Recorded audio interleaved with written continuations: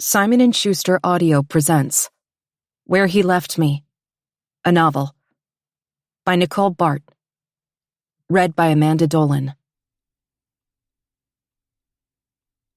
For Aaron, in every world. Prologue. The night was black and thick with ghosts. Shadows peeled from the branches, fingers of a fog poking through the dark forest, just steps from where Sadie stood, trembling. She was barefoot, wearing nothing but Felix's old sweatshirt and a damn fool.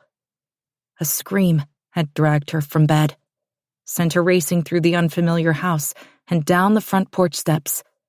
Her whole world was reduced to cold grass, a throb of tangled trees, the jut of a craggy peak, shiny as a dragon's scales in the light of a quarter moon. It was an animal. It had to be. Something small and injured. Maybe a coyote? A wolf? But it didn't sound like any of those things. It sounded human. Sadie! In a moment, she was in his arms, caught from behind with her back pressed tight to his naked chest. "What are you doing?" "I heard..." Sadie trailed off as a shattering, keening wail made her clutch at her husband's arms, where they wrapped around her chest. "What is that?"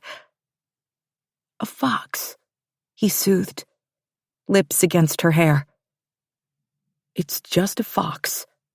Their pups are being born right about now, and they're very territorial." "It's awful." Her voice broke, and the last remnants of the nightmare that snatched her from sleep began to dissipate. Sadie was home. Not home. That designation was reserved for their small bungalow in equally small Newcastle, Iowa. But in the house where Felix grew up, a ramshackle 2-story craftsman with dormer windows and mossy eaves, planted deep in the heart of the North Cascades. A place so different from their quiet Midwestern town, they might as well have moved across the world. A winding, hard-packed dirt road, an isolated homestead on a mountain that felt like it exhaled long and slow beneath her bare feet. Waiting. What she really wanted to say was, "I hate it here." "I know." Felix rubbed his hands on her upper arms to warm her. "But we're safe. Safe," she huffed, her heart still drumming high in her throat. "I've got you." There was something fierce in Felix's voice, bass and radiant. Never mind the screaming fox, the chilly late spring night, the fear that still clutched at Sadie, even though she was folded into her husband's chest. Felix said, "Look up." And although she just wanted him to take her inside, away from the awful noise and the impenetrable gloom, Sadie did as he asked. Above them, stars spilled across the cathedral of the night. So numerous they looked like spindrift, a vapor of mist and sparkling foam. Despite herself, Sadie gasped. And that made Felix laugh.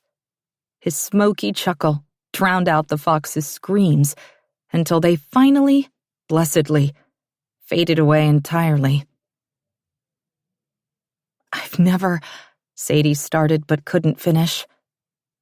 "I know," Felix said. "Earth is crammed with heaven," or something like that. It was beautiful to him, Sadie knew, vast and mysterious. But for the first time since she'd met Felix Graham, when Sadie looked up at the night sky, it felt glacial and aloof, so distant as to be cruel. A tidal wave of galaxies and universes and worlds that cared not one bit about her or Felix or anyone. Sadie must have stiffened, because Felix tightened his grip and kissed the top of her head.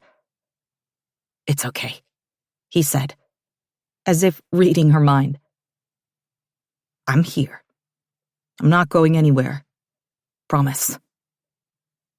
But even though her heart was beginning to keep time with his, Sadie couldn't shake the feeling that the mountain had cracked open something between them. A rift of dark space, cold and impassive as the stars. Chapter 1. Sunday. They say Hemlock House is haunted, and when the lights flicker and then snuff out completely, I believe it. If only for a moment. It all comes back in a whoosh. The Bluetooth speaker pouring soft jazz into the room, the chandelier over the dining room table, the exhaust fan whirring above the stove, the rusty wall heater ticking under the bay window as it tries in vain to warm the drafty rooms. The world is instantly whole again. Safe. I barely have time to register the way my fist is tightened around the butane lighter. I force myself to take a deep breath. Flicking the strike wheel, I touch the flame to the tapered candle in my other hand. The wick catches and glows so merrily, I can almost pretend that nothing happened at all. The 2-story house is old and creepy at the best of times, but with Felix gone, it feels almost menacing. Small rooms, creaky floors, a staircase that is so steep and narrow, I walk up and down the dark tunnel with my palms pressed flat to the plaster walls for support. There are shadowy corners and inexplicable sounds. A high-pitched whistle from the attic on days when the wind blows just right. A low moan that seems to emanate from the root cellar beneath the mudroom. Disembodied sighs and whispers and groans. It's a quiet cacophony that I should be able to ignore. I can't. I set the candle in the middle of the table, and Felix's mother's bone china glimmers in the dancing light. The patterned dishes sat untouched in the hutch for decades after she died. All 12 place settings whole and accounted for, with a matching gravy boat, soup tureen, and several serving platters collecting a thick layer of dust. When Felix and I first arrived at Hemlock House over 5 months ago, it took me the better part of a morning to wash each piece, scour the hutch, and then methodically put everything back just the way I found it. Tonight is the first time we'll use the fancy dishes, a tribute to the occasion, and the woman I never met. Satisfied that everything looks perfect, I slip my phone from the pocket of the apron I'm wearing to protect my velvet dress. It's ridiculous, probably. The mid-length terracotta gown with the plunging neckline. But Felix loves it, and I want to take his breath away when he walks through the door. Getting close? I type with my thumbs. And then quickly add, "Don't read this, keep your eyes on the road. See you soon. Love you." I try not to focus on all the unanswered texts. My husband is an accidental Luddite, casually disinterested in his phone, and he regularly misplaces it or forgets to respond to calls and messages. Still, he was supposed to land in Seattle just before 3 o'clock this afternoon, and I thought he'd at least touch base. But my welcome, almost home message is the first of 5 to glow blue and lonely on the screen of my phone. He didn't want to waste any time getting on the road, I tell myself. I-5 during rush hour is a nightmare, and Felix always stashes his phone in his backpack when he's driving. A glance at the microwave clock, 7:09, confirms I don't need to be too concerned. Yet. I bend to check the beef bourguignon in the antique gas oven. It's a wonder the cast iron monstrosity works at all, but when I lever open the door, It's hot as a blast furnace inside and fragrant with the aroma of the wine-soaked stew. I'm not much of a cook, but this I've mastered. And with the white cheddar popovers and the rest of the bottle of Burgundy that I've been saving, it'll be a feast. I didn't bother with dessert. I wore the dress. Felix loves to run his hands all over it, fingers brushing the creamy fabric until he begins to pluck loose the satin bow.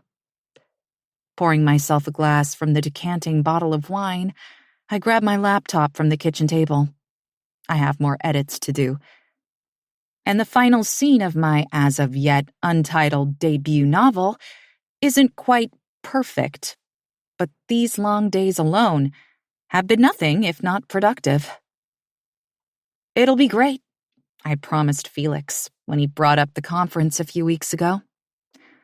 My manuscript is due November 1st, and I can use the alone time to finish it up. You won't mind being out here by yourself? Hemlock House and I are old friends, I assured him,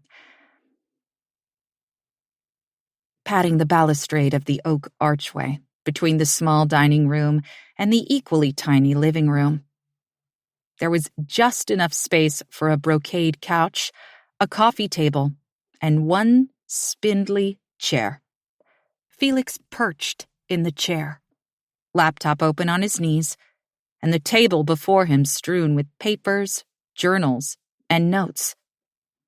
He glanced up at me, arching one heavy brow.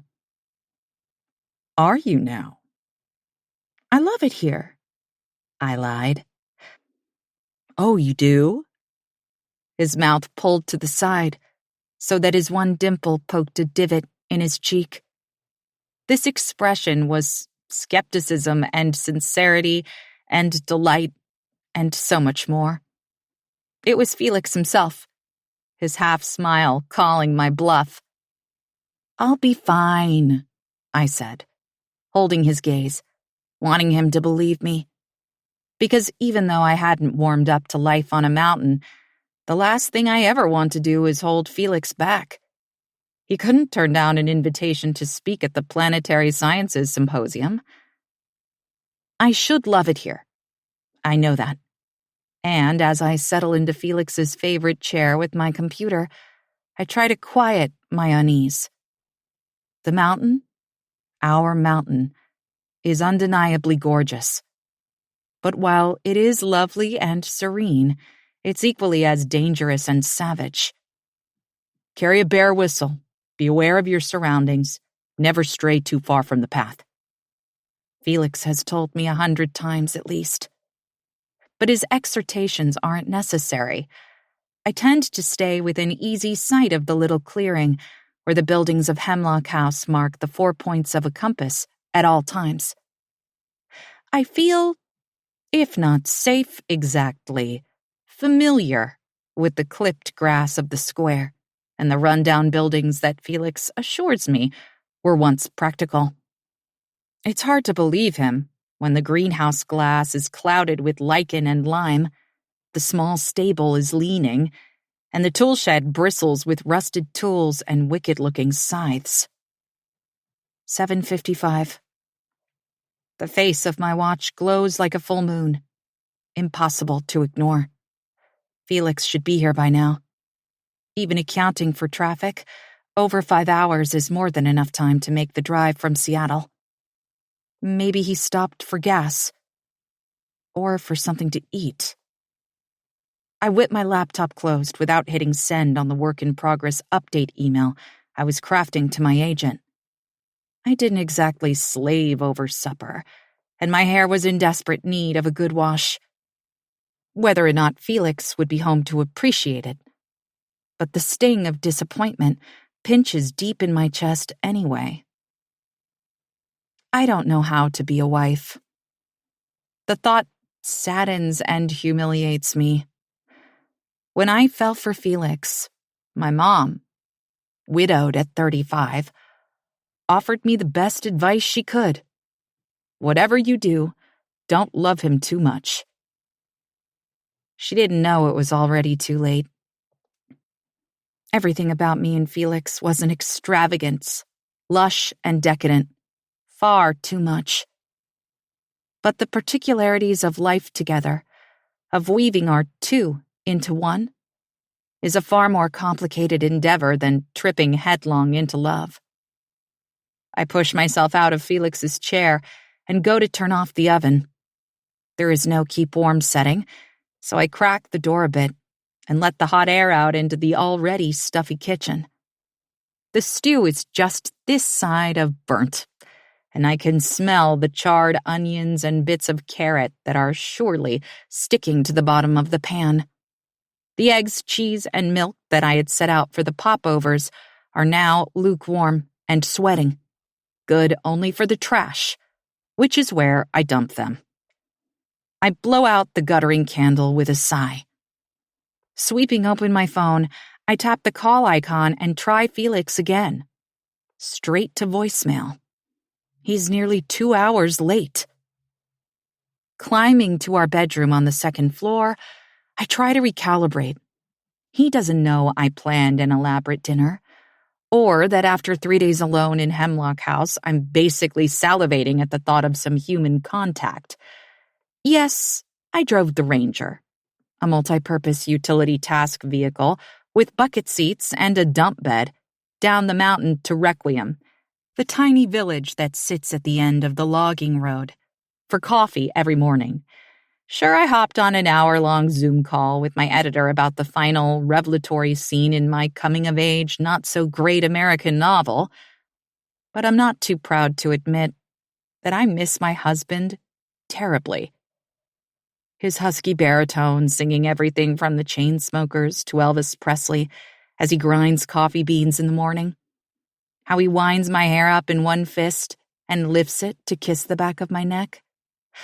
All the ways he touches me throughout the day, his calloused fingers on my jaw, a playful tug on my ponytail, a brisk smack on my ass, followed by a wink that says 1,000 words. If I'm a house cat, moody and private, Felix is a Labrador retriever, all wanderlust and vigor and joy. I miss him so much it aches. As I pull off the dress and slip into a pair of faded leggings and a sweatshirt, I feel the teeter-totter of my emotions tip from annoyance to worry. It's not like Felix to ignore me. Yes, we're independent, maybe even a little unconventional, but we're in love. Our tiny campus greenhouse wedding was matter-of-fact, but heartfelt. I don't wear a wedding ring because I don't like the feel of it on my hand, and we both decided that it would be best if we didn't tamper with our names. I'll be Sadie Sheridan until the day I die, even if my heart belongs to Felix Graham. And we don't feel the need to tell each other everything, which suddenly seems irresponsible, maybe even wrong.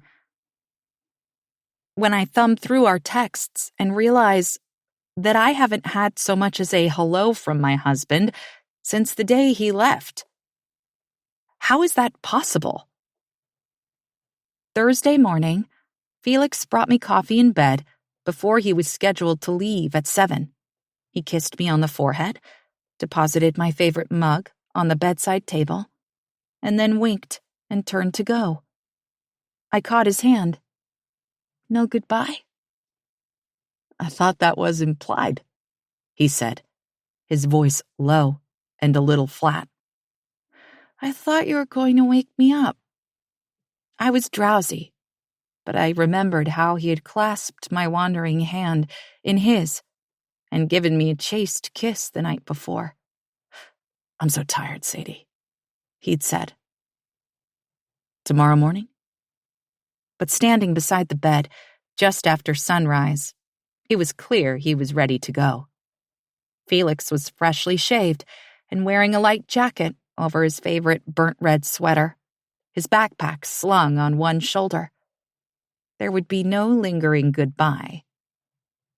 It's just a few days, he said, rubbing my cheek with his thumb. I'll see you Sunday night. You'll be fine, right? Of course. I pushed myself up on the pillows. What's the worst that could happen in 3 days? Spontaneous combustion? Death by bear? A solo Sasquatch sighting with no evidence and no witnesses to corroborate my story? Hey, don't even joke about that. I grinned in spite of myself, but Felix's smile was fleeting. I'm going to miss you, I told him seriously. It was hard to believe, but it would be our first time apart for more than a night since our wedding day over a year ago. He paused at this, then bent and pressed his lips to mine, delicately, as if the kiss was a breakable thing. When he pulled away, he whispered, "In every world, I'd find you. And in every world, I'd love you, Felix Graham." Then he was gone. Back downstairs, I gather the day journal I keep on a desk in the kitchen breakfast nook we jokingly call my office, and push open the double wooden doors that lead to the main floor's study. I'm not forbidden from entering Felix's office, but it feels strange to be here all the same. His work requires reams of data, special high-res monitors, and a pair of supercomputers that can download and print images from the James Webb Space Telescope. Felix learned less than 6 months ago that his proposal had been selected by the Space Science Telescope Institute, and his research would include observing time with the world-famous instrument. He had been ecstatic. To study brown dwarfs for NASA was a dream come true, and Hemlock House was the perfect place to unplug, focus, and realize that dream.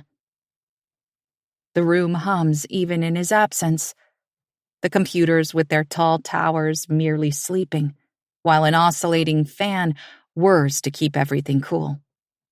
It's his laboratory and his playground, the place where his lucid dreams and most fervent hopes unfurl against the backdrop of science, cold and fragile as spun glass.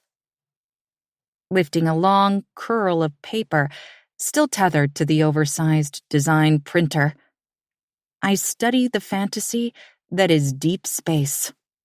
A jagged swirl of gas cloud, the color of Spanish saffron. A starburst of white light.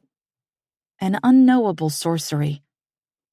I drop the printout as if the paper burns. Maybe I have the date wrong, I say to the wilting philodendron on the windowsill. It's the only other living thing in this house, and suddenly I need to hear a voice, even if it's just mine. Maybe he's supposed to come back on Monday. But both my digital and handwritten planners confirm Felix's Sunday return, and I realize I'm in his office because I already knew they would. I begin to rifle through Felix's things. I'm careful at first, afraid of disturbing anything important or disordering his meticulous research. But then the mantel clock perched on the wide window ledge chimes 10 o'clock, and my heart turns to ice in my chest. Felix is too late. Too late for there to be any safe, logical explanation for his absence. His flight landed on time.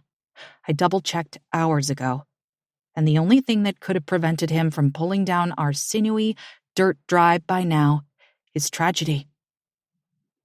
But my mind skitters away from the particulars of that thought as my vision becomes a star-spangled mess.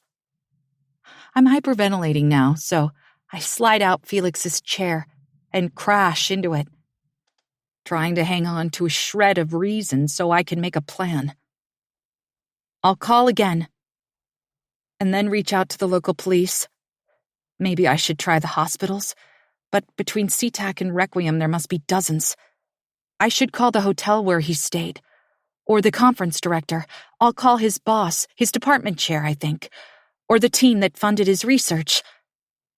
My breath returns, but my heart is beating too hard and fast for comfort. Before I can wrestle the situation back under my control, there's a mechanical ding, the universal sound for an alert. The computer monitor in front of me glows to sudden, unexpected life, the password-protected home screen temporarily overridden. It takes me a while to realize what I'm looking at. Before we moved to Hemlock House, Felix told me about his father's obsession with the unknown. Wraiths and will-o'-the-wisps, unidentified aerial phenomena, and even the elusive Sasquatch.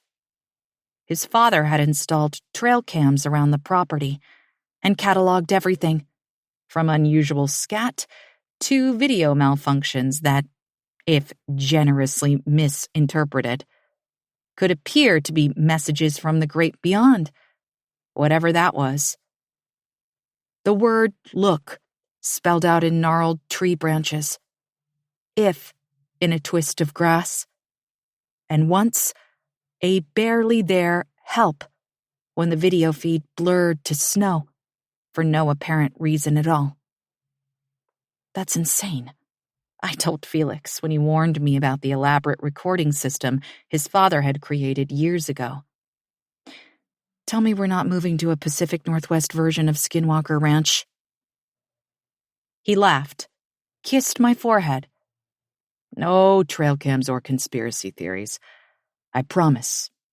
We have real work to do. Now, staring at Felix's oversized computer screen, I understand that my husband lied. I'm looking at an infrared feed, the far corner of the greenhouse on the northernmost point of the maintained property, if I can believe my own assessment. There's just a slice of white building on the left-hand side of the screen, and then the snarl of forest beyond. I squint at the web of trees, the impenetrable blackberry brambles. Something triggered the camera. When a gray shape parts the branches, my mind tries to make sense of it. An animal, but far too big to be a rabbit, bobcat, or fisher. But then the figure unfolds, stands, and it's not one of the big cats or a moose that wandered south, or even Bigfoot himself. It is a man. He wears a dark hoodie pulled low over his forehead and a knit hat that grazes his brow. Felix? Something unspools in my chest, yearning toward him. But then, the figure lifts his face to the camera. Not Felix. His eyes blaze hot and hollow, and I would swear he's looking straight at me. Terror is a slow-moving train, black and hulking and incomprehensible, until it finally hits head-on. There's a man standing at the edge of the forest, and I'm trapped in Hemlock House, alone. Before, Monday, November 16th. New moon, Taurids meteor shower, Uranus at opposition. Later, after the feel of his fingertips against the line of her jaw was nothing but a fading memory, Sadie told herself that she'd imagined it all. The whole thing was reckless, a last-minute lapse in judgment that made her pocket her car keys and turn away from the parking lot of the Humanities Building toward the dark north entrance and the quad. It was November in Iowa, a night so cold and dark, the first prick of brittle late autumn air was keen as a freshly honed blade. She almost turned around, but Sadie had been in Newcastle for over 2 months and still working past 10 on an ordinary Monday night. She was lonely, just gathering the courage to admit it, and the flyer tacked crooked on the bulletin board in the English department pod felt like an invitation. The heels of her sensible flats tapped a rhythm on the flagstones of the courtyard as she hurried, then jogged between the science building and the campus commons toward the football field, of all places. But there was a certain exhilaration in having somewhere to be that wasn't her office, a classroom, or the condo she rented on the outskirts of town. Sadie wound the scarf tighter around her neck, and bunched her fists beneath the long cuffs of her wool coat. She told herself the spontaneity of it was thrilling. The poster had promised stargazing on steroids, with a couple of the science department's portable telescopes set up for viewing both a meteor shower. Sadie had already forgotten the name, and something to do with Uranus, which would have sent the middle schoolers she used to teach into hysterics. The poster had crackled with energy, a guileless enthusiasm that made the crisp night air feel clean and fresh as newly fallen snow, full of possibilities. The Brantford Memorial Stadium, Go Newcastle Knights, was cloaked in darkness, the streetlights extinguished for what she could only imagine was an attempt to cut down light pollution for the stargazers.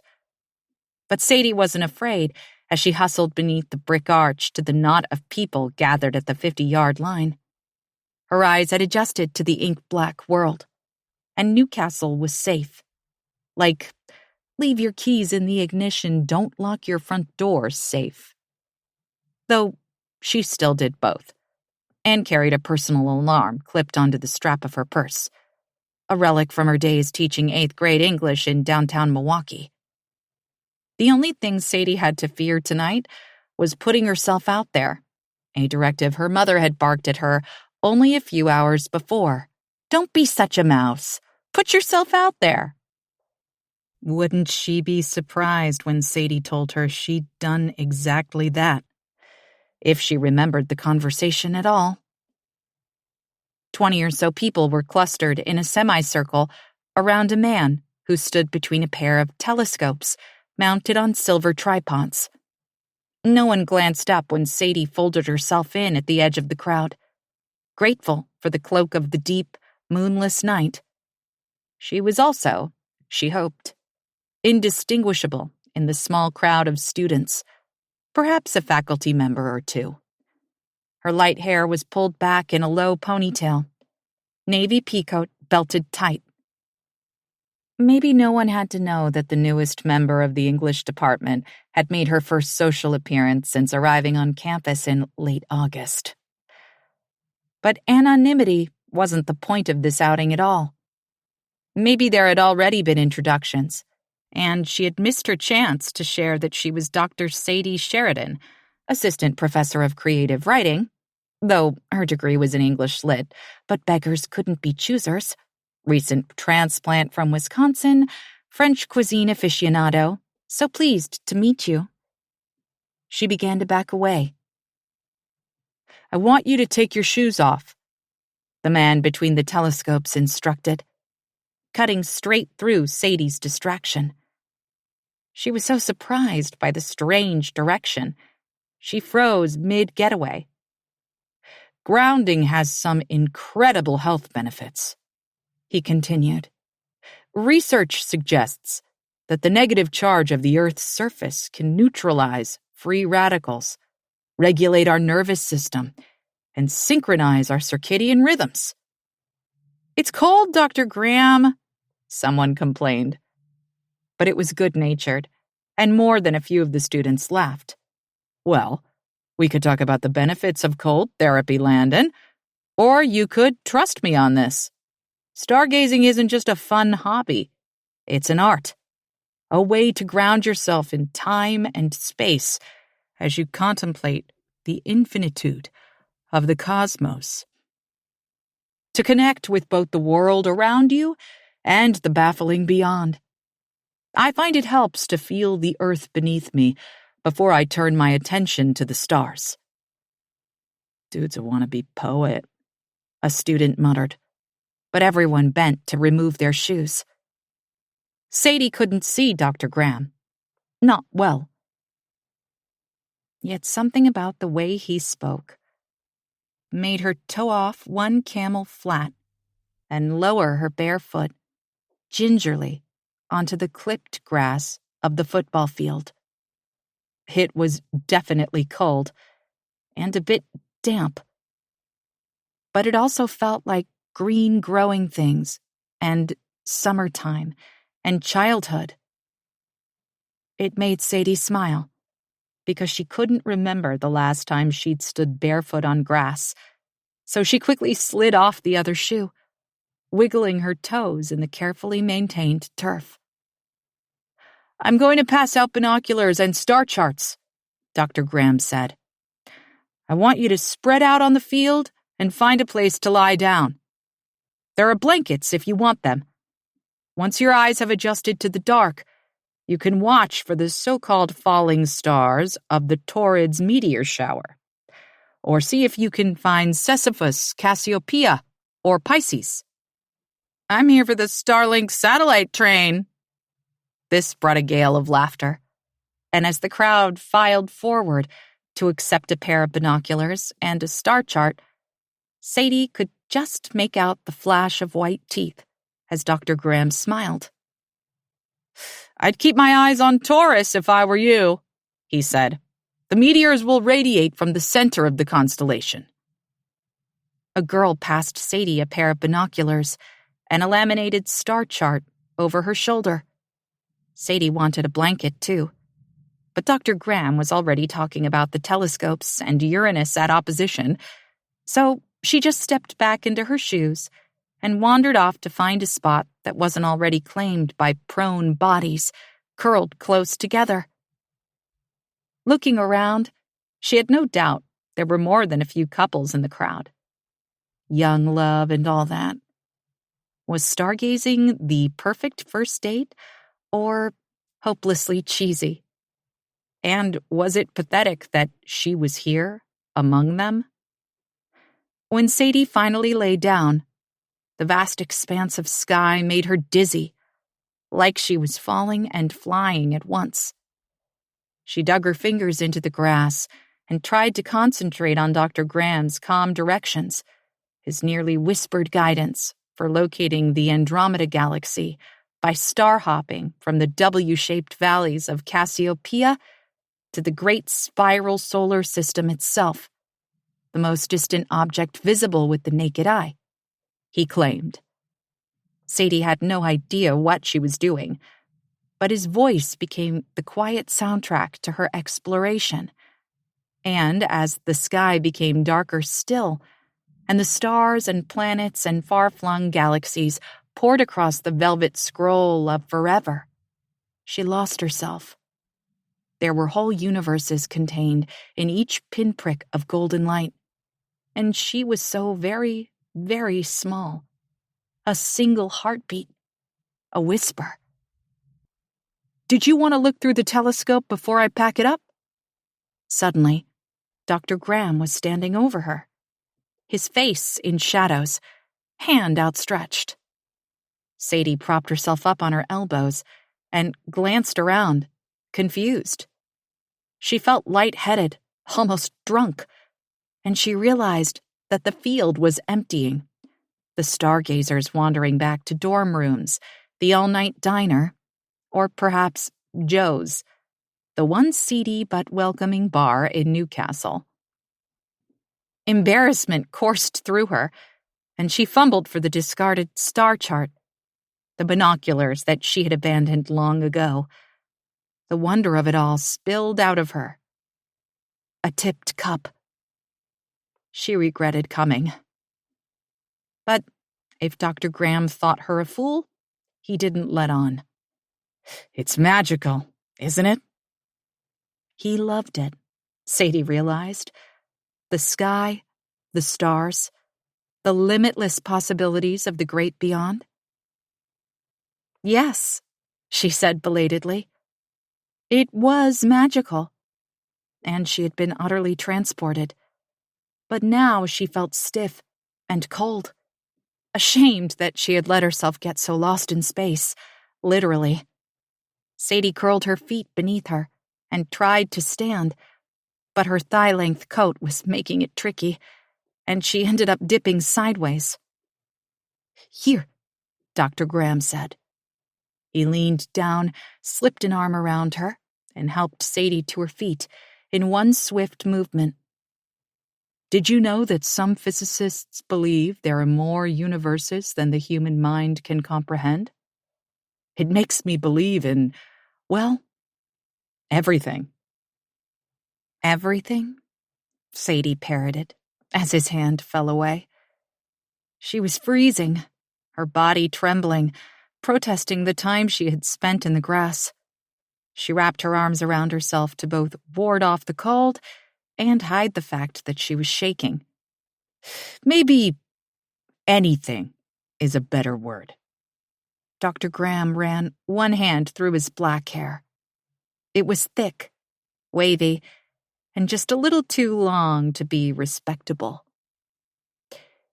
It's hard not to believe in anything and everything when our understanding is so rudimentary.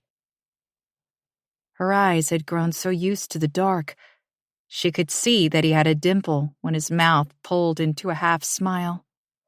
Closed lips, but his expression was warm and sincere. She couldn't help but smile back. There are more things in heaven and earth, Horatio, than are dreamt of in your philosophy. Sadie was mortified the second the line popped out of her mouth. Sadly, the name's not Horatio. Again, the crooked smile. The dimple. It's Felix Graham. Science department. But I'm guessing you already knew that. You must be the new assistant professor. I'm sorry we haven't crossed paths. Sadie's chest burned when he stretched out his hand, and she was grateful that he couldn't see her pinked cheeks. Dr. Sadie Sheridan, she managed. English department. Thus, the Hamlet quote. I'm just a walking cliché. She didn't realize her fingers had turned to ice until Felix wrapped both of his warm ones around them. Shakespeare is always applicable, but I'm truly sorry for the hypothermia I've clearly caused tonight. He gave her hand a light squeeze, and when he let go, she tingled all over. It's fine, I'm fine. I saw your flyer as I was leaving tonight and decided to stop by, kind of a last-minute thing. Tucking her aching hands deep into her pockets, Sadie surprised herself again by continuing, You know your Shakespeare. I took an English lit class as an undergrad, and the prof was obsessed with Hamlet.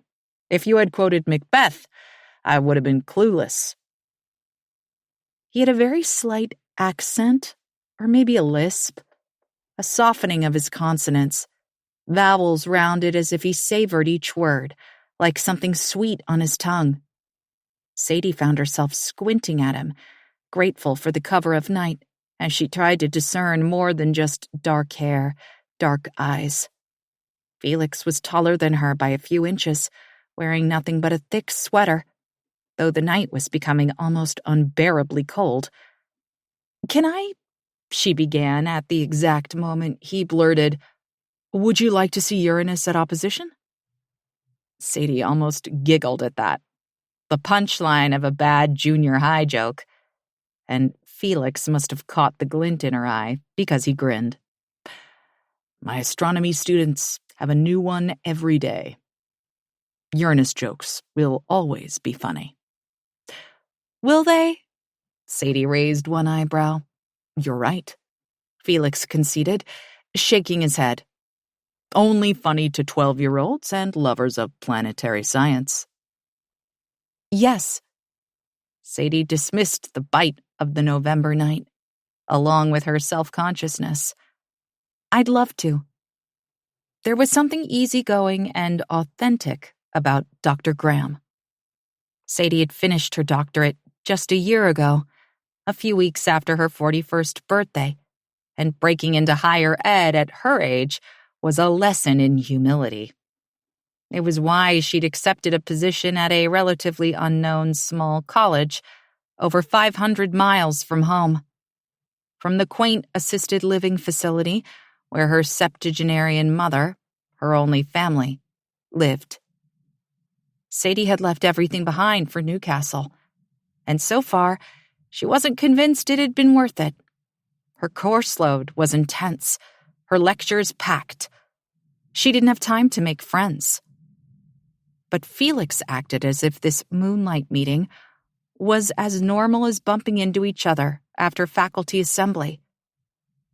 Once a year, Uranus comes into opposition, he said, leading Sadie to the single telescope left standing. Everything else had been packed away into cardboard boxes. How had she missed that? The Earth and Uranus pair up on this side of the Sun, only 2.8 billion kilometers apart. Practically touching, she said, and felt like an idiot. But she was rewarded with a light chuckle. Next-door neighbors, Felix agreed. It's a piece of cake to spot it with binoculars, but you can see the planet's distinct blue-green marbling with this telescope. Did you spot it earlier? She could have lied, but Sadie shook her head and admitted, I got distracted. Totally understandable. Here, let's start with these and work our way up. He handed over the binoculars he'd rescued from one of the boxes and pointed at the night sky, telling her where to find Uranus in relation to the great square of Pegasus. Sadie had no idea what he was talking about, but gave it her best shot, squinting into the smudged lenses until Felix stepped behind her. May I? He asked, and before she could answer, he touched her. It was nothing really, just a fingertip or two on her jaw, lifting her chin a few degrees. You have to look up a bit more, Sadie. Her name on his lips wasn't unlocking. In a single moment, Sadie's whole heart fell loose and open. It looks just like a star, Felix said, oblivious. But it's not. The diameter of Uranus is 4 times that of Earth, and it possesses the coldest atmosphere in the solar system. But Sadie wasn't listening anymore. Her skin flamed where he had touched her. She felt naked and exposed. Thank you, she choked out, shoving the binoculars in his direction. Could he tell? Did he know how he affected her? Sadie knew she had made an absolute spectacle of herself, coming to this stargazing event, whispering under a moonless sky with a colleague like she was a flirty teenager instead of an academic, a professor, in her 40s. In the telescope, you can... Thank you, she said again, interrupting. I'm afraid I have to go. Maybe I can see it another time. Of course, there wouldn't be another time. Once a year, he had said. A special event. Something unique and disruptive and extraordinary. As uncommon as Sadie Sheridan doing something impetuous. This was informative, she said, gathering herself and trying to force the wayward pieces back into place. Midnight stargazing with strangers was the most un-Sadie-like thing she could have possibly done, and the impulsivity of it felt rash and uncomfortable. It was nice to meet you, Dr. Graham. Felix, he said, but she had already turned away. You can call me Felix. Sadie wanted to tell him that he was the most interesting person she had ever met, that she believed she could spend the entire night looking at the sky with him and never once get bored. But the lightness in her chest, that uninhibited exhale that made her tingle all over, was ridiculous. Sadie knew herself. She liked her life safe and predictable. Her 2 feet firmly planted on the ground. A thoughtful plan outlined. Don't forget the cost-risk analysis and a foolproof exit strategy. She simply wasn't built to be untethered. Chapter 2. Monday. The closet stinks of mothballs. I can smell them before I open my eyes. I know exactly where I am. I know why.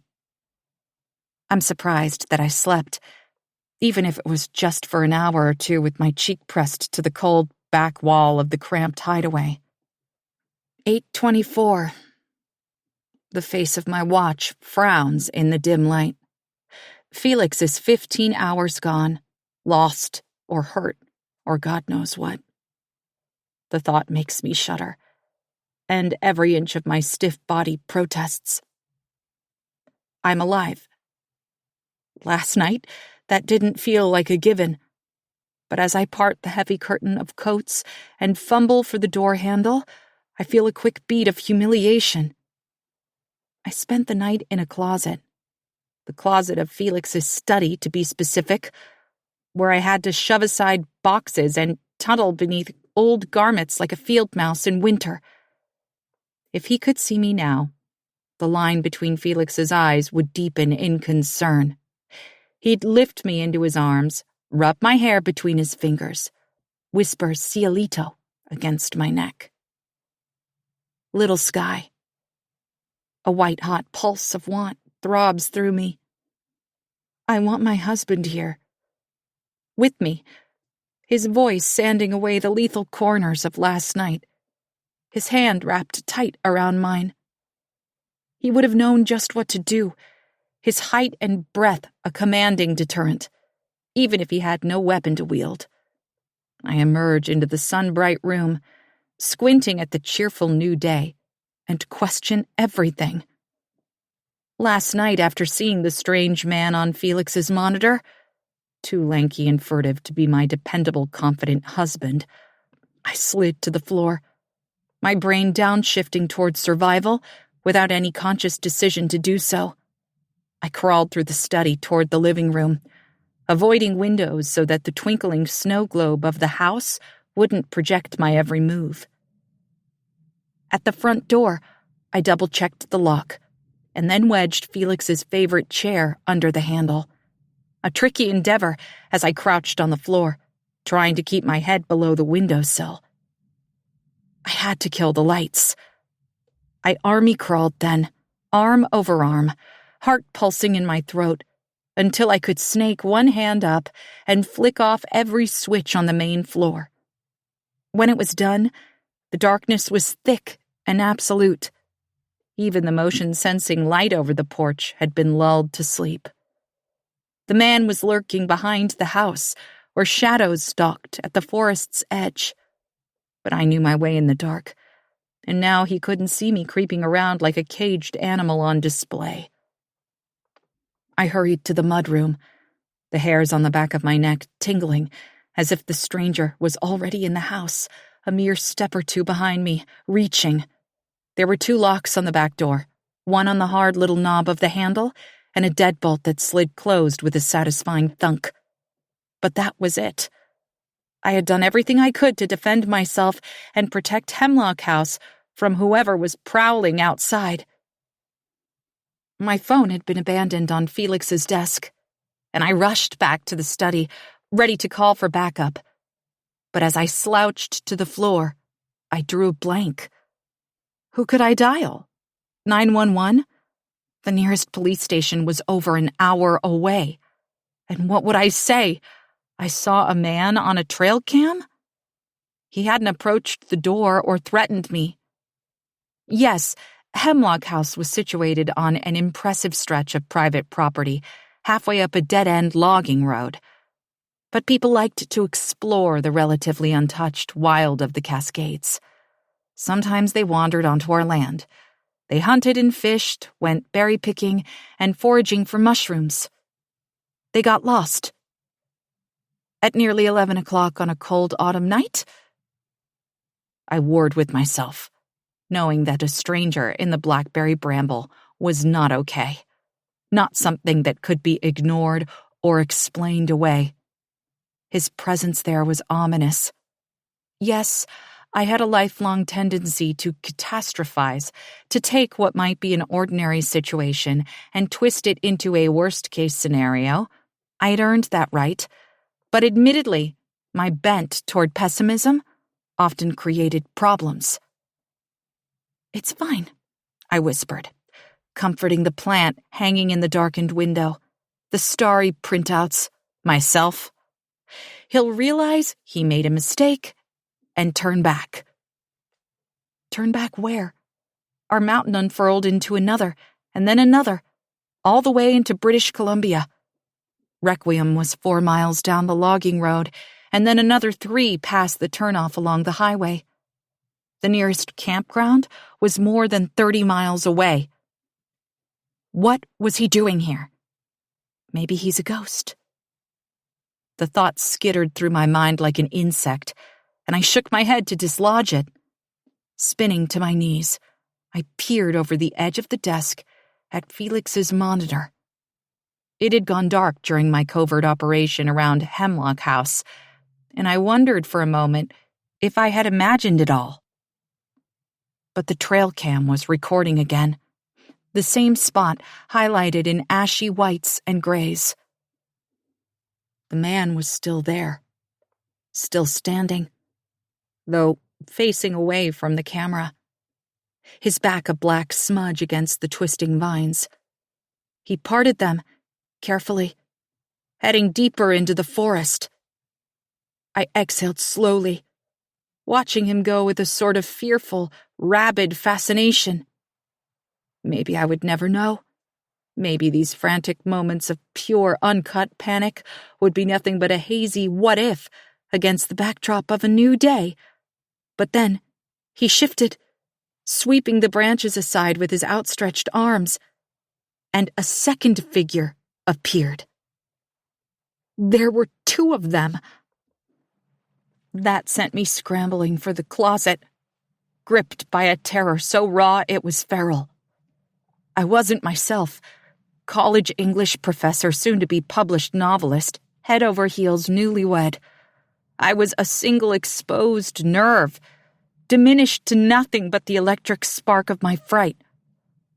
I hid and listened, my entire body taut as a rubber band, as I waited for the sound of boots on the porch, breaking glass, my entire world imploding. It never came. Now it all seems so stupid. I try to turn on my phone, but it's dead, the battery used up during the hours-long and non-existent siege of Hemlock House. As the silence stretched on in the closet, I dared to risk the glow of my device to surf the internet, making a list of all the hospitals I could find along Felix's route home. Then, when an hour had passed with no sign of forced entry, I called, whispering at first, then later asking in an almost normal voice if a man named Felix Graham had been admitted overnight. No, came the answer again and again. We are not treating anyone by that name. More internet searching turned up a Western Washington incident site, but it looked like someone had dumped birthday sprinkles on a map of the coastal counties. Still, I clicked on each dot, noting the category and nature of each case, and reminding myself that if the police were involved in whatever happened to Felix, it was likely too soon for it to be documented online. I was typing emails to friends with my thumbs when I fell asleep. Now, plugging my phone into the charging cord that snakes across Felix's desk, I hope I didn't type anything too desperate, too mortifying. What if my panic is unwarranted and Felix isn't missing at all? What if he just doesn't want to come home? I didn't think my heart could sink any further, but it does. The thought of my husband leaving me is too awful to consider. The sun is high and pouring warm light through the windows, smooth as melted butter. Outside, I can tell there's a gentle breeze. It weaves fingers through the aspens beside the old stable and dislodges spent leaves so that the air shimmers with gold like confetti. It's perfect, postcard-worthy and contemptuous of my midnight ravings and proclivity for hyperbole. For experiencing the world with the sensitivity of someone who has lost much and learned to live carved out a hollow husk that, until Felix, could never be filled. A quick glance out the window, assures me that my husband didn't return in the middle of the night. The drive is empty. The spot where we usually park the Jeep, nothing more than tire tracks that are already being overtaken by wild ginger. There's also no sign of the intruders. For just a moment, it all feels like a dream. Even Felix. God, I miss him. It's a bone-deep ache, sharp and bitter, and it overrides any residual fear that makes Hemlock House seem alien and strange. I can deal with whoever trespassed and cursed me with a sleepless night later, but right now, I need to find my husband. The UTV is an old Polaris Ranger outfitted with a 6-inch lift for off-roading and a dump bed for disposing of whatever debris Felix collects around the homestead. He was especially excited about these two features when we first arrived at Hemlock House, although I didn't pay much attention to the particulars. It had surprised me, this rugged side of him. It was hard to square my bookish, empirical husband with the outdoorsy nature lover that emerged when we spotted the mountains on the horizon. For a man who spent nearly the whole of his time studying the heavens, he clearly had a deep love for the terrestrial, at least when the ground beneath his feet was the Cascades. My hand trembles when I fit the circle key into the ignition of the UTV. I've somehow managed to brush my teeth, pull my hair into a topknot, and throw on a pair of jeans and a sweater. But I know Cleo will take one look at me and know something's wrong. That's fine. I need her resolve. No police department will take my missing person report too seriously after less than 24 hours, and my support system in Requiem is threadbare. There's Cleo. That's it. The trek into Requiem is beautiful under any circumstances, but I barely notice the crisp snap of the autumn air. The crystalline sunshine, the susurrus of the wind in the trees.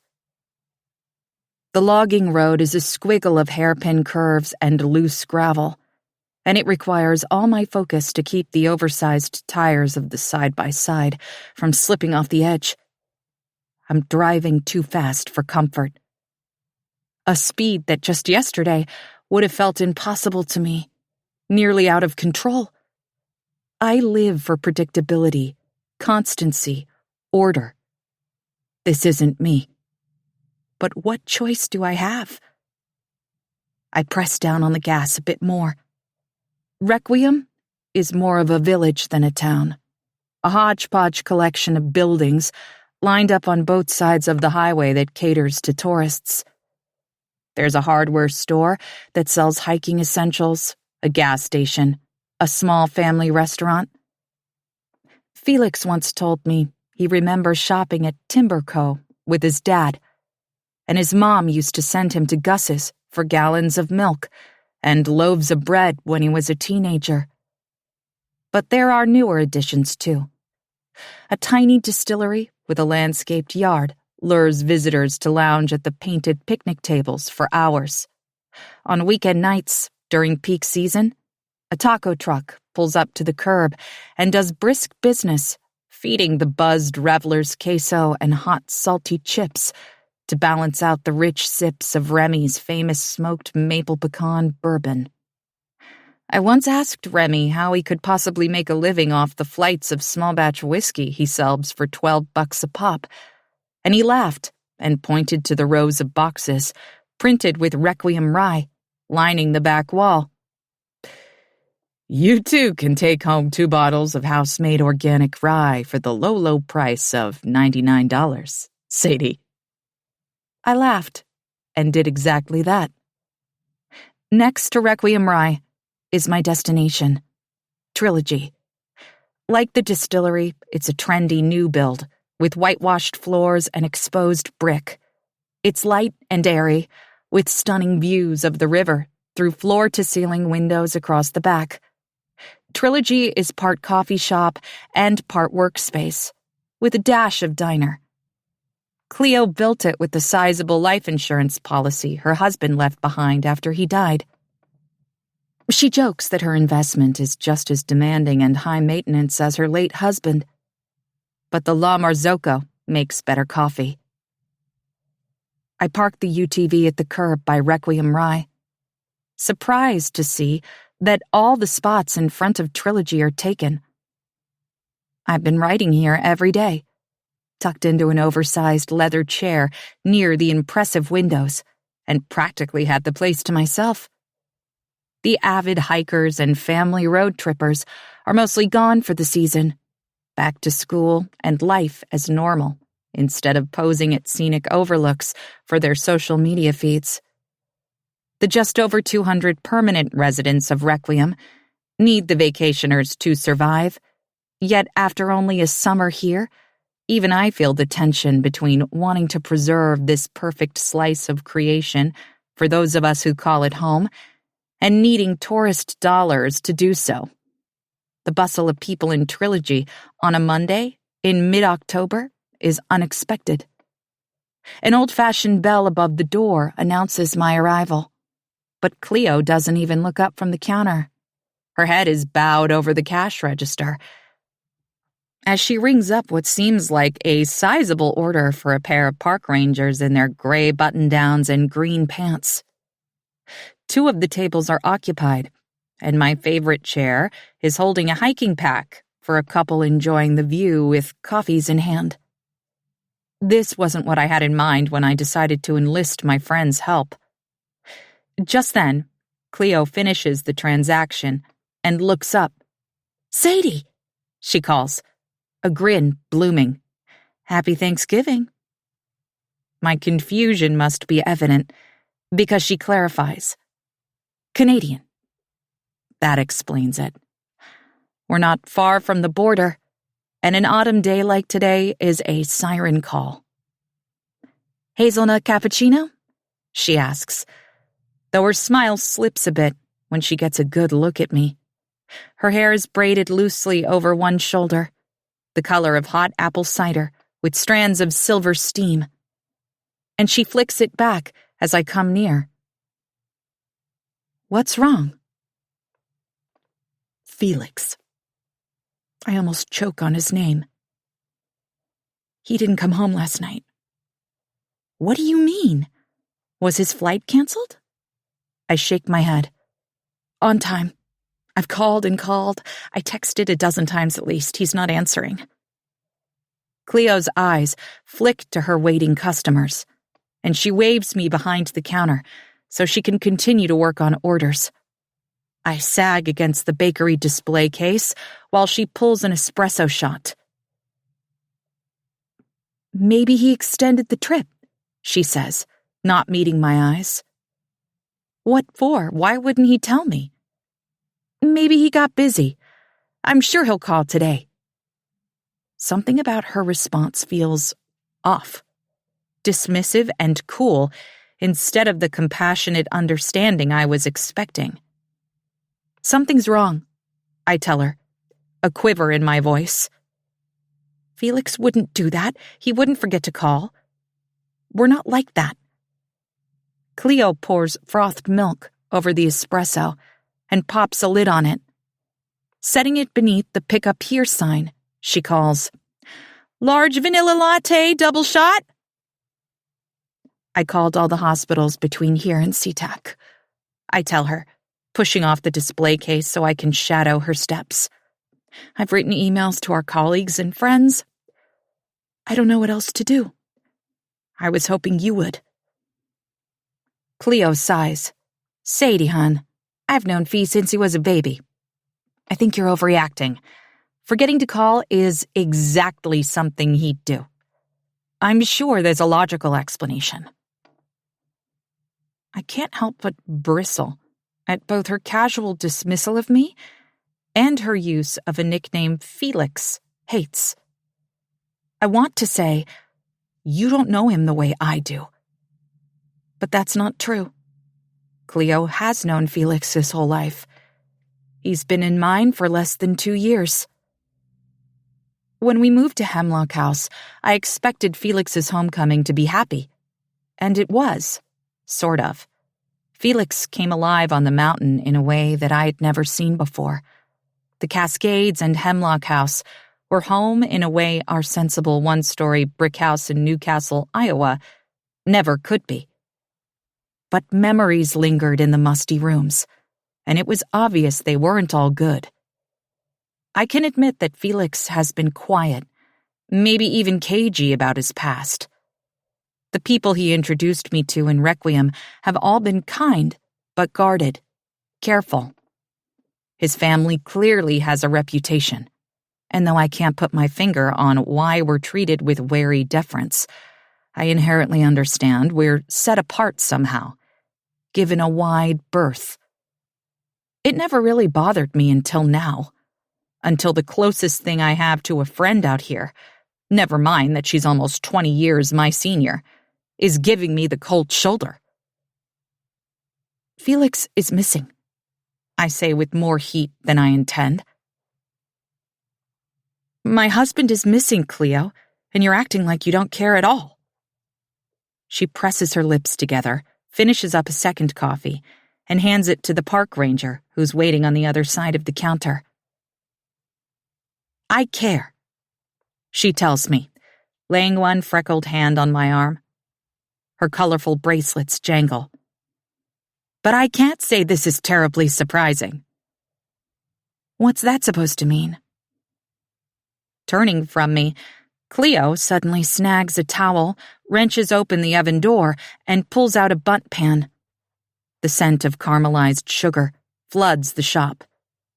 She sets the coffee cake on the butcher block counter to cool and says over her shoulder, I can't get into this with you right now, but that family is flighty, you know? I don't know. Cleo must catch the glint of tears in my eyes because she drops what she's doing and wraps me in one of her signature hugs. It's tight and intense, and my arms are pinned to my sides, but I'm grateful for it anyway. For just a moment, it feels like her arms are the only thing holding me together. Hey, she says, her chin tucked over my shoulder. Give it a day or two. He's not flighty, I say.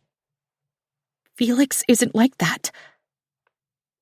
Cleo pulls back, grasps my shoulders in her strong hands, and gives me a half smile. Maybe not. But just give it some time. He'll be back. You'll see. I leave without a cappuccino and without saying goodbye, but Cleo is too busy to notice. It's like she didn't even see me, like I was hazy and indistinct, the mere impression of a person instead of flesh and blood, someone she didn't have to acknowledge, to take seriously. It's so reminiscent of my half-life before Felix found me that an unexpected fury takes hold. I want to scream on the sidewalk in the middle of Requiem, to make someone really look at me. Listen. What does Cleo know that I don't? The question rips through me, and I realize I feel worse after my trip to Trilogy, not better. What now? I can't stop myself from glancing at my watch. 11:01. Over 17 hours gone. Excuse me? I whip around to find one of the rangers standing a few feet away. His hands up, as if to assure me he means no harm. My nerves are on a hair trigger, and as my heart steadies, it dawns on me that I didn't even have a chance to tell Cleo about the strangers at Hemlock House. Didn't mean to startle you, the ranger says, ducking his head a bit. He's an older man with a full head of silver hair and a national park uniform that fits like it was tailored to his body. He doesn't extend his hand or offer his name, but there is something genuine in his sepia-colored eyes. I couldn't help but overhear your conversation with the barista.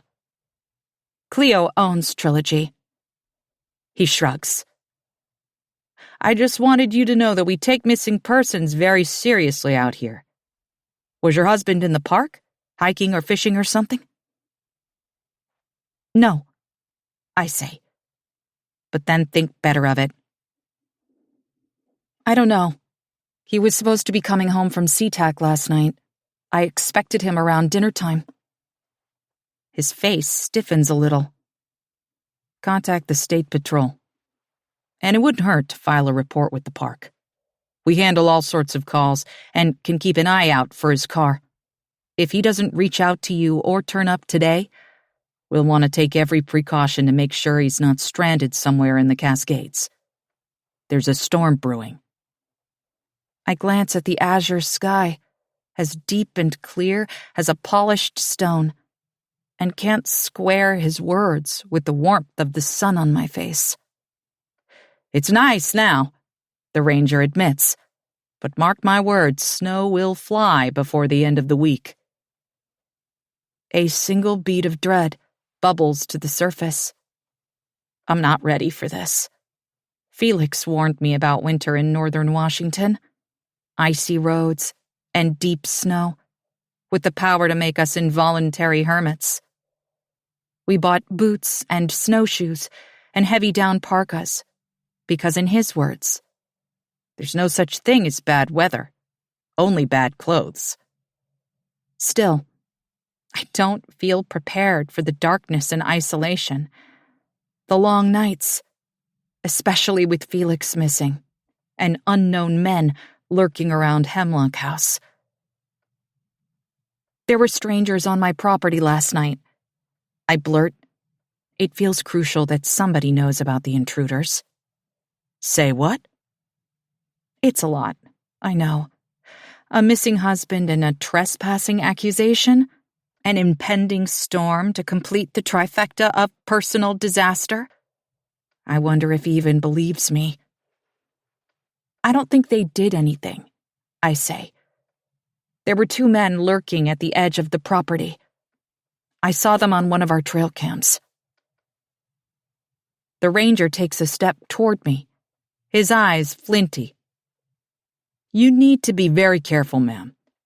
It could have been an innocent mistake, a navigational error. But poachers are armed. Poachers?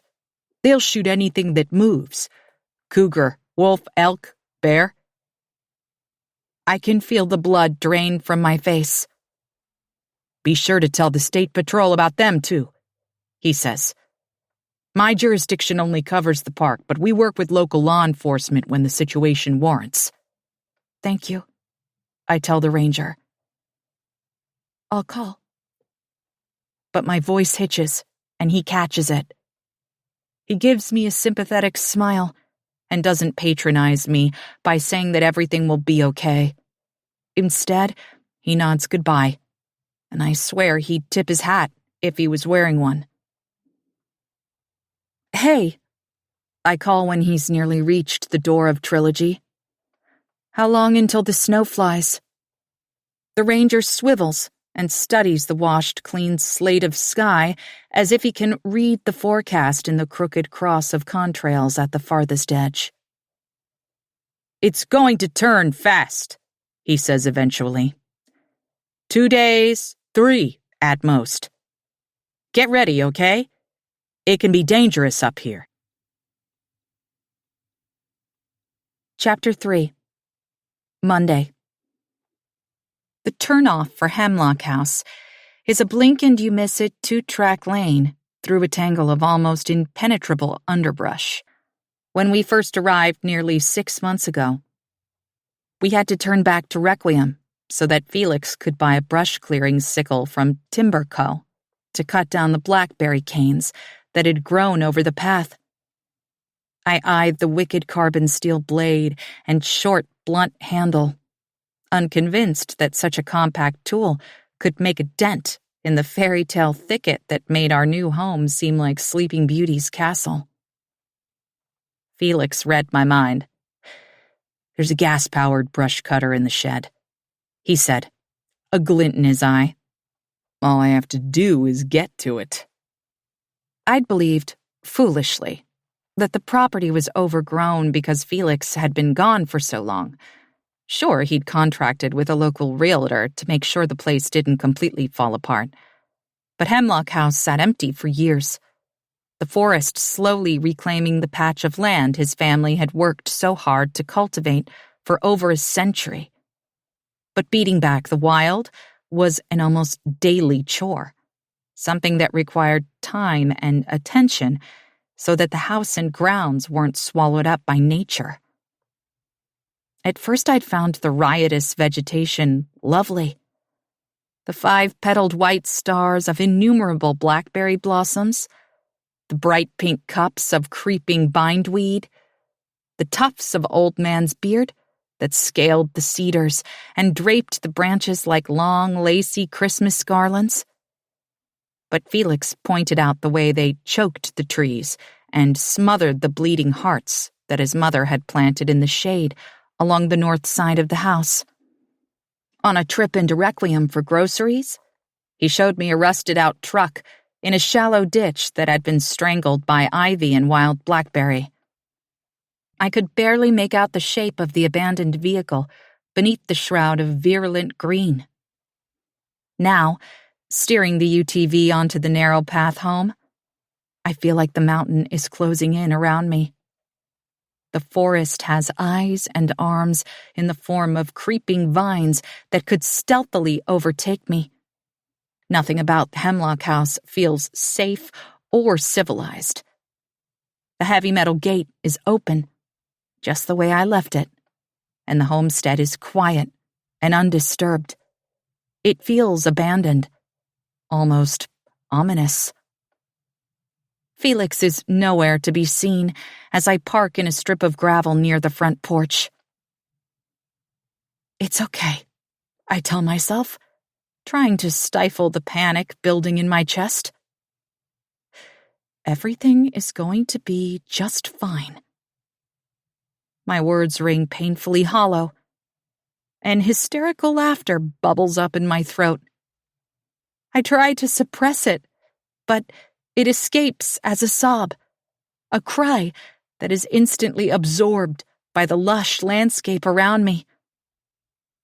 There's nothing for me to do but bury my face in the crook of my arm, where it rests on the steering wheel, and weep. When I'm done, I feel fragile and empty, but also cleansed somehow. Like I've rinsed the toxic thoughts away, and the only thing left is the truth of what I'm facing. My husband is gone, and, as far as I can see it, there are 3 possible reasons why. He's dead. I force myself to hold that thought in my hands, a burning coal that hurts so badly I gasp, but pretending won't do me any good, so I don't. Felix, my beautiful husband, could have had a terrible accident and is yet to be found. He's missing. Maybe his Jeep went off the road, and he's injured or unconscious or confused. He could have taken a wrong turn on an isolated stretch of highway, lost somewhere remote without reception. He left me. It's unthinkable, and something I would have never even considered a mere 18 hours ago. But I know firsthand that life and people are unpredictable, capable of blindsiding you in the most shocking, untenable ways. Not my Felix. Everything inside me rebels against this grim practicality, this careful assessment of the impossible situation I find myself in. And yet, what choice do I have but to move forward, clear-headed and sure? I'll do what I always do. Make a plan and follow it. By myself, apparently, which is how I have always worked best. I open the half door of the UTV and step onto the quilted lawn of Hemlock House. The ground is spongy here, thick with the scrubby grass that grows in rocky soil and patches of almost whimsical clover that fill in all the gaps. As I brush the tears from my cheeks, a pair of whiskey jacks soar down from the canopy of trees that hem the yard, chasing each other around the stubby fingers of our leaning electrical poles. Their whirling pattern is a game, a dance, and I would be charmed if I didn't know that they're scavengers. Felix told me months ago, when I first admired their soft gray feathers and white bellies, that they don't migrate, but winter in the mountains, eating carrion that predators leave behind. I shiver, thinking of impending snow and carnivorous birds that look as if they might alight on your finger, but would do whatever they must to survive.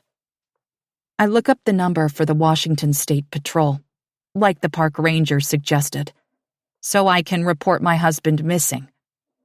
I pace the homestead yard as I do so, walking tight circles as I click different links on my phone until I finally find the contact info for the office in Whatcom County, the closest jurisdiction. It's a frustrating conversation, stilted and inconclusive, because my instincts were right, and the officer doesn't seem overly concerned about Felix's whereabouts. "I've taken everything down, Mrs. Graham. We'll keep an eye out for him and let you know if we find anything," he says when I've shared every relevant detail I can think of. I switch my phone to speaker and tap open notes. "I'm afraid I didn't catch your name," I tell him, though I remember full well that he introduced himself as Chief Colin Brandt. I type out his name as he repeats it, the time of our call, and then record the number that he tells me to use in case Felix shows up. When I hang up, I don't feel like I've done anything at all. But short of taking off in the Ranger and driving the route to SeaTac myself, both ridiculous and illegal, there's nothing else I can do. I'm buzzing, strung tight as steel wire, and vibrating with a directionless energy. My heart is broken, of course, but I'm also angry and confused and helpless, and God knows what else. A therapist would have a heyday pulling me apart. But I've spent my whole life holding all my shattered pieces together with grit and good old-fashioned Midwestern pig-headedness. I'm not about to crumble now. Closing my eyes, I turn my face to the pale October sun. It's not warm, but cool and impassive. A warning. The air smells of pine, but beneath that there's rot. Fallen leaves, decaying trees, moss and fungi hidden in the dark and secret places of the wilderness all around me. Snow. The scent is faint, but bright and threatening, and I know the park ranger was right to warn me. Today may be the perfect fall day, but it will not last. This mountain is new to me, but winter is not. I know all about storm doors and double-hung windows, winterizing yards and homes and cars.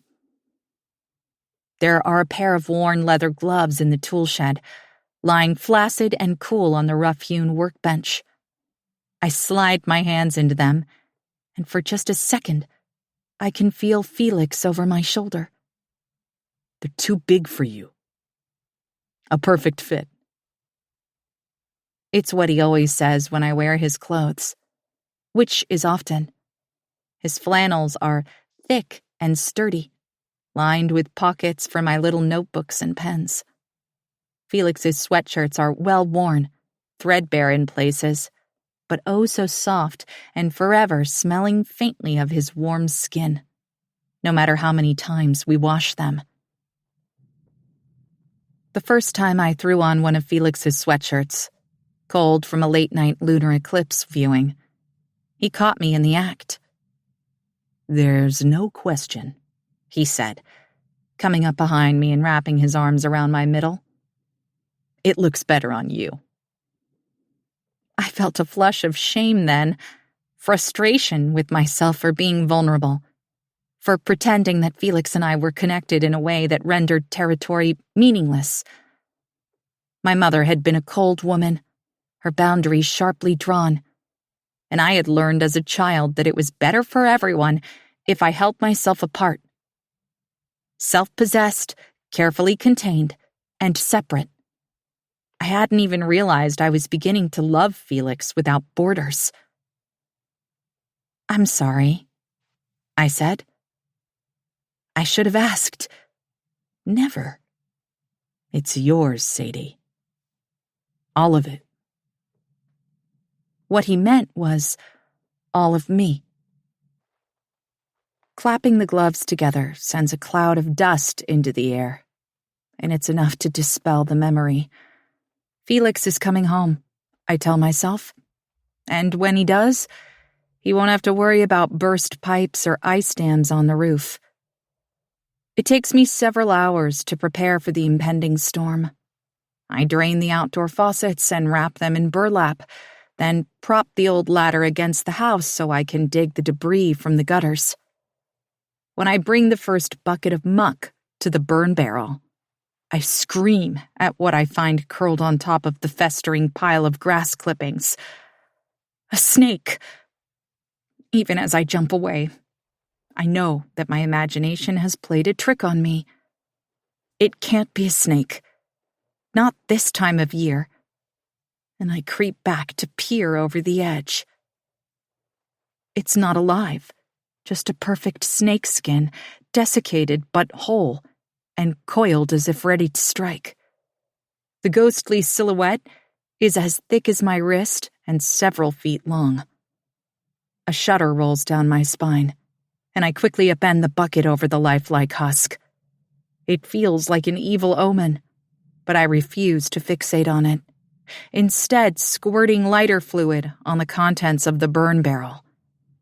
When I toss a match inside, a whump of flame bellows black smoke into the air. The last thing I do is prepare the UTV. The Ranger is open to the elements, but I find cabin closures in the shed and meticulously attach the ceiling strips until the marine-grade polyester is stretched taut across the sturdy vehicle. I'm sweating by the time I'm done, sleeves rucked up past my elbows, and tendrils of hair that have escaped the top knot cling to my damp cheeks. I've been so busy I've forgotten to obsessively check my phone, and I sink to the porch steps, peeling off Felix's work gloves so I can do just that. Nothing. No calls or texts from anyone with news, just a few emails from Iowa friends telling me they haven't heard from Felix, but how can I help? I have absolutely no idea. 22 hours gone, I realize, staring at my phone screen. At this time yesterday, I was just putting the beef bourguignon in the oven and heading upstairs for a shower. At this time yesterday, I had no idea my life was about to change. The sound of an engine snaps my head up and sends a flock of crows screeching into the sky. Because the forest is so thick, sound doesn't carry here, so Felix and I are only aware of visitors once they're already upon us. My heart leaps into my throat, choking me with hope. But it's not our Jeep pulling onto the homestead yard. It's Cleo's silver hatchback. She waves when she sees me standing on the porch steps, and I can tell from the slant of her mouth that she's come to apologize. She emerges from the car with a wrapped bundle in one hand and a to-go cup in the other. "No news?" Cleo calls. I shake my head. "A peace offering," she says, crossing the space between us, and thrusts the cup at me. When I take it, she wraps me in a one-armed hug. "I didn't realize we were at war." Cleo flaps her hand dismissively. "Tomato, potato. I don't think that's how it goes." "I know. But I like my way better." She sits down on the porch with her feet on the top step and pats the boards beside her as if this is her home, and she's inviting me to stay for a while. I sink down beside her and take a sip of the coffee. It's a perfectly creamy hazelnut cappuccino, still warm in spite of the long drive over. "I brought coffee cake, too," she says, holding out the paper-wrapped bundle. "I had to bake a second because I sold out of the first in an hour. Busy day." I take the package and peel back a corner to expose a thick hunk of cake. I want to be bitter, but I'm suddenly ravenous. Besides, I don't have enough friends in Requiem to nurse a grudge. "Tell me everything," Cleo says after I've taken a few bites. The afternoon air starts to cool as the sun dips below the tree line. I suppress a tremble and roll down my sleeves, taking another sip of the coffee to warm myself a bit. It doesn't help, but Cleo doesn't suggest we move inside. Like Felix, she's so fully acclimated to life here, it's like she's part of the flora and fauna. I'm convinced she'd be comfortable in any weather at all in her rotating wardrobe of different colored North Face half-zips and sturdy jeans. There's nothing for me to do but tell Cleo everything, bolstering myself with nibbles of her sugary coffee cake and nips of cappuccino until both are gone. She seems satisfied when they are and takes the empty cup and greasy paper from me so she can recycle them later. It strikes me that this is exactly what she wanted to do when she came. Feed me. It's so characteristically Cleo. I can't help but be touched that even though she ignored me earlier, she cared enough to trek all the way to Hemlock House to make it right. Felix has softened me in dozens of ways, but I often still bristle at being taken care of. Yet, in this moment, I'm grateful. I lean into Cleo until our shoulders bump. It's a thank you, and she knows it. After a few hours of trying to forget, I realize I'm exhausted. I want someone else to take charge, to tell me what to do or how to find Felix. But instead of outlining a game plan, Cleo heaves a massive sigh. Goosebumps rise along my skin. "What?" I ask, my voice flat. "Well, he's not dead, is he?" Cleo squints through the growing shadows at the spot where our winding driveway disappears into the trees. "If Felix was in an accident or something else terrible happened, someone would have called you by now. He has his ID on him." I nod. Of course he does. He drove. He flew. He needed his license for both. What if it was a single vehicle accident and no one was around? The route to and from SeaTac is well-traveled, Sadie. I guarantee you, someone saw something if Felix was in a wreck. And if anything happened at the convention, you would have already received a call. I know she's right, and it both comforts and scares me. So where is he? Cleo fixes me with a sober look until understanding dawns behind my eyes. She smiles gently and lays her hand on top of mine. It's warm and dry on my clammy skin. He'll come back when he's ready. I feel as if she slapped me, but I know that it won't do any good to try and convince her that Felix isn't like that. That he wouldn't just abandon me at Hemlock House. I swallow. You said the Grahams are flighty. What did you mean? Cleo looks away, then pulls her braid over her shoulder, slides the elastic off the end, and begins to unravel it with her fingers. They were always just different. I'm going to need more than that. I never met them, remember? It's true. I never met Felix's parents or his sister. But there's more to it than bad timing. Felix and I rarely talk about our families of origin. That's strange. I know it is. And yet, in the beginning it felt right for us to keep our sad stories far away from the new life we were creating together. My childhood was unhappy, his unsettling, and we avoided discussing them. It was enough to know that we had suffered and emerged more or less intact. Now we talk about our people carefully, tending old wounds that split open far too easily. It's irresponsible, maybe. A willful ignorance that feeds the naive belief that we can simply forget everything that came before we fell in love. But I am made of loss. Felix of perfection that grows from a deep need to keep his world ordered and safe and calm. My mother left her mark all over me. I know Felix's family did the same to him.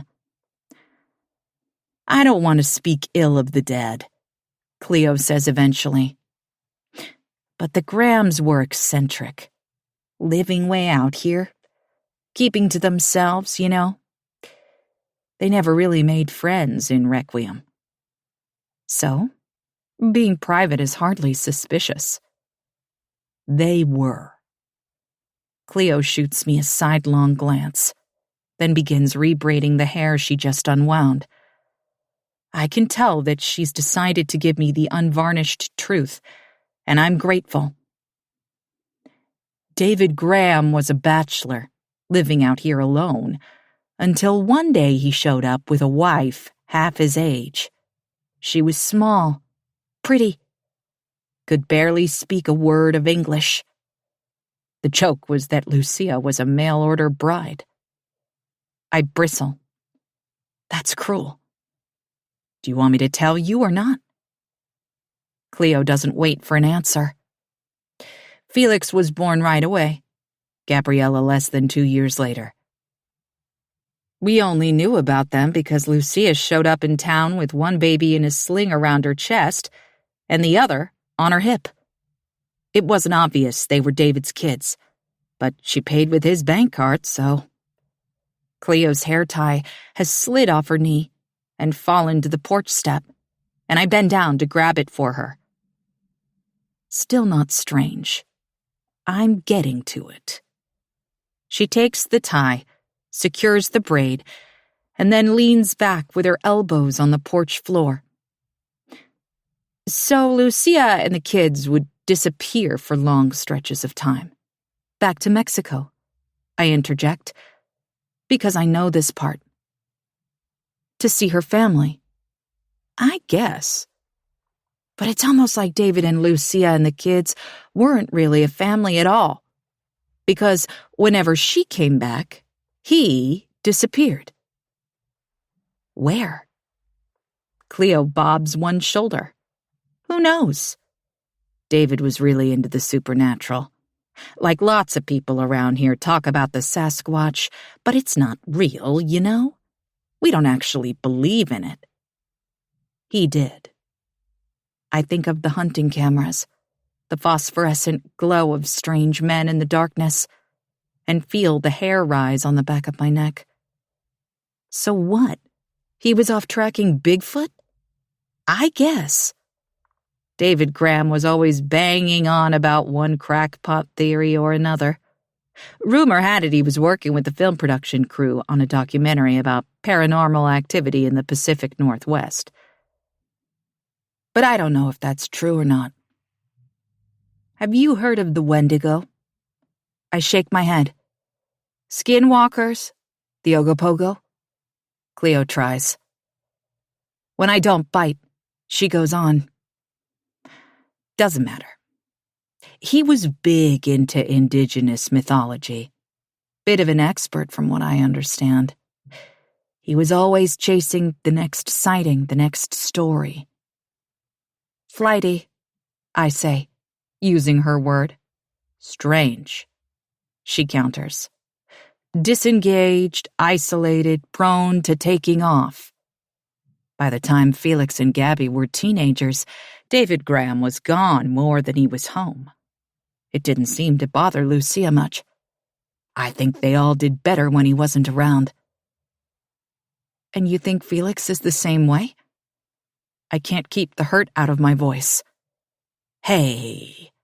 Cleo sits up and drapes an arm around me, pulling me closer for just a moment.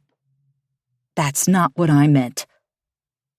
I don't think Felix is crazy or indifferent to you and what you must be feeling. But he grew up with a revolving door at Hemlock House.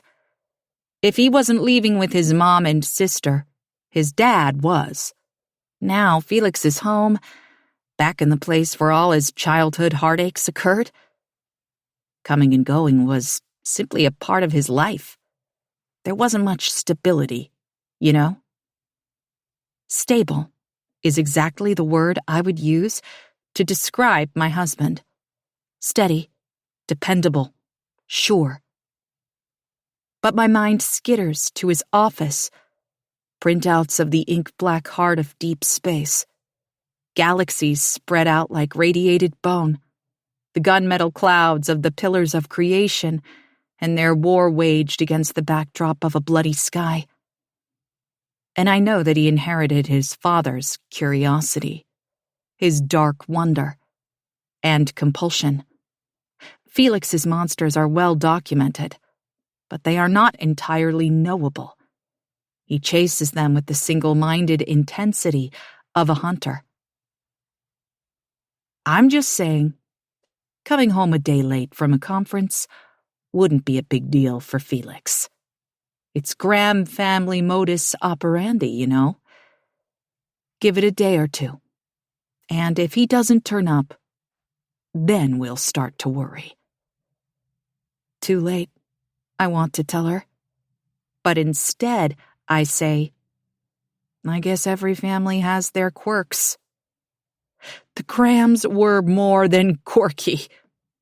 Cleo laughs, seemingly relieved that I'm not crushed by her revelation of my husband's strange family dynamics or possible proclivity to repeat them. Felix even landed on our couch a few times. I was his 6th grade teacher, you know, and we had quite a close relationship back then. Thank you, I say, which is stupid, and Cleo brushes me off. Lucia had a beautiful heart, but that family was messed up. Living with David was nothing but misery for all involved. Cleo slaps her hands on her thighs, a sure sign that the conversation is over, and pushes herself to stand. I rise too, and fix a pained half-smile on my face. It isn't hard. Go grab some things, Cleo says. The guest room is ready for you. I washed the sheets a few days ago. What? Well, you're coming home with me, of course.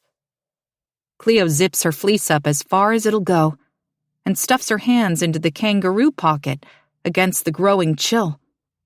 I have some leftover potato soup, and we can watch a movie. We'll make it a fun girls' night. I can't, I tell her, my voice strangled. I can't leave Hemlock House. What if Felix comes back? What if he needs me and I'm not here? The look on Cleo's face says it all. I'm crazy.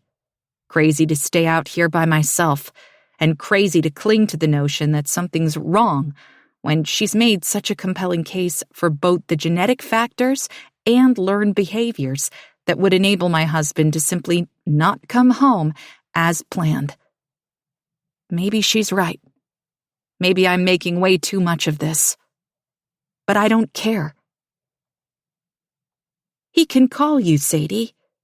If he comes home and you're not here, he'll call. It's okay, I tell her. I'll be fine. I'm sure you're right. He'll turn up soon, and I want to be here when he does. Cleo narrows her eyes, skeptical, but I hold her gaze and don't waver. I was planning to tell her about the trespassers, but I tuck that little tidbit away, knowing that she wouldn't take no for an answer if she realized I wasn't quite out here alone. But I have to believe the park ranger was right. The men were poachers who didn't find what they were looking for in my backyard. They won't be back. And I refuse to leave. I don't like this, Cleo tells me as she pulls me in for one last hug. Her left hand is balled around my used coffee cup and wrapper, but she rubs my back with her right. Call me if you need anything. And I mean anything. Your faucet leaks? I'm your girl. Feeling lonely? I'll come get you in the middle of the night. I'll be fine, I tell her again. Then try to appease her by saying, I'm sure Felix is on his way as we speak. I'm shocked I don't choke on the words. Cleo nods, but turns away quickly to hide the doubt that suddenly clouds her eyes. She's not fast enough. I see it, and know that deep down, she's worried too. I watch her drive away. The dramatic smudge of a crimson sunset bleeding between the fingers of the trees that line the yard of Hemlock House. Something about the dark draw of approaching night, the red claw marks of a gory sky, and my own deep isolation conspires to disturb me. I cross my arms against the night, unsettled by Cleo's stories and the history of this beautiful, toxic place.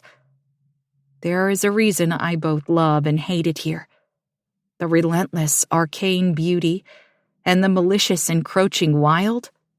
It's haunted by sadness and loneliness and the ghosts of David Graham's futile search for imaginary demons. I shiver, and not from the cold. As if the lines have been conjured by an unspoken spell. I remember the witches of Macbeth. It's been years since I memorized the scene, but it floats back to me in bits as a gust of wind sweeps down from the mountain, scattering the carpet of brown leaves at my feet. Round about the cauldron go. I don't know why I never thought of it before. Haven't wondered why Hemlock House isn't River Run or Summit View or Cottonwood Estate, all of which would be perfectly apt names for this sprawling mountain homestead. But Hemlock is poison. I turn to the house. The windows opaque and unknowable, as if they are keeping secrets. Maybe they are. Maybe they always have been. And maybe, if I want to know what happened to my husband, where he is, and why, I'm going to have to do some digging. I can't help myself. I say the last bit out loud. Root of hemlock, digged in the dark. Before. Friday, December 20th. Waxing gibbous moon. Ursid's meteor shower. Winter solstice. Sadie's office looked like it belonged on the set of Dead Poets Society. Newcastle University provided the bones. Creaky hardwood floors, dark-paneled bookshelves, mullioned windows. But she leaned into the aesthetic with overflowing stacks of old books, a leather and bourbon-scented candle, and a gilt frame that contained one willowy hand-lettered word, ardently. There was an antique map of Middle-earth and an African violet on the windowsill that had just unfurled 3 perfect lavender blooms, like an early Christmas present. The office was small, but to Sadie, it was perfect. Rich and delicious as warm pumpkin cake. The students were gone for semester break, and the English pod was silent but for the quiet hum of central heating and the rap of snow on the window. The flakes were hard little crystals, dry as cut diamonds, because of a cold snap that had plunged temperatures into the single digits. It was late on a Friday night, and Sadie knew she should take the remaining introduction to creative writing short stories home to grade. But her office was far cozier than her condo. Besides, she had told her mother weeks ago that reception was poor in the garden-level English department. And when Alice's aides knew Sadie was working, they rarely allowed her mother to call. Sadie had a mug of peppermint tea, a space heater under her desk, and the muted glow from a strand of white Christmas lights that she had draped across one of her floor-to-ceiling bookshelves. What more could she possibly want? When the door to the department pod creaked open, it sounded thunderous in the silent space. Sadie felt a stab of irritation because the peaceful cluster of offices after hours was her own private kingdom. She nursed an irrational proprietary claim on the anteroom, with its mismatched sofas and burbling water cooler. Since her colleagues were all married with children at various ages and stages, who raced home at the first opportunity, they didn't seem to notice the knitted throw she had carefully positioned over the dark stain on one of the couch cushions, or the snake plant that now graced a low table near the glass-paneled door to the hallway. Sadie sighed, hoping whoever it was had simply forgotten something and would be in and out in minutes. Still, she turned down the volume on her speaker in case the velvety instrumental arrangement alerted the interloper to her presence. A gust of cold air was accompanied by the light thump of a palm on Sadie's half-open office door, and it nearly sent her to the ceiling. She gasped like the heroine in a Regency romance and pressed one hand to her chest. "Whoa," Felix Graham said, stepping into her office uninvited. He crossed the narrow space in 2 large strides. His dark eyes were sheepish, but the lift at one corner of his mouth betrayed amusement. "Didn't mean to startle you." Sadie was struck dumb. Felix Graham was in her office.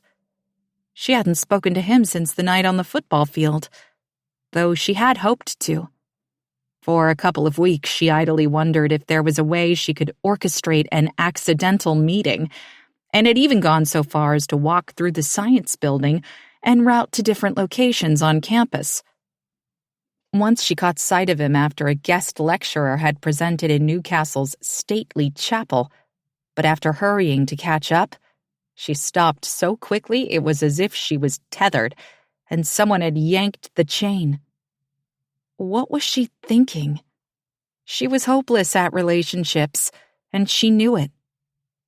A botched romance, no matter how attracted she was to Felix, would be her undoing. She simply couldn't risk it. Instead of catching up to him, Sadie took a shuddering breath, straightened her pencil skirt, and cast a furtive glance around to make sure no one was watching. Then she'd walked off in the opposite direction. Now, he was standing at her desk, towering over her, actually, as she sat with a red pen in one hand and her mouth slightly agape. She snapped her teeth together. "You surprised me." "Sorry, I've been meaning to stop by and keep getting sidetracked. It's been a busy semester." He raised one knowing eyebrow at the untidy stack of papers on her desk. "It has," she said, putting down the red pen and pushing back her chair. "Very busy semester. Can I get you a cup of tea?" Sadie's manners were coming back to her, slowly. Felix's shoulders were dusted with snow, as if he had been sprinkled with powdered sugar, and his hair sparkled white. "You must be freezing." Felix shook his head, sending a fine spray of droplets across the room. "No, not at all. I like the cold." Then he looked down. "Nice slippers." Sadie had forgotten she was wearing them. She kept a pair of fluffy faux fur-lined slippers beneath her desk. Often her favorite part of the day was when she sunk into her ergonomic office chair and kicked off her shoes so she could slide her toes into the soft, warm slippers. Looking down, she realized they were ratty and worn. One discolored sole was peeling loose. "Oh, these old things?" She laughed, her heart light for the first time in weeks. Now that you've seen them, I can't let you leave this office. No witnesses. I solemnly swear your secret is safe with me. Felix crossed his heart with a finger and then settled into one of two chairs Sadie used for student meetings. He seemed perfectly at home in her space, as comfortable as if they'd known each other for ages. Peppermint? Sadie asked, lifting the last remaining tea tin from the bookshelf that doubled as a drink station. Or peppermint. It's getting a little lean around here. Christmas break and all. I'll go with peppermint. Felix looked around her office curiously, his gaze raking over the knickknacks and books arranged alphabetically by genre until they landed on a photograph of Sadie and Alice. They were obviously mother and daughter, blonde and lean, with the same narrow nose, small mouth, and gray-green eyes. He didn't comment on it, but said, "Speaking of Christmas break, what are you still doing here?" Sadie set the electric kettle to boil and pulled a pyramid-shaped tea bag from the tin. "I leave tomorrow." She tried to keep the angst out of her voice. She was looking forward to seeing her mother, but holidays were especially hard. It's why she had chosen to linger in Newcastle as long as possible. "What about you?" "Nowhere to go," Felix said with a candor that didn't veer into self-pity. Sadie released a shallow breath she didn't realize she was holding. She hadn't known for sure if Felix was unattached until that very moment. And although she didn't want it to matter, it did. "Where's home?" she asked, grabbing a mug from her stash and checking to make sure it was clean. "Newcastle now, but I was born in Washington State. I've also lived in Oregon, Arizona, and Nebraska. My mom's family is from Mexico City. I spent part of my summers there when I was a kid." "A true nomad." "I'm from Wisconsin," Sadie offered. "Lived there my whole life until I moved here a couple months ago." "A Midwestern girl through and through." Felix accepted the mug of hot tea and motioned toward the framed photo on Sadie's desk. "You look just like your mom." Sadie curled one hand into a fist as she took the chair beside Felix. She'd discovered long ago that it was best to get this part out of the way as soon as possible. Hiding the biggest defining event of her life only made things awkward later on. At best, people felt like she'd kept important information from them. At worst, they felt lied to. "My dad and older brother were killed in a car wreck when I was 4. It's just the two of us." Felix had the grace not to look stricken. Instead, he studied her, carefully, his eyes penetrating hers, as if looking for the veiled grief of the left behind. She fought the urge to look away. Sadie didn't miss her father or brother, per se, but she felt their absence like a bomb-sized crater in her world. It never grew over, and her mother had never healed. Sadie had known from a very young age that it was her job to be everything Alice had lost. Her partner, her son, the life she was supposed to have. Sadie tried, but she was never, ever enough. "It's okay," Sadie said when the silence between them stretched on. "It was a long time ago." Now Felix seemed shocked. "Is it okay?" "No," Sadie thought, and felt a rush of something that was dangerously close to affection for the enigmatic professor. Wasn't he supposed to be cold, closed off? Weren't scientists aloof and passionless? Before Felix could express his condolences or probe deeper into the mechanics of her sad little family of 2, Sadie asked, What about you? Now that the hard part was over, she was eager to steer the conversation away from her life. She didn't want his pity or his scrutiny, and she definitely didn't want to talk about Alice. How her mother had never been satisfied, never okay, always wanting, demanding her daughter's time, attention, and focus. Alice Sheridan was quicksand, a gaping chasm of need with razor-sharp edges that ensured Sadie could never escape. Sadie was only here, nearly 38 years later, and a couple 100 miles away from the assisted care home, because of Alice's dementia. Occasionally, Alice forgot the accident had happened at all, and then remembered in a rush that was as devastating as the first time she'd heard the news. But she frequently forgot Sadie. "Who are you?" she'd ask, a snide barb in her voice when Sadie visited, or, "Not another new girl." Though Sadie never wore the smart, plum-colored scrubs that were the uniform at Valley Rest Senior Care Home. "It's me, Mom," she'd say over and over.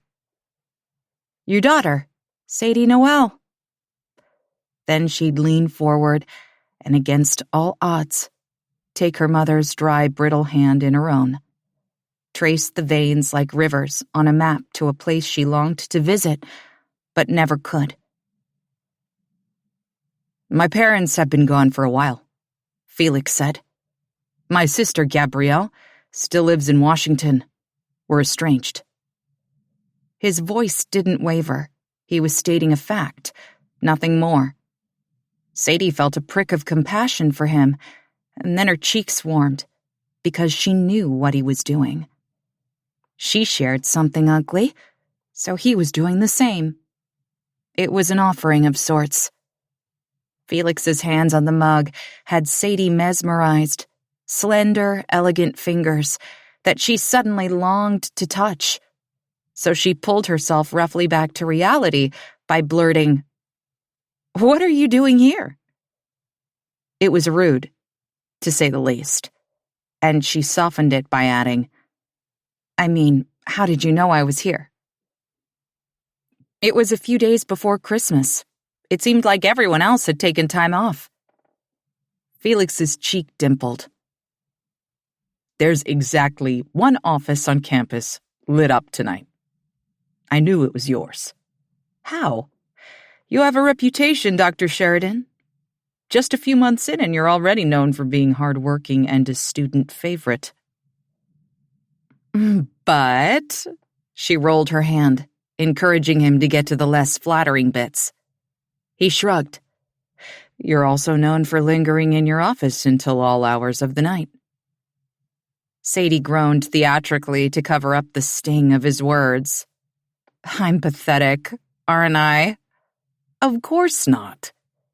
Felix seemed genuinely confused. "You take your work seriously. You should." She wanted to tell him that she wasn't just writing lesson plans and grading student papers when she lingered in her office past midnight. Sadie was busy on her own project, too. Her book had sparked the interest of a literary agent she'd met at a writing conference in Austin over a year ago, and they'd been in touch throughout the rewriting process.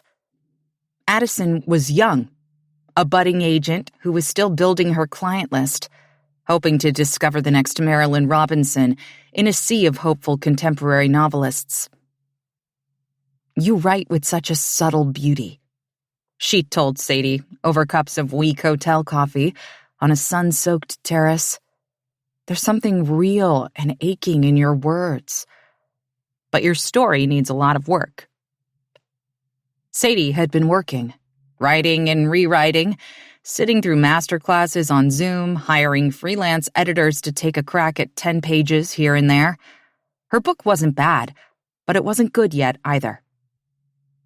The bottom line was, it wasn't publishable, and she knew it. But she wasn't about to tell Felix any of that, even if it was tempting. Sadie believed he'd be a good listener. She thought he'd understand. Felix took a sip of his tea, then set the mug on her desk and reached into his coat pocket. Anyway, I'm sorry to barge in on you, but I've been meaning to swing by for weeks. I wanted to give you this. It was a small piece of paper, about the size of a postcard. When Sadie took it, she saw that it was a picture of a sparkling blue orb, surrounded by concentric rings. It's Uranus, Felix said. For just a moment, they stared at the card together, and then he made a sound like he was choking, and they both erupted in laughter. Sadie laughed so hard she hiccuped, which only made the whole thing even more funny, and she howled until tears ran down her cheeks. "I'm sorry," she finally managed, brushing the heels of both hands beneath her eyes. "I promise I'm not usually this immature." I told you. Uranus will never not be funny. She quirked one eyebrow at him. I can't decide if the double negative makes that sentence work or if it ruins it. Don't think about it too hard. Just look at the photo. He tapped the blue marble with one finger. That's the planet you were supposed to see that night on the football field. Of course, this is an image taken by the James Webb Space Telescope. It would have looked nothing like this through Newcastle's Celestron. But I felt bad you didn't get a chance to see it. Sadie studied the photograph, the almost neon blue of the planet, and the dusty white glow of the rings. It doesn't look real, she said. Uranus has been photographed before, Felix told her. Once in 1986 by the Voyager 2, and later by the Keck Observatory in Hawaii, using advanced adaptive optics. But the James Webb images are in another stratosphere. Pardon the pun. She glanced at him out of the corner of her eye and gave a wry smile. Funny guy, she said dryly. Flip it over, Felix instructed her, and then reached for the paper as if to help. When his fingers brushed hers, Sadie felt his touch echo in her bones. For just a moment they stayed there, hands sparking in all the places they touched, like the tip of a struck match. And then, slowly, Felix shifted. Reluctantly?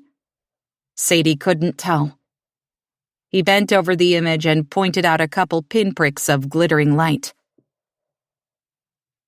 This wider view features all the moons. Uranus has 27 of them, most of which are too small to be seen. But you'll recognize the names of these. He tapped 3 of the larger Arctic blue coronas in succession and said, Oberon, Titania, and Puck. A Midsummer Night's Dream, Sadie exhaled, unable to hide her delight. Most celestial bodies are named for Greek mythology, but it seems appropriate that these would be christened after magical spirits. They look like fairies, Sadie finished. I thought you might appreciate it. Felix sat back in his chair, clearly pleased with himself, being a Shakespeare devotee and all. Thank you, she told him. Strangely touched by this thoughtful, unusual man who had the mind of a scientist and the heart of a bard. You're welcome. They sat there for a moment, Sadie running the tip of her finger along the edge of the cardstock that Felix had used to print the images. He opened his mouth as if to say something, seemed to think better of it, and reached for his tea instead. Taking a quick sip, he deposited it back on her desk and stood in one fluid movement. I'd better leave you to it, Felix said. The glimmer in the room was gone. That brief, luminous heartbeat or two, where the world seemed astonishing and intentional, as if everything was scripted and they were playing their parts flawlessly, exactly as they were always meant to. Oh, Sadie rose too, hoping her disappointment wasn't evident in that one syllable. What was she wishing for? Dinner? Drinks? The promise of another impromptu drop-in? More, she realized, as she shot the cuffs of his heavy coat and stepped around the chair. She simply wanted more time with him. "Good night, Felix," Sadie said. But the words didn't seem like enough. She wanted to lay her hand on the navy wool of his coat, over the place where a neat, square pocket covered his heart. Tugging the sleeves of her cable-knit cardigan over her knuckles, she added, "Merry Christmas." Felix paused at the open door. Turning toward her, he smiled slow and soft, like he was savoring the moment or keeping a secret. "Happy midwinter night, Sadie." Chapter 4. Tuesday. It's dark when I open my eyes. The starry glow of my laptop screensaver the only light in the quiet house. The air is thick and anxious as a pent-up breath, and I whip my head around, suddenly sure that I'll catch a glimpse of something, someone, in the shadows. But there's nothing there. I'm utterly alone. I've fallen asleep sitting up on the couch, my computer still in my lap and my phone pressed against my hip. Bleary-eyed and confused, I run the back of one hand over my mouth and tap the phone screen with the other. 12:04. 30 hours gone. I didn't mean to fall asleep. My neck is stiff, my lower back aching from an afternoon of manual labor and an hour-long catnap pretzeled on the sagging couch. Still, I'm shocked I dozed off when dread sits like a stone in my belly. I've been busy trying to track down any information I can find on Felix's possible whereabouts. The Planetary Sciences Symposium was in San Diego, and a quick online search told me it was being held at the Marriott Marquis and Marina. But when I called to find out if Felix had checked out or if I could be patched through to his room, the front desk clerk refused to give me any information. "I can pass your name and number along to my manager," she said, the end of her sentence lifting as if she was asking a question instead of stating a fact. I could tell she was new. "I expect a call back first thing in the morning." I didn't even try to be cordial. Thwarted on that front, I spent the rest of the night doing the one thing I had promised Felix I wouldn't do. I scoured Hemlock House. After we moved in, Felix had shut the doors to several rooms and assured me we didn't need the space. The house had never been properly cleaned out, and we were temporary sojourners at the homestead. "This place is a crypt," he said, one side of his mouth tugging down in disgust. Then he hauled anything we didn't want or need into the attic and closed the doors to his and Gabby's childhood bedrooms. It was clear he wanted me to stay out, and it never occurred to me to be suspicious of why. When David Graham passed away from a quick and brutal battle with pancreatic cancer, the homestead had been more or less abandoned. Lucia had died nearly 7 years earlier. Felix was living in Arizona at the time, finishing a PhD in astrophysics at ASU and working on his dissertation on quantum mechanics and black holes. He and Gabby were barely on speaking terms. And what Felix told me about their tragic homecoming and unhappy reunion was that neither had time to go through the house.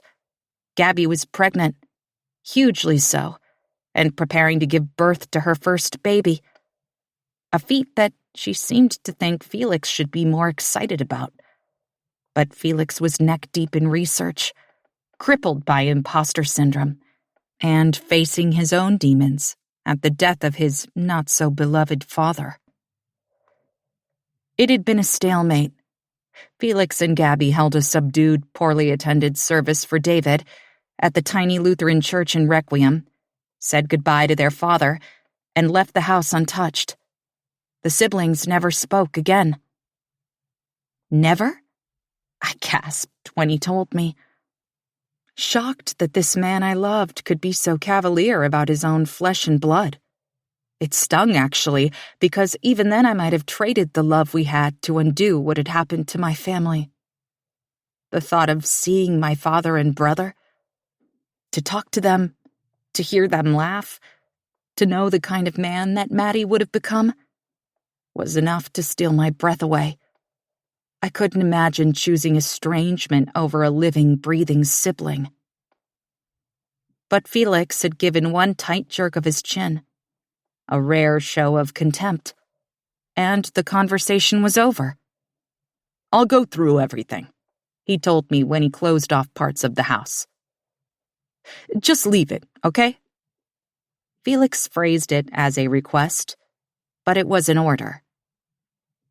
5 months into our sabbatical, the closets are still filled with musty clothes, the drawers crammed with faded towels, yellowed bricks of ivory soap, old sheets. A junk drawer in the kitchen is a graveyard of dried-out pens and half-used tape dispensers, trail maps, and rubber bands. Hemlock House is a mausoleum, the resting place of a life interrupted. We've cleared out space for ourselves, but much of it remains untouched. Sometimes I feel like if I move fast enough, I might catch the shadow of Felix's mother among all her old things. A silvery wisp of her slender hand, spectral and reaching. Now I'm surrounded by flotsam and jetsam in the form of whatever I could find that might offer me some insight into the Graham family. Who they were, what made them tick. I found nothing so providential as a journal or a diary, but I collected an old photo album, a banker's box, filled with a messy tangle of crumpled receipts, bank statements, jotted notes, and 2 of David Graham's black composition notebooks. I'm pretty sure Felix shuttled most of his father's research to the cellar when we moved in, but I found these tucked into the cupboard above the sink. They had been slid upright between an old rum bottle with an inch of cloudy liquid in the bottom and the perpetually damp cabinet wall. I've already thumbed through one of the notebooks and found it filled cover to cover with scribbled commentary, awkward sketches, and oddly proper-looking formulas. Carefully, I closed my laptop and slide it onto the coffee table. Then I reach my hands overhead and interlace them, stretching first to the right and then to the left, trying to work the kinks out. After just a couple hours sleep on the closet floor last night and an uncomfortable couch doze, I know I should brush my teeth and head to bed, try to get some real rest. But my mind is once again whirring so fast, I know sleep would be impossible. Instead, I decide to brew a pot of coffee and keep going. Maybe Felix thought it was too spendy to stay at the Marriott Marquis and opted instead for a cheaper option nearby. The grant money covers work-related travel, but Felix is frugal and unfussy. He'd be just as happy in an outdated roadside motel as a 5-star resort. I'll make a list of hotels within walking distance of the Marriott and start calling. But as I head toward the kitchen, I notice a soft glow emanating from Felix's office. Earlier in the night, I watched the monitors for any sign that the trespassers were back, but gave up after the only thing that triggered the sensors was an owl that swooped through the trees. Even now, still yawning and bleary from my unexpected nap, I expect another false alarm. The strange men from last night are surely long gone. Except they're not. My heart jolts and threatens to beat out of my chest when I step into the office and see the same white-haloed figure from last night.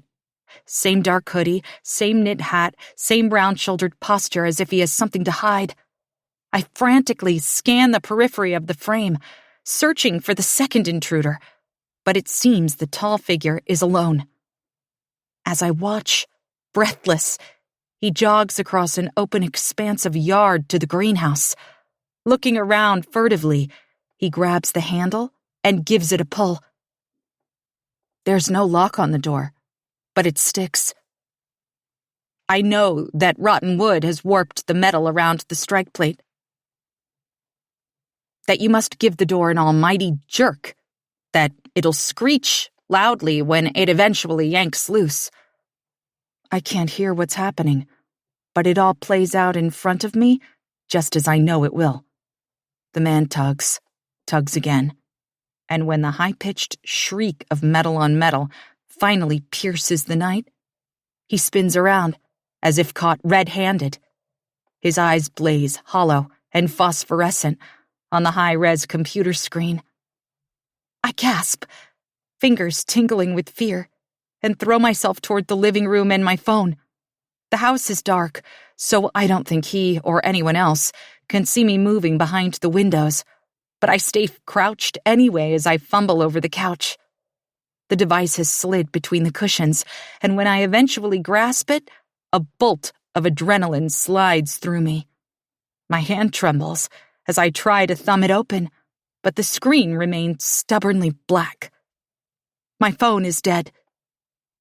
Kneeling on the hardwood floor, I curse myself. I've been throwing my phone on a charger repeatedly throughout the day, but just enough to stop it from slipping into low battery mode.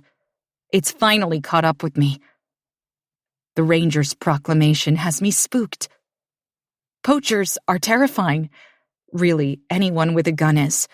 And I'm desperate to call 911, Cleo, anyone. I won't make the same mistake I made last night. Whoever the man is, he shouldn't be here. My charger is in Felix's office, and I hurry back there. A few seconds of juice should be enough, and while I make the call, I'll be able to keep an eye on the stranger. The cord is hiding beneath some of the papers that I've already gone through, and I sweep them to the floor in my desperation to connect the phone. On Felix's computer screen, the man has disappeared into the forest again, leaving the door to the greenhouse open. My pulse is thrumming in my ears, my breath quick and jagged, and when he reappears, I physically recoil. He's carrying someone in his arms. It's a struggle for the stranger to clear the bramble with a body gripped to his chest, but he lowers his head and pushes through.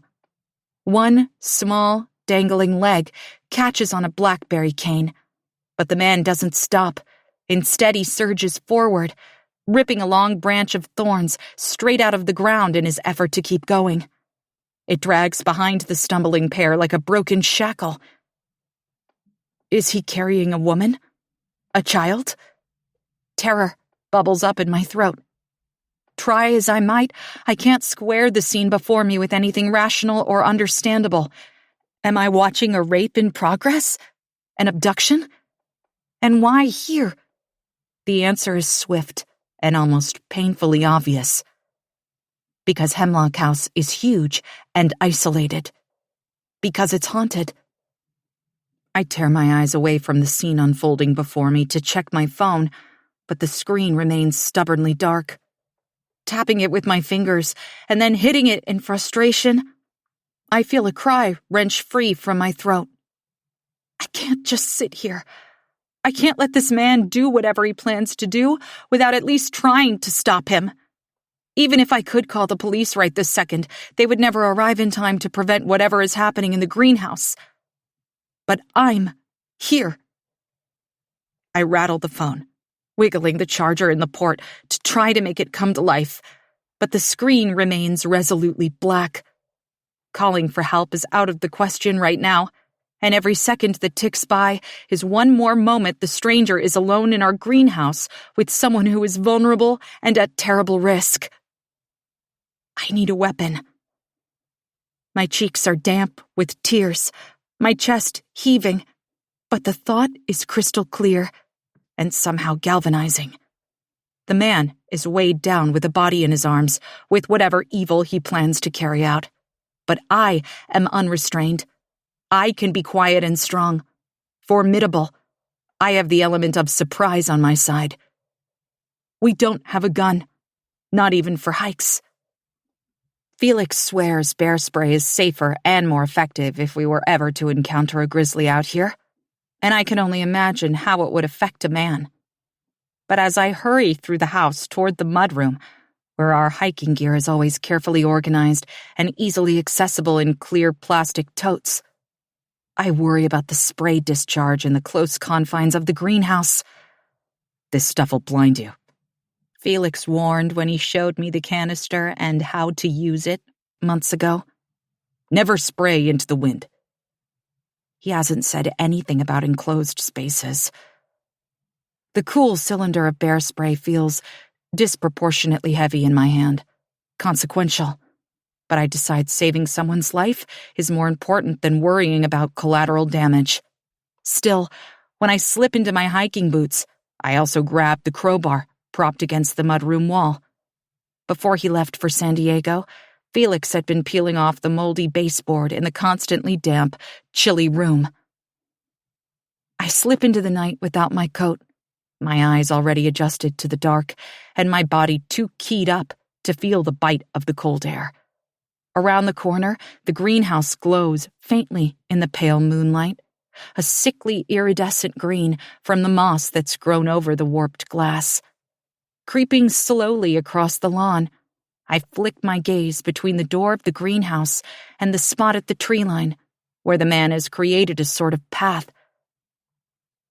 My heart sinks at the thought that there were 2 men last night, and the second has yet to appear. I almost lose my resolve, but the bear spray has a maximum range of 30 feet.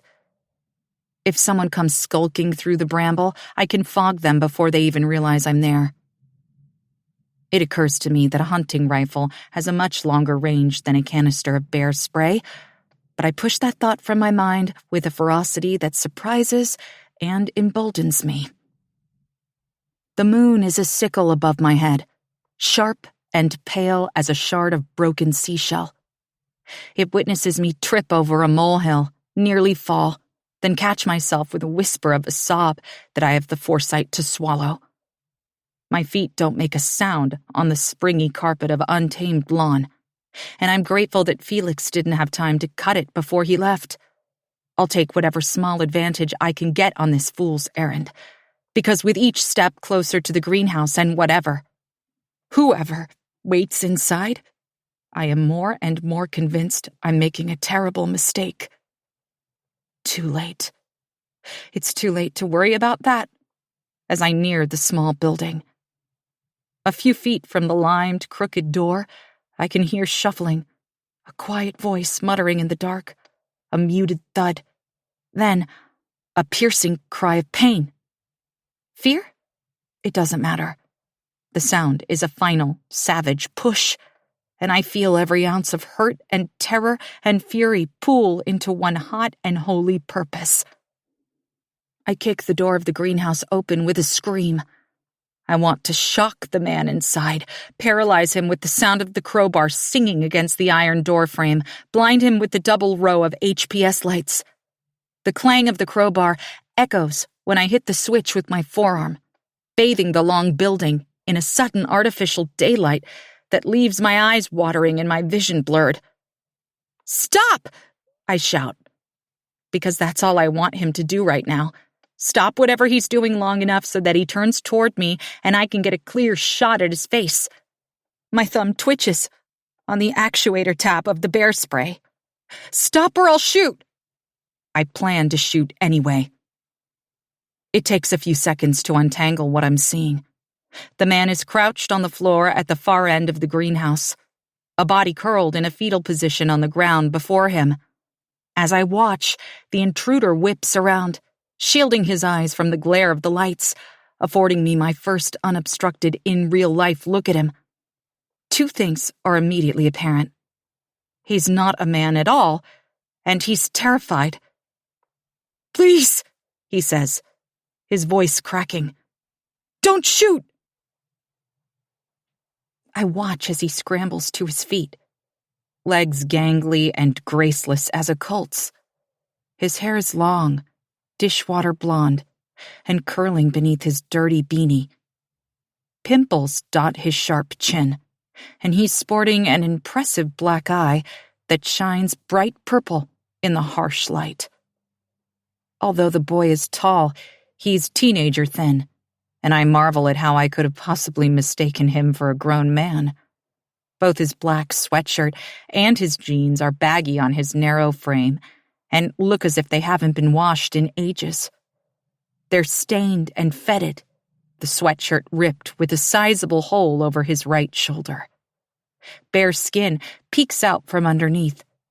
I can smell him even from 20 feet away, the sharp tang of his body odor and a primal animal fear choking the space between us.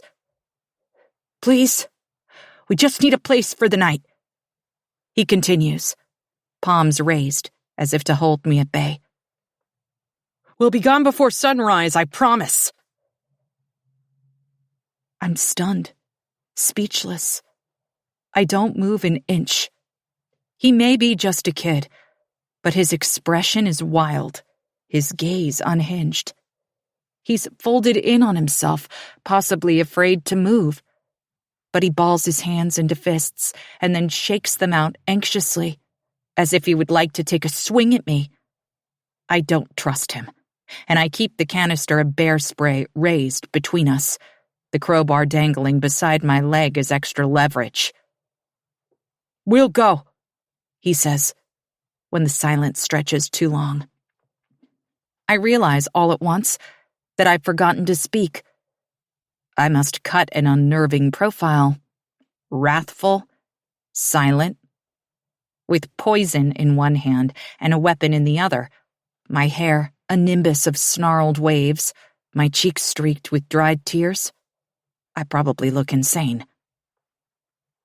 "Who are you?" I croak, my voice thick with disuse. "Henry," he says.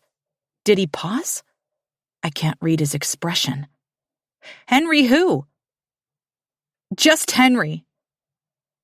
"Where did you come from, just Henry?" He thrusts his head over his shoulder, back toward the forest and the path through the briar. "The mountain?" Henry nods. "There's nothing out there," I tell him, frustrated that my words come out shaky. My hands are quivering, my core molten. He shrugs, clearly starting to realize that I'm not quite as menacing as I seemed at first. I want to yell at him, but I was a teacher long enough to know that yelling is the fastest way to make him shut down even more. If I want to get any reliable information out of him, I have to take a different approach. Sucking in a deep breath, I reach for the self-possession that used to get me through long days filled with teenage hormones and interminable adolescent drama. "What are you doing here?" I ask, trying to project authority and calm. "Just need a place to spend the night. It's getting cold out there, and..." Henry trails off. "Did you sleep in the greenhouse last night?" Understanding dawns as I remember the first time I saw him on the trail cam feed, his obviously well-worn track through the undergrowth.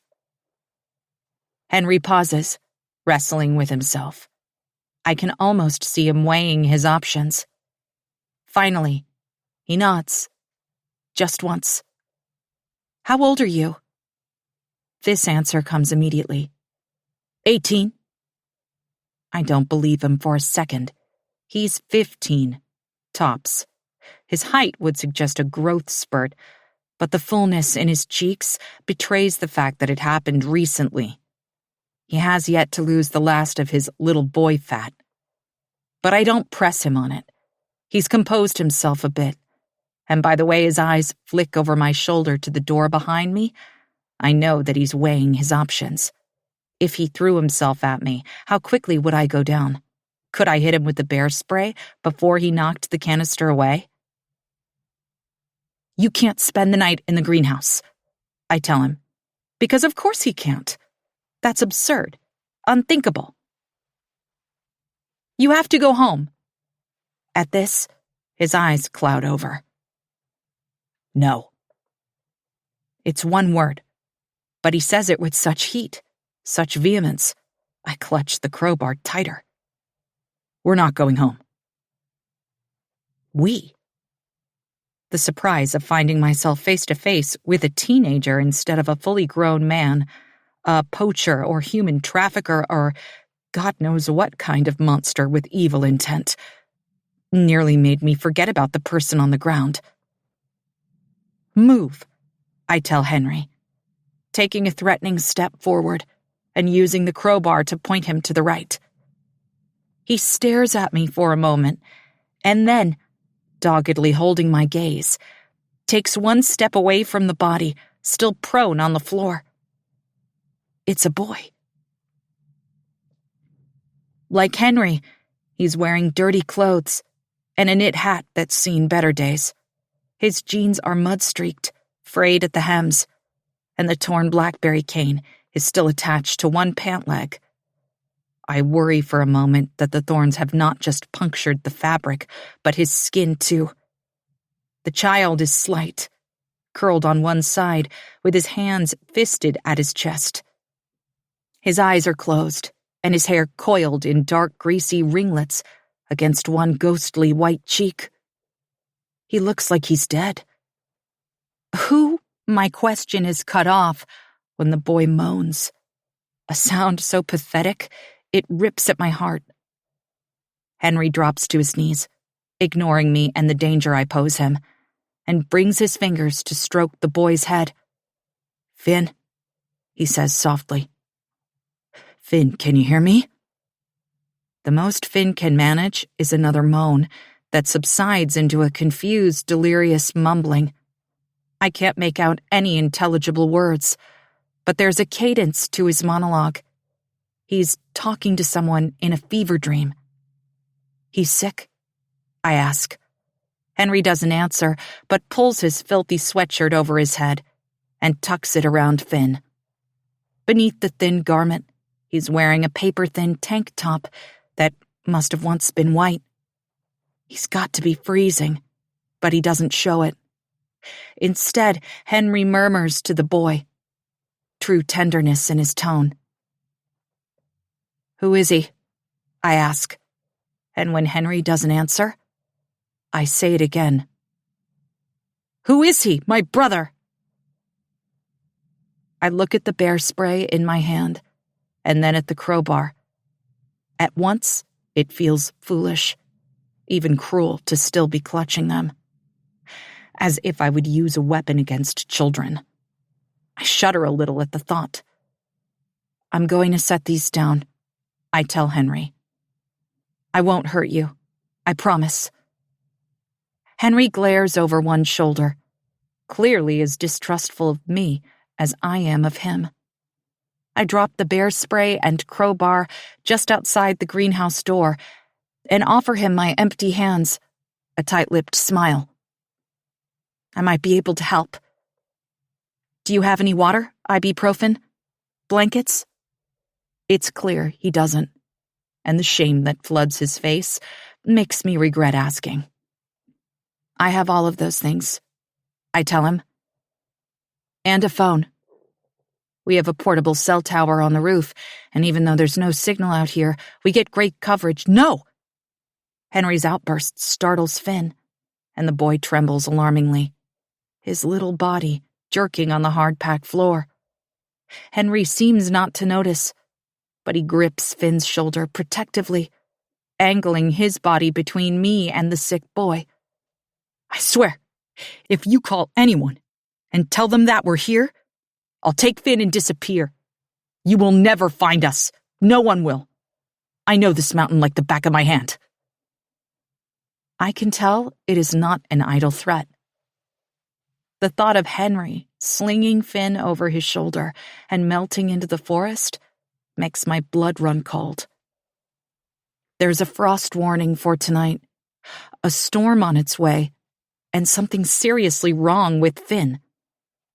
Okay, I tell him, patting the flat pockets of my jeans and turning a slow circle so he can see I'm not carrying anything. I don't even have a phone with me. I won't call. Now, I think. May I see him? I ask again, taking a tentative step forward. I can tell that letting me anywhere near his brother is the last thing Henry wants to do. But he also understands that he doesn't have much of a choice. Finn clearly needs help, and only I can offer it. Wordlessly, Henry shuffles to the side. He crouches knee to knee with his brother, offering me the space by Finn's chest and head.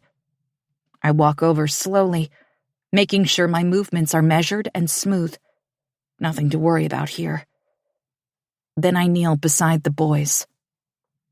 Up close, the stench is almost overpowering. My middle school teaching years inured me to sweaty boys and rapidly maturing girls. But this is next level. I have so many questions. I want to ask them where they came from and how long they've been roaming around in the wilderness. There's nothing out here but Hemlock House, and I can't even begin to imagine how they found themselves on this patch of forsaken ground of all places. I want to ask where their parents are. Surely their mother is losing her mind, wherever she is. This kind of neglect doesn't happen overnight. These boys have been missing for a while. And up close, I can see that Henry's black eye is painfully swollen, a recent injury that has yet to fade even a little. But as many questions as I have, nothing is so immediately pressing as the needs of the little boy before me. His skin is glossed with a sheen of sweat, but his lips are cracked and dry. High on his cheekbones there are 2 bright dots of color, the twin stains of a high fever. I put out a hand to touch him, and then glance to Henry for permission. He gives me a barely perceptible nod. Finn's skin radiates heat long before my fingers brush his forehead. It's been years since I pressed my palm to a child's skin to gauge temperature, but this is beyond anything I've ever experienced. It almost hurts to touch him. He's burning up, I tell Henry, alarmed. Moving my hand to Finn's narrow chest, I can feel the rattle behind his quick, shallow breaths. I think his lungs are full. He could have pneumonia. Henry and I stare at each other for a moment, and the fear in the older boy's eyes gives me the courage to try again. Look, he really needs a doctor. No, Henry whispers it this time. But there's steel in that one small word. He knuckles away a tear that escaped from the corner of his good eye, and says it again. No. When he shifts to stand and slings one of Finn's limp hands over his shoulder, half hoisting the boy into his arms, I give in. Okay, I say quickly against my will. I won't call anyone. Just put him down. Henry loosens his grip, and Finn slumps back to the ground, seemingly unaware that anything has happened at all. It takes everything in me not to cradle his head, to brush aside the lank hair that's clinging to his temple. In one way, I've never had children of my own, but in another, I've had hundreds. I think about Emily, who showed up to school with the raised red welt of a burn peeking out from the collar of her shirt. Or Ivana and Alexander, refugees who didn't speak a word of English. Of Hudson, whose mother died from breast cancer halfway through his 7th grade year. He used to lean against me, lightly at first, and then, when I didn't give way, slumping the full weight of his body against mine. A tangible knowing that he was not alone, that someone would hold him up when he felt like he might fall. I loved them all in my way, and I feel that same sudden irrevocable beat of connection with Finn. He needs me, and I'm here, even if I have no idea what that means. What are we going to do? Henry asks after a moment, determinedly avoiding my gaze. But I don't respond. I'm stuck on that one word. We. There is no we, I think. Until Felix, it had only ever been me. And now here I am, alone at Hemlock House with two strange boys, one of whom is sick. I'm at a loss. For the span of a heartbeat or two, I long for my husband with a yearning that nearly levels me. I want him here, beside me, making everything okay in the way that only he can. What am I supposed to do? I was afraid of the unknown men who were lurking outside Hemlock House, but in some ways, the reality of this situation is even worse. With Finn shaking before me, I feel a new kind of fear slide through me like a knife. It's bottomless, otherworldly. It feels like a little boy's life is in my hands. Chapter 5. Tuesday. I can't bring Henry and Finn into the house. I just can't. And maybe that's wrong of me, but less than an hour ago I thought they were bent on destruction. And even though I now believe that's not the case, I have no idea who they are or why they've sought sanctuary at Hemlock House. I don't know them, and I don't trust them. So I leave the brothers in the greenhouse and hurry back across the lawn to gather supplies. Quilts from the hall cupboard, bottles of water. There's ibuprofen in the medicine cabinet above the bathroom sink, and cough syrup that hasn't yet expired. I don't know if I can give a child cough medicine intended for adults, and I have no idea how much Finn weighs, but the kid is in bad shape.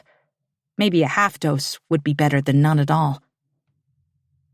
At the last minute, I think of Henry in his old ribbed tank top and climb the stairs to our bedroom. There's only one small closet with a pocket door, my clothes and Felix's mingled together in a knot of knits and soft cotton. It hurts to run my fingers over Felix's shirts, and I select an old blue sweatshirt he rarely wears. I want to bury my nose in it, but I resist the temptation. Back downstairs, I deposit the provisions on the dining room table and jog to the office to grab my phone. I promised Henry I wouldn't call anyone, but that doesn't mean I can't at the very least search home remedies for lung infections. Maybe if I can convince Henry that Finn needs medical intervention, he'll give in and let me call for help. But when I lift my phone from the desk, it remains dark. Damn it, I mutter, dropping to my knees to fumble along the wall for the outlet.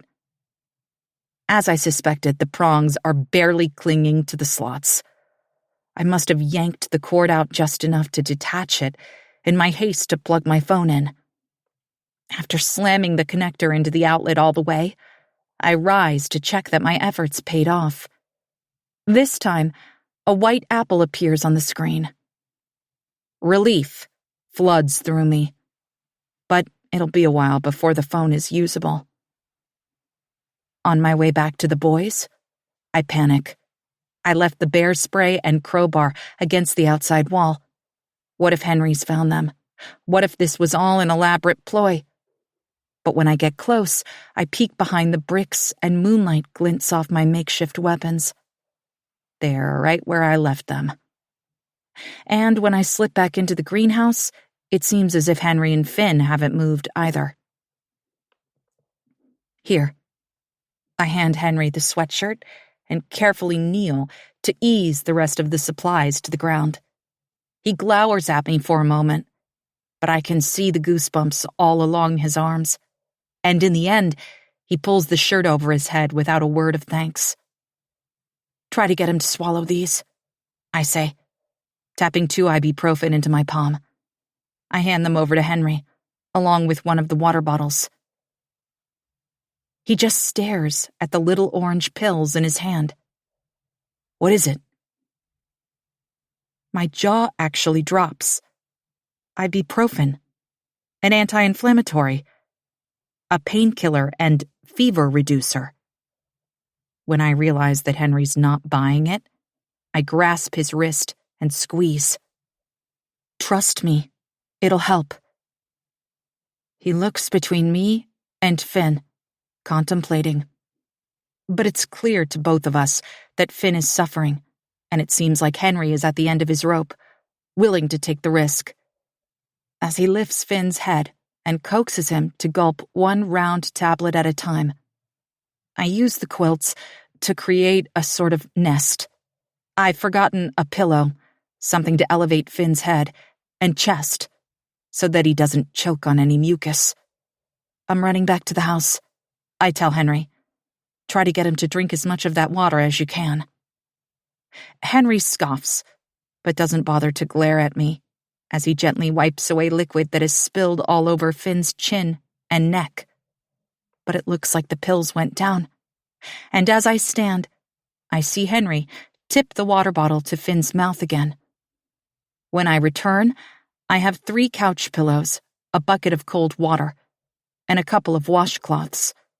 I get Henry to help me move Finn to the improvised bed, his upper body elevated on the pillows. We pull a double-thick blanket up over the boy's shoulders, and then I dip one of the rags into the bucket and squeeze it out.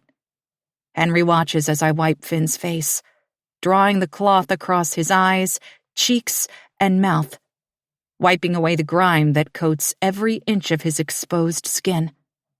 As I do so, I realize he's adorable. Button nose, bow mouth, and thick, long lashes that any girl would envy. Finn moans, and when he does, a deep line appears between his eyes. I want to smooth it away, but settle instead for dragging off his greasy hat and brushing his hair back. Henry doesn't say anything until I rinse the washcloth for the last time, wring it out, and lay the cool compress on the little boy's burning forehead. Where'd you learn how to do that? I'm not sure what he means. Use ibuprofen? Make a bed out of blankets? I decide it doesn't matter. My mom, I say tightly. After Dad and Maddie died, the only time she ever showed me tenderness was when I was sick. A slight fever, and she nursed me like her life depended on it. Of course, when I got better, and my need for her wasn't so immediate, Alice Sheridan went straight back to being distant and aloof. But I clung to those rare moments of connection like a lifeline, and I used to pray for strep throat, a flu bug, a case of good old rotavirus. They proved to me that somewhere, deep down, my mother loved me enough to want me to be well. Henry must have mommy issues, too, because his jaw goes rigid and he looks away. What do we do now? Wait. How long? Depends. If the pills work, his fever will come down. I shoot Henry a sideways glance. Have you never taken ibuprofen before? He pauses just a second too long before saying, Yeah, ours just don't look like that. I didn't know if... I let him trail off and don't press the point. Look, I tell him, I know I came in here a little aggressive. You were trespassing on my property, and I didn't know who you were or what you were doing. You scared me. Henry grunts, and I take it to mean the feeling is mutual. But I'm not going to hurt you, and I swear I won't hurt Finn. It's an olive branch of sorts. But rather than accept the truce, Henry folds his arms across his chest and leans against the leg of one of the shelves that stretch the length of the greenhouse. He fixes me with a haughty look. As soon as Finn feels better, we're gone. I bite back an incredulous laugh, as if I'm keeping them here against their will, as if they aren't the ones trespassing on my property. You do that, I say, settling against a shelf across from him. We're facing each other, the narrow center aisle of the old greenhouse between us. Finn's makeshift bed links me and the surly teen, with the sick boy's head at my hip and his feet at Henry's. If Henry wasn't watching me like a hawk, like he half expects me to strangle Finn, even though I've just done everything in my power to make him comfortable, To ease his pain, I'd rake my fingers through Finn's hair, maybe touch his cheek or curve just a bit closer to let him know that he's not alone. I remember being sick, how scary and isolating it was, and how much better it felt when I knew someone was keeping vigil with me. But rather than reach for Finn, I ball my hands together in my lap. The adrenaline that kept me focused and sharp from the moment Henry appeared on Felix's computer screen is starting to drain away. In its absence, I become aware of just how cold it is in the greenhouse, how bright the overhead lights are, how weary I am. I'm going to get a few more things, I tell Henry, levering myself up from the ground. I realize too late how weak I must look, clinging to the wooden shelving as I rise. I'm a 40-something English professor, and without the aid of the bear mace and crowbar, I'm no match for an angry 18-year-old. No matter how malnourished he seems, or how doubtful I am about his real age. I'm pretty sure he's taller than me, pushing 6 feet, and his arms, exposed earlier in the saggy tank top, are ropey and strong. Henry is no soft-bellied gamer. That kind of lean muscle mass comes from hard work, and I have no doubt he could overpower me if he wanted to. Still, before I leave, I say, dip one of those washcloths in the cold water and hold it against your eye. You'll feel better. When I return to the greenhouse for the last time, I'm carrying a battery-powered lantern and both of our sub-30 sleeping bags. I've slipped on my winter parka, and in the pockets I have boxes of raisins and several of the protein bars that Felix likes. I'm also packing a small but wickedly sharp paring knife with a protective sleeve clicked over the blade. But I don't want Henry to know about that. Glancing at the boys huddled on the floor, I berate myself for grabbing it at all. And then Henry looks up with hate in his eyes, and I'm glad I did. He didn't take my advice. The extra washcloth sits untouched beside the bucket. I'm going to shut off the main light, I say, indicating the lantern. It's already lit, glowing faintly, and will hopefully allow Finn to get some rest without leaving me alone in the dark with Henry. I don't wait for an answer, but hit the switch. The world is instantly black. The soft light of the lantern barely enough to illuminate even the first step I have to take. But I grip the knife inside my coat pocket and make my way carefully over to the boys. Here. The tightly coiled sleeping bags are pinned under one arm, and I drop them into Henry's lap. One is for you, and I want you to open the other one up in case Finn needs it. In case he needs it? It's freezing in here. We don't want him to overheat, I say, settling back onto the floor. He's buried in blankets. If the temperature drops much more, we'll have it handy. But he's okay for now. Placing the lantern on the floor between us, I lean over Finn and cup his face in my bare hands. Does he feel slightly cooler?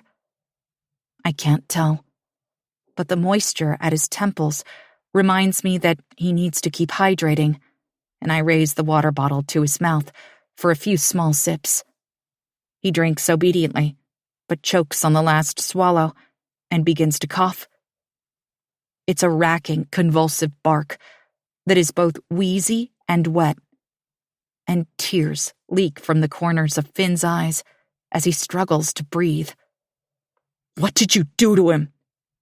Henry is on us at once, shoving me aside, though there's nowhere for me to go. My shoulder slams into the rough wood of the shelf, and I stay there, panting, while Henry attends to his brother. Hey, buddy, you okay? I'm right here. It'll pass. The coughing fit does pass a few moments later, but Henry stays where he is, half on top of me. He barely seems to register that I'm there at all. I want to throw him off, I feel panicked and trapped with his rank body over me. But I don't want to trigger him. So I ease myself out from the cramped space between his steely side and the rough-hewn wood, yanking the hem of my coat when it wrenches me back. Henry doesn't budge. It's good for him to cough, I say, when I'm safely on the other side of the aisle.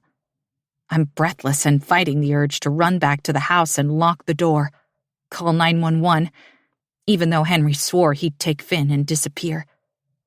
The boy's small hand, curled like a chrysalis in the gentle maw of his brother's much bigger fist, is the only thing that stops me. How can that be good for him? Henry asks after a few tense beats of silence. It clears his throat and airways, loosens up the mucus in his chest. Better out than in. It's what my mother used to say, rubbing my back as I bent over a pot of steaming water with a towel thrown over my head. I have cough syrup too, but I want to see how he reacts to the ibuprofen before we medicate him more. Henry doesn't respond to this. For a while, we focus on the raspy breath raking in and out of Finn's lungs. Then I ask, "How old is he?" 14, Henry says. It's another lie. Finn is 10, 11, tops. I don't understand why Henry feels the need to inflate their ages. Why not just tell the truth? But then Henry hands me the answer as if I voiced the question out loud. I'm his guardian. I make all the decisions about what happens to us. No one will take him away. Bingo. For some reason, Henry is afraid that he and Finn might be separated. A drop of respect for Henry bleeds into the picture I've been painting of him. I would lie too, if it meant I could keep my brother with me. My thoughts splinter, fracturing into a dozen questions and then a dozen more. But now that we're finally settled, and Henry and I have more or less suspended the hostilities in our shared desire to help Finn, exhaustion sweeps over me like a flood. I'm warm enough, and the dim smolder of the lantern is almost homey. I know that I should fight sleep, keep vigil for both Finn's sake and my own. I don't dare turn my back on Henry. But the last time I slept for more than an hour or two was Saturday night. I'm wrecked, emotionally and physically. And try as I might, my body stubbornly continues to shut down. The last conscious thought I have before I'm yanked under has nothing to do with Henry and Finn at all. 33 hours gone. It's after dawn when voices rouse me. The world is thick and pale outside the greenhouse, the soft gray of goose down. Inside, the air is still, compressed by the stench of illness and body odor, of dry rot and mold that I hadn't noticed only hours before. Now, it's oppressive. It makes the long building feel close as a cardboard box. I don't move at first, but watch Henry as he bends over Finn, speaking softly and moving his hands in a series of gestures that seem too intentional to make him merely a prolific hand-talker. When Finn raises a few fingers and signals back, I realize they're using a sign language of sorts, but it's like nothing I've ever seen before. Can Finn not talk? He was mumbling earlier, but perhaps the words I thought were jumbled by illness are mixed up, regardless of whether or not he's febrile. I want to keep watching, to observe without letting them know I'm doing exactly that, but my neck is screaming, and my legs are completely numb. Before I can shift even an inch to ease the pain, Henry says without turning toward me, "He's hungry." How did he know I was awake? Hungry? I echo, pulling my legs up and rubbing the back of my neck with one hand. "He's feeling better?" In answer, Henry shifts so that I can see Finn's face.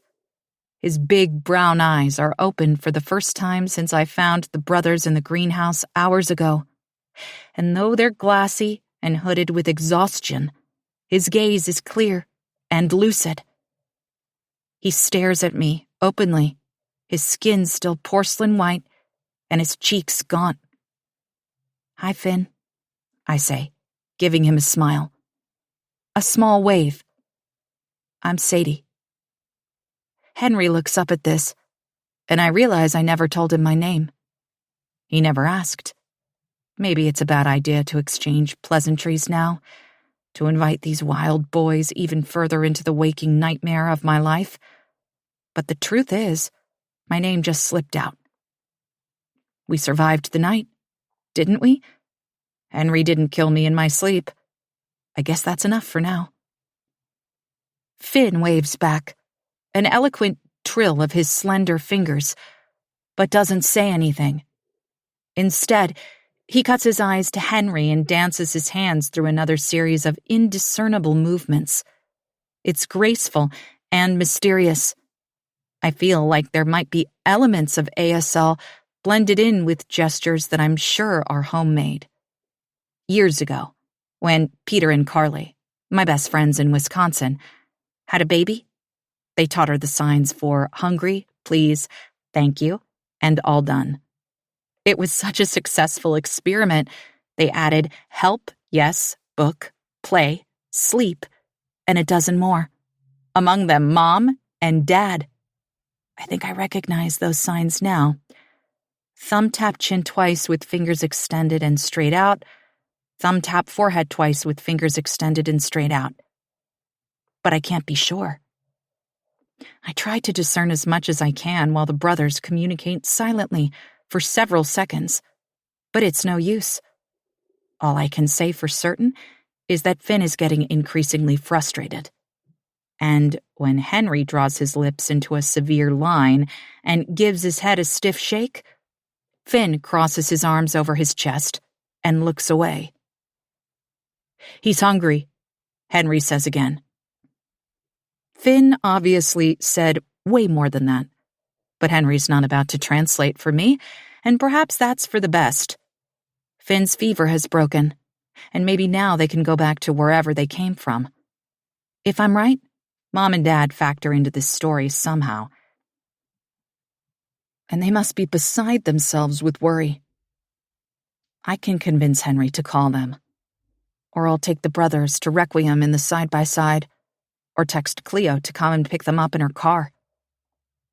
It strikes me suddenly that, as a teacher, I am a mandatory reporter, and with or without Henry's blessing, I should have called the police when I found the boys in the greenhouse. What was I thinking? I wasn't thinking, and that's exactly the point. It was late, I was afraid. Felix still is, presumably, missing. The whole thing was a recipe for disaster. But it's not too late for me to make everything right. "I have food," I say, dragging myself back to the present moment. One step at a time, I remind myself. I'll feed them, call for help, and turn my attention back to where it belongs, to my husband. I remember that the protein bars and raisin boxes are still in my pocket, and I pull them out now, offering them to Henry. At first he just stares at the packets in my outstretched hands. Then he reaches across the space between us and gathers up the lot, depositing them on the blanket that covers Finn. "What are these?" he asks, lifting a protein bar and studying the label. "Protein bars," I begin. But Henry cuts me off with a huff. "I can read," he says, his voice dripping with derision. "They're good for you," I tell him. "I thought they'd be a quick way to get a lot of nutrients into Finn." Who are these boys? Who's never heard of ibuprofen or protein bars? I scorned the idea of them materializing from somewhere on the mountain, but that doesn't seem so impossible anymore. Finn is already opening one of the small red raisin boxes. He peers at what's inside, then plucks out one of the dried fruits with 2 fingers. But before he can pop it into his mouth, he's racked by a coughing fit that leaves him doubled over and choking. The box falls, scattering raisins everywhere. The coughing fit is every bit as scary as it was last night. Clearly, a few hours of sleep and a couple ibuprofen have helped, but Finn is far from okay. I'd bet that his fever, though lower, is still present. Even more reason to get him out of here and into the care of someone who can provide everything he needs instead of just some musty blankets and a dirty greenhouse floor.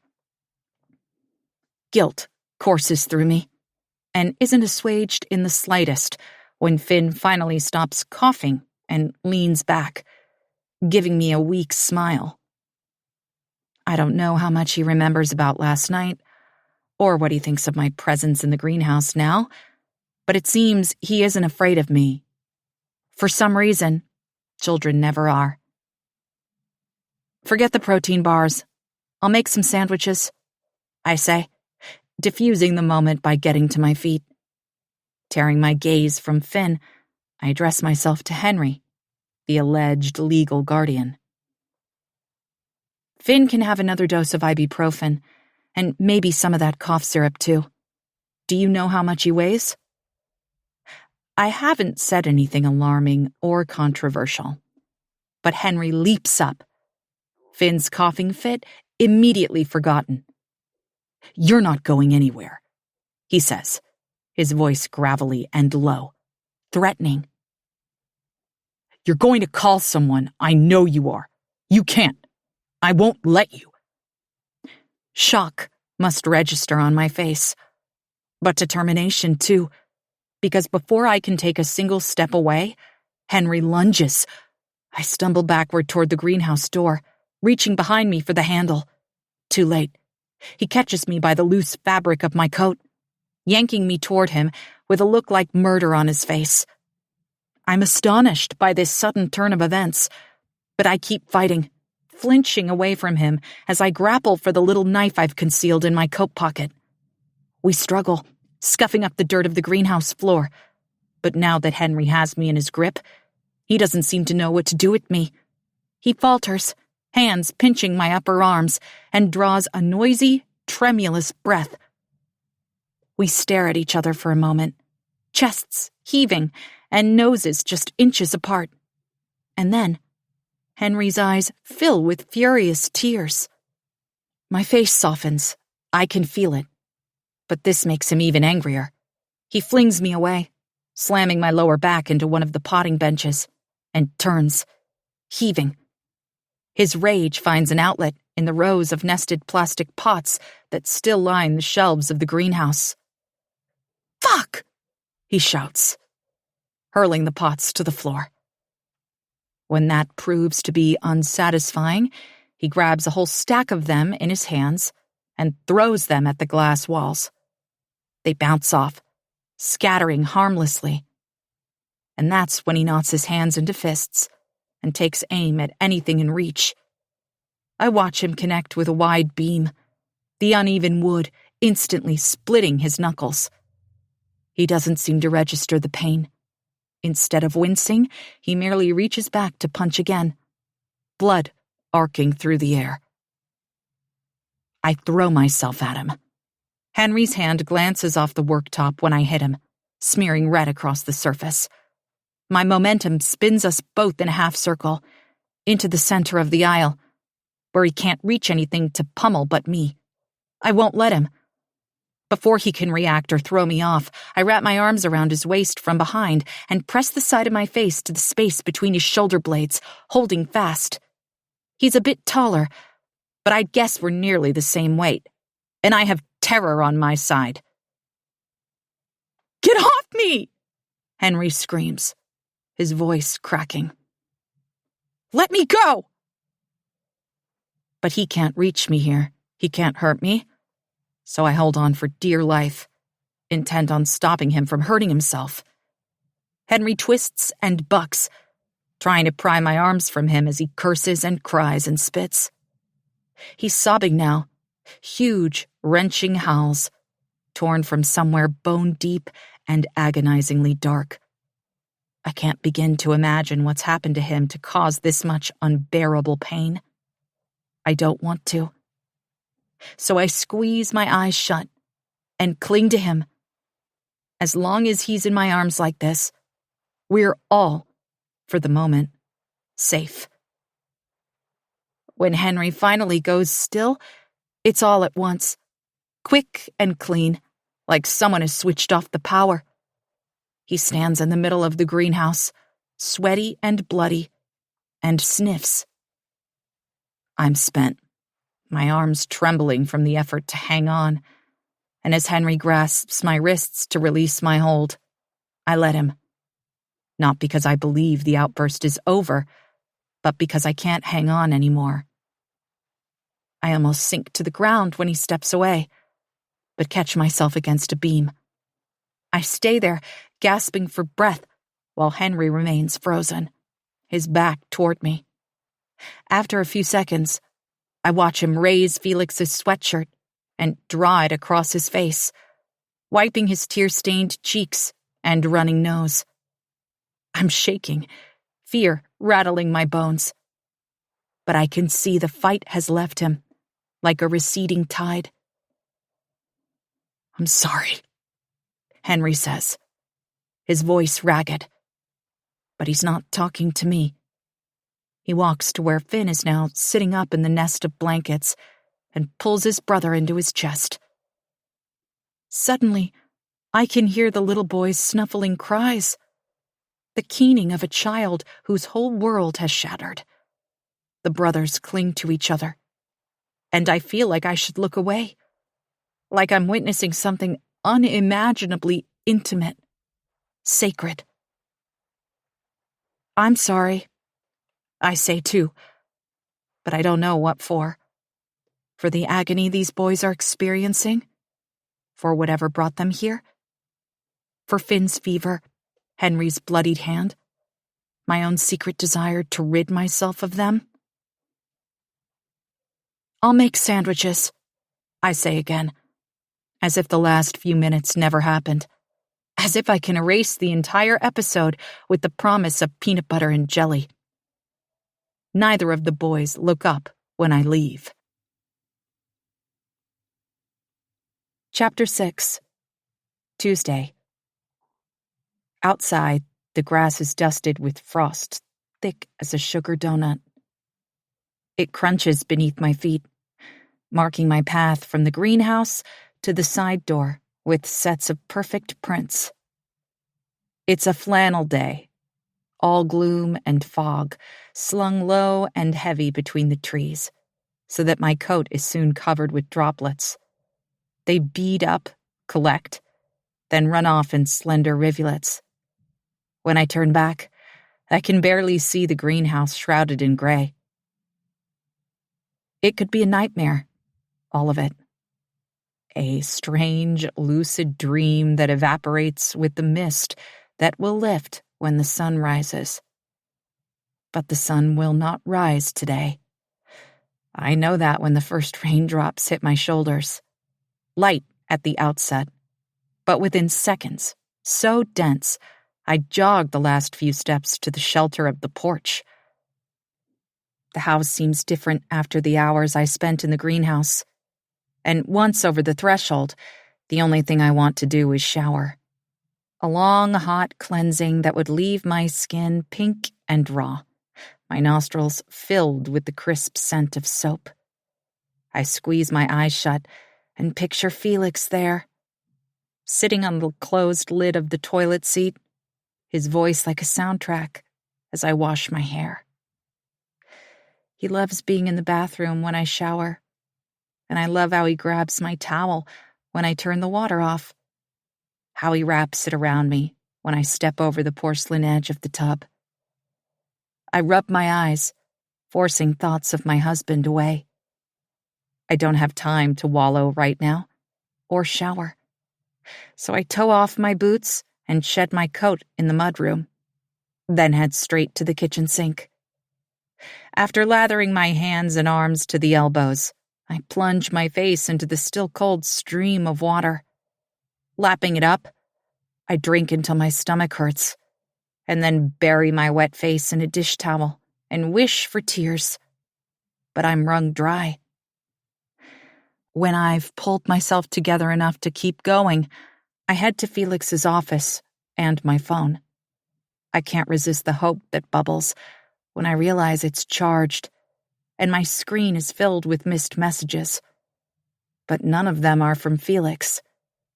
There's a string of texts and a call from Cleo, and 2 voicemails from numbers I don't recognize. The first is from Chief Colin Brandt, calling to see if Felix has turned up. I'll call back later. I have nothing to report, and Chief Brandt's perfunctory tone tells me he doesn't either. The second message is from the general manager at the Marriott Marquis in San Diego. Can I please call her back? I do so immediately, clearing my throat while the number rings. When someone answers, I state my name, reason for calling, and request to be connected with Cynthia. Good morning, Mrs. Graham. A woman's polished voice greets me a moment later. I don't tell her that I'm Miss Sheridan. It's too complicated. I received your message this morning and have consulted our records. Thank you, I say, grabbing a pen and a scrap of paper from Felix's desk. I need to write everything down. I don't want to miss a single word. Normally, I don't release guest information, Cynthia says. But since Mr. Graham did not stay with us last weekend, I decided to make an exception. There's a note of reprimand when she adds, I understand your request was quite adamant. She might be waiting for an apology, but I can't get past the first part of what she said. Felix didn't stay at the Marriott? No, he did not. Is there any... The Marina District is San Diego's most exclusive neighborhood. There are dozens of fine hotels. Cynthia sounds like she's reading from a travel brochure. Perhaps your husband booked elsewhere. I shouldn't be so rattled, but when we hang up, the pit in my stomach sinks further. Just last night, I considered the possibility that Felix didn't stay at the Marriott, but I'm dismayed that this lead is a dead end. The manager was right. There are tons of hotels near the convention center. The thought of phoning them all and begging for information about my husband is daunting, to say the least. But my next steps in the search for Felix will have to wait. If I take too long in the house, who knows what Henry will do. As I make peanut butter and jelly sandwiches, I consider my options. I could call Cleo. It's just before 9, and although Trilogy is open, it won't be too busy just yet. But I'm still a little stung by her blasé reaction to Felix's disappearance yesterday. How would she respond to the news that I'm harboring runaways in my greenhouse? I could call Chief Brandt. Maybe ask a few open-ended questions to find out just how much trouble I could get in for helping 2 minors stay hidden on my property. Or I could blow this thing sky high. Call 911 and go back to the boys, sandwiches in hand, as if nothing is wrong.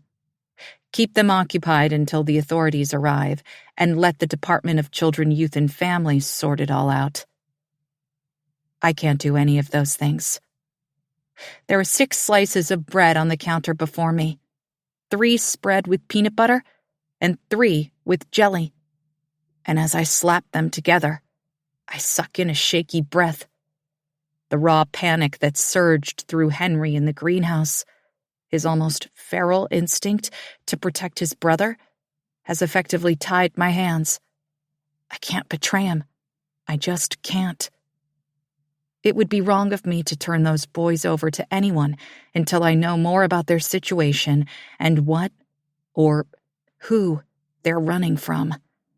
Not just because I'm afraid that Henry will grab Finn and vanish into the trees, but because I saw the look in Henry's eyes before he turned away from me just minutes ago. Desperation. Pure and utter hopelessness and anguish and fear. Like being found is the worst thing that could possibly happen to them. I wish for the 100th time that Felix was here. If I'm being honest with myself, there's a sort of wobbly balance in the way that Felix disappeared and the boys turned up. Henry and Finn aren't changelings, fairies who've slunk from the forest to take my husband's place. But he's gone, and they're here, and the timing is uncanny. Or maybe I'm just grasping at straws.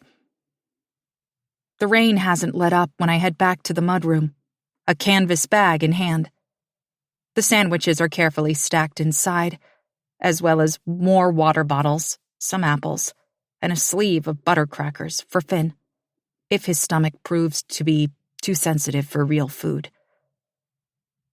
A prickle of disquiet lifts the hair at the back of my neck as I pull on my boots, and I glance at the watch on my wrist to check the time. How long have I been gone? Did Henry and Finn slip away while I was busy having a breakdown, calling California, making sandwiches? Surely they couldn't go anywhere in this deluge. I'm halfway down the porch steps before I manage to get the umbrella popped open, and then I'm slipping on the icy grass in my rush to get back. The frost hasn't dissipated in the rain, just transformed into a thin, hard shell that fractures with each step I take. It's colder outside than I remember, or maybe I just got used to the warmth of the house. Either way, the park ranger wasn't wrong. This feels like the beginning of a significant storm system. "Henry?" I call when I get close. I can't help myself. "Finn?" The door to the greenhouse swings open, and Henry steps aside to let me in. Thank goodness. He keeps his face downcast, his eyes on the ground, stubbornly refusing to meet my gaze. He's ashamed. I can feel it coming off him in waves, but I know his contrition is temporary. Anger is more palatable than shame. And Henry will soon slip back into fury to protect himself. Hopefully I can use this respite to make some progress with him. "I brought sandwiches," I say unnecessarily, "and apples, and..." I trail off, surveying the small building in shock. It's only been raining for 15 to 20 minutes, tops, but the water is seeping into every crack and crevice like we're caught in Noah's flood. It's sluicing down the inside of the warped greenhouse glass, dripping from the seams in the panels and pooling on the floor in the far corner. I shouldn't be so surprised. No one has tended to this outbuilding in a decade or more, and the natural world found its way in. Now that I'm taking the time to notice, I can see snarls of vines that have grown up over the roof and pushed their way through fissures in the foundation. Finn is once again lying back on the pillows in the bed Henry and I created for him, but the farthest edges of the blankets are already dark with water. The boys can't stay here. For a moment, I battle with myself. Is it safe to invite them in? Of course it's not. But how can I do anything else? "Come on," I say, turning to Henry. "We have to get Finn inside." I doubt that Henry will come on his own. He doesn't trust me either. But if I make this move about Finn, he just might comply. I can see his mouth start to form the word no, but when a full-body shiver makes him tremble involuntarily, he pauses, nods. "You carry Finn," I tell him, "and I'll get the blankets. Is there anything else?" I think I already know the answer to this, but when Henry shakes his head, I feel a twinge of compassion all the same. They have nothing. It hits me as we're packing up that Henry and Finn don't even have phones. I can hardly imagine a teenager without a screen in their hand, and I've spent hours with two who don't even have a single device between them. Looping the grocery bag over my arm, I bend to gather up the blankets once Henry has lifted Finn. They're filthy and wet, and will have to be washed, but we'll need them if the boys stay another night. If.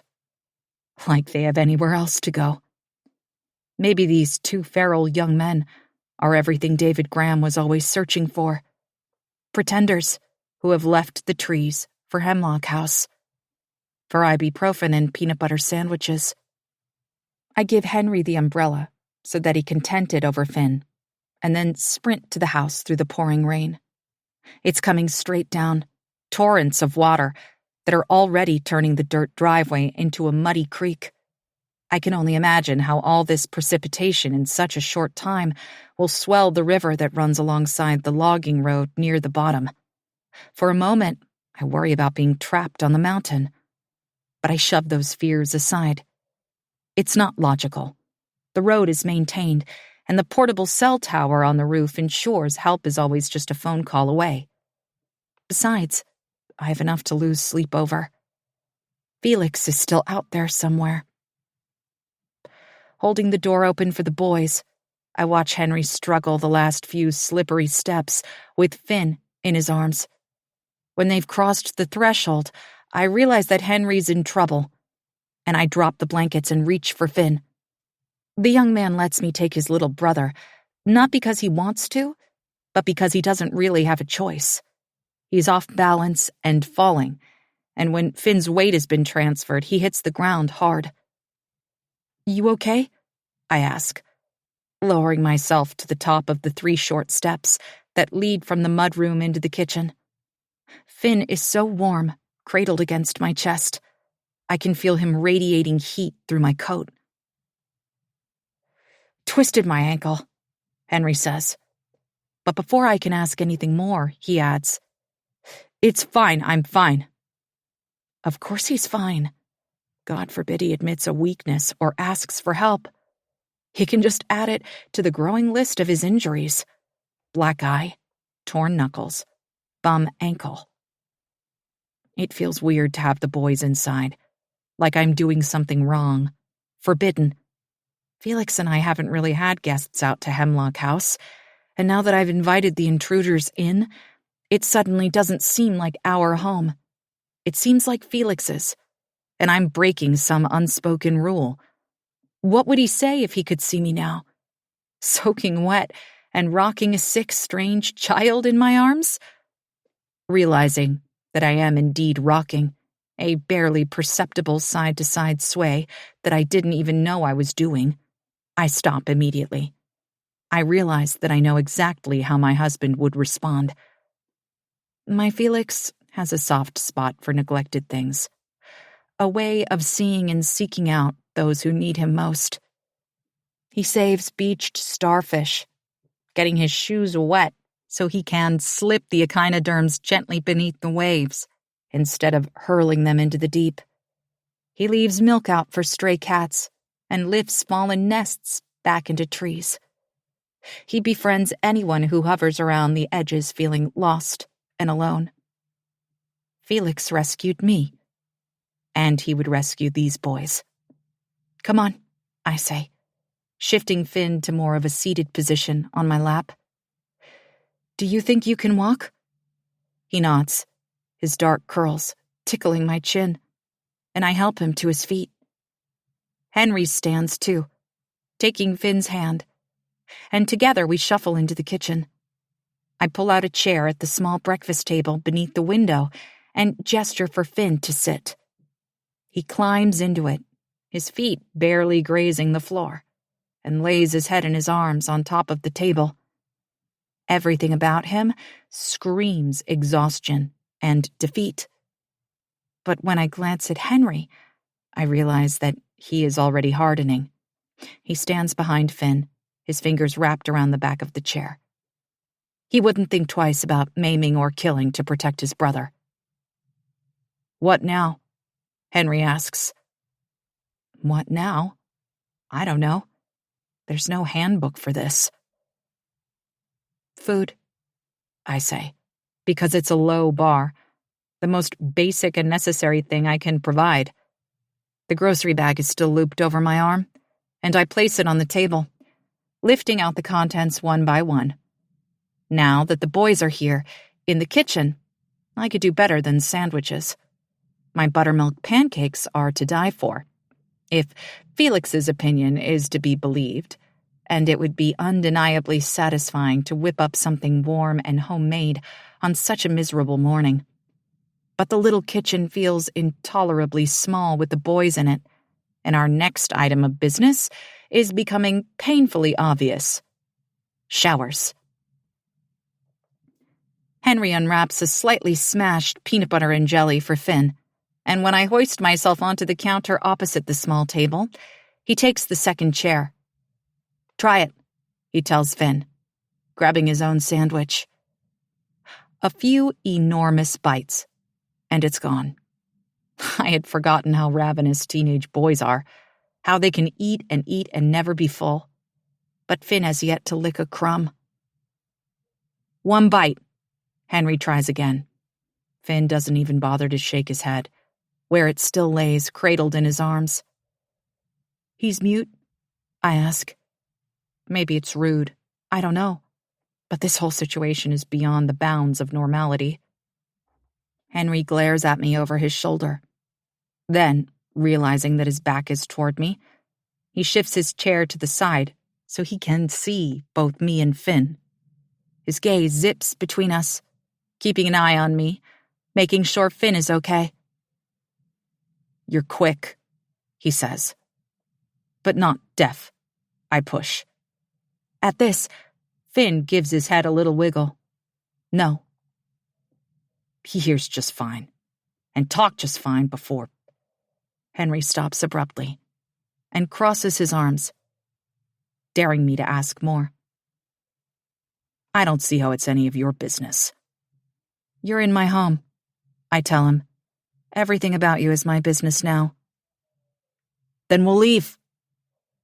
The chair legs give a high-pitched squeal on the linoleum floor when Henry pushes back to stand, but once he's on his feet, the reality of their situation registers. The kitchen is quiet but for the sound of the downpour drumming on the roof and a rhythmic tick from the old refrigerator. I chew a bite of apple slowly, waiting for him to put the pieces together. Finn can't go anywhere, I say, swallowing, stating the obvious. We both know that. And in this rain, you can't either. At least not on foot. But if you want to stay here, I need you to tell me the truth. As if on cue, Finn coughs, his narrow chest convulsing as he buries his face in his arms. The fit goes on for several seconds, long enough for Henry to cross around the table to rub his brother's back. And when it passes, they both glance up at me. Finn looks weary. Henry resigned. What? He says. A challenge in that one sharp word. I take it as an invitation. What's your last name? Smith. A lie. Henry says it too fast, and Finn's eyes flick to him in confusion.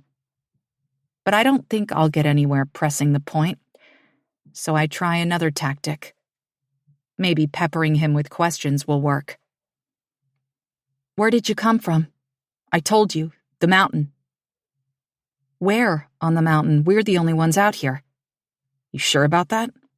I'm not. I know the logging road winds much deeper into the forest beyond our hidden driveway, for miles and miles, according to Felix. There are even rumors that some trails lead straight into Canada, and if I'm to believe the most salacious ones, many an illicit substance has been trafficked on these forgotten paths. But it's my understanding that the road is only maintained up to our driveway, and Felix has never spoken of neighbors. Henry can sense my uncertainty. With a smirk, he says, "When it stops pouring, I'll take you there." It sounds like a threat. This makes Finn's head jerk up. Fear darkens his eyes before Henry lays a comforting hand on his shoulder and squeezes. The slight shake of Henry's head is barely perceptible, but I'm watching him closely, and I feel certain he's just assured Finn that they are not going back to wherever they came from. It's tiny, but it's a clue. What are you running from? The question burns on the tip of my tongue. But I know it'll only make Henry mad, so instead I ask, how did you end up here? He doesn't say anything right away, but his eyes cut to Finn's, and there's a warning in them. Don't give anything away. Just luck, I guess. He lies. Somehow, Hemlock House is familiar to Henry, and the implications of that make my head spin. Do you know Felix Graham? I ask, even though it's an impossibility. The last time Felix was here, these boys didn't exist. Or if Henry did, he was just a toddler. Henry shakes his head. Never heard of him. That rings true. We're silent for a few moments, listening to the sound of the rain as it batters the drafty old house. A squall pounds on the roof and lashes against the windows, howling through the trees. It's a monster laying siege to this little homestead, and I wrap my arms around myself to ward off a sense of impending doom. Is there someone you can call? I finally ask, raising my voice to be heard over the storm. The implications are endless. Who is worrying about you? Where are you headed? How can I help? No, Henry says, his voice a blade. I'm Finn's legal guardian. There's no one to call. I'm exasperated. Then where are you going? What were you doing in my greenhouse? Henry stares at me for a second. He says, We're meeting up with our uncle. Our ride fell through. We just need to make it to Requiem. The truth. I can see it reflected in Finn's glassy eyes. Finally. Requiem.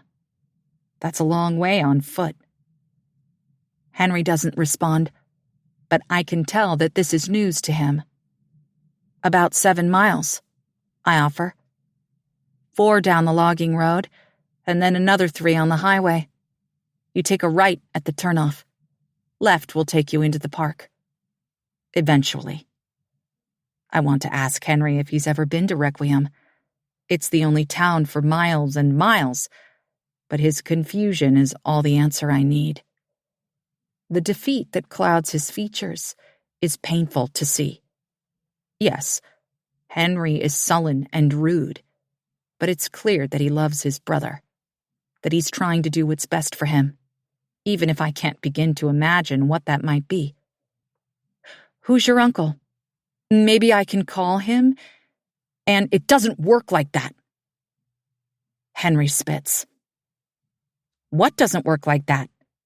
I can feel my voice rising, and I take a deep breath to calm myself down. I'm sorry. I don't understand. If your uncle is meeting you in Requiem, I don't have his number. Okay, I say, drawing out the word. What about... But I trail off when I see the furious slant of Henry's mouth, the white shine of his broken, bloody knuckles as he strangles the top slat of the ladder-back chair. Things are escalating quickly in my tiny eat-in kitchen, and unless I want to make everything exponentially worse, I have to slow down. Go one step at a time. I stifle a sigh and say, I'll take you.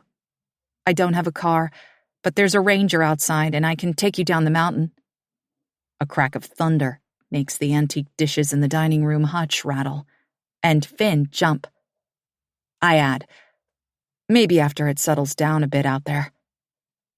Henry turns his face to the window, studying the downpour that makes the forest look like a dark fantasy. The whole world is a smear of muted colors, green and blue, and so much steely gray that it makes me shiver and pull my cardigan tighter around my shoulders. It's Felix's, and I barely remember putting it on.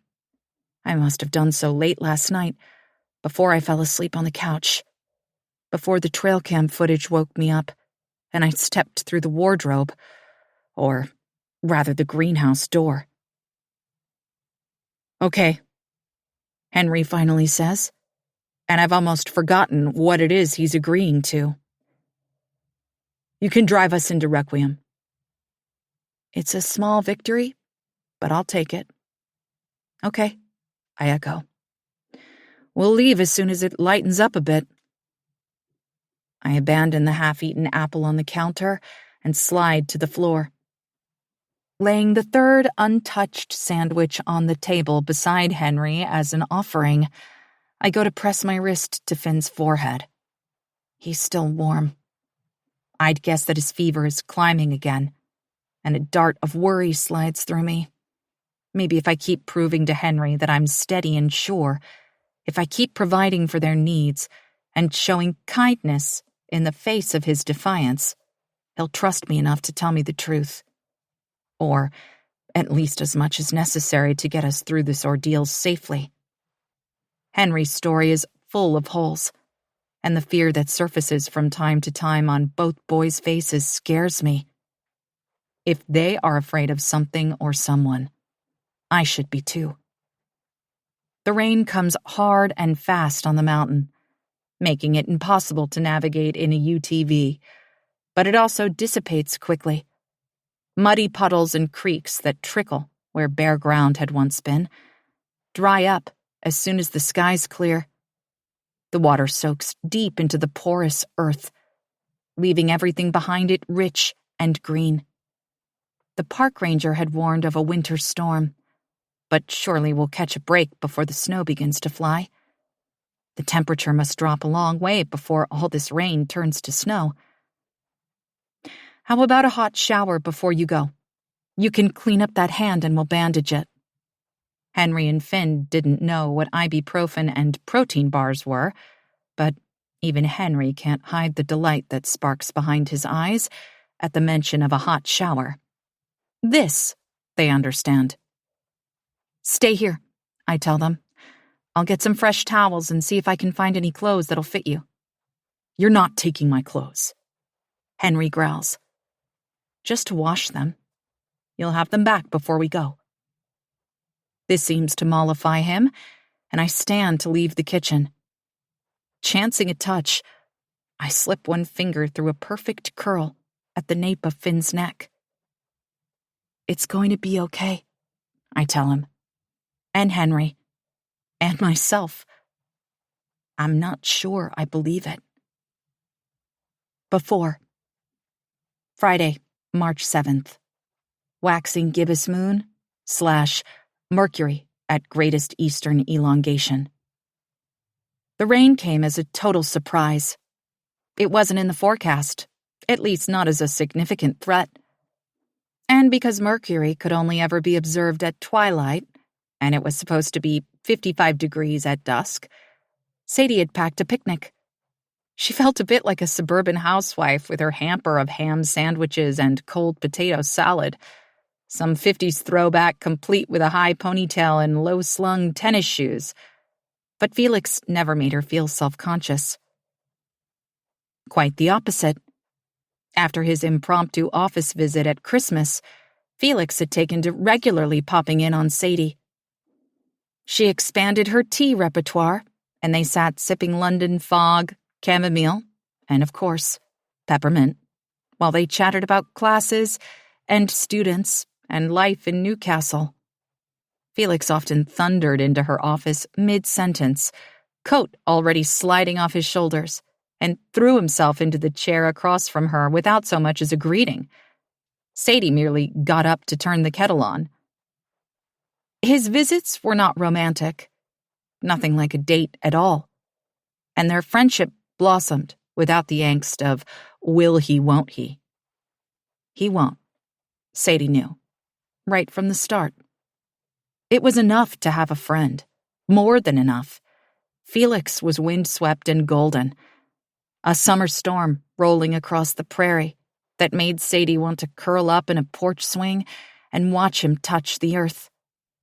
But for all his unchecked enthusiasm, his long monologues about the complex chemistry between stars and the world's tragic misunderstanding of black holes, he was the furthest thing from a narcissist. Felix rambled not out of arrogance, but out of an impetuous sort of love for a cosmos he could barely begin to understand. And when he caught himself and realized that he was going on like a schoolboy, he gently wound the thread of conversation back to Sadie. She told him far more about herself than she wanted to. It just slipped out, because his questions were so guileless, his expression one of pure interest. He wanted to know her, and it was intoxicating. In a few short weeks, Felix managed to disarm all of Sadie's defenses, until she wondered if there was anyone on the planet who had ever known her like he already did. Not her mother. Not Alice Sheridan, who sipped just enough Chablis to keep herself anesthetized and treated Sadie like the girl who lived. They both knew Alice would have preferred to keep her husband, the boy. Anyone but Sadie. Not her friends from college, or her colleagues, or Peter and Carly, who had grown up down the street, who knew her longer than anyone besides her mother. Sadie held people at arm's length and kept her well-tended walls high. But Felix was breaking through. Coat abandoned on the floor of her office, arms slung over the back of one uncomfortable chair. Sometimes he propped his feet on her desk, and she couldn't even be bothered to care. When he told her about Mercury at its greatest eastern elongation, she didn't even pause to consider that he was deftly moving their relationship out of the safe, cozy confines of her office and into the real world. Mercury's orbit is closer to the sun than the Earth's, Felix said, using his balled fists as models for the planets. That means it gets lost in the glare of the sun most of the time, but it's observable a few times a year when it reaches its greatest separation from the sun. Greatest eastern elongation, Sadie repeated, a quick learner and new devotee to all Felix had to teach her. She felt sometimes like an apprentice, like she was seeing the world and her place in it for the very first time under Professor Graham's thoughtful tutelage. She wanted to learn more. She wanted to know everything. Exactly.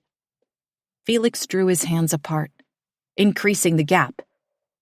It's still hard to see, less than 20 degrees above the horizon and only at twilight, but not many people can say they've seen Mercury in real life. Is that an invitation? Felix just grinned. Now he stood at the door of her condo, the hood of his coat pulled down low over his forehead, his shoulders rounded against the rain. Even hunched over, water dripping from the lip of his cowl, he cut an elegant silhouette. His mouth was quirked to one side. Dimple exaggerated, as if to say, "What you gonna do?" Still, Sadie couldn't help but be disappointed. You're kidding me. She stared beyond Felix's frame for a moment, taking in the soft spring rain, the dark blur of sky, and the obvious dissolution of their plans. I didn't realize. The clouds were supposed to dissipate, Felix said, stepping over the threshold as she ushered him inside. But I don't think that's going to happen. Sadie felt stupid that she hadn't realized the weather had turned, that she had instead sliced ham at her tiny kitchen island and listened to Taylor Swift's Fearless album like she was a lovesick teenager. She'd been in her early 20s when that record came out. Too old to relate to any of the songs about high school love and candy floss romance. Definitely too old now. Sadie blushed, as if Felix could take one look at her and know how she had spent the last hour in daydreams that she barely dared to admit to herself. Easing off the tote she had slung over her shoulder with their picnic inside, she said, "Well, maybe some other time. Mercury will be at its greatest western elongation in August." August. Sadie didn't know whether to be disappointed that their outing was canceled or excited that Felix imagined they'd still be together, still be friends, in 5 months. Felix pushed his hood back, and rainwater puddled on the laminate floor. He didn't seem to notice, but he did clock her move to deposit the tote on the table and swept it from her hand. The night's not a total write-off. NASA's Messenger spacecraft orbited Mercury for 4 years before it crashed into the surface in 2015. The probe snapped over 200,000 pictures. Sadie smirked. "And I suppose you have them?" "Every last one." Felix smiled back. "No, of course not. But I have some. The good ones. Want to see them?" Although Felix had been to Sadie's office dozens of times, she had never been to his. The science department was across campus from the cluster of humanities buildings. A newer, state-of-the-art glass and white tile piece of art that was perpetually cool and empirically neutral. There were only a few carefully chosen pictures on the wall: the double helix of a strand of DNA, a complicated equation rendered in a leaning hand on an old black chalkboard. Even the air had a filtered blank quality. As they pushed through the main double doors and into the brightly lit building, Sadie wished they were outside in the growing dusk as planned. But a quick glance at Felix's profile revealed that he was in his glory. This was his space, and he was eager to share it with her. Because it was shortly after 5:30, the science building was still buzzing with activity. Classes were wrapping up, students leaving the laboratories in pairs, either complaining about or celebrating their results on a particularly difficult chemistry experiment. A few professors paused to ask Felix a question or clarify the start time of a scheduled meeting, each of them glancing over at Sadie and then moving along when Felix acted as if her presence beside him was the most natural thing in the world. She felt uncomfortable until he pressed his fingers lightly to the small of her back, guiding her down a narrow hallway. "I've got you," his touch promised.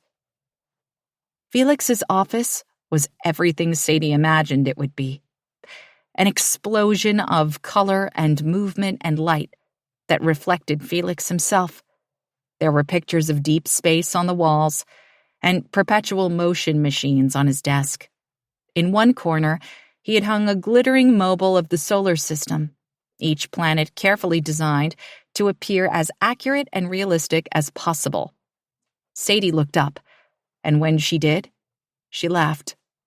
Felix had hung a vintage poster on the ceiling that featured a retro UFO hovering over a shadowed forest with the words, "The truth is out there." "Did I mention I'm a total dork?" Felix said, draping his damp coat over an office chair and depositing their picnic on his desk. "I love the X-Files. Or I did, 20 years ago." Sadie spun a slow circle, taking it all in. "But you're a scientist, Dr. Felix Graham. Shouldn't you find the supernatural laughable?" "The supernatural is everything just beyond our grasp. The universe is filled with things that are outside our understanding." "Like what?" "I believe in infinite worlds," Felix said, crossing his arms over his chest, watching her. "At least in theory." Sadie felt the warm glow of Felix's attention and turned to face him. "What's that supposed to mean?" "How complicated do you want to get?" I'll take the Science for Dummies version, please. Felix laughed. Well, there are several different theories, like the many worlds interpretation of quantum mechanics, but I think inflationary cosmology makes the most sense. Less science, more dummies, Sadie warned. When Felix grinned, he did so with his whole face, eyes crinkling at the corners, dimple winking, teeth flashing so that she could see the way his left incisor twisted in just a bit.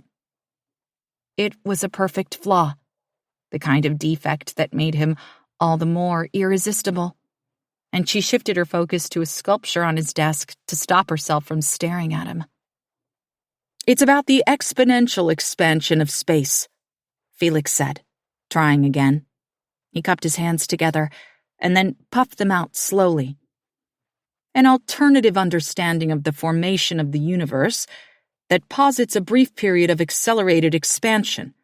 Cosmic inflation predicts many big bangs, not just one, that create many expanding universes.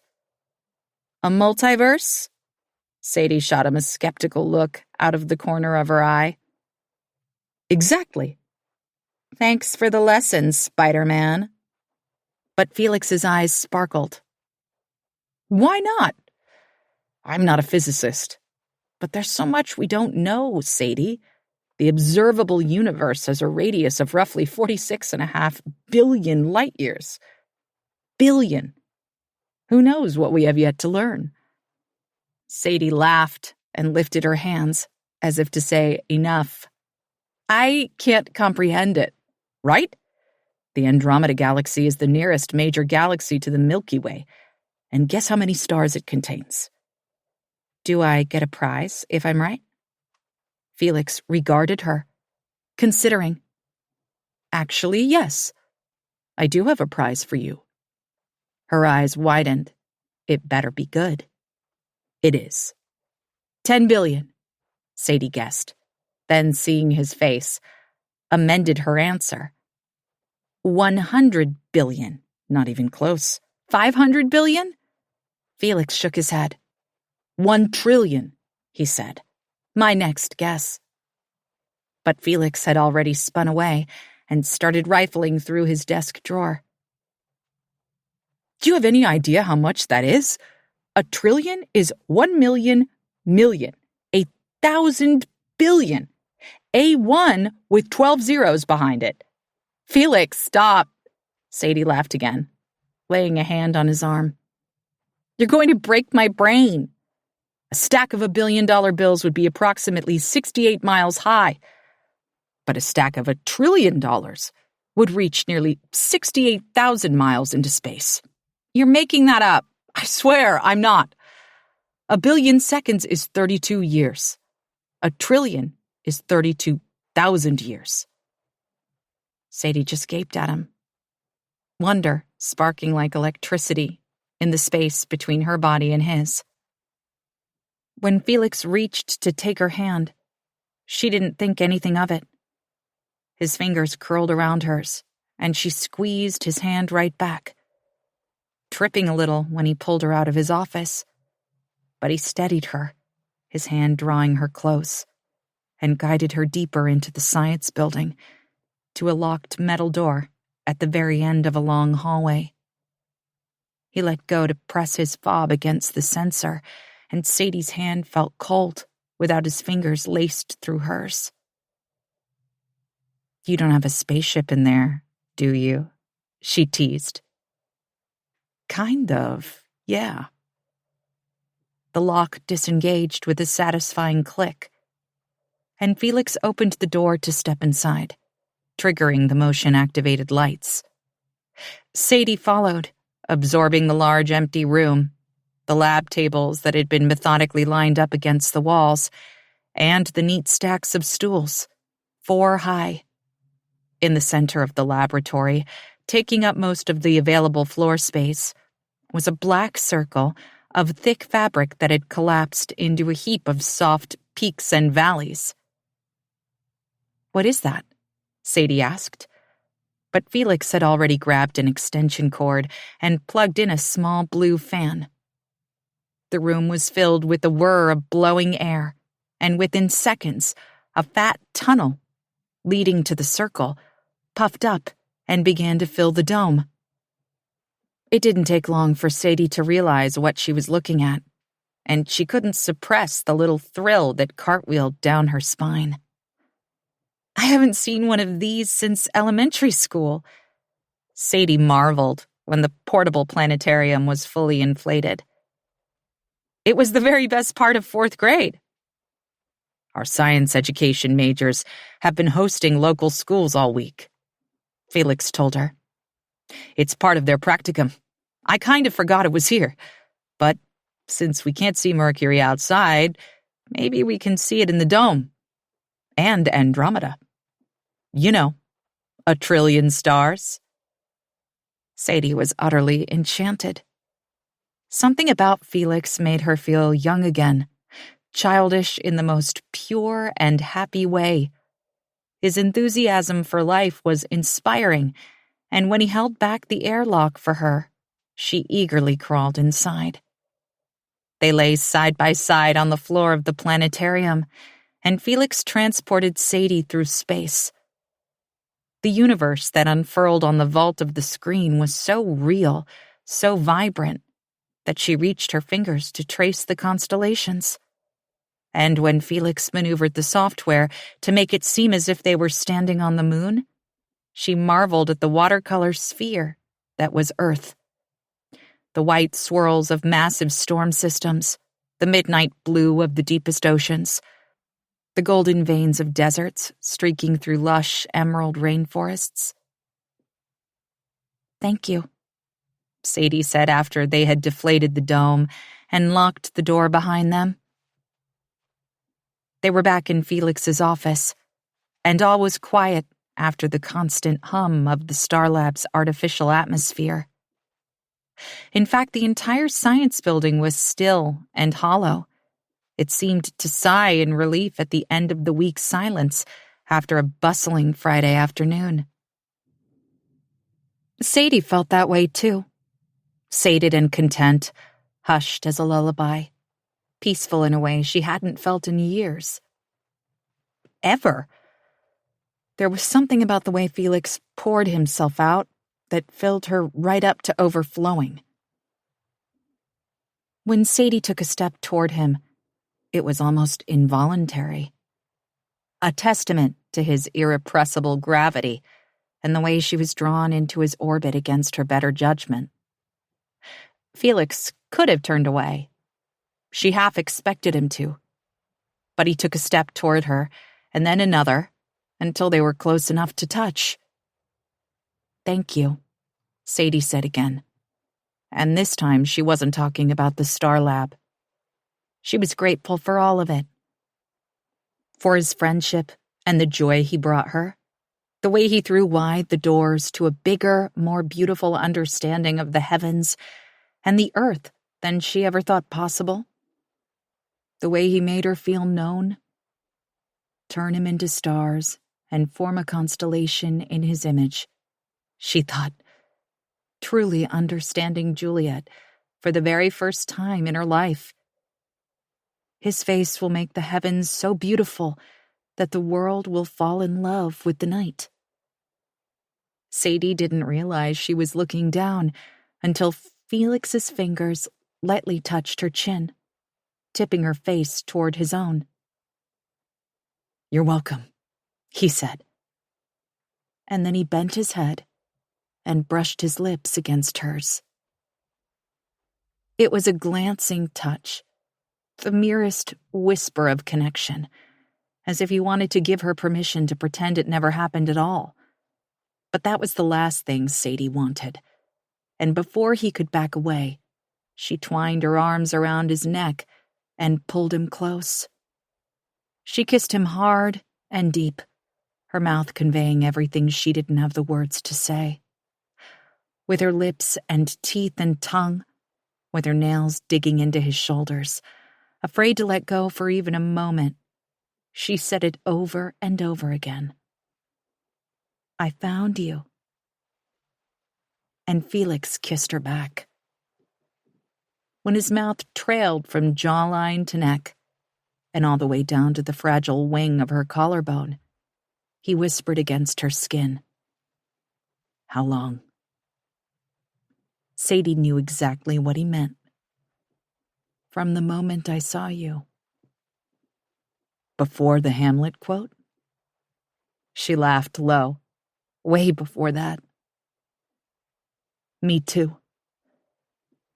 He pressed his nose into the hollow at the base of her throat, and then lightly ran his tongue along the bone. Sadie shivered. Later, after his fingers had shadowed every inch of her skin, leaving stardust in their wake, Felix coiled and uncoiled a strand of Sadie's hair. She was draped over him, head on his chest, and one bare leg thrown over his thighs. He fit perfectly in her bed, in her life, and she was sure down to her marrow that she had never been, nor would she ever be, happier. Until he spoke. "I was made for you," Felix said. It was a simple proclamation, a lover's cliché that felt all wrong coming from a man of science, of cold hard facts and knowable things. "Mate?" Sadie nuzzled deeper into his embrace. "I thought we exploded into being. A happy accident. The unexpected result of a physics equation in space." Felix groaned. "You have so much of that wrong." "I guess you have a lot yet to teach me." Shifting, Felix untangled himself from Sadie and rolled onto his side, so that they were nose to nose, across the pillow. "We all believe in something," he said, brushing a strand of hair from her cheek. "Even science is a sort of faith. We can't prove many things, even though plenty of evidence supports our theories. We may never know if inflationary cosmology is real, or just our very best guess at why the universe is flat. In the end, we might not be able to certify any of it." "You're losing me, Professor," Sadie said, giving him a soft kiss. It was a proposition. But Felix pulled back. "We believe in the Big Bang, or that dark matter makes up roughly 75% of the universe, or that life could exist on other planets. But what's at the heart of all those theories?" "Belief," Sadie murmured, because it was what he wanted her to say, because it was hard to focus on his words when she was in such utter awe of him.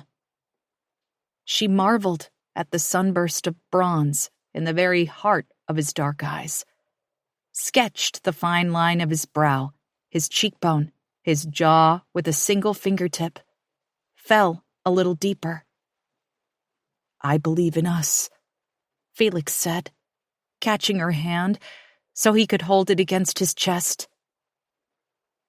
"But we're more than a theory. We're evidential. An absolute inevitability. I knew it the moment I saw you." "Explain that." "A chemical reaction?" This time, Felix kissed Sadie, rolling her onto her back as he rose over her. Propping himself on his elbows, he brushed his lips against her forehead, the apple of each cheek, the tip of her nose, and finally, her mouth. "Something like that." "And what about your infinite worlds, Dr. Felix Graham? Where do we fit in that theory?" Felix laughed against her shoulder, the vibration making her tingle all over. "Everywhere," he said. "Sadie Sheridan, I would find you in every single one of them." Chapter 7. Tuesday. I find suitable clothes for the boys and then hustle them off to the upstairs bathroom. Finn is so weak that I don't dare leave him to his own devices, and Henry must agree, because he enters the bathroom with his brother and locks the door behind them. Too late, I worry about the medicine cabinet over the sink, the neat line of amber bottles on the top shelf. Neither Felix nor I take medication regularly, but there are some old pills knocking around up there. Antibiotics that we should have finished off.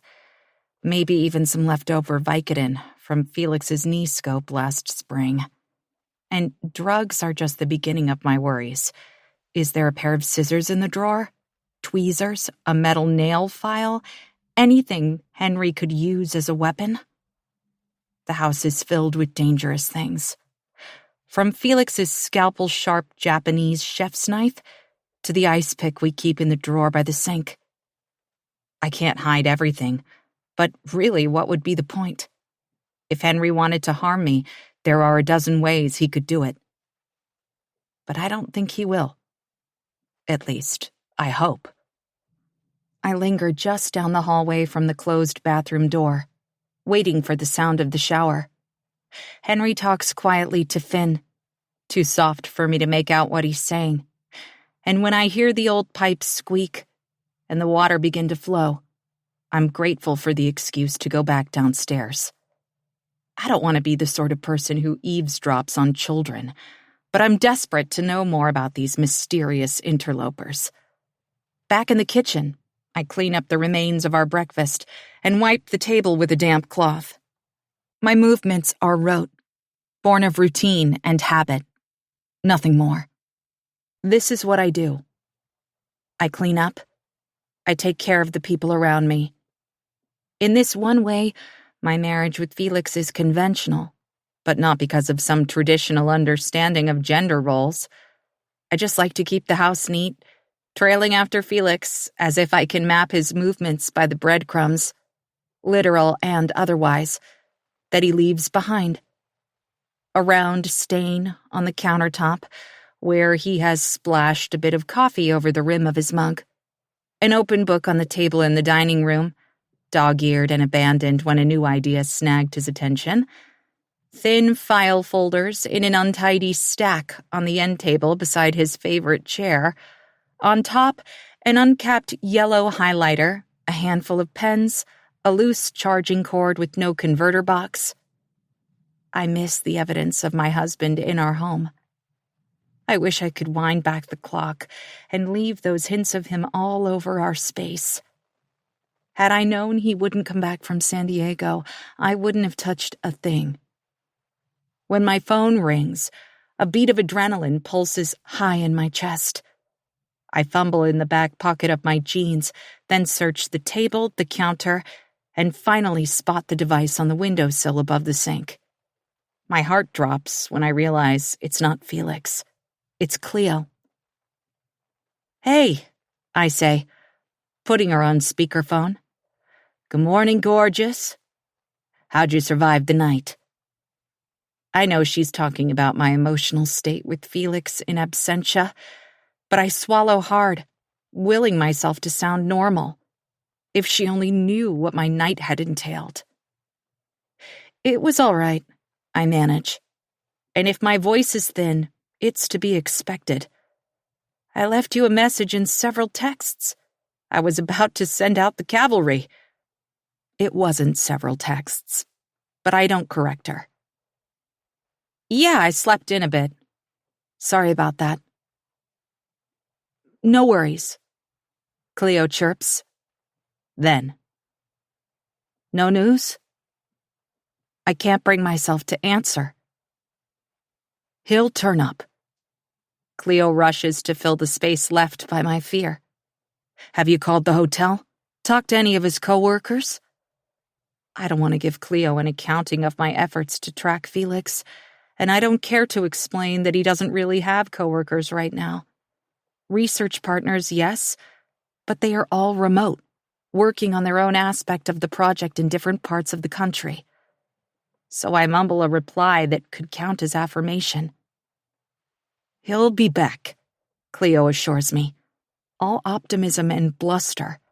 "Today's the day. I can feel it. Call me when he turns up, will you?" "Of course." I can hear Trilogy's front doorbell jangle merrily in the background, and a moment later, Cleo says goodbye.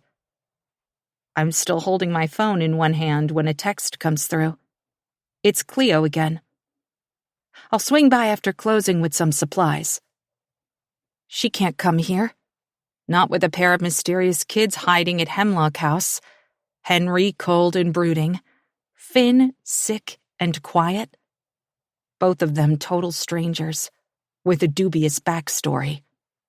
Of course, I could be en route with them to Requiem by the time she shuts down Trilogy, but that would only leave me with more to explain. I'm all set, I text back. Working, actually.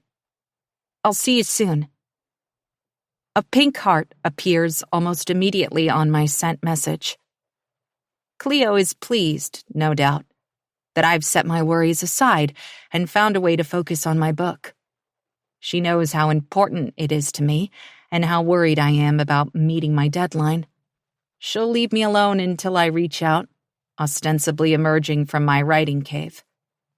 I feel a stab of guilt for lying to Cleo, but comfort myself with the thought that I can stop by her place once I've handed the boys off to their uncle.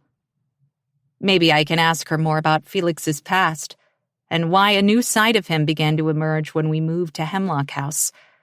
Because standing alone in my shadowy kitchen, I must admit that my husband has been different since we arrived in Washington.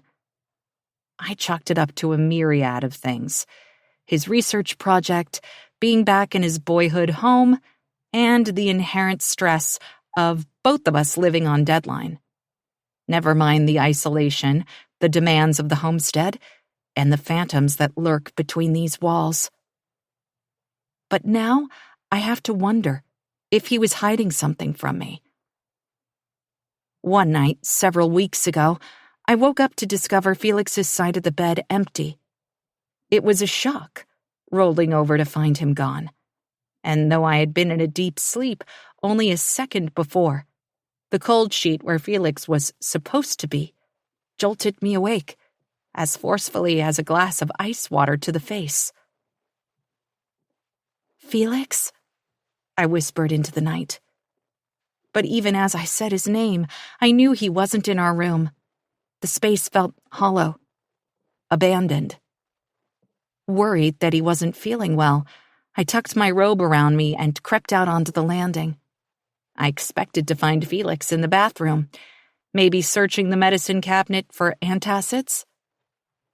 But the door was open, the room dark.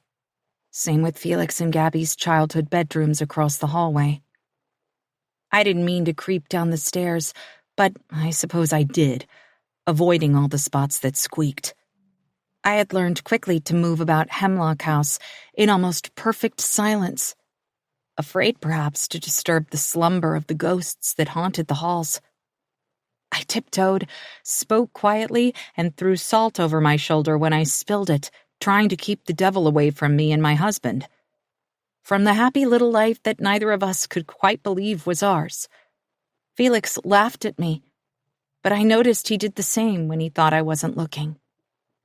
His absence from our room made me panic in a way that only the vacant darkness could. My husband wasn't a night owl or prone to midnight wanderings. The fact that he was not beside me was not just disorienting, it was oddly frightening and nightmarish, as if I wasn't really awake at all. At the bottom of the stairs, I exhaled a pent-up breath when I saw a shaft of yellow light cutting beneath the frame of the closed door to Felix's office. He was here, working probably, or startled awake by an idea that he simply had to record. Never mind that it was so out of character. I could admit that there were things I was still learning about my husband. But then I heard a voice on the other side of the shut door. Felix? If so, he didn't sound like himself. His words were fast and tight, rigid with barely contained emotion. When a second voice drifted through the door, I froze. A woman? Was someone here? In my shock and confusion, I hurried across the living room and the warped floorboards moaned my arrival. I wrenched open the office door, terrified of the scene that would greet me. But the room was quiet. Felix was alone. He slowly spun his chair away from the computer and gave me a soft smile. But his cheek didn't dimple. There was no sparkle in his eyes. "Hey," he said, rubbing his face with both hands. "What are you doing up?" "You were gone." I didn't mean to sound accusatory, but my heart was still pumping way too fast. I was at a loss, embarrassed that I had jumped to conclusions, and only partly convinced that I had heard anything at all. I cleared my throat and hovered in the doorway. "I didn't know where you were." "Sorry, Cielito." I couldn't sleep.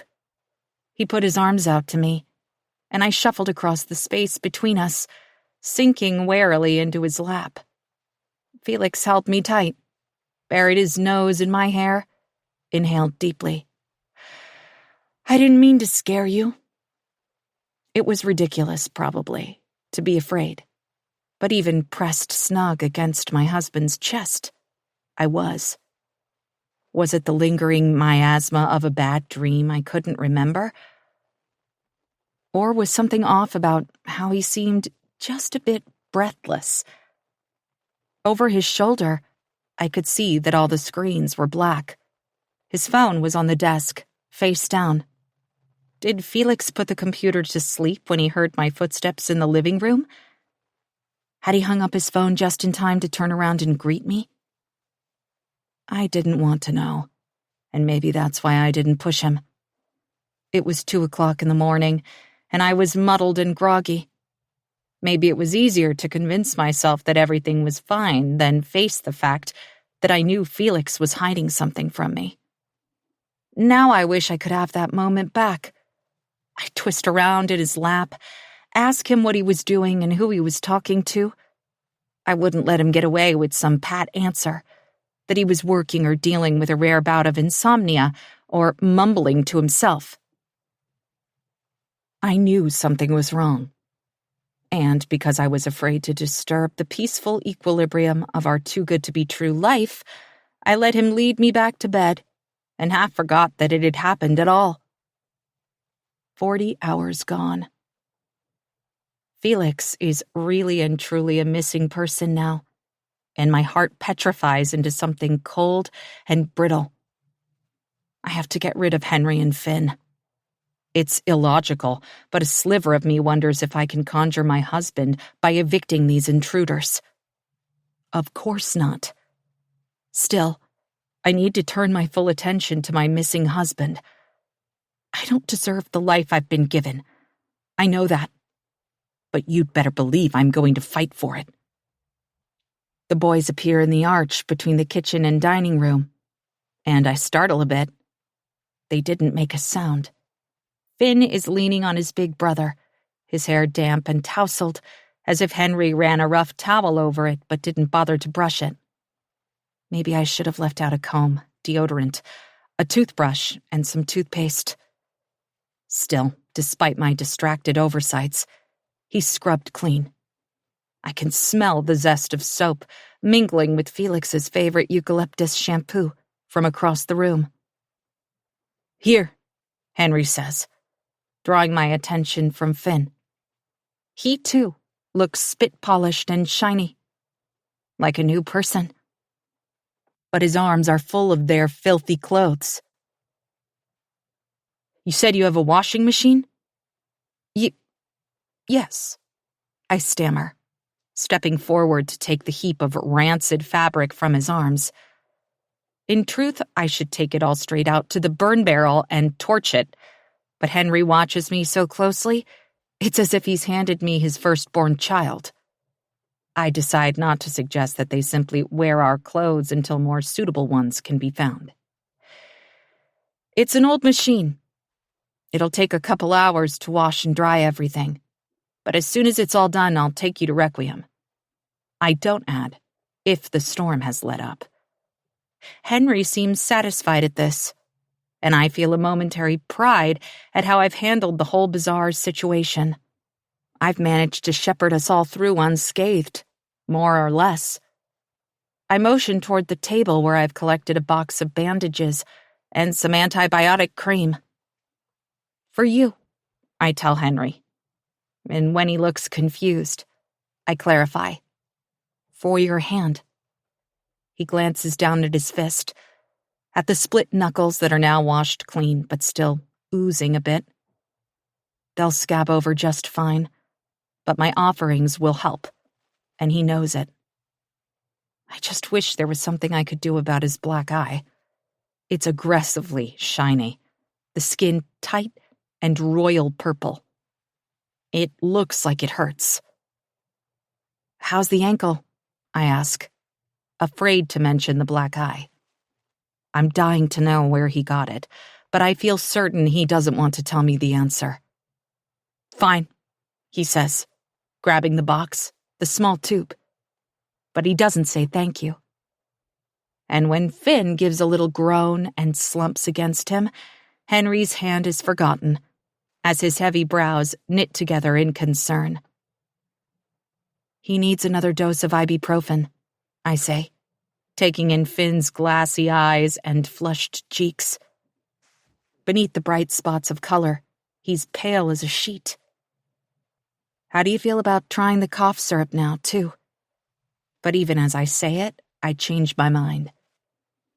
I have no idea what these boys have and haven't been exposed to, and I don't want to be responsible for an allergic reaction or some adverse effect. Finn needs a doctor, not my well-intentioned but unqualified ministrations. Never mind. We'll let your uncle decide what to do. This makes Henry's eyes flash, but I ignore his obvious discomfort at the mention of this enigmatic uncle. I sincerely doubt his story, but getting the boys to Requiem is a step in the right direction, whether or not there's a family member there waiting for them. I'll throw these in the washing machine, I tell Henry. Take Finn into the living room and get him settled on the couch. I'll bring a pillow and a blanket, some medication. Maybe he can nap until it's time to leave. Henry looks like he wants to argue, but there's nothing to argue about. So he shoots me one last glare before turning his full attention to his brother. I watch until they're through the dining room and out of sight. Then I hurry to the mudroom and drop their knot of clothes to the floor. Rummaging through the pockets, I search for anything that might give me a clue as to who they are or where they came from. A wallet, an ID, a scrap of paper, anything. But of course, Henry is too savvy for that. If there were any personal effects in their clothes, they've all been removed. Except when I put my hand through the kangaroo pouch of Finn's sweatshirt, my finger glances across something cold and hard.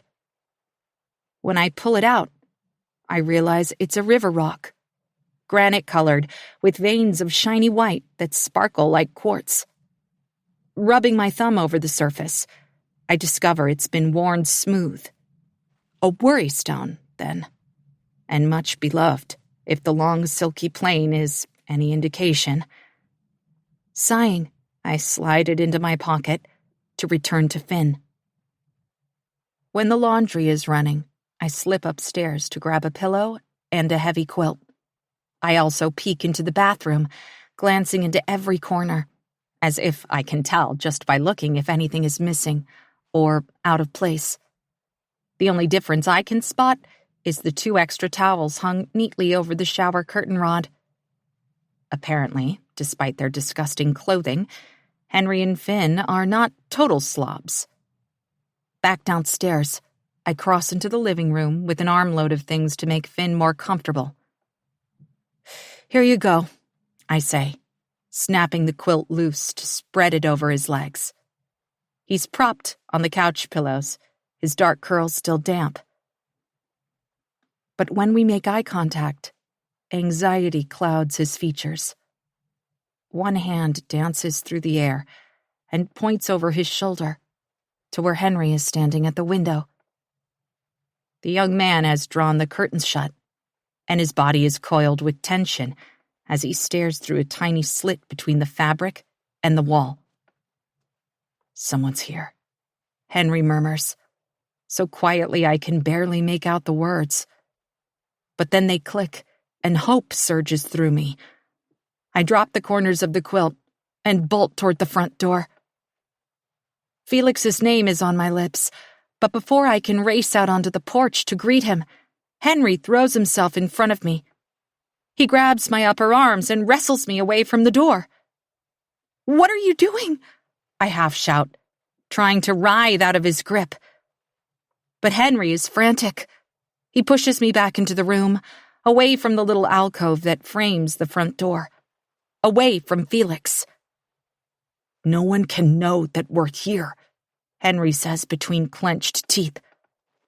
I'm staring over his shoulder, willing my husband to be parked in his usual spot, preparing to sweep me into his arms and explain everything.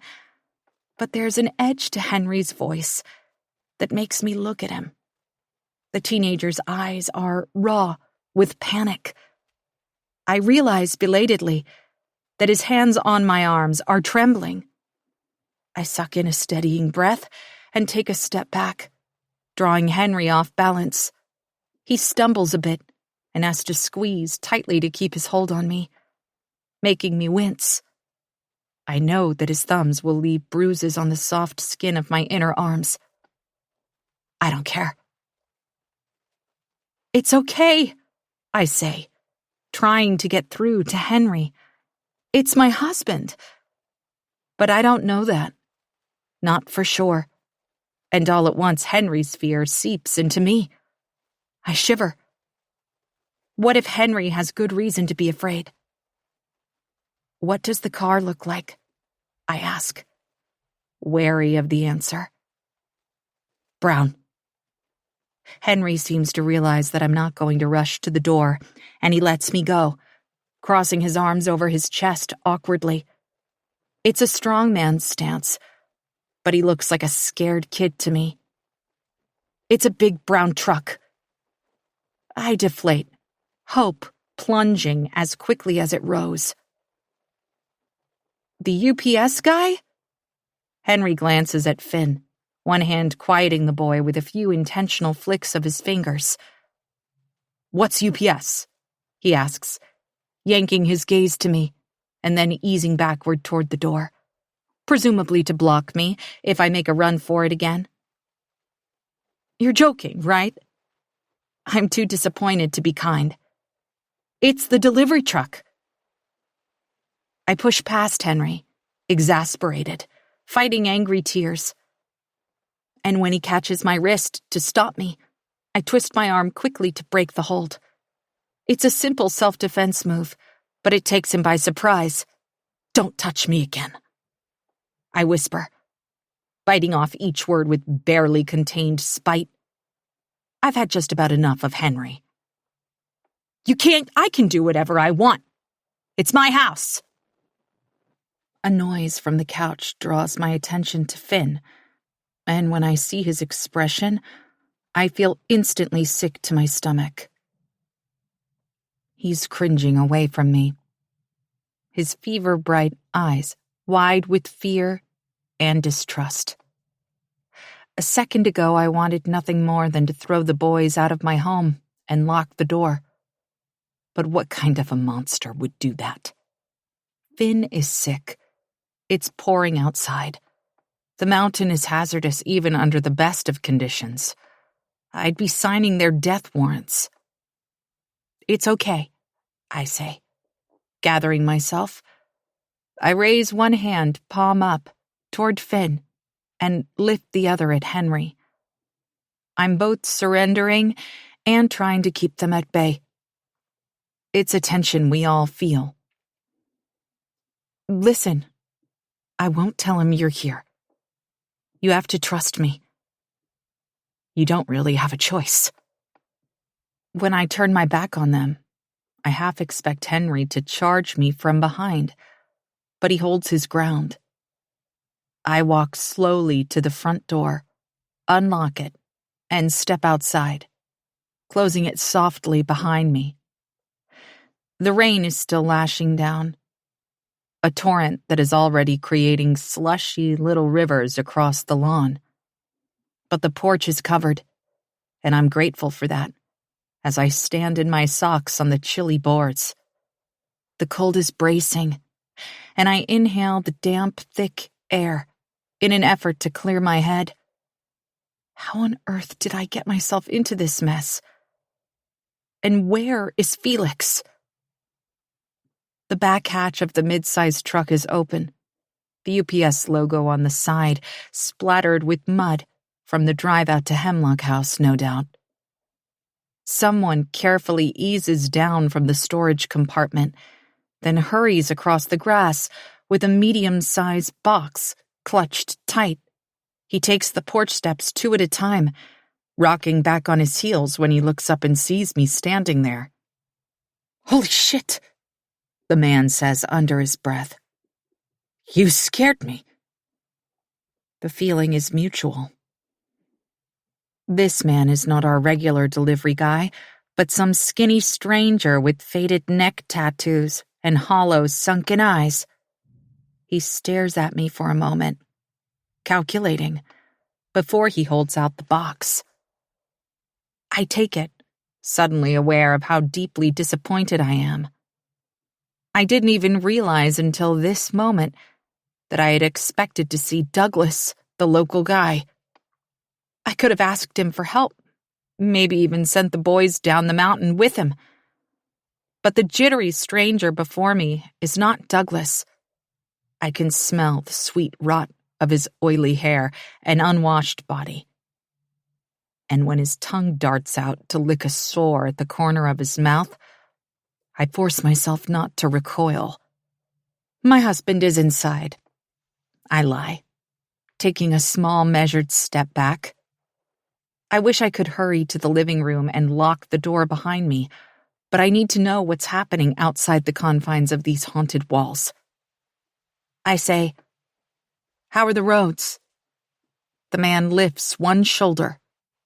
"Not great, and it's getting worse by the minute. This is my last delivery." He looks me up and down, then adds, "You alone up here?" I already told him I'm not. "Felix is inside," I say forcefully. But I watch as the man's eyes flick to the UTV. No other vehicles are immediately visible, and I can practically see the wheels spinning in his head. "Thanks for this," I say dismissively, tilting the box. "Be safe out there." "Yeah," he smiles, his lips a thin, ragged line. "You too."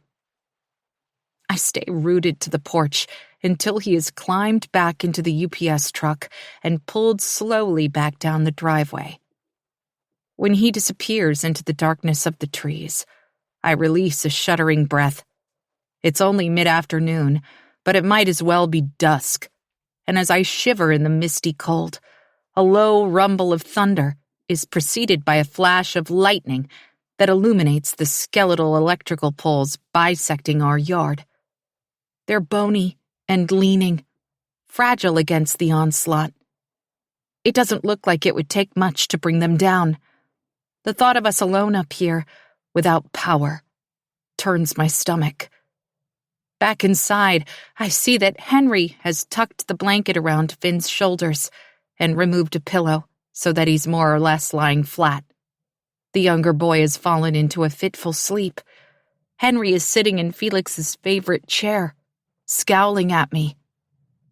"I'm going to check on the laundry," I announce, trying to shake off the odd encounter with the UPS guy, trying to ignore the fact that only minutes ago Henry tried to trap me in my own home. But I'm a fast learner. I won't underestimate him. Or anyone. Again. We need to get off the mountain before it's too late. The boys' laundry has a few minutes left on the wash cycle, so I carry the UPS package into the kitchen and set it on the breakfast table. Snagging a knife from the butcher block, I slide the blade under the packing tape, pop the flaps open, and set aside a layer of bubble film. Then I'm looking at the contents of the box. Unable to make the seemingly random tableau before me make sense. Reaching inside, I lift out the first item. A black baton with rubber grips. It's heavier than it looks, and I turn it over and over in my hands, trying to figure out why Felix ordered it. Because I certainly didn't. I press the top, the metal bottom, and feel all along the sides, but nothing happens until I give the tube a frustrated shake. In one lightning-fast snick of sound, steel shafts expand out of the baton and click into place. I know instantly what it is. A tactical weapon. I don't know how to retract it, so I toss it on the table, frantic to know what else the box contains. There are 2 discreet canisters of pepper spray, small enough to be tucked into a pocket or concealed in the palm of your hand. These are nothing like the giant cylinder of bear mace, and clearly intended to be hidden. Then I find a heavy-duty mag light, a pack of D-cell batteries, and a plastic bag full of zip ties. Zip ties? My mouth goes dry, and I stumble back from the table, dropping the bag on the floor. It must be a mistake. I got the wrong package. Grabbing the box, I probe for a packing slip or something that can tell me the name of whoever purchased this bizarre and frightening collection. But there's nothing left inside except a black case the size of a pack of cigarettes. I turn it over to read. Stun gun. There's an arsenal on my kitchen table. A cache of weapons designed to incapacitate but not to kill. It smacks of Felix. I imagine most people, if they felt the need to arm themselves, would simplify matters and just buy a handgun. But my husband's aversion to firearms is zealous. Only he would amass such a strange hoard of self-defense tools. I know before I close the box flap that I'll find his name on the shipping label. And I do. What I can't begin to imagine is why. Chapter 8. Tuesday. My nerves are frayed and sparking like cut electrical wire by the time Henry and Finn's laundry is done. I've secreted the box of weapons under my bed upstairs. I can't deal with the implications of my husband's bizarre purchases until the boys are sorted. It's insane. Insane to think that Felix felt the need to arm himself, or defend Hemlock House, or protect me. What could he possibly be afraid of? It strikes me as I'm lifting Henry and Finn's warm, clean clothes from the dryer that if Felix thought we were in danger, he would never leave me here. I may be a newlywed, but I know my husband. This is the man who pins me to his side when we walk dark streets, places a coaster on top of my drink when I step away from the bar, and always claims the side of the bed closest to the door. If I bristled at his chivalry in the beginning, I bask in it now. I've taken care of myself my whole life, and knowing that I can relax enough to let Felix take a shift now and then has made me soft in ways I never thought possible. No, there's no way my husband would abandon me if he thought there was a real need for those weapons. Something is preventing him from coming home. I can feel the flutter of my heart in the notch at the base of my neck, and I put my fingers there as if to stop it.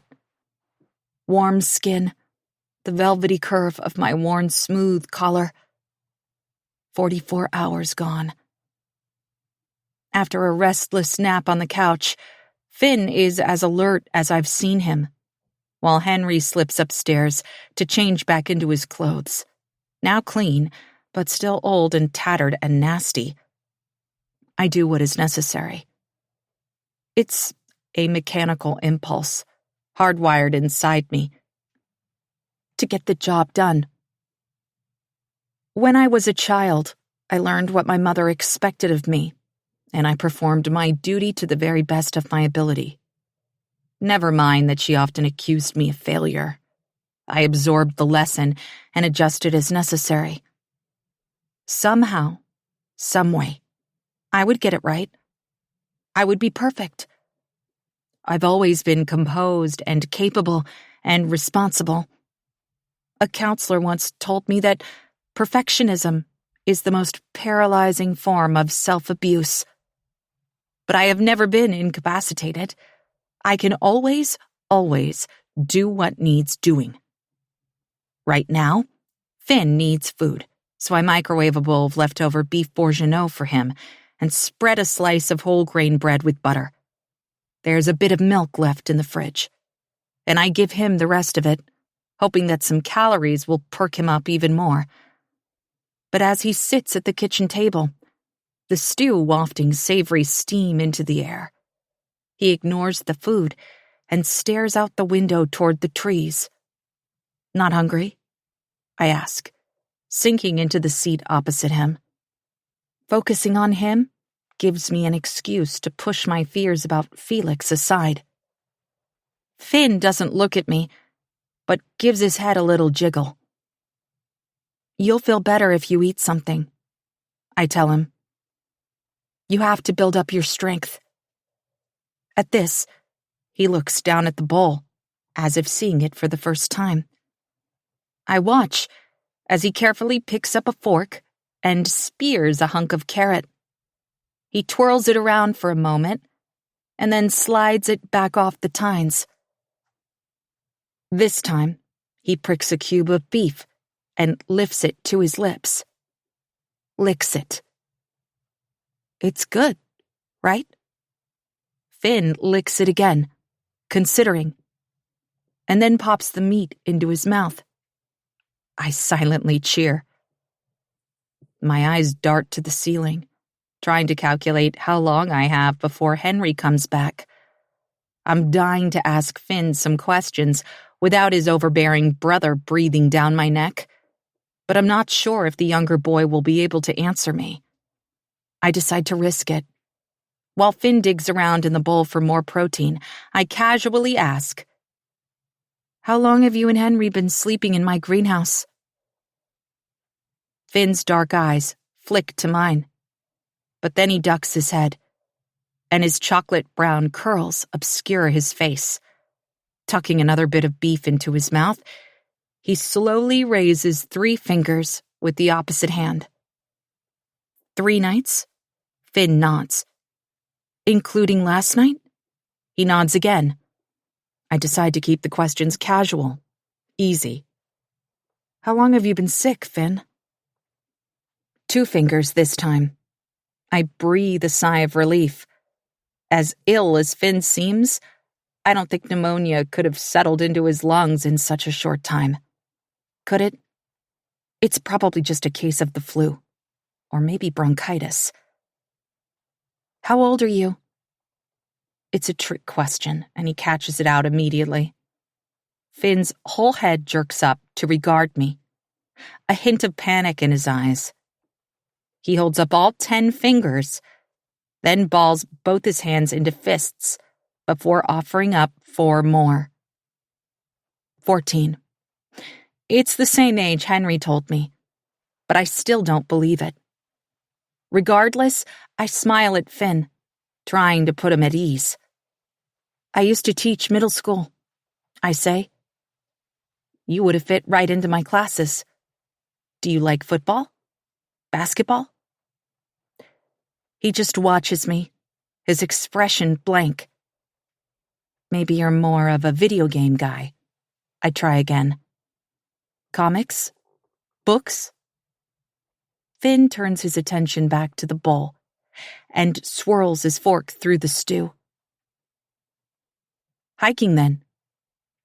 Or hunting. Do you like to hunt, Finn?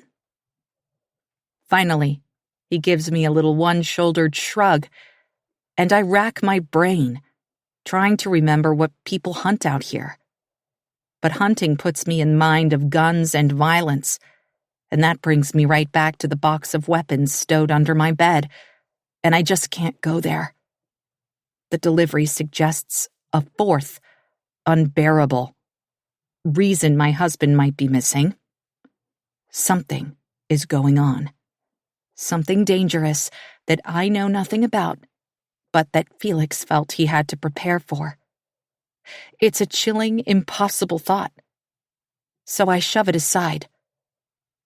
Disappointed in my own lack of investigative prowess, and accepting that there isn't much Finn could communicate to me anyway, I let it go. "How's the soup?" I ask. Finn seems to be gaining a little color in his cheeks, a warmth that could be a direct result of the bourguignon. He dips the bread in the broth now, then takes a careful, measured bite. It's strangely satisfying to watch him, his delicate hand holding the bread so gently it seems he's afraid it might disintegrate, his fine jaw working steady and slow. He's an attentive, thoughtful boy. I can see that just after a few moments alone with him. And there's something about his calm countenance that betrays depth. Finn is also painfully cute, and I can't stop the way he plucks at my heart. I'm astonishingly drawn to him. I never wanted kids. Of course, I know how strange that sounds, how alien and unfathomable. So I didn't say the quiet part out loud. Instead, I'd tell well-meaning friends that I was waiting for the right person or the right time, or that I was married to my work. After all, wasn't I already a mother figure to hundreds of kids? Year in and year out, I gave up my lunch for those who forgot, listened to teary confessions of bad behavior, celebrated victories big and small, and even hugged the kids whose parents neglected them. Their artwork hung on my fridge, and when they passed me notes on the last day of school signed with love, I loved them right back. Didn't that make me a de facto mom? It wasn't until I met Felix and came to terms with the fact that my window of opportunity had likely closed, that I could fully grieve what I'd never had. What if? If Felix and I had fallen in love 10 years earlier, what would our lives have looked like? I imagined a boy with Felix's dark hair and a girl with my honey waves, a scruffy, lovable dog, a white picket fence, and what? A fatal car accident that cleaved our family in two? An unconventional childhood that ended in estrangement? Neither Felix nor I had happy family experiences, so to imagine that we would have been able to pull off the American dream was pure foolishness. What did we know about family? We had each other. It was far more than enough.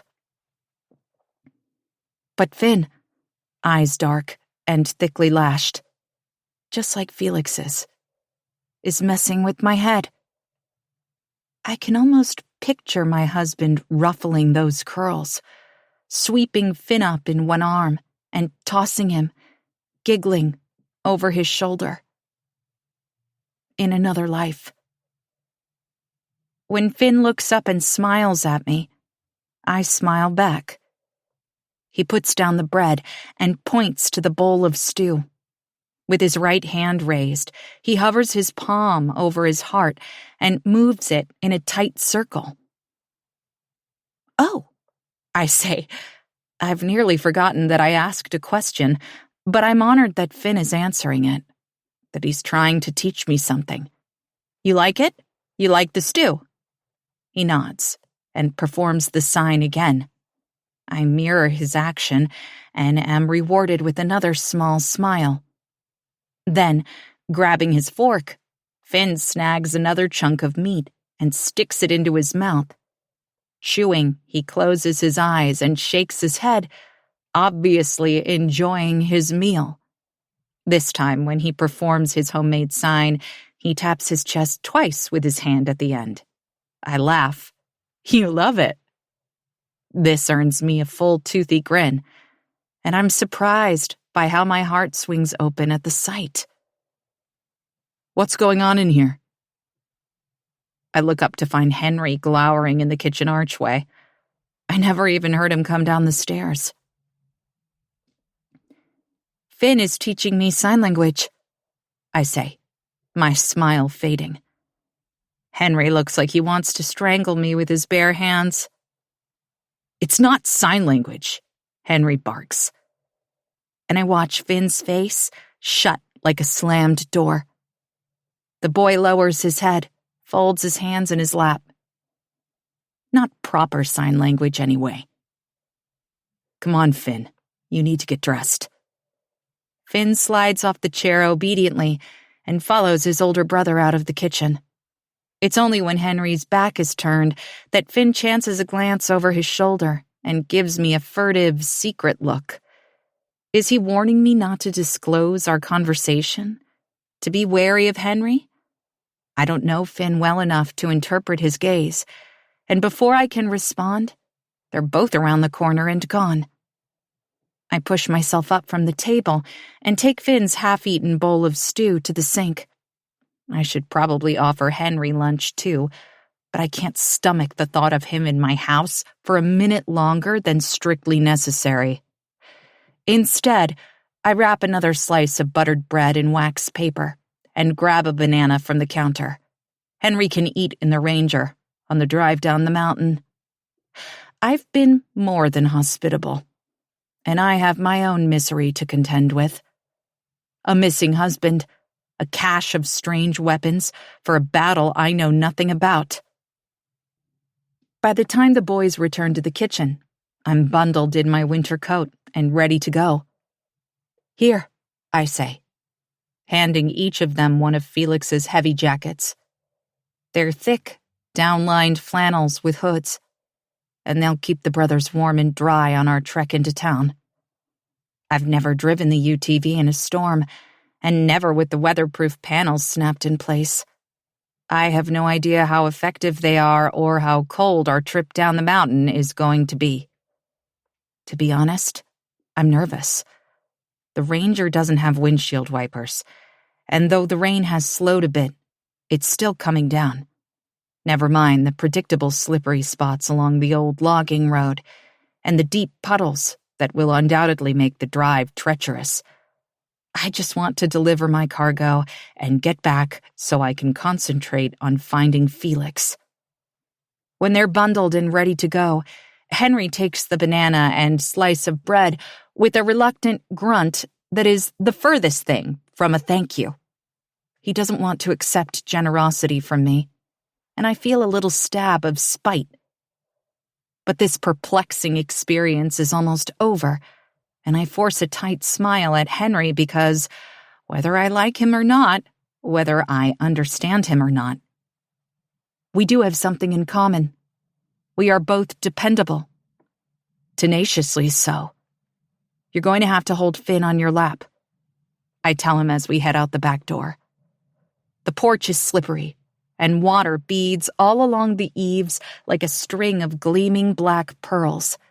Instinctively, I reach for Finn to steady him, but Henry shoves himself between us. Fine, he says, and swings Finn into his arms, as if proving to me that he can take care of his brother, that he doesn't need my help. I roll my eyes but don't say anything. The Ranger is dry inside, but cramming 3 warm bodies into such a small space almost immediately begins to fog the polyester. I start the engine and rub the side of my hand against the windscreen to clear away the haze. Where are we headed? I ask, careful not to look at Henry. He still hasn't told me anything about who he's supposed to meet or how we'll find him. Requiem, he says. I grit my teeth but don't say anything. If we get there and Henry still refuses to be forthcoming, I'll do whatever I need to do to ensure the boys are safe and provided for. I may have promised not to call anyone last night, but all bets are off now. My phone is charged and in my pocket, and I have a police officer on my recent call list. The gate at the end of the winding drive is still swung open, waiting for Felix's eventual return. The top rail, a length of rusted metal and chipped red paint, is a gash in the drenched underbrush, pointing not toward Requiem, but deeper into the forest. I stifle a shiver. I've never been up that way, to the place where logging companies once clear-cut entire mountainsides. You can still see the scars from the highway, places where the new trees are smaller, their color a pale, juvenile green, against the old jade forests. On the logging road, away from the homestead, I feel exposed and vulnerable. In places, the canopy meets overhead, creating a dark tunnel that makes the twisting route seem plucked from some ancient folktale. It's wet and cold, ringed with mist, as if a spell is being cast out of sight, and just for a moment, I understand why David Graham hunted demons. It's easy to believe they exist here. "How far is it?" Henry asks, as I give a large puddle wide berth. There's no telling how deep it is. "The drive usually takes me just under 15 minutes, I tell him. But it'll take a lot longer today. I'm crawling through the hairpin curves, taking it slow as the tires chew up the soggy gravel and kick mud at the rear windshield. It's already covered in brown smears. Out of the corner of my eye, I see Finn shift on Henry's lap and work his hands through a few motions. "How big is Requiem?" Henry asks, interpreting for his brother, I assume. "Small. A couple hundred people or so, but it services a pretty large rural area." The truth is, I was shocked the first time we drove from Hemlock House to the coast. Between Requiem and the corridor of Interstate 5, ragtag communities dotted the landscape. Trailers and old RVs and cabins that looked as if they had been built during the Mount Baker gold rush in the late 1800s, but then left to rot for 100 years. These makeshift villages pimpled the bush, and the only reason I knew people lived in the hollowed-out carcasses of mobile homes and old buses parked deep in the tangled grass were the current political signs strung between trees and plastered to leaning walls. I guess these people called Requiem home, too, and collected mail from P.O. boxes at the little brick post office on Main Street. All at once it hits me that maybe Henry and Finn are from one of these settlements. Their long hair, torn clothes, and obvious neglect feel oddly reminiscent of the run-down makeshift neighborhoods. They share the same air of unloved things. But it's clear Henry has never been to Requiem. I don't know how they could live so close and not have ventured even once to Gus's, Timber Co., or Trilogy. An uneasy feeling churns in my stomach. "Look out!" Henry shouts, stiffening one arm around Finn's chest and using the other to brace himself against the roll bar of the side-by-side. I see the gully at the last minute and yank the steering wheel to the right, slipping in a channel of sludge that spins out the back tires and whips us toward a tree. Slamming on the brakes, I fling my forearm over my head, hoping that if we crash, I can at least prevent a head injury. But we stop just in the nick of time, rocking from the abrupt, unexpected standstill, a few paltry inches from the trunk of a spruce that's almost as wide as the Ranger. It would have crushed us like a tin can. Finn exhales a wobbly breath. Henry doesn't make a sound. "I'm sorry," I manage, my voice shaking. I couldn't see it. It being the little river that I now realize originated from a cleft in the rock face beside us and carved an absolute canyon out of the road I've driven down 100 times. The water is running fast and several inches deep, scoring the poorly maintained road like an incision. If we had gotten stuck in it, I feel certain that we would not have made it out. It must be raining really hard at higher elevations, Henry says. He sounds hoarse, but not angry.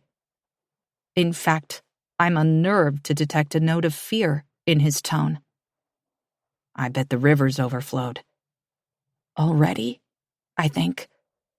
We missed spring in the mountains, but Felix had told me about flash floods, and one unusually wet May when his family was stranded at Hemlock House for over a week after every body of water in a 50-mile radius spilled its banks. But that had happened over the course of many days. It's only been raining for a few hours. We hit a rough patch, I say with more conviction than I feel. I'll slow down, and we'll be fine. I just need you to help me keep an eye out, okay? Finn gives a jerky nod, and Henry shifts his brother off his lap so that they are crammed side by side, sharing the bucket seat. It looks uncomfortable, but it affords Henry a much better view. I don't argue. I need his eyes. The rain is coming down harder again, and the temperature must have dropped because it's slushy on the polyester windscreen. I wrench open the door and slide from the cab, squelching in the muddy mess that is the only road off the mountain. Using my arm, I sweep clear the windshield, but it's a lost cause, because by the time I'm done, the sleet is already collecting along the bottom edge. We're not going to make it, Henry mutters when I hop back in and slam the door. It's dangerous to try. We will, I snap, angry at his lack of faith in me and the way it's making Finn ping-pong nervous looks between us. We shared a moment in the kitchen, and Finn wants to trust me, but Henry seems determined to sabotage any progress we've made. I don't know why I care. The whole point of this excursion is to extricate myself from the boys. We'll take it slow, but we'll make it to Requiem. It takes a bit of rocking back and forth, some steady pedal work and vigilant incremental turns to pull away from the divot at the base of the tree. Then I have to reverse past the growing ravine carved into the unstable gravel and hug the wrong side of the road to clear the stretch that nearly derailed us. By the time we've rounded the next curve, I'm sweating from stress and bent over the steering wheel, with my nose nearly pressed to the windscreen. I can hardly see a thing. This isn't safe, Henry whispers, as I navigate the Ranger to straddle another gaping puddle. What do you want me to do, Henry? Take you back to my place? You couldn't wait to get out of there. I wince, surprised at the bite in my words, but I'm starting to panic. Henry's right, this isn't safe. But what choice do I have? My focus has to be on Felix, not a pair of strangers who carry a host of burdens I can hardly begin to guess at. I'm just saying that it won't do any good if I don't need you to tell me. We can't even, but there's... I'm so wrapped up in trying to make my voice heard over Henry's increasingly loud complaining that I don't feel Finn's hand on my arm until he pinches me. Hard. By then it's almost too late. We're halfway around another corkscrew bend when the road itself disappears. I slam on the brakes, jerking the steering wheel to the left, away from the bluff, where a section of gravel has eroded completely away, and we jolt to a stop. This time we all spill out of the Ranger. The logging road is gone. Or at least a chunk of it is. For the last mile or so, we've been hemmed in by trees on both sides. But here the mountain falls away to the west, and a steep ridge cuts down to the valley below. Rocky outcroppings stand where they always have. But the places in between, the mud and foliage, the scrappy trees that had sprouted despite the severe setting, have washed away, taking a portion of the road with them. One tree has been spun upside down and is barely clinging to the cliffside with its roots in place of branches, wet soil dripping from the knotted rhizomes like dark blood. It's a world upended, strange and terrifying. Finn is crying, a sorrowful sniffling sound that makes me reach out instinctively and pull him to me. He doesn't fight it, but throws his arm around my waist and buries his face in my side. Henry doesn't so much as blink while his brother sobs against my coat. Instead, he asks, "What now?" I can barely hear him over the steady thrum of rain. "You were right," I say. "I shouldn't have kept going." He looks like he wants to say something, maybe offer an olive branch of his own. But I don't give him the chance. "We need to get back inside the Ranger. You're getting soaked. The Mac jackets that I gave the boys are not fit for this weather." In my defense, I only thought they'd be running between the UTV and the toasty interior of Trilogy, not stranded at the precipice of a non-existent gravel road in the pouring rain. Still, Finn is sick, and Henry won't be far behind him if I don't get them out of the sleet. I screwed up. I let my emotions dictate my decisions, and now I have to make it right. Back inside the Ranger, I reverse away from the jagged ledge of crumbled road, then stop to press my forehead to the steering wheel and take a few shuddering breaths. I'm unraveling at the seams, but for Finn's sake, I say, "It's fine. We're okay. We'll find another way off the mountain." "How?" Henry sounds defeated. "There's always a way. I break off, berating myself for overlooking the easiest, most obvious answer, and dig in my pocket. Of course. I can call for help." "Who are you going to call?" Henry asks, staring at me intently. But for once he doesn't argue. Cleo is my first instinct, though I might be better off going straight to Chief Brandt. Surely he has the resources to rescue us. But before I can share any of my plans with Henry, they fall apart. One glance at my phone screen reveals I have 0 bars. No service. Of course I don't. This has always been a dead zone, and no doubt the storm is making cellular service even spottier than usual. I sigh, tapping the useless phone against my lips for a moment while I think. I'm not comfortable enough with the terrain to try off-roading my way to the highway, even though the Ranger is built for it. Knowing my luck, I'd just get us lost, or worse, take us to a cliff edge that none of us spot until we're vaulting over the side. "I can't call from here. We have to go back," I tell the boys, as sleet slowly ices over the windshield. I shiver, feeling the cold for the first time since we left Hemlock House. Our journey has been such a train wreck, I haven't had time to think about how my fingers and toes are numb, my cheeks tingling from the icy air. Henry and Finn must be freezing. "We can't just go back," Henry insists, but even I can tell his frustration is half-hearted. We both saw the road, or lack thereof. "We don't have a choice, but don't worry, there's a portable cell tower at the homestead. We'll call for help." If Henry wants to argue, he must have bitten his tongue, because I don't hear a peep out of him. Maybe he realizes that the situation isn't good, that we need help. Or maybe he'll ambush me the minute we make it back to Hemlock House, take my phone and my only connection to the outside world. But I can't think about that right now.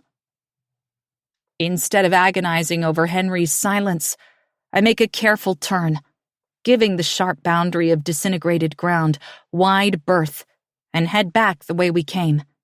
It's the only logical course of action, and because I know what I need to do, I focus on that and tamp down the dread that threatens to brim over. Because if we can't make it down the mountain, Felix can't make it up. My husband can't come home, even if he's trying to.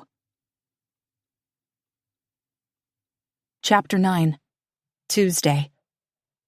It takes us twice as long to retrace our path as it did to travel to the place where the logging road has ceased to exist. I have to stop several times to clear slush from the windshield, and every time I do, the cold settles deeper into my bones. Even worse than my plummeting core temperature is the icy dread that wends its way through my veins. The nearer we get to Hemlock House, the more I come to grips with just how close we came to utter disaster. I can't think about the cavity in the earth where there was supposed to be a road without experiencing a full-body shudder. The second time it happens, my teeth begin to chatter. Finn slips his arm through mine and hangs on, wordlessly passing to me what little comfort he can offer. I adore him for it. I pull the Ranger as close to the back door as I can get, ignoring the patch of grass that Felix has coaxed to grow around the stepping stones. I can't waste my worry on frivolous things when I'm afraid Henry will make a play for my phone, when we might be cut off from civilization completely. If I could just untangle myself from the boys, everything would be so much easier. But we're stuck together now, bound by the mercurial temperament of Mother Nature, and my own inability to leave well enough alone. In the mudroom, we shed our wet coats and soggy shoes. I tuck my phone into the front pocket of my jeans, then pull my sweater down over the bulge. If Henry wants my phone, he's going to have to work for it. And I'm scrappier than I look. Come on, I say, leading the boys into the kitchen. Let's get warmed up. Henry passes through to the living room while I turn the thermostat up and put a kettle on the stove for hot chocolate. If the boys are half as chilled as I am, it's going to take more than a warm house to stop our teeth from chattering. Just as I'm about to call out to Henry, I don't like it when I don't know what he's up to. He returns, holding the quilt from the couch. He tucks it around his brother's shoulders as the smaller boy sits knees to chest on one of the breakfast nook chairs. Finn's eyes are glassy, polished to a sickly gleam by fever and fear. I turned the heater up, I tell them, turning away. I make a mental note to load the washing machine with the blankets we used in the greenhouse. We might need them. It'll warm up in here soon. And then, Henry sinks to the chair beside Finn. As soon as we've thawed a bit, I'll call for help. Call who? There's a sharp edge to his voice.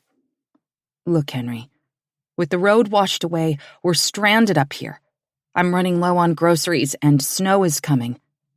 I'm not some rugged survivalist. I bark a laugh at my own incredulity. I can't keep us safe in a blizzard. What if I can? He says it quietly, tracing the whorls of wood grain on the tabletop instead of looking at me. Something about his wary, hopeful tone tugs at a knot in my chest. Henry has been nothing but volatile, brash, and unpredictable. But I'm reminded that he's just a kid. He wants to be a big, intimidating man, capable of protecting himself and his little brother. But the world has conspired against him, and I'm only adding to his troubles. I believe you could, I say. And though I spoke without truly considering my words, now that they're out of my mouth, I know they're true.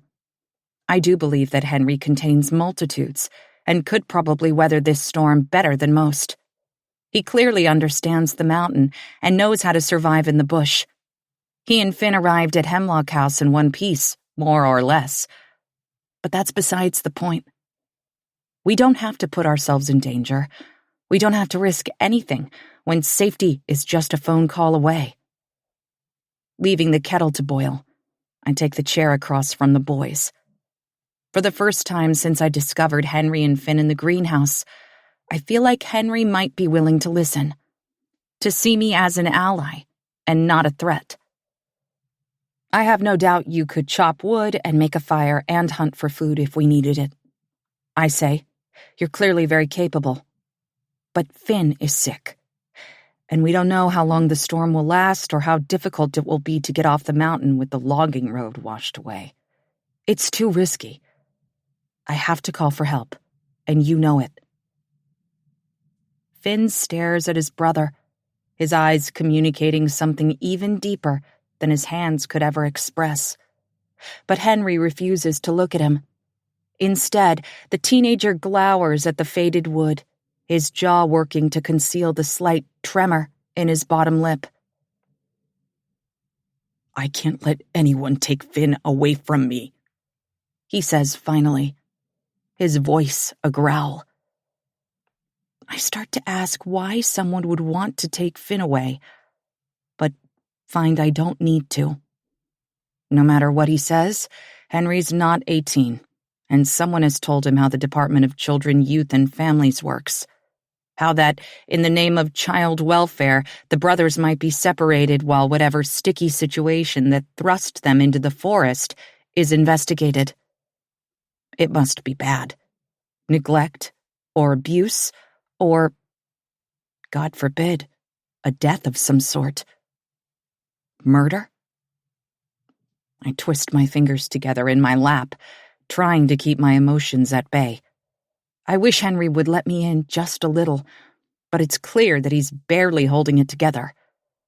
I want him to listen to me, not blow up again, so I don't pry. Silence stretches thin and uncomfortable, and as Finn reaches out a hand to touch his brother's elbow, I blurt, "I won't let anyone separate you." I curse myself for letting my heart take the reins. I mean, we'll do everything we can to stop that from happening. We'll find your uncle, okay?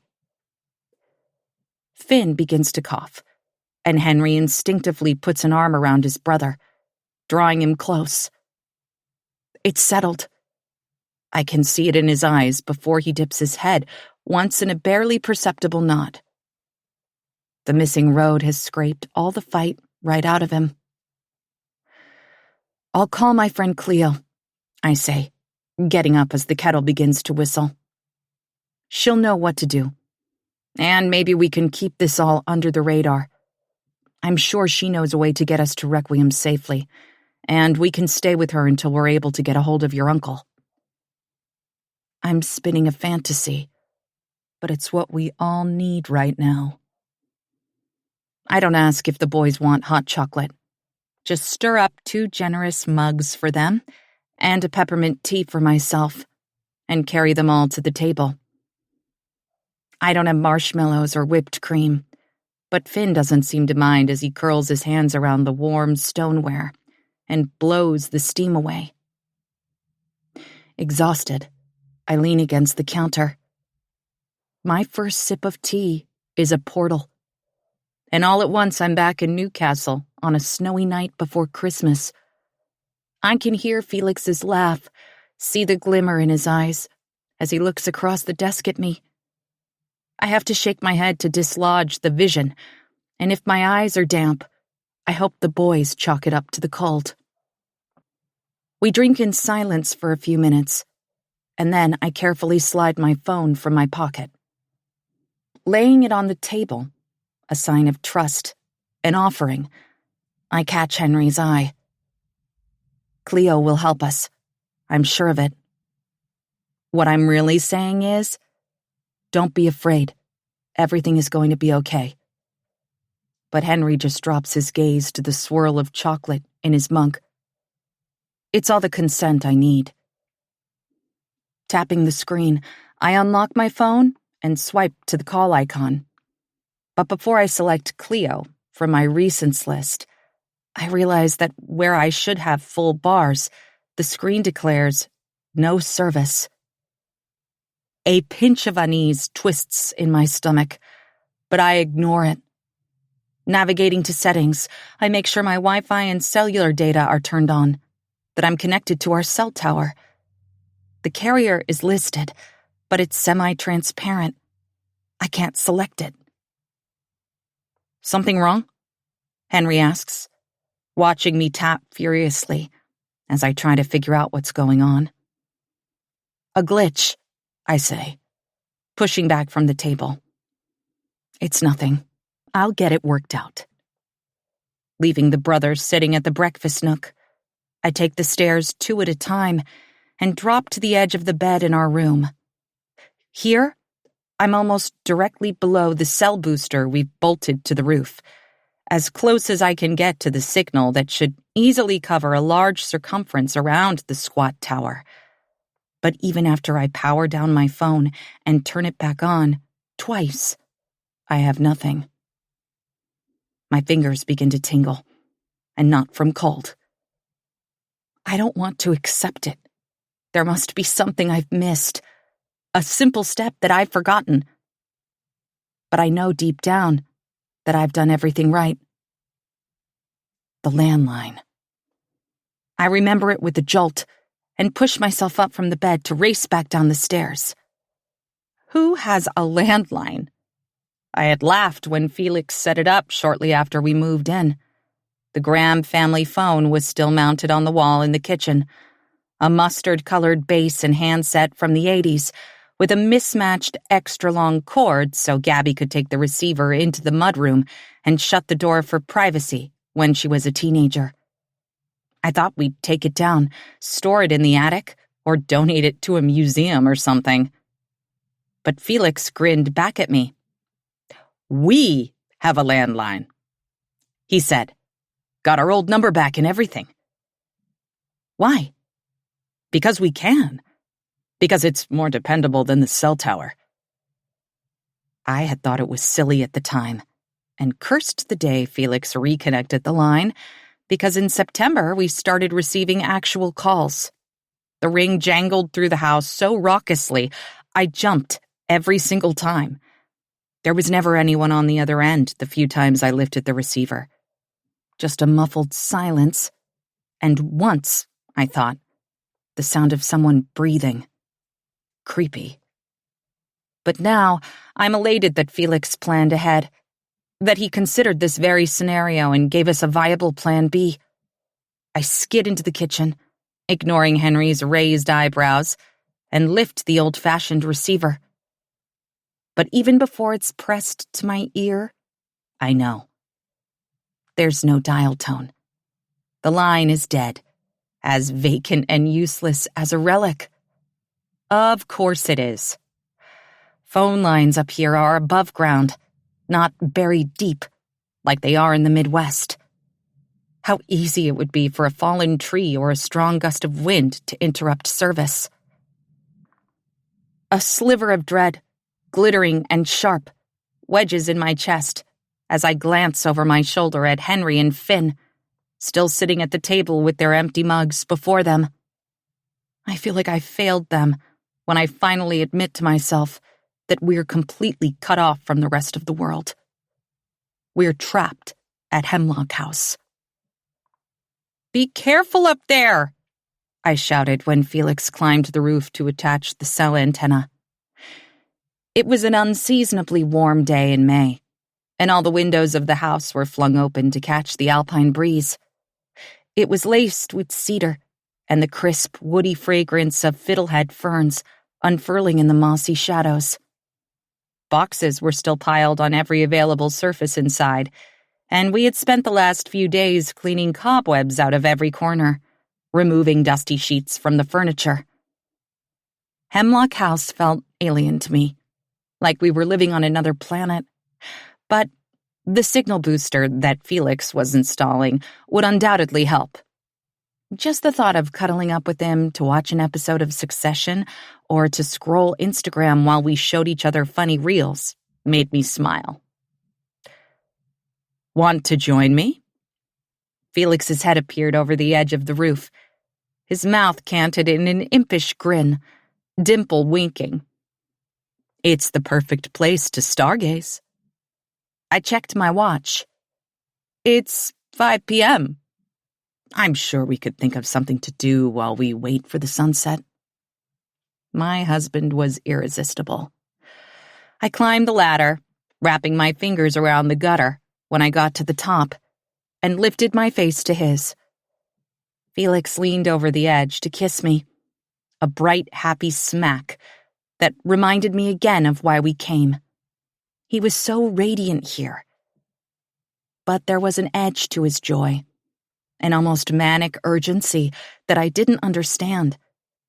Though he had come to Hemlock House to retreat, to focus and write and finish our projects, I couldn't shake the sense that Felix had a secret to-do list that kept him strung tight and ever busy. Calm down, I wanted to tell him. We have all the time in the world. But instead of pressing it, I let him be. Maybe he needed to hustle around this place, fixing things and setting right past wrongs. Maybe his hours-long wanderings through the forests of his boyhood were an exorcism of sorts, or at least a form of therapy. And if Felix rushed to and fro, a frantic energy flickering through him, I expected him to level out eventually, to find his equilibrium at Hemlock House in a new way, as a grown man, with a wife, and a successful career. A life his younger self could scarcely have imagined. There was a shushing sound, and a few gravelly bits trickled off the shingles and plinked into the gutter.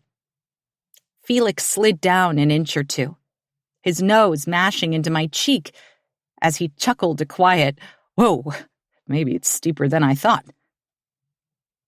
Maybe I should keep my feet on solid ground, and you should hurry up.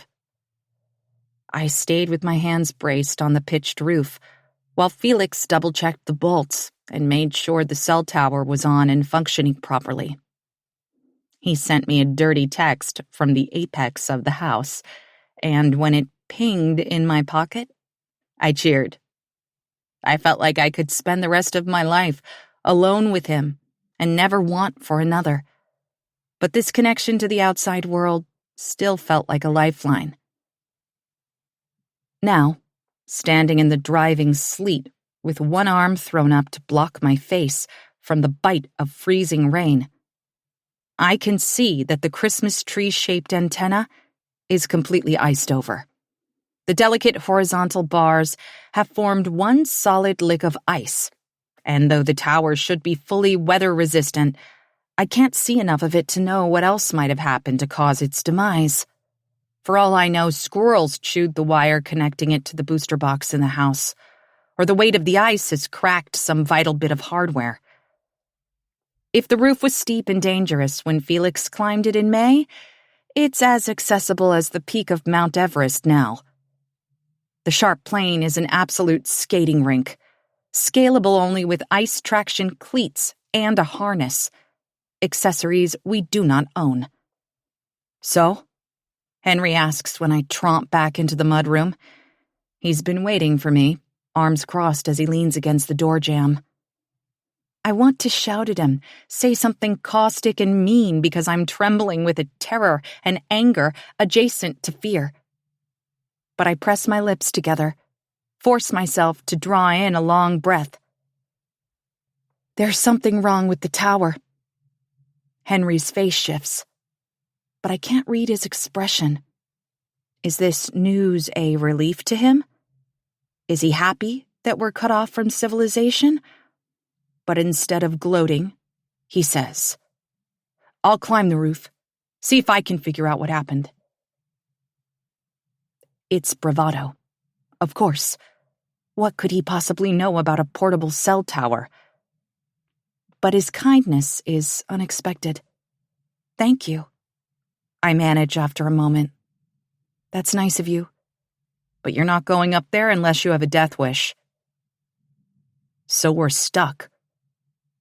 Looks like it. I push past him into the kitchen. Our signal booster might be defunct, but at least the electricity is working. The house is warm and still smells faintly of hot cocoa, but there's an undercurrent of must, of sickness and decay. My nose wrinkles, and I wrap my arms around myself. Finn is gone, presumably back to the couch in the living room, and I cross to the little round table to gather up the empty mugs. "Now what?" Henry asks, following me. Now what indeed? But I don't answer him. Instead, I busy my hands washing the dishes that have accumulated in the farmhouse sink. Hemlock House doesn't have a dishwasher. And though I'd bemoaned that fact when we first moved here, Felix and I grew to love the half hour we spent shoulder to shoulder cleaning up in the evenings. No phones or computer screens or distractions. Just the two of us and the gentle rhythm of our days. Often we talked, but silence was just as good as conversation. I learned the cadence of his breath, the way he clocked every creak and moan and whisper of wind in the eaves that was the language of the old house. Felix would tilt his head, listening, and a memory would glide across his face like a phantom. At first, I asked about the ghost of a smile on his lips, or the sad slant of his eyes. But he always leaned over to kiss my temple and assured me it was nothing. He'd tell me in time, I believed. When Henry snags the flour sack towel from the handle of the fridge and comes to stand beside me, my breath catches in my throat. I don't know if tears are threatening because I'm nauseous with worry about Felix or because Henry's thoughtfulness is so unexpected. Maybe both. Taking a plate from the shallow side of the sink, Henry carefully towels it off, then says, "We can try again tomorrow." "I think the cell tower is done for," I tell him, lifting my shoulder to catch the tear that has slid down my cheek. I gulp a quick, fortifying breath. "And you're not going on that roof. I mean, we can try to get down the mountain. Not on the road, obviously, but there are trails all through these woods. Maybe there's another path to the highway." It's true that the mountain is crisscrossed with 4x4 trails, but they're not well marked. I glance at Henry's profile. The shaggy hair, stern jawline, rough skin. And for just a moment, I can see the man that he will become. He's gritty and fearless, unrelenting. And while these qualities have frustrated me from the moment I met him, they have the potential to serve him well. He could be a good man, strong and dependable and brave. But there is also something tragic about Henry, something wolfish and dark. He's been hurt before, badly, and it's made him fierce. One look at the swollen, eggplant-colored skin around his eye, and I can hardly blame him for being malicious. I've heard it said that hurt people, that they take their pain and unleash it on others out of spite or revenge, or simply because they can. And I can see that inclination in Henry. There's a part of him that wants to rage, to tear down everything that stands in his way. Henry is at war with himself, and I have to be careful. "Think you can navigate the trails?" I finally ask, turning back to the sink. "Yes." "You really did come from there?" I wave my sudsy hand toward the north-facing window and the forest beyond. There's nothing out there but wilderness for miles and miles. It's Henry's turn to glance at me. He gives me a smile like a switchblade, quick and sharp. "I already told you that." "So what? Like a Hansel and Gretel cabin in the woods?" "Something like that." I can tell by the way his whole body has gone tight that this line of questioning is off limits. Okay, I can let it go. I'm discovering more about him in fits and starts, bit by bit. And for now, it's the best I can hope for. I have a compass, I offer, suddenly convinced that trying to get to Requiem is safer than staying trapped at Hemlock House with a brooding, unpredictable Henry. I'm learning how to use it, but I don't trust myself. Henry exhales a derisive breath. I can use a compass. What about the UTV? Can you drive the Ranger? He pins me with a "you've got to be kidding" look. Obviously. Okay. I trail off, studying the oily slick of dishwater as if my next step will be revealed in the murky swirls. But it's not like I have options. I'm stuck here, marooned at Hemlock House, and utterly isolated from anyone who can help. Worst of all, I don't know where Felix is. My eyes dart to the digital clock on the microwave and confirm what my gut already knew. Felix is 48 hours gone. My husband has been missing for 2 days. Fine, let's do it, I say, gaze still fixed on the clock. Tomorrow, we'll try again. You can drive. You can navigate us down the mountain. If we head southwest long enough, we should eventually hit the highway. In my peripheral vision, I see Henry nod. If it's snowing, stop. I interrupt. I can't. I just can't think about that right now. There will be a break in the weather tomorrow, and we'll make it safely to Requiem. Henry doesn't argue. When the dishes have all been put away, we make our way to the living room. I hope that Finn has fallen asleep again. Rest is the best thing for him. But when I round the corner into the living room just a step or two behind Henry, Finn is nowhere to be seen. Where is he? I ask, pinning Henry with a suspicious look. Has he been distracting me in the kitchen so that Finn could snoop through the house? To what end? I told him to go lay down on the couch. Unless he's a very good actor, Henry seems as confused as I am that Finn is nowhere to be seen. Maybe he had to pee? Henry checks the main floor bathroom while I jog to the top of the stairs. The second floor is dark and quiet. Finn didn't come up here, and there's no way he would have wandered outside in the driving sleet. Because the house is small, there's only one other place he could be. And by the time I've made it back to the living room, it's clear that Henry has already located his brother. A frisson of possessiveness flickers through me at the sight of Henry standing in the open door to Felix's study. That's my husband's private space, and not only is it filled with his books and notes and research, it still bears his presence. One of his flannels is draped over the wingback chair in the corner, unwashed and still smelling of wood smoke and pine. His favorite pen is resting on a sheaf of paper beside his keyboard. A few scribbled lines, the last thing he wrote before he left. Yes, I've spent time in Felix's inner sanctum since his disappearance. But that's different. I loathe the thought of Finn and Henry dragging their eyes, and God forbid their dirty fingers, over his things. Hey, I call sharply. You're not allowed in there. Henry looks over his shoulder at me, but doesn't move away from the door. Crossing the living room in a few wide steps, I wrench open the other half of the double door and bark, "Get out! Now!" Finn turns toward me, his narrow body lithe and almost elegant as he spins on the hardwood floor. My words had an edge to them, but he seems not to have noticed, as his eyes dance and his mouth pulls into a wide smile.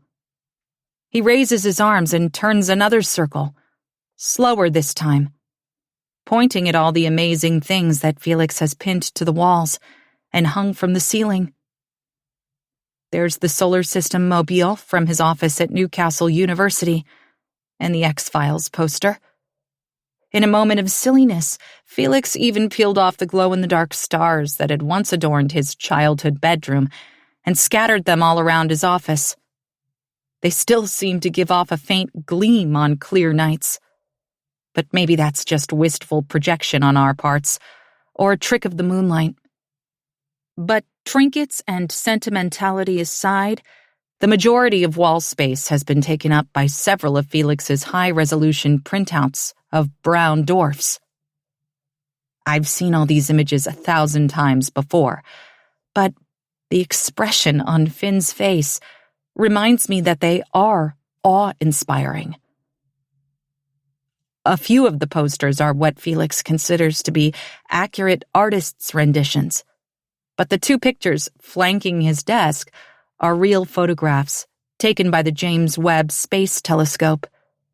They're huge, nearly 3 feet by 4 feet, and staggeringly beautiful.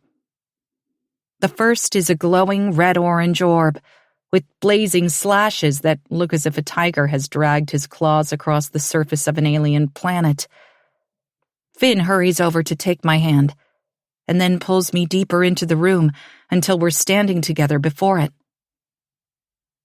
"That's a brown dwarf," I tell him, unsure if he has any understanding of astronomy at all. "What's a brown dwarf?" Henry answers my unspoken question with another. "I'm not a scientist," I say, wishing that Felix was here to explain. I love how my husband's whole body ignites when he talks about his work, how he becomes incandescent in his desire to make everyone he meets fall in love with the sky. But Felix is missing. Only I'm here. A brown dwarf isn't a planet or a star. It's something in between. "Is that for real?" "The picture?" I ask. "The whole thing," Henry says, waving his hands at the photo, the office, and everything it contains. "Yes. My husband is an astronomer. He studies space, and he's currently conducting research on brown dwarfs." I hadn't planned on telling the boys anything about Felix, but I can't bring myself to drag Finn from the office when his eyes are devouring the images like candy. Moments like this are what Felix lives for. "It's real," I tell the boys. Brown dwarfs are sometimes called failed stars. That means they start out like stars, but they don't have enough mass to burn and radiate starlight. Henry makes a disbelieving grunt, but I'm proud that I know Felix is work enough to share this with Finn. I just hope I got it right. "This is a star cluster," I say, leading Finn over to the second poster, a pink and purple scorch of cosmic vapor studded with twinkling points of light. I don't remember which one. The bright points are stars, but these... I tap near 3 yellow arrows that have been taped to the image. Are brown dwarfs. They're harder to see because they don't glow. Finn looks up at me, his face radiant and open, his heart aflame. He makes a fist, and then quickly splays his fingers, pulsing his hand out from his chest. "They're beautiful, aren't they?" I know I've gotten his meaning when he grins. "We have telescopes, too," I tell him, warming to the topic. "Several of them. When the weather clears, I can..." But I trail off, realizing that stargazing with Finn is a ridiculous fantasy. In what world would I tip his small chin to the heavens, pointing out the glittery spill of the Milky Way? I wish I could take the rash off her back, but Finn rushes through several more of his homespun signs, and I look to Henry for help. The older boy is no longer loitering in the doorway, watching us with his mouth pulled into a snarl. Instead, he's wandered over to the table where Felix has collected things he loves. Found objects, pictures, mementos. Henry is holding one of the framed photographs in his hands, studying a selfie that I had taken of Felix and myself when we were falling in love. Felix is behind me, a half smile sloping the corner of his mouth, an unreadable look in his eyes. As I watch, Henry raises one finger to the dimple that puckers my husband's cheek. He touches it, and a dark expression crosses his face. Henry? The clip of my voice cuts through his reverie, and Henry's head shoots up, his eyes flashing to mine. But before I can even form a question, he drops the photo back on the table with a bang and marches out of the room. Before. Sunday, May 11th. Micromoon / Messier 5 is well placed. One of the things that surprised Sadie about Felix was how seriously he took road trip snacks. Milwaukee was only a 7-hour drive from Newcastle, and in the past, Sadie had started out with a coffee, grabbed a quick lunch halfway, and then sipped on her bottle of water with a wedge of lemon until she hit the Culvers just off Interstate 94. The cheese curds and strawberry shake just hit different after a day on the road, and she found herself looking forward to it for the last 100 miles or so. But when Sadie and Felix stopped at the Casey's on the outskirts of Newcastle to top up the tank before hitting the road, Felix almost immediately disappeared. Sadie was replacing the gas cap when he came back, arms laden with junk food like a kid who had been handed a $50 bill and left unattended. "What have you done?" Sadie laughed when he wedged himself into the passenger seat, goodies spilling all over his lap and onto the floor. "I got snacks." Felix shot a bewildered glance at her as he bent to retrieve a sleeve of honey-roasted peanuts and the Snickers bar that had landed near his feet. "You're going to eat all of this?" "Correction. We are going to eat all of this." Felix tore the top of a Twizzlers bag open with his teeth and held out one of the cherry-colored ropes to Sadie. "It's barely 8. I haven't even had breakfast yet." "What do you think this is?" Felix laughed and wagged the candy at her. "Take it. Calories don't count on road trips. Don't you know that?" Sadie snapped an obligatory selfie before pulling out of the gas station. Felix's chin was hooked over her shoulder, and licorice ropes hung from both of their mouths. She had just a few bites of Twizzlers, too rubbery, and then let Felix talk her into an old-fashioned maple-frosted donut with sprinkles. It was still a bit warm. Later, there was a bag of Cheetos and tart lemonade in a glass bottle, and M&Ms. By the time they made it to the suburbs of Milwaukee, Sadie had a bit of a stomachache, but Felix wanted to try a Butterburger and some custard, so they made her traditional stop. Sadie had a salad. It felt strange to be on her home turf with Felix, and the sense of disquiet was compounded by the fact that the excursion had been last minute. After graduation on Friday, the staff at Newcastle University seemed at loose ends, and though there was still a faculty forum and year-end grading to do, none of that started until Wednesday. It took the whole of Saturday for Felix to convince Sadie that a quick trip to see her mother was a good idea. But by Sunday afternoon, they were leaning over the railing at Walker's Point, watching the boats bob in the harbor. Sadie couldn't decide if bringing Felix home was the best thing she'd ever done or the worst idea imaginable. "She's expecting us?" Felix asked, squinting at the spring sunlight dancing on the water. He rested his forearms on the railing and gave Sadie a sidelong glance. "I called ahead and left a message for her. Whether she remembers or not is anyone's guess." "That's okay." Felix reached over to run one finger over Sadie's knuckles. She didn't realize she was strangling the iron bar until Felix's touch alerted her to the ache in her hands. She forced herself to loosen her grip, and Felix rewarded her with a quick kiss on the delicate bones of her wrist, where her sleeve had crimped up. He told her, "I'm looking forward to meeting Alice no matter what."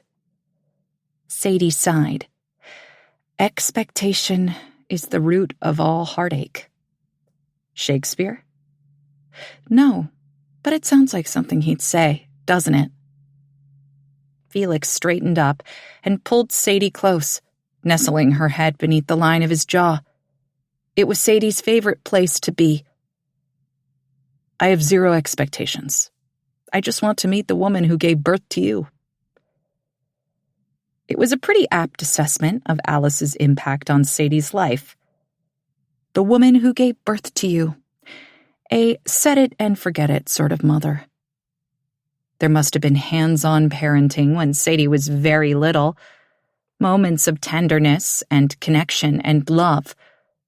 But the only mother she remembered was a woman carved out by loss, empty and aching, and unable to see that even in the face of incomprehensible tragedy, her daughter still needed a mom. "I parented myself," Sadie mumbled against Felix's chest. "Maybe you could just interrogate me about my childhood and we could call it good?" "This is not an interrogation." Felix took Sadie by the shoulders so he could hold her at arm's length. "It's an exploration. I want to meet her, Sadie. She's a part of you, and I don't want to miss the chance to know her." The fact that time was running out was left unsaid. Swallowing was becoming increasingly difficult for Alice, and as a result, she was losing weight fast. "You could pick her up and carry her in your arms like a child," one of the nurses told Sadie the last time she called. "You could hold her in your lap and rock her." Sadie couldn't remember Alice ever doing that for her. Pulling little ponytailed Sadie onto her lap for snuggles, and the reversal felt cruel. Cruel because Alice had known what a good mother should do, but she could rarely bring herself to do it. Her attempts at nurturing were half-hearted and, more often than not, left undone. A box of Devil's Food Mix languishing in the pantry that was supposed to be for Sadie's birthday cake. A pile of random books from the library that Sadie thumbed through again and again, making up the stories as she went, since Alice never took the time to read them to her. A Christmas present in a plastic Walmart bag on the counter, because Alice bought a doll but forgot to buy wrapping paper or a Christmas tree to tuck the gift under. It was cruel because, even now, healthy and successful and dating a man who felt like a daydream, Sadie wanted to do exactly that. She wanted to wrap her mother up and rock her like a baby. Tell her, "I loved you anyway." "Okay." Sadie tried to sound more confident than she felt. "Let's do this." Alice Sheridan lived at Valley Rest Senior Care Home in the locked and secured memory care facility. It was a beautiful campus of red brick buildings in a wooded neighborhood in one of Milwaukee's more exclusive suburbs. The monthly cost was enough to make Sadie hyperventilate, but her father had been a private financial advisor and had left his wife with a sizable life insurance policy that Alice more or less ignored while it collected interest in the bank. Alice and Sadie never took vacations or bought new cars or wore expensive clothes. They never moved out of the small, classic colonial that Sadie had lived in since birth. And after Alice took several months' bereavement leave from her job as the office manager for a pair of endodontists, they gratefully took her back because no one else understood their billing codes and filing system. The Sheridan girls were fine, at least financially. And when it became obvious that Alice needed full-time care, Sadie spared no expense. Felix whistled low as they drove the tree-lined drive to the state-of-the-art facility. The grounds were elegant, the buildings newish, but designed to look historic. There was a fountain with copper peacocks and bespoke marble stairs, and all the employees wore the same plum uniforms with crisp, straight lines. In short, it was the sort of place a very wealthy woman would live out her days, and Sadie was uncomfortably aware of how confused Felix must be. Her cheap condo and Target clothes had not prepared him for this. His family had been land-rich but empirically poor. Goodwill clothes and ramen suppers, and kitchen chair haircuts with his mother wielding the scissors. "We're not rich," Sadie said, pointing Felix to the hidden parking lot on the far side of the main building, but found she didn't have the energy to explain further. She would, someday. For now, she just had to get through the next hour or two. They signed in, were buzzed through the locked and alarmed doors, a precaution for residents who were often confused and prone to wandering off, and wound through the courtyard filled with live trees and a tiny sedate pond, to the hall, where Alice's room was third on the right. Sadie paused before the closed door, her gaze determinedly fixed on the brass nameplate. "She'll probably think we work here," Sadie said. "It's more than likely she won't remember me, and she'll treat you with suspicion. Men are not to be trusted in Alice Sheridan's world. They leave." But Felix wasn't deterred. He turned Sadie gently toward him and cupped her face in his hands. Pressing a chaste kiss to her mouth, he said, "It's fine. Whatever happens is fine. I love you. That's all that matters." For one surreal, shimmering second, time froze. Sadie froze. But then she could feel the rough skin of his thumbs on her cheeks, his warm breath in her hair.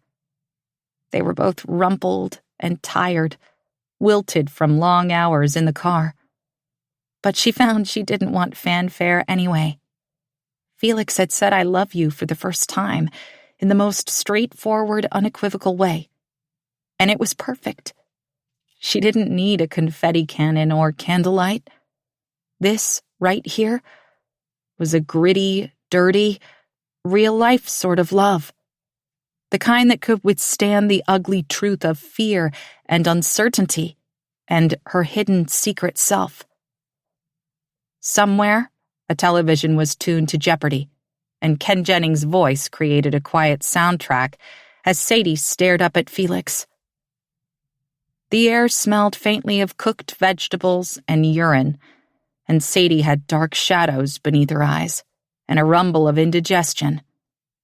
But it was the most extraordinary moment of her life, because she knew beyond a shadow of a doubt that she loved Felix too. She felt like she always had. "I love you," she said, and the words tasted as rich and decadent as dark chocolate. Felix grinned. "I know." After that, it felt easier to rap on Alice's door and then step into her single-bedroom apartment. "Hey, Mom," Sadie called, her fingers twined through Felix's, but there was no answer from the old woman. From the threshold, Sadie could see that Alice was not in her favorite spot, propped in an oversized chair near the window, with a view of the carefully maintained grounds.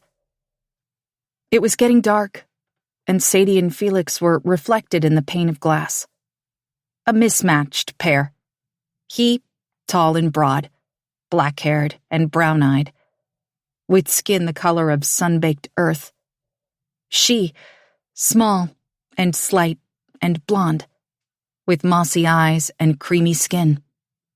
Sadie loved the view, the vignette of the two of them framed by gauzy curtains, and she pressed herself into his side for just a moment. But then there was a sound from the bedroom, and Sadie realized that Alice wasn't in the community dining room or somewhere else on the grounds like she initially thought. For some reason, this knowledge hit her with the force of a slap, and she squeezed Felix's hand tighter. For Alice to be in the bedroom and not propped in her favorite chair by the window was telling, a subtle but unalterable indication that her disease had progressed to another stage. Alice's primary physician had warned Sadie about this and tried to prepare her for the beginning of the end. A near-total loss of language, the inability to perform even the most basic motor functions, confinement to her bed.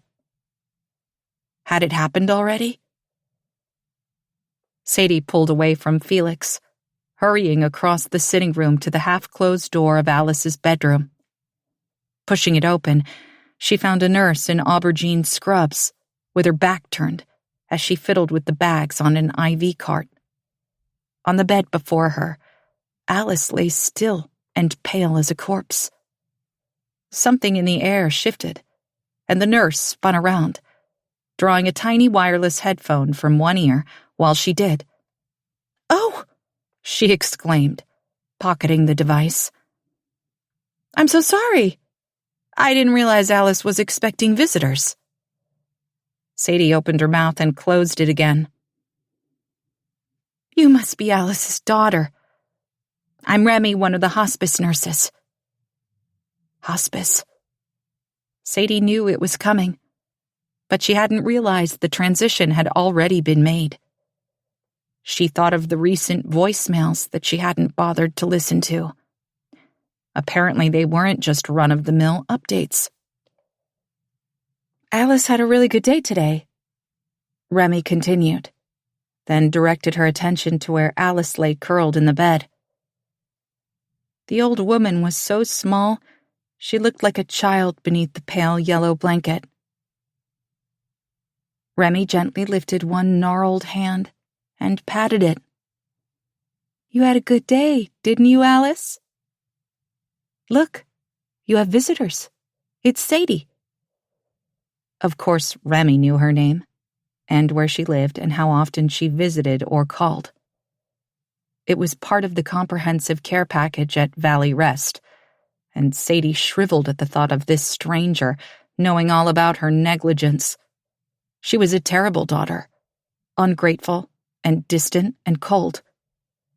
Sadie should never have moved to Newcastle when Alice was so obviously declining, in need of family nearby to care for her. She never should have tried to start a new life, make friends, fall in love.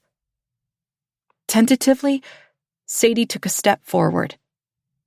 And then, when Remy made room for her beside the raised bed rail, another.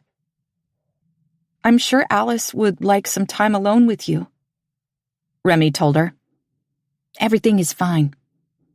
I just administered her meds and she's comfortable. I'll give you all some space." "Don't." The word was a quiet scream, a split second of terror that made a tremor billow through Sadie's body. But it was too late. Remy had already slipped past Felix with a soft smile and was out the door. In the sudden deafening silence, Sadie could hear the mechanical blip of the machine that Alice was hooked up to, and the irregular wheezing breath of her dying mother. When Felix came to stand beside her, Sadie felt herself stiffen against his embrace, assured of her own unworthiness in the face of his so recently professed love. But Felix only held her tighter. "Hello," he said, reaching one hand down to Alice's, where it lay inert on the thin blanket. He covered her knobby fingers with the warmth of his wide palm. "I'm Felix Graham. It's so nice to meet you." If Alice understood what he said or knew who was standing beside her, she made no indication. Her head was angled toward the window, and her eyes were at half-mast, lids heavy and unblinking. Sadie couldn't tell if she was awake or not. But she was painfully aware of how much her mother had aged in the weeks between her last visit and now. Alice's fine hair had been brushed into a white cloud that floated ethereally around the pleats of her high forehead, and her gaunt face was etched in shadows. Her mouth moved, slowly, as if she was whispering something to herself. "Alice?" Sadie tried, leaning over the bed rail. And then, when that didn't work, "Mom?" Still, nothing. Sadie was gripped by a longing for a different life. A relationship with Alice that would allow her to lower the side of the bed and curl up beside her mother. But that reality was as distant as a world in which her father hadn't been T-boned in an intersection by a woman who had been texting and driving. She thought for a moment of that stranger and hated her with a blinding, viscous fury. One moment of distraction, and the trajectory of Sadie's life had hurtled off into space. Is there a world in which the accident never happened? Sadie said it so quietly, she wasn't sure that Felix had heard. But when he kissed the crown of her head, she knew he had. "I'm sorry. I wouldn't change a thing. But, hey," Felix stopped her. "I understand." She knew he did. They were uniquely torn between what might have been and what could be. And just because Felix had already grieved the death of his parents and the loss of his sister, didn't mean that he couldn't remember the ache of it. He hadn't told her much about his own broken past, but Sadie could feel the throb behind his words whenever David and Lucia came up. Or worse, Gabby. His sister was so precious a memory, Felix hardly spoke her name. It was as if she was a black hole, and he didn't dare to get too close for fear of being swallowed whole. And here they were, together in a world that wouldn't exist if they weren't both the walking wounded. Sadie, trying to free herself from a sadness that had robbed her not just of a father and brother, but of everything else, too. And Felix, putting distance between himself and the phantoms his father chased, the striving that led his mother to an early grave, and the abandonment of his only sister. He missed her so fiercely, Sadie could see panic etch itself across his features whenever she came up in conversation. Gabby was a bridge too far, a holy relic that Felix treated with reverence and awe, and not a little fear.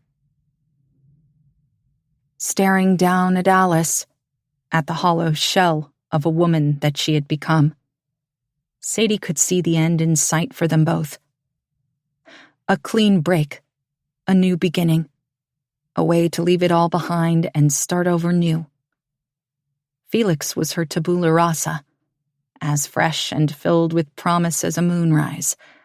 And when Alice breathed her last breath, they could make a new world, one in which they loved each other, and whatever had come before didn't matter anymore.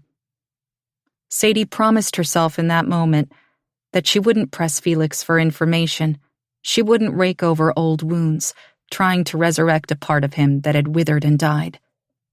And as she reached to wrap one hand lightly around her mother's brittle wrist, she knew that Felix would do the same for her. He was bearing witness to the slow dissolution of her childhood hopes and dreams, the final, bittersweet letting go. They stayed until the stars came out, and Remy returned to settle Alice down for the night. Though Sadie thought it was absurd to pretend that anything would change for her mother as a result of the bedtime routine. For the entirety of their visit, Alice remained impenetrable, her breath erratic, her dry lips mouthing silent words. Sadie pretended that it was a monologue of all the things that her mother had never said. Good job. And I'm so proud of you. And I love that you're mine. In a way, it didn't matter anymore. Once Alice turned her head on the pillow and seemed to raise her eyes to Sadie's face. But her cloudy gaze was as empty as a swirl of blue marble. "Goodbye," Sadie said then, and kissed one papery cheek in benediction. It was an act of grace, of forgiveness. Outside, the spring sky was clear and dark, pinpricked by stars. "It looks like a fanu," Sadie said, gazing up. Her relationship with Felix had taught her to look to the sky, always, and the spectacle above them seemed like a gift after the sad hours they had endured. "Fanu?" Felix wove his fingers through hers and tugged her away from the car toward a sloping hill, an apron of fresh-cut grass, just enough room to lie down. An Egyptian-style lamp. You know, the ones with the intricate patterns? The light punches through the tin like stars at night. Felix hummed his approval and pulled Sadie down to the ground. They lay back together, Felix's arm beneath Sadie's head, and breathed deep in the darkness. The grass was still warm, the air just starting to cool. It felt fresh and welcome after the long hours in Alice's fusty little room. There were a dozen things Sadie wanted to say. Confessions and thank yous, and promises that she would spend the rest of her life trying to keep. But when she opened her mouth to speak, all the words spilled out and seeped into the ground. "Tell me about the sky," Sadie said instead. And though they didn't have a telescope, or even binoculars, Felix painted a picture of Messier 5 for her. It was well placed, as in, it was in a good position for amateur viewing, and according to Felix, a colorful and popular globular cluster for astronomy enthusiasts.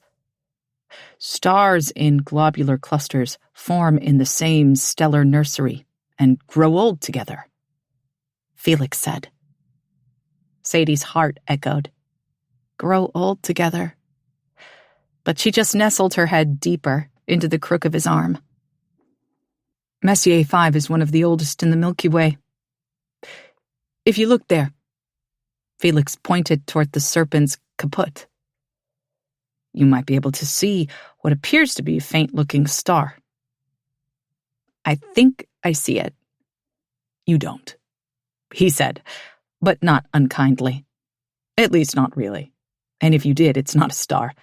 It's hundreds of thousands of stars, and they're billions of years old. If you could see Messier 5, it would blow your mind. The Hubble photos are... At a loss for words, Felix trailed off and gave a low, awed whistle. Tell me, Sadie said. Describe to me what it looks like. Okay. Felix drew out the words slowly, thoughtfully, then began. An explosion of light. An entire jar of glitter upturned. Blue and yellow and white sparkles, so densely crammed together, you can hardly see the black between them. Sadie sighed, and she could feel Felix tilt his head toward hers, press his cheek against her hair. It looks like 1,000 Egyptian lanterns, he said, all lit up at once, like a celebration of love and light and life. His words were enough, so vibrant and beautiful. Sadie felt tears trickle down her temples and drip into her hair. She closed her eyes, and, studded like diamonds on the black veil of her eyelids, she swore she could see it all. Chapter 10. Wednesday. The house is quiet as I stand on the landing in near total darkness. It's past midnight and sleet is battering the windows, the wind howling through the forest. But behind Felix's childhood bedroom door, I can make out the sound of a soft, rhythmic snore. I just don't know if Henry snores or Finn. Finn is sick. But I hope it's Henry, and that he's finally, blessedly asleep. I need a few hours when I'm not looking over my shoulder, worrying about him. After fleeing from Felix's office, Henry fixated on bringing some firewood inside for the pot-bellied stove in the corner of the living room. I used the cast-iron monstrosity as nothing more than a good place to stack extra books. But Henry poked around inside, tested the flue, and eventually proclaimed it was in working order. "We've never used it," I told him. "We've been here since late May and haven't so much as opened the firebox." He leveled a haughty look at me. "You haven't needed to." "Exactly," I said. "We don't need to because we have central heating." "And what if the electricity goes out?" His words slowly settled in my chest. Henry had a point. Like the landline, the electrical wires were above ground on the mountain, marching through the trees like a string of hikers tethered together in a storm. They seemed fragile to me, unreliable, and I reluctantly pointed Henry in the direction of the shed and the pile of stacked wood covered with tarps nearby. The axe was stuck in the chopping block beside it. A part of me couldn't believe I was willingly offering Henry access to a weapon, but if the electricity really did go out, we would need that firewood. Once again, I found I had no choice but to trust him. It was over an hour later that he stomped back into the mudroom, arms laden with dry, splintered wood. I helped him stack it beside the stove and moved my piles of books and a sad-looking houseplant to the coffee table in case we needed to start a fire. After that, there was really nothing for us to do. Finn languished on the couch, pale and coughing, his condition deteriorating as the night went on. I plied him with sips of cool water and tried to make him comfortable, but he shivered and seemed not to notice my ministrations, his little body throwing off heat like a radiator. Henry kept watch from Felix's chair, and I curled up on the far end of the couch, with Finn's feet in my lap.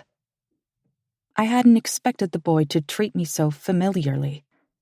But when I eased myself into the corner, he instantly scooted down to press his feet against my thigh. I melted a little, even though it likely had nothing to do with me.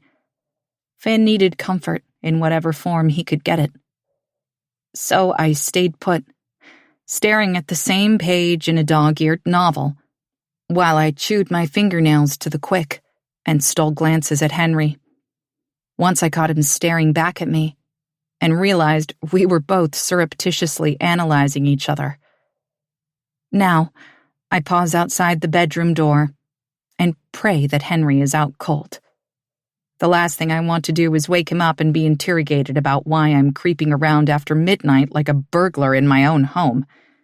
Hemlock House is small, and it's not easy to move without alerting everyone present to exactly where you are and what you're doing. I've stuck the brothers in Felix's old room for the night because it has a bunk bed, and I want them as contained as possible.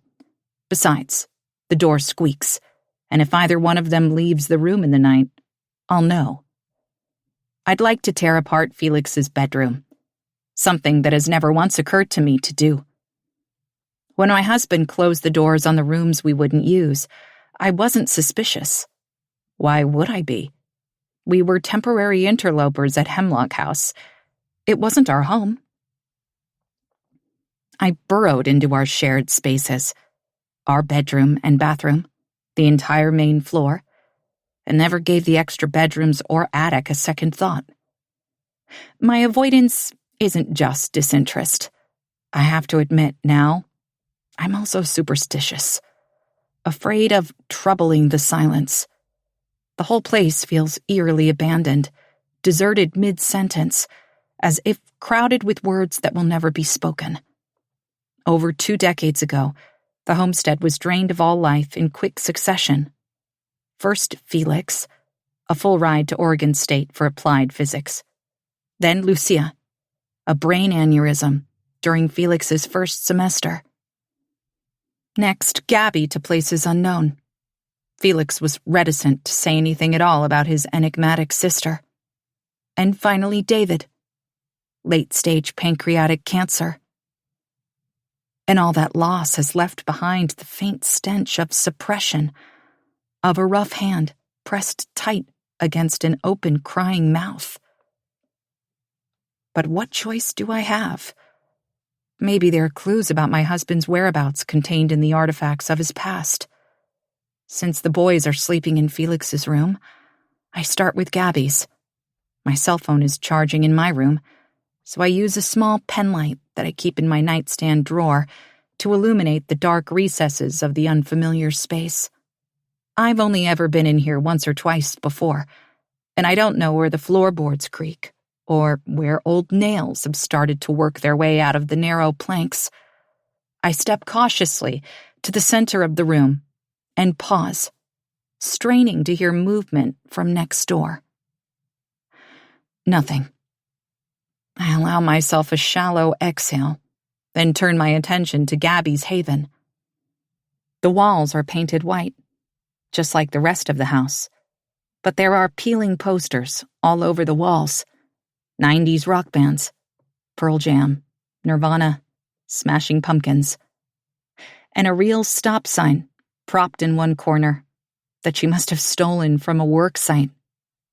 Her bed is roughly made, the sheet hanging lower than the comforter. Everything clearly unwashed. My heartbeat stutters when I realize that her DNA is probably still all over the rumpled pillow. This little glimpse into Gabby's teenage world feels almost voyeuristic. I don't know much about my husband's sister. Once, they were best friends. Now, they're estranged. Gabby's living somewhere in Washington. Last Felix knew. She had a baby shortly after David died. That's all I know. It's not much, and I regret not pressing Felix more. Maybe I should have made an issue of it, reminded him that Gabby and her child are our last living relatives, and convinced him that we should try to repair whatever had been broken between them. I'm grasping at straws, I know that. But I can't shake the memory of the look on Henry's face as he studied the picture of me and Felix in the office only hours ago. His expression was one of shock and horror, but also something that looked a lot like relief. What if Felix's disappearance has nothing to do with the Planetary Sciences Symposium, and everything to do with the appearance of Henry and Finn? What if I've been looking everywhere, but exactly where I should focus my attention? Right here. The idea is chrome bright and blinding. I can't look at it straight on, because if it's true, it means that I don't really know my husband at all. Beyond the posters on the wall and the wrinkled bed, there's not much else in Gabby's room. She must have taken her personal effects with her when she left. And after I open the closet and find it empty, I know my hunch is right. All the same, I pull out the spindly chair at a desk beneath the one window. There's only a sheer curtain over the thin glass pane, and I can feel the cold seeping in around the edges. I reach to push back the fabric and look out into the night, but everything is black and threatening, and I can't see beyond the streams of icy water that course down the glass. My own reflection is a colorless blur. when a hulking shadow darkens the other side of the window. I nearly topple over backward. My grip on the curtain is the only thing that keeps me from crashing to the floor, and I quickly resettle my weight, slamming the chair legs in the process. The sharp smack is shocking in the silence, a gunshot of sound that kicks my heart into a gallop. What did I see? The curtain is once again in place, rippling gently, and I blink hard a few times before standing up and forcing myself to pull it back again. There's nothing there. Of course not. What did I expect? A monster? A witch on a broomstick with sunken eyes and gnarled fingers pointed right at me? Maybe I'm afraid of something much more ordinary. Whoever or whatever Henry and Finn are running from. But I'm on the second story. The shadow I thought I saw was nothing more than a trick of the darkness and my overactive imagination. I make myself sit back down and resume my search. I try Gabby's desk drawers, but they're empty. Just a handful of old paper clips and the half nub of a worn-down pencil knocking around in the corners. I realized that I had hoped to find a journal or something juicy. Maybe one of David's composition notebooks that Gabby had claimed and doodled all over before confessing the darkest secrets of the Graham family. No such luck. With a sigh, I click out my pen light and decide I should try to get some sleep. Wrapping my hands around the edge of the desk, I quietly ease back the chair so I can stand. But in the moment after I let go, my mind registers that something about the desk felt strange beneath my thumbs. Immediately, I begin to run my fingers over the wood, hoping for a secret drawer or hidden compartment that might contain some of the answers I'm desperate for. There's nothing of the sort. Still, something feels off about the underside of the desktop. When I brush my hands over the surface, it's rough and scored with ridges that shouldn't be there. Standing, I carefully lift the chair away and flip the flashlight back on. Then, I sit on the floor and shimmy beneath Gabby's small desk. Turning the light to the underside of the desktop, I illuminate the pockmarked surface. It takes me a few seconds to understand what I'm looking at. But when I trace my finger over some of the notches, I know. I found an archaeological site of Gabby's teenage obsessions. She has used a sharp object, a piece of wire, a pocket knife, to carve words into the flat underbelly of her desk, and the etchings stretch from edge to edge, across every square inch. In some places, she's filled the score marks with colored pen, casting them into sharp relief like 3D graffiti. My heart bottoms out. A sickening freefall.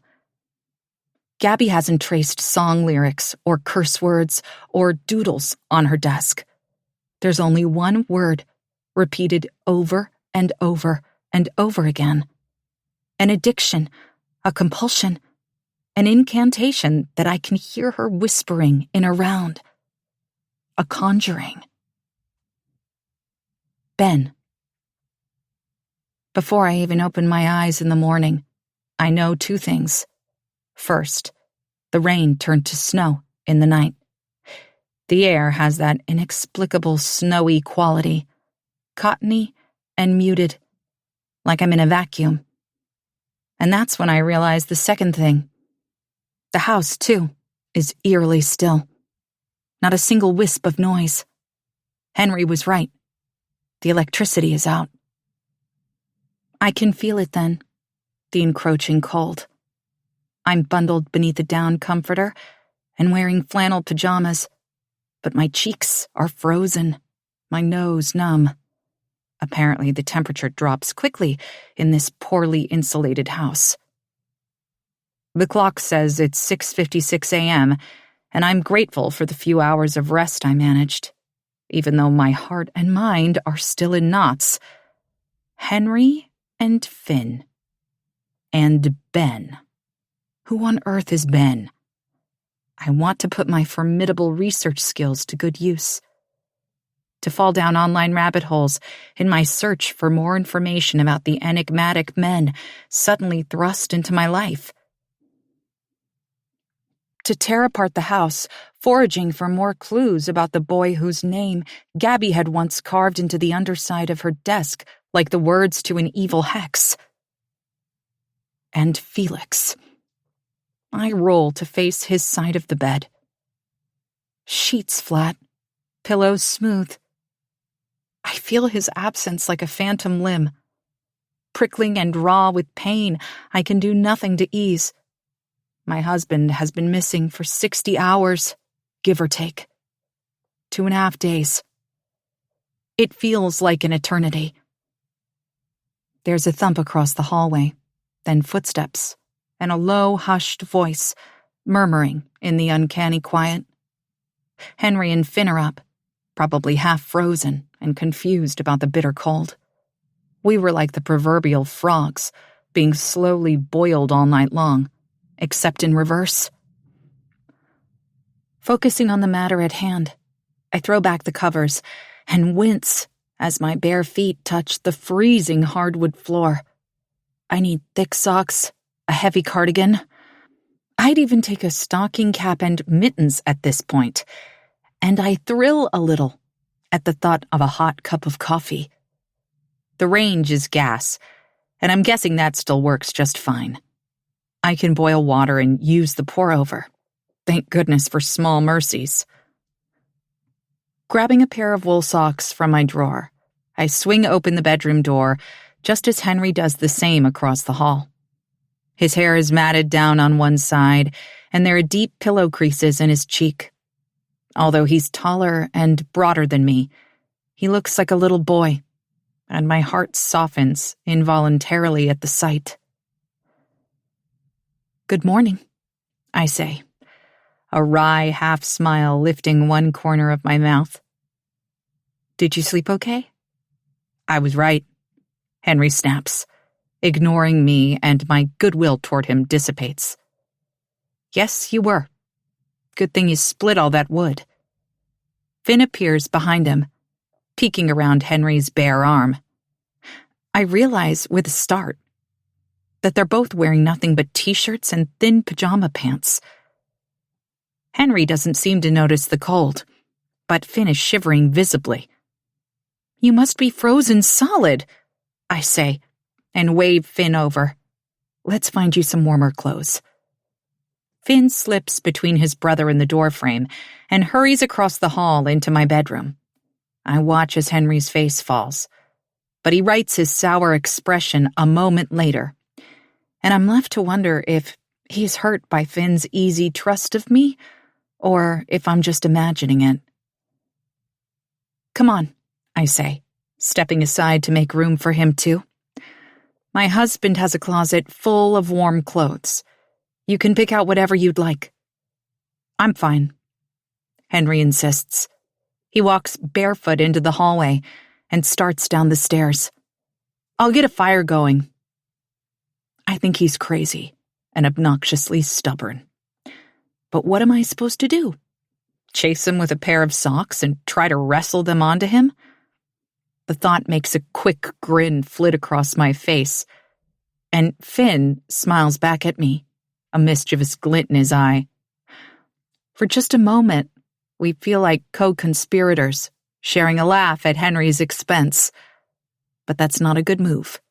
I have no desire to come between the brothers or engender doubt and mistrust. "Your brother is really tough," I tell Finn, as a whole-body tremor shakes me. I can imagine going downstairs without a sweatshirt or socks. I feel like an ice cube. He nods vigorously, and I lead him over to the dresser, where I find him a pair of knee-length wool hiking socks, plus a second pair for Henry. In the closet, he chooses one of my sweaters, a unisex charcoal gray knit, that he pulls right over the t-shirt and pajama pants he wore to bed. and I hand him one of Felix's Patagonia fleeces. "For your brother," I say. "Can you take these down to him?" Finn presses the clothes to his chest and turns to go, but when I lift my own jeans from the floor and feel a slight bulge, I stop him. "Wait," I say, remembering. I stick my hand inside the pocket of my pants. "I think this is yours."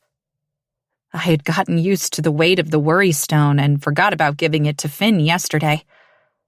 When he sees the smooth rock in my hand, his whole face lights up, and he races across the space between us to snatch it out of my palm.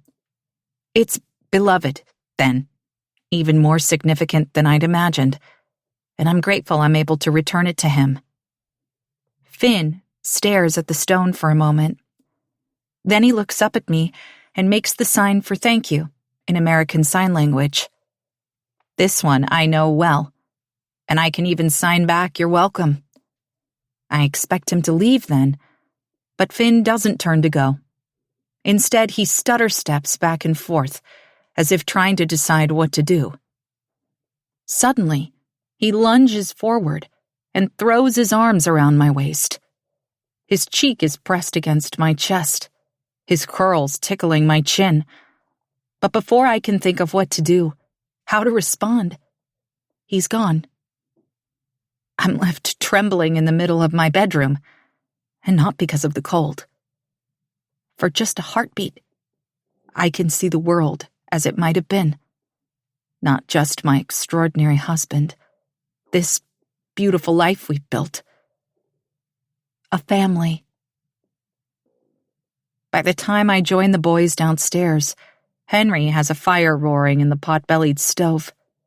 The door is propped open, and the flames look dangerous, but the flue is indeed working, and there is no smoke in the room, just the pleasant scent of a cedar fire and a growing dry warmth radiating out from the corner. "Thank you," I say sincerely as I come to stand before the blaze. I don't think I would have been able to do this on my own. It's true. Now that we're here, a ragtag trio of unwitting survivalists, I can't imagine how I could have handled this situation alone. I picture barreling down the mountain in the Ranger by myself and pitching right over the side of the crevasse.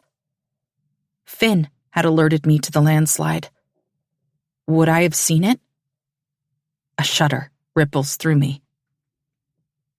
Henry doesn't acknowledge my gratitude, but says, "There's not much of it. The wood, I mean." Felix was going to order a cord from Timber Co., but I trail off, realizing that it doesn't matter what Felix was going to do. It's too late now. "How much?" I ask instead. "A few bundles." I stare at the hot belly of the stove.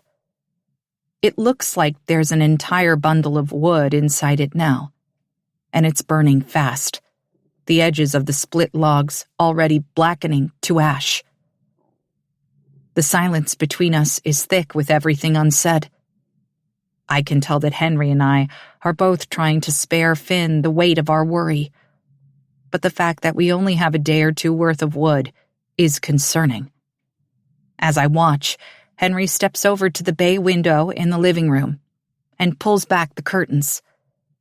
Beyond the porch, the world is indeed flocked in white.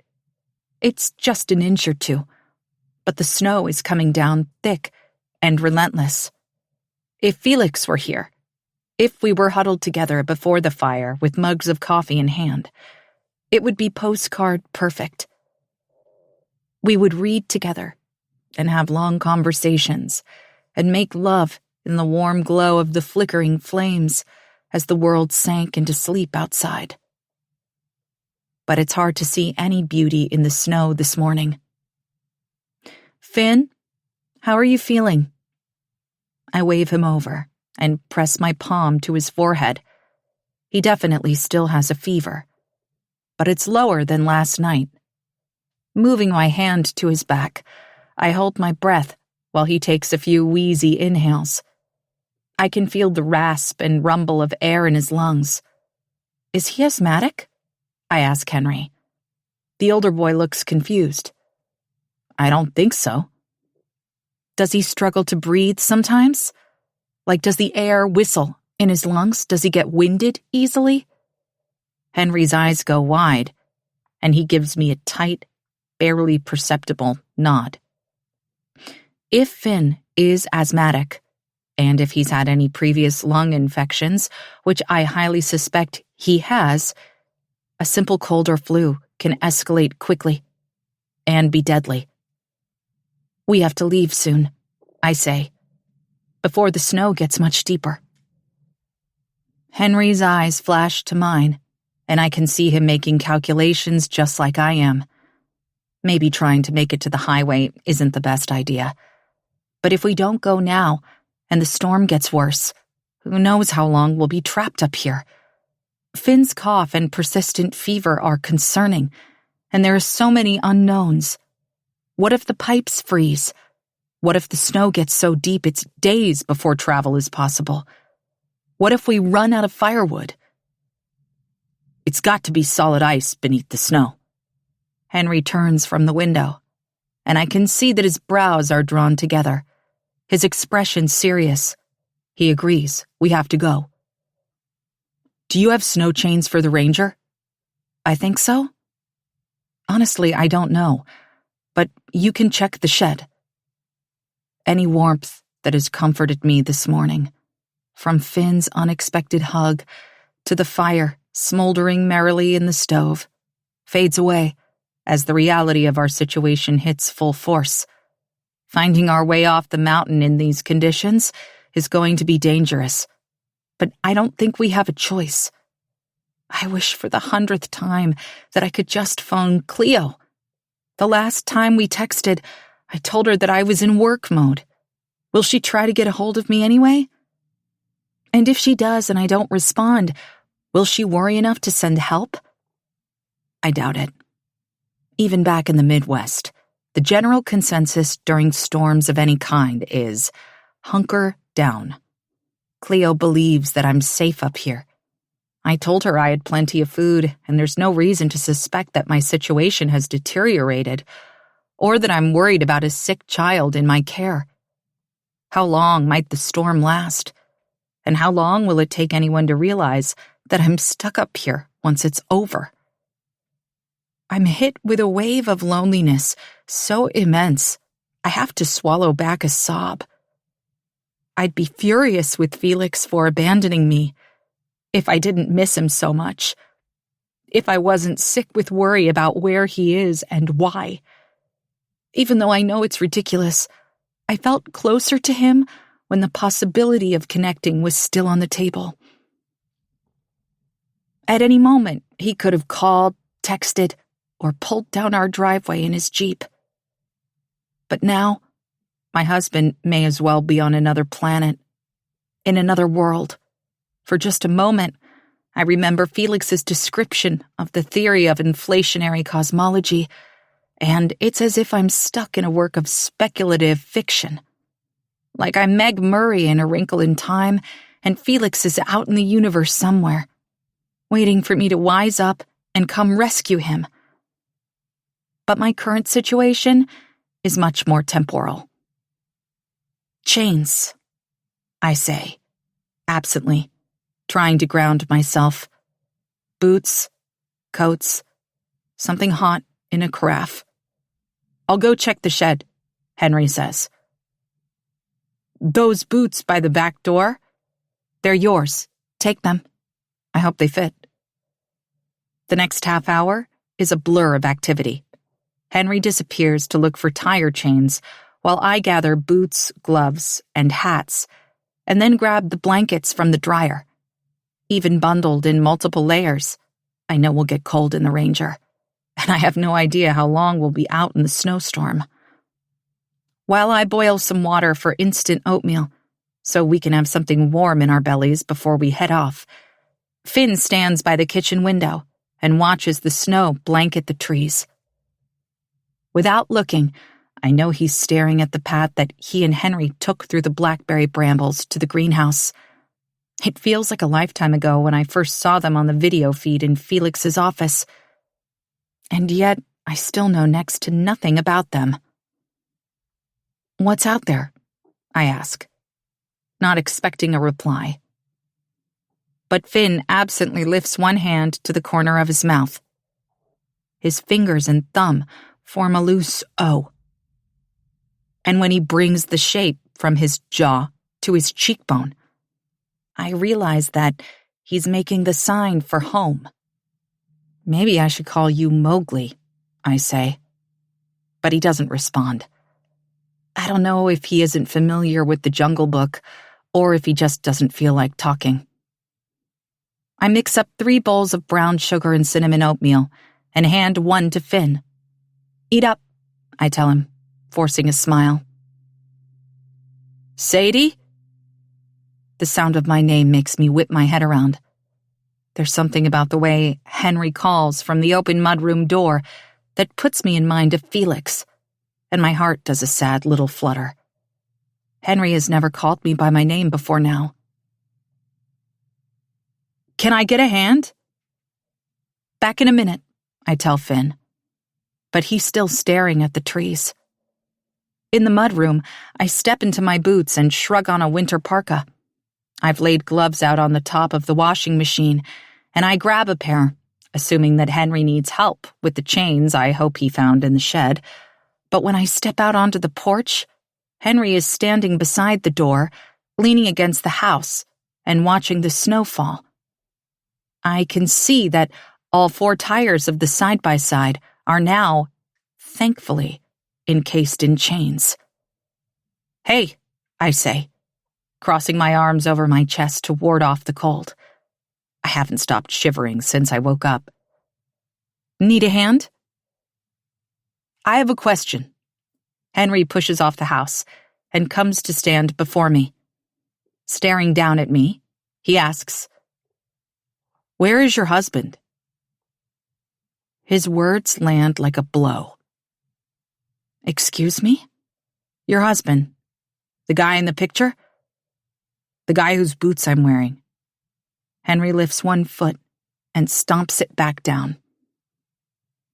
"I don't see how that's any of your business. Is he dead or something?" I just gape. How dare he? After a moment or two of opening and closing my mouth, I manage. "He's at a conference." "How long has he been gone?" "That's not any of your business. I just want to know." "When's he coming back?" The hurt and anger that has been coiling behind my ribs strikes suddenly. "Where is your mom, Henry? Your dad? Where are the people who are supposed to be keeping you safe?" He looks as if I've slapped him. "I'm sorry," I say quickly, because tears have sprung to his eyes. They shimmer along his lashes until he swipes them away furiously with the heel of his hand. "You're a real bitch," he spits, and then turns on his heel to head back out into the storm. I watch as he trudges through the deepening snow toward the shed. I don't think there's anything left for him to do, nothing that needs to be fixed or prepared on the Ranger before we leave. But I don't blame him for needing a minute alone. He had no right to interrogate me about Felix, and no way of knowing the raw ache his questions would inflame.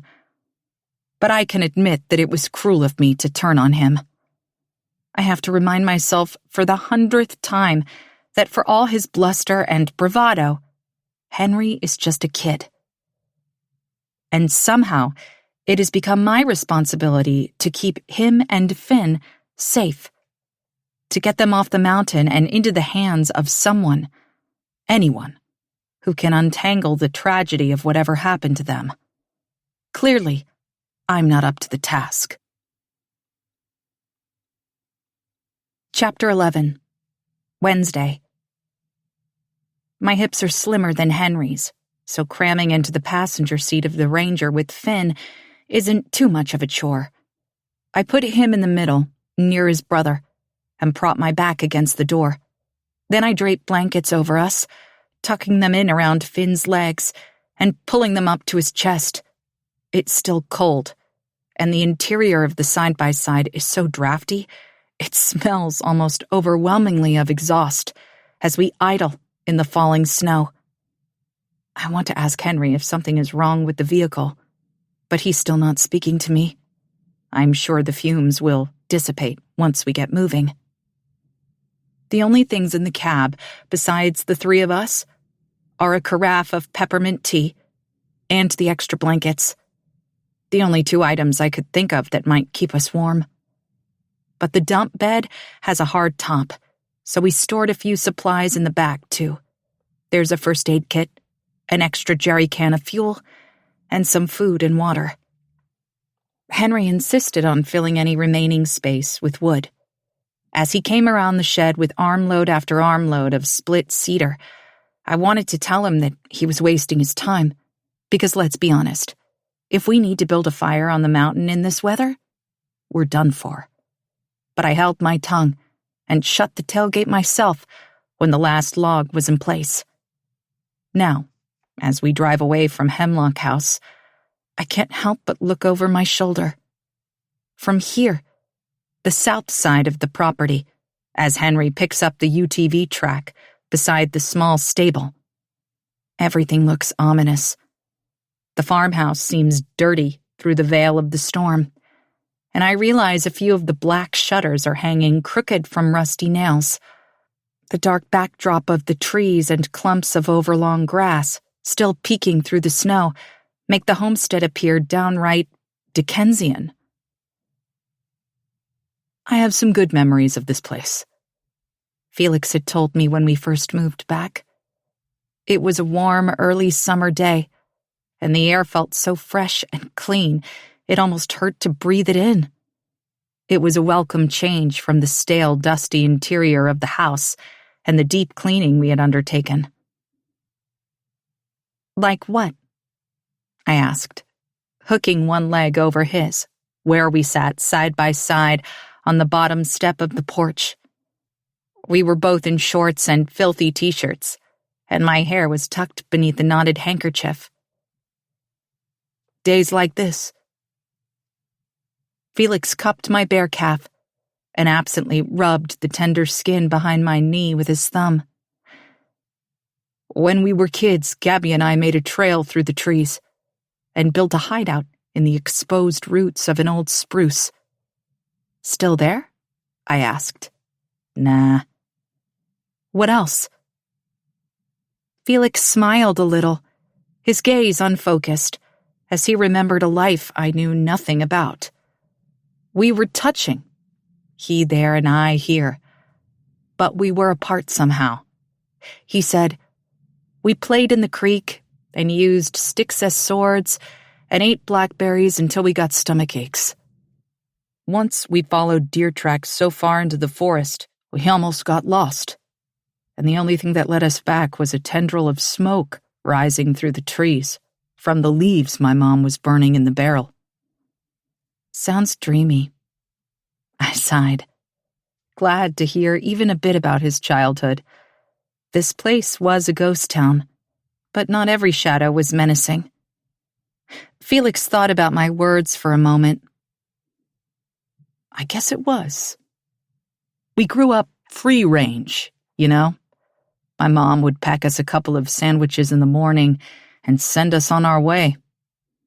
I bit the inside of my cheek at the thought of Alice doing anything like that for me. I was usually the one who took care of her, who packed her lunches and took the hamper out of the closet in her bedroom to wash the clothes that she had left too long. I could still smell the sour, sweet tang of her work shirts, the distinctly Alice odor of her sweat. You and Gabby were close? Felix rarely mentioned his sister by name, and I hoped my wistful tone was lost on him. I wanted to keep him talking. He shrugged. We used to be. That must have been nice. It was. there was a tiny secret smile on Felix's lips, and I felt an unwelcome squeeze of jealousy that there were things about his past I didn't know. I had no right to be greedy, to long for more information about his family of origin, since I held my own sad stories close to my chest. But being at Hemlock House, in the place where some of his most significant and formative experiences took place, shifted things. I felt off-kilter, like I was grasping for purchase, and suddenly Felix wasn't my steady ground. He was different here, chaotic somehow. In a moment, he could go from almost giddy with excitement to pensive and quiet. And when I tucked myself against him, asked what he was thinking, he was quick with a kiss and a canned response. Nothing. Both seemed dismissive. Because I was feeling vulnerable, maybe even just a bit fragile, I pressed him. "What happened between you and Gabby?"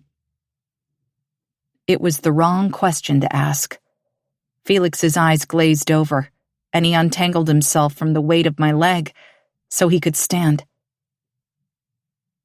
"She changed," he said simply. It wasn't much, but it was more than I expected him to share, and I tucked the nugget of insight away as he turned to go.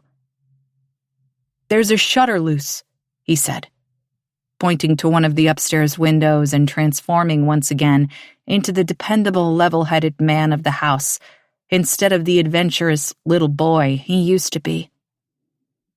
"I'm going to find a ladder and fix it." But it's obvious now that he never did. Hemlock House disappears from view as I point Henry to the barely visible 2-track trail that leads away from the homestead, and we're swallowed up by the trees.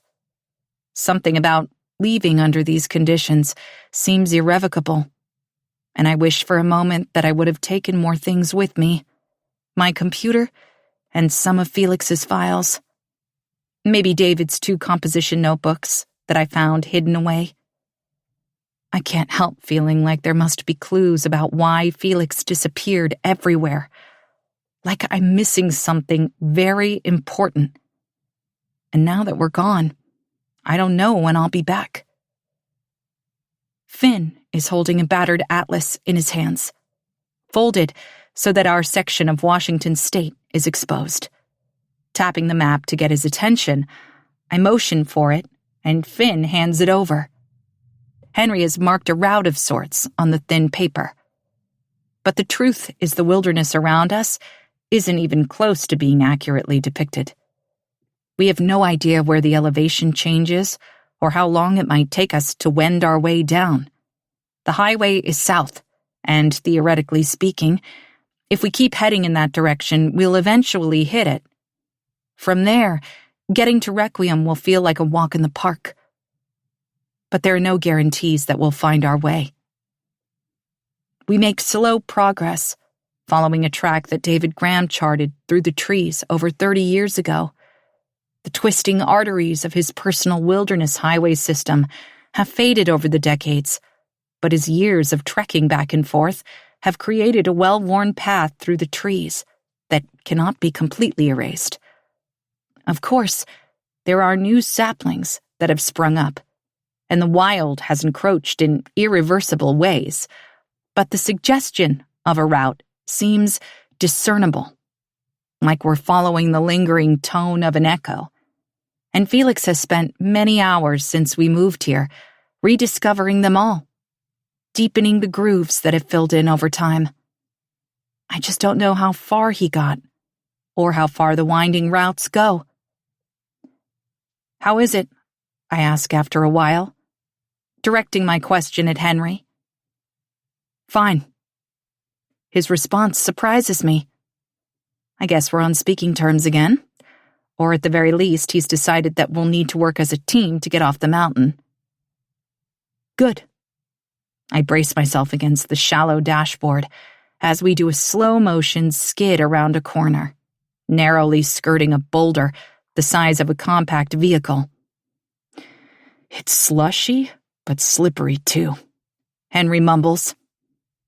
If I didn't know better, I would think he was apologizing for the near collision, and I make a little grunt of agreement. The truth is, Henry's a fine driver. Capable and conscientious, always looking around the next bend and taking it much slower than I thought he would.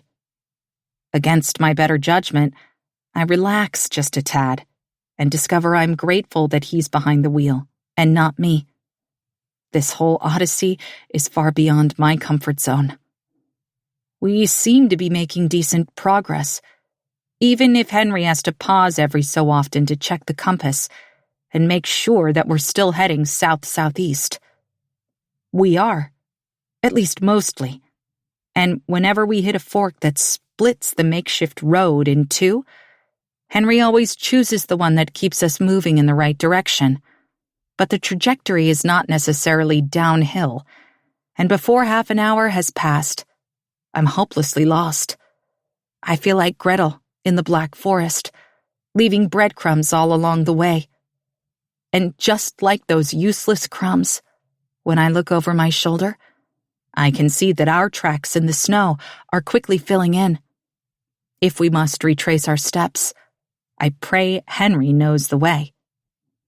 Finn is slumped against me, his head on my shoulder, and without thinking I drop my cheek to his forehead. It's burning.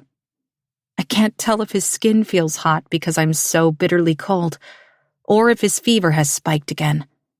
It's been so unpredictable, so up and down, that I worry any progress he's made isn't really progress at all.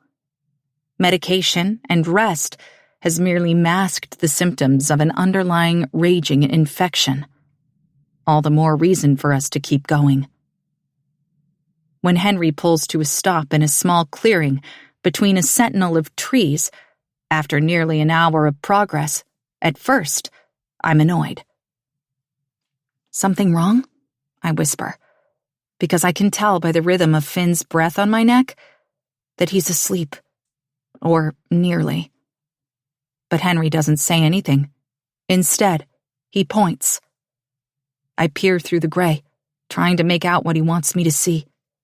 Here, protected beneath the canopy of trees, the snowfall seems less intense, but the swirling flakes still form streams and eddies that flow like water, and sometimes obscure the windscreen completely.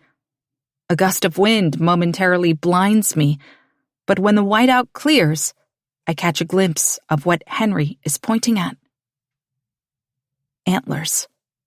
A perfect pair of ghostly antlers.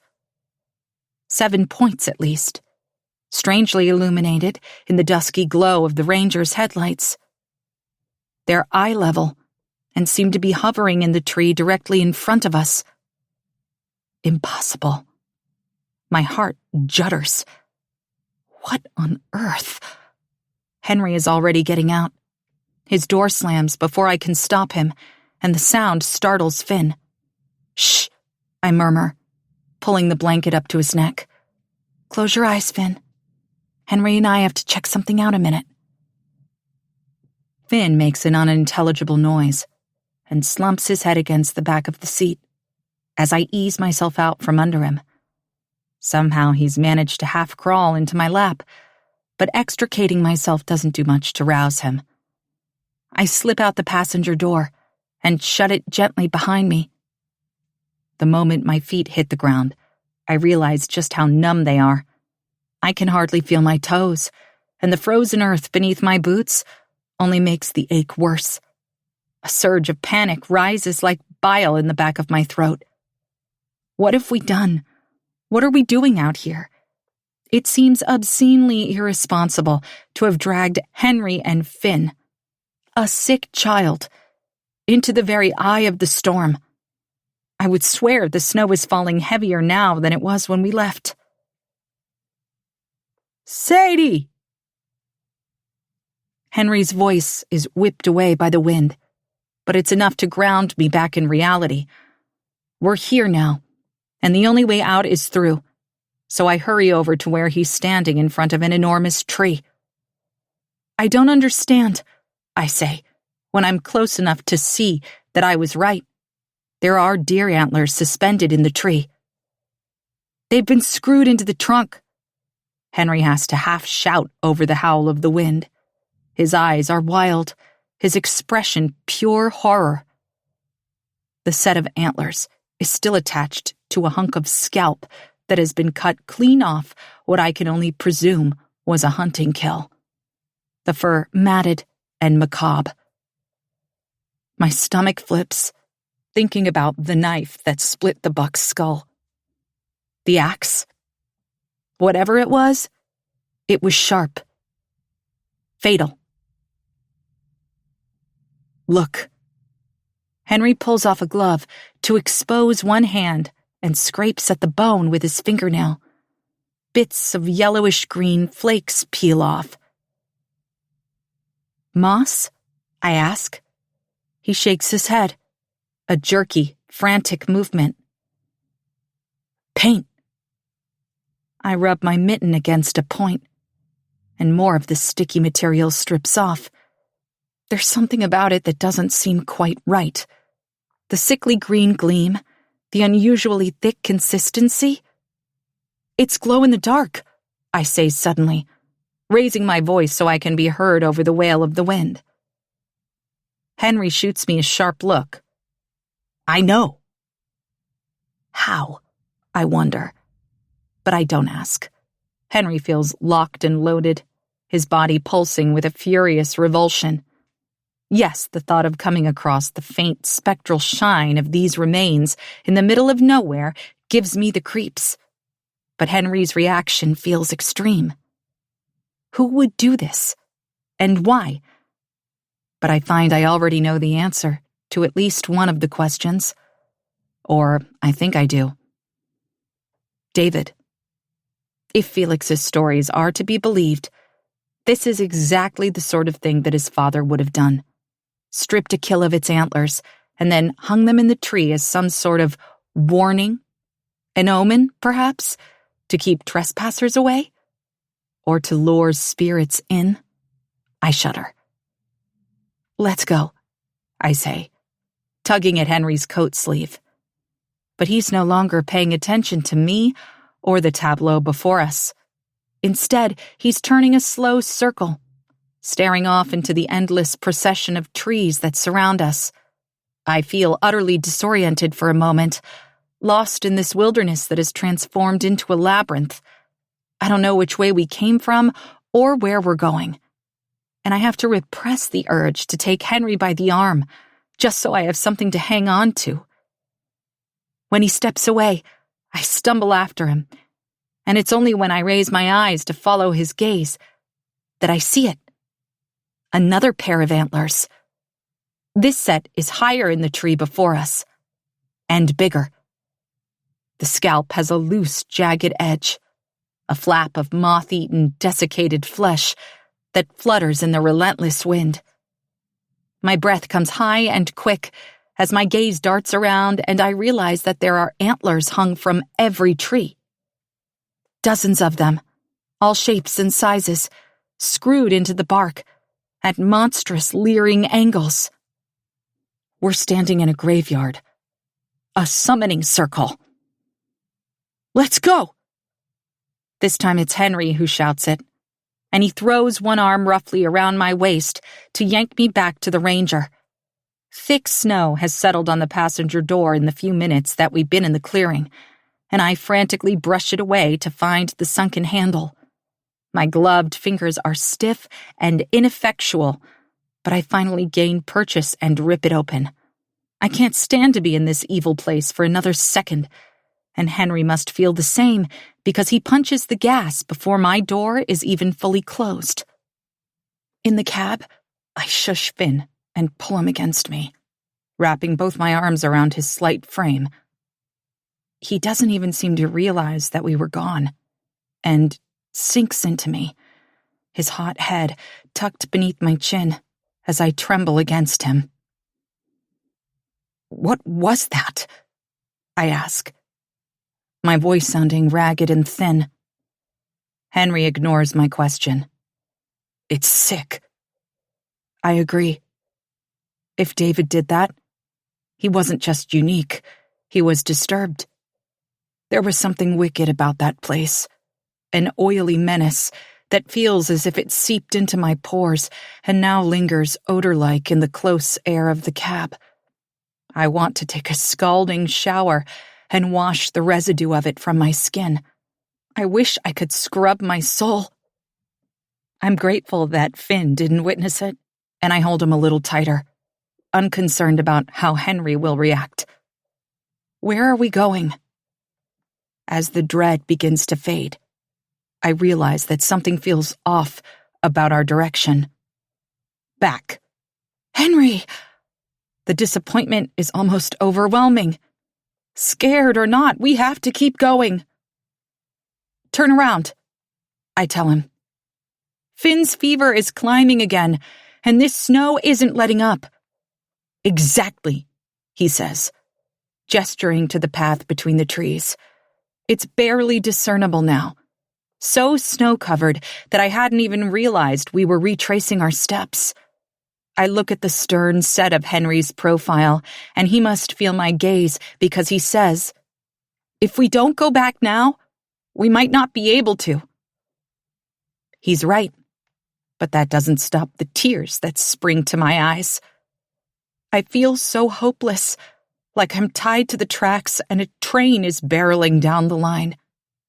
I wish we would have never come across the antlers. We would have kept going and gotten stuck in a blizzard. All at once, I can picture it. The three of us, stranded out here, as the snow continues to ravage the mountain. It's our bones, I see, picked clean and bleached white come spring. An improbable tangle of limbs and stories that will never be told. I know we have to return, but Hemlock House doesn't just feel haunted anymore. It feels like a tomb, and we're going back to inter ourselves. Every fiber of my being cries out for my husband. If only he were here. If only he had come home on Sunday like he was supposed to. If only he had never left at all. Henry stops more frequently on the way back and carefully examines the compass I've given him. He turns it this way and that, and a few times he even steps out of the side-by-side to examine the trail and squint off into the trees. There's not much to see, and once, when an almighty gust tosses a powder keg of snow, he disappears completely. For just a moment, Finn and I are left behind, trapped in a white, icy grave. Seconds later, when the dark silhouette of Henry reappears, I feel a surge of affection for him so strong it stings. As he climbs back into the Ranger, his movements labored and heavy. I know we're lost. How long? I ask. Since we left the trail? I nod. And even though Henry doesn't look at me, he must sense the movement. He says, only 15 minutes or so, I think. Pressing Finn's head to my chest, I swivel around, trying to see where we came from and how we might retrace our steps. We can't go back, Henry puffs a frustrated breath. And we can't just head north. The homestead is a much smaller target than a highway. I think of the long stretch of road we were aiming for, and then the little cluster of buildings that comprise Hemlock House. It's just a tiny speck somewhere in the wilderness. Our chances of finding it without the benefit of David's old trail system are beyond slim. Panic thrums beneath my skin, a furious drumbeat that for the first time in hours makes me feel hot. I got Henry and Finn into this mess. It's my job to get them out. Stay put, I say, twisting out from underneath Finn. Where are you going? We can't be too far from the homestead. There must be a whole grid of trails nearby, and I know from riding a few of them with Felix that there are markings all along the way. Not many, and David didn't bother with reflective metal trail signs like he probably should have, but I've seen lengths of pale orange fabric tied on low-hanging branches at intersections or after a particularly long, uninterrupted stretch. Just a little token of civilization in the midst of this great unknown. If I find one, we can get back on track. So we'll drive slow and look for them, Henry says, a note of desperation in his voice. You can't go running around out there. You worried about me? Henry glares at me, which was exactly what I wanted. Better for him to feel incensed than defeated. You know we'll never be able to see a ribbon from here, I say, wrenching open the door before he can argue further. It's the only way. Finn looks straight at me as I ease the door shut, his eyes clear for just a moment. He doesn't look scared. He looks trusting, as if he knows that even though we're trapped in a precarious situation, I'll keep him safe. It feels misplaced. Outside of the protection of the cab, the wind howls like a banshee and whips snow in my face. Within seconds, my damp eyelashes are crusted in ice particles, and my lips feel dry and cracked. I wish for a balaclava, a pair of snow goggles. But I comfort myself with thoughts of the fire that Henry let smolder in the inviolable cast-iron stove, and trudge forward through the deepening snow. Henry has no choice but to follow in the Ranger at a snail's pace several feet behind me. At first, I stumble from tree to tree, steadying myself against the thick trunks and searching for any evidence of human interference. One of the tattered ribbons, a nail, anything that might be a clue that we're headed in the right direction. But when several minutes pass and I see nothing of the sort, I realize that this may be a doomed endeavor. Instead of focusing so narrowly on the individual trees, I start to scan the area, hoping for a glimpse of something, anything, that stands out against the unrelenting sea of white around me. When a splash of red appears in the distance, I blink and then blink again, sure that my eyes are playing tricks on me. The world has become unyieldingly monochrome, and the interruption materializes like an oasis in the desert. A mirage, nothing more. But in moments when the snow parts like a veil, the color remains, a stain that only seems to intensify the more I stare at it. Something breaks inside of me. A splintering that began when I first looked at the clock several nights ago and wondered why Felix wasn't home from the airport yet. I remember the morning he left, his freshly shaven face, the weight in his eyes that suddenly seems like a crucial detail I missed. He was burdened the morning he left, preoccupied with something. He was wearing his favorite red sweater. I'm running before I have time to stop and think about what I'm doing. My whole body is pulsing with one thought. Felix. My husband. Here all along. An apparition in a red sweater beneath a universe of falling snow. It isn't until I've nearly stumbled over the specter that I understand I've made a terrible mistake. Yes, there is crimson amid the snow. A vibrant spill of it, as bright and garish as a sacrifice. But it's not Felix's sweater, or anything that might offer me comfort or hope. Instead, a carcass is split open on the ground. Fur and hooves. A rib cage fanned open like a fragile broken instrument. Snow wreathes the limbs, but melts in the still warm cavity that gapes open, stinking and ripe. It's nearly empty, the tender organs devoured, the tough hide left for scavengers. He grabs me from behind, and my scream is swallowed by the wind. But Henry is undeterred as he drags me backward, away from the carnage. "Come on!" he shouts, twisting me around and jerking me in the direction of the ranger. At least, I think that's where we're headed. I can't see it anymore. And then he's taking me by the wrist, and we're running as best we can, tripping and stumbling and holding each other up until the black shape of the UTV looms directly ahead, and the kill is left behind for burial by snowstorm. We only stop when we can fling ourselves at the icy, unyielding side of the ranger. I'm leaning against it, catching my breath, when Henry whirls on me. "What were you thinking?"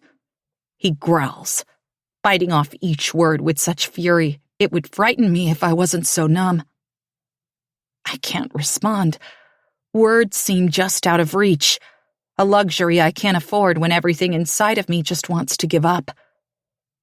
Henry must realize I'm in no shape to fight, that we're all clinging on by a very thin thread, because as quickly as his anger flares, it fades. He drags one gloved hand across his face and sighs. "You shouldn't have done that. We have to stick together.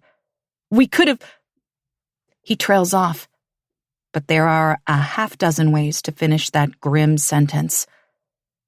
We could have gotten separated from each other, or lost.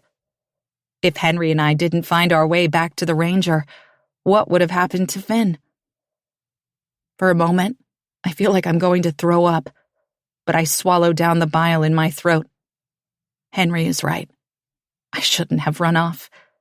It was selfish and stupid. "I'm sorry," I say. "I thought I saw something." Felix. I thought for just a moment that my husband was closer than I could have ever imagined. And I'd be lying if I didn't say that the residue of his presence still clings to me now.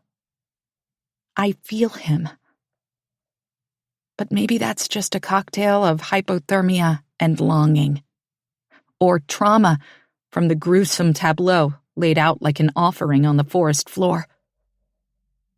Henry doesn't accept my apology, but he does offer an explanation. "The work of wolves," he tells me simply. "There aren't many, but they're here. Sometimes they take what they want and leave the rest for scavengers." Somehow, this makes me feel marginally better. The natural way of things is a much more palatable explanation than poachers, or something even darker. My mind is playing tricks on me out here, and I wish, not for the first time, that we had never left Hemlock House. "Let's get out of here," Henry says, shielding his face from a gust of wind that whirls a funnel of snow at his head.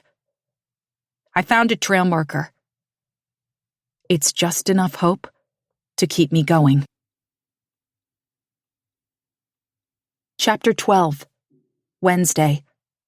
It takes us nearly 2 hours, but we somehow manage to find our way back.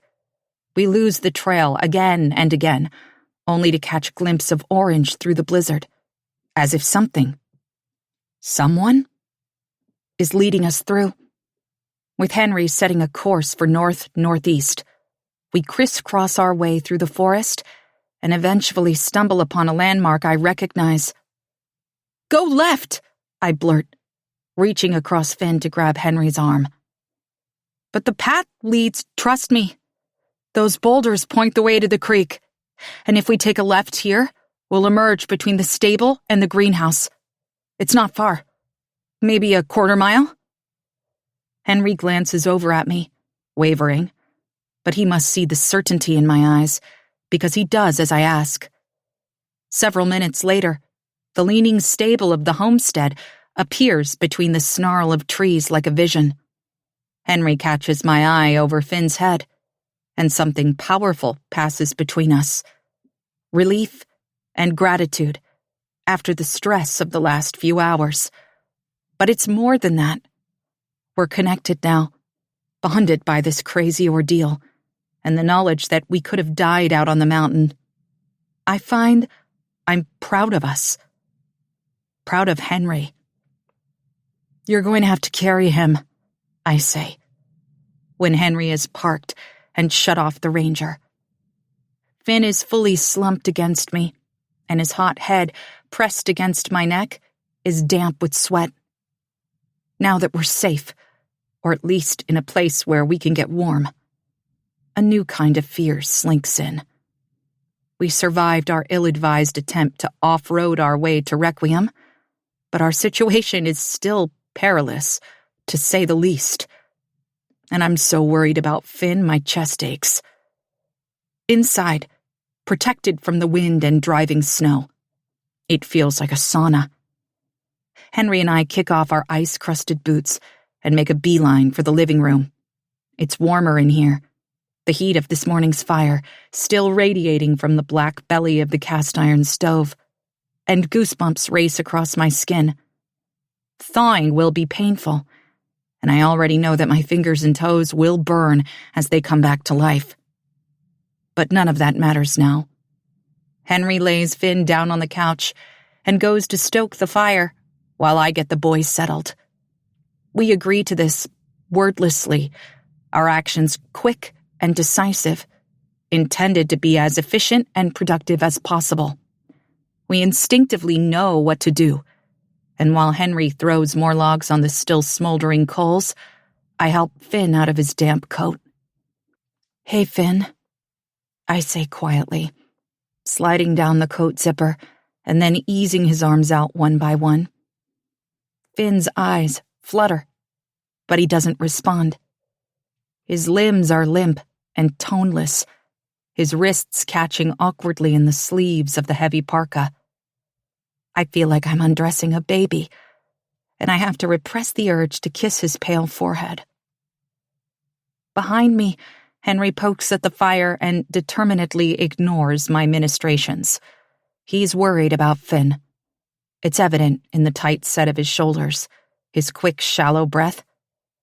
I want to assure him that everything is going to be just fine, but the words taste like dust on my tongue. Instead of offering insincere assurances, I say true things as I peel off Finn's hat and gloves and settle the blankets over him. "We made it back to Hemlock House," I tell him. "Henry's getting a fire going, and we'll be nice and toasty in no time. If we run out of wood, we'll burn the coffee table, and the kitchen chairs, and the boxes in the cellar." I force a laugh, and it sounds manic even to my own ears. Finn stirs a little, his fingertips twitching. I don't think he's unconscious, just drifting in and out, sleepy and sick, and probably in desperate need of IV fluids and some hard-hitting antibiotics, neither of which I can offer him. "We'll get you some medicine," I continue, thinking about what I can do. "And food and water. You'll feel better soon." That last part seems like a bit of a white lie. Finn has definitely taken a turn for the worse. He's pale and wheezy, and his cheeks are clammy against the back of my hand. When he breathes, the fine tendons in his neck stretch taut as violin strings. I know we've just clawed our way to shelter, but a part of me is already eager to try again. Finn needs help. "We need some extra pillows," I tell Henry. "Something to prop him up a bit. And it's time to try an expectorant. Does Finn have any known allergies to medications?" "What? What do you mean?" Henry turns from the fire, his expression at once anxious and defensive. After the heroics of his masterful navigation through the woods, he looks impossibly young and frightened. I get it. The fear of a blizzard can't hold a candle to the dread that looking at Finn stirs up. And Henry doesn't want to admit that he has no idea what an expectorant is. or maybe even a medical allergy. It's a big ask. I give him a soft smile. I just need to know if he has ever taken medication and had a bad reaction. A rash, trouble breathing, anything out of the ordinary. I don't know. I don't think so. Okay, with your permission, I would like to give Finn some cough syrup. It will help loosen up the mucus in his lungs. I'm afraid he's having a hard time breathing. Henry wavers, but after a few seconds, he stands a little straighter and says, "Let's try it." Good. I'll get the medicine. Would you grab some pillows from upstairs? I think we're both grateful to have a specific way to help Finn, because Henry all but bounds from the room. In the kitchen, I find the ibuprofen and cough syrup and fill a glass with orange juice from the nearly empty jug in the fridge. Even though the electricity has been out for hours, the interior of the refrigerator is still cold. I cast a glance at the freezer, knowing I should probably empty it before everything starts to melt. But that's a problem for later. Back in the living room, I wrap my arms around Finn and lift his torso so that Henry can slide a pair of pillows beneath him. He'll be able to breathe easier if he's not lying flat on his back, I tell Henry. Then I hand him the small cup of purple cough syrup. Finn will take it better from you. I perch on the edge of the coffee table and watch as Henry sits beside his brother and touches his face. "Finn," he says, his voice uncharacteristically gentle. "Finny boy. Finnegan begin again. Finn Thomas. Come on, Finn. Wake up." Whether it's the sound of his brother's voice or the brush of his calloused finger along his cheek, Finn does as he's told. "Oh, hey," Henry smiles. "There you are." "Hi, bud."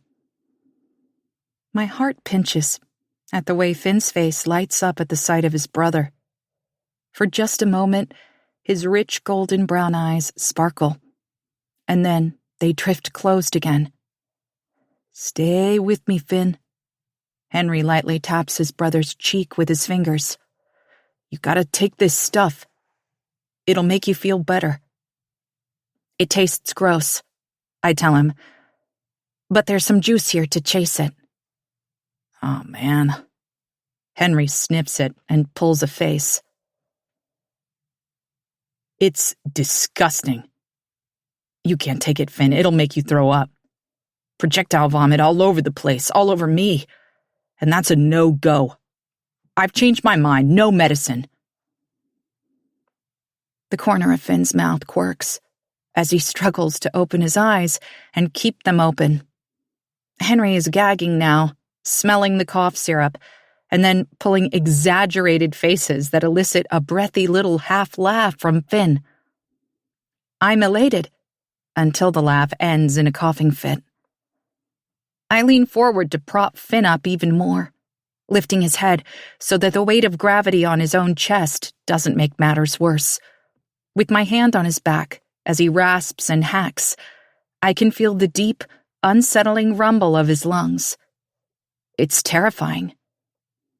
When the fit passes, Finn has been roused enough to swallow the cough medicine, a couple ibuprofen, and a few sips of orange juice. I keep encouraging Henry to tip just a bit more juice into his brother's mouth, because I'm not sure when we'll get another chance to hydrate Finn. But the boy slumps back after barely an inch is gone. I try to reassure myself it's better than nothing. Henry hands me the glass as he pulls the blankets back up over Finn. Then he glances at me, and I find myself raising one hand for a high five.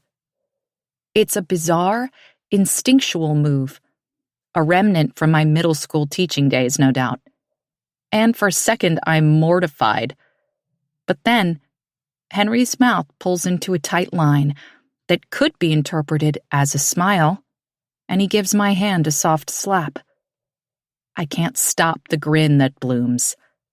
True, our situation couldn't possibly get much worse. But we survived the storm and managed to dose Finn. I'll take whatever wins I can get. When I was a little girl, I attended the church in our Milwaukee neighborhood. My mother had once been a devout Lutheran. But after my dad and brother died, she said God had abandoned her. I wasn't old enough to know anything at all about religion. But when our next-door neighbors offered to take me off her hands on Sunday mornings, she gratefully accepted. Any beef she had with the Almighty did not extend to me. I loved church. It was a small, non-denominational Bible church with red Kool-Aid and watery coffee on a table near the entrance, and a Sunday school teacher who smelled of roses. She used to draw me close when she read the Bible story, letting me look at the pictures before she turned the book around for the rest of the circle to see. Looking back, I realized that she must have felt sorry for me, a pint-sized charity case with unbrushed hair. One day, after she read the story of Jonah and the whale, she asked what we had learned from Jonah's adventures. The rest of the kids, who had been born and raised in church, gave answers straight from the textbook. Jonah learned about the importance of obedience, trust, faithfulness. But I was stuck on the final scene, when Jonah went out of Nineveh and threw himself a pity party. God gave him a nap and a snack, I said, almost without thinking. There was a sort of stunned silence for a moment. And then that sweet Sunday school teacher hugged me close. "Aren't you clever?" she laughed. But it was a happy, delighted sound, not mocking, as I feared it would be. Sometimes a little nap and a snack fix everything. It's the only lesson that really stuck with me, and a philosophy I still cling to today. A biblical mandate for the not-so-surprising benefits of sleep and food. And after Finn is settled and safe, I gathered the necessary elements for myself and Henry. The down comforters from our beds upstairs, more pillows. In the kitchen, I find some cheddar cheese and multigrain crackers, then grab the rest of the orange juice, the last apple, and a jar of crunchy peanut butter. Henry and I eat on the floor in front of the stove, voraciously. Apparently, a dangerous experience gives you an appetite, because we polish off the cheese and crackers in no time, then cut up the apple and slather the wedges in peanut butter. When the apple is gone, we take turns using the sides of our thumbs to scoop even more peanut butter straight off the knife and eat it plain.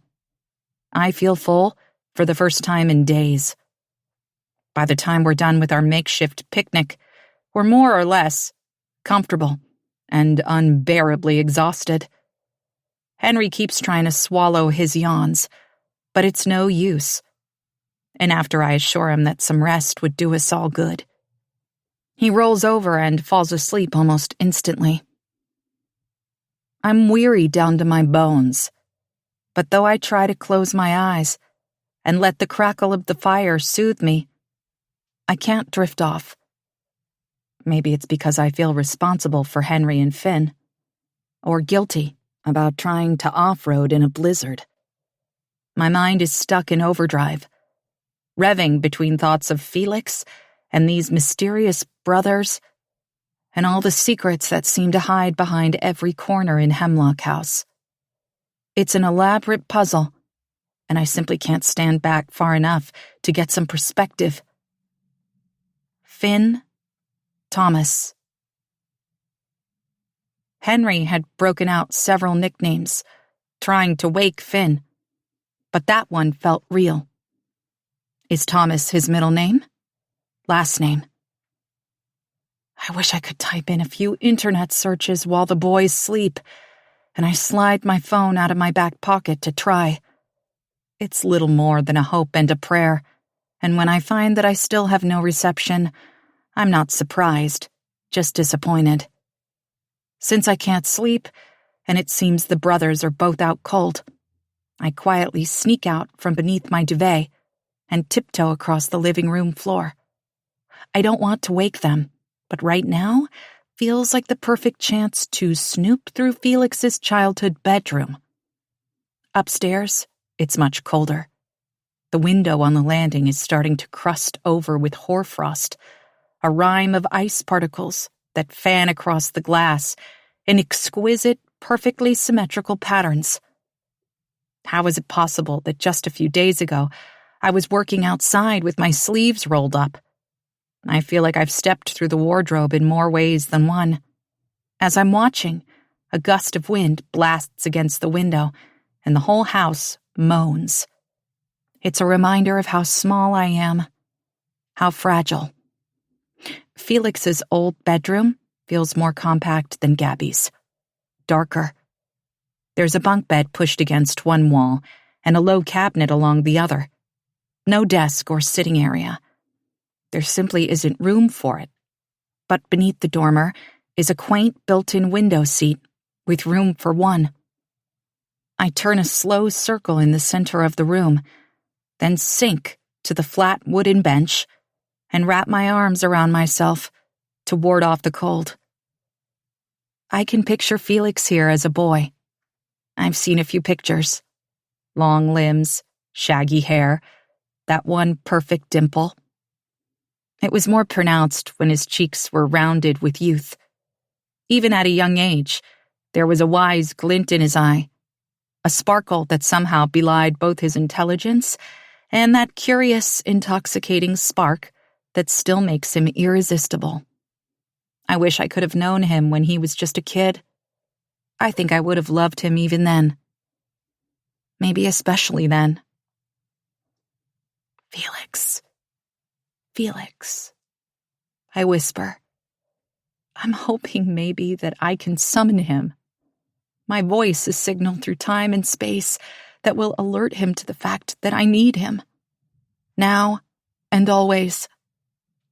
But the room remains still and empty. So I push myself up and open every drawer in the cabinet.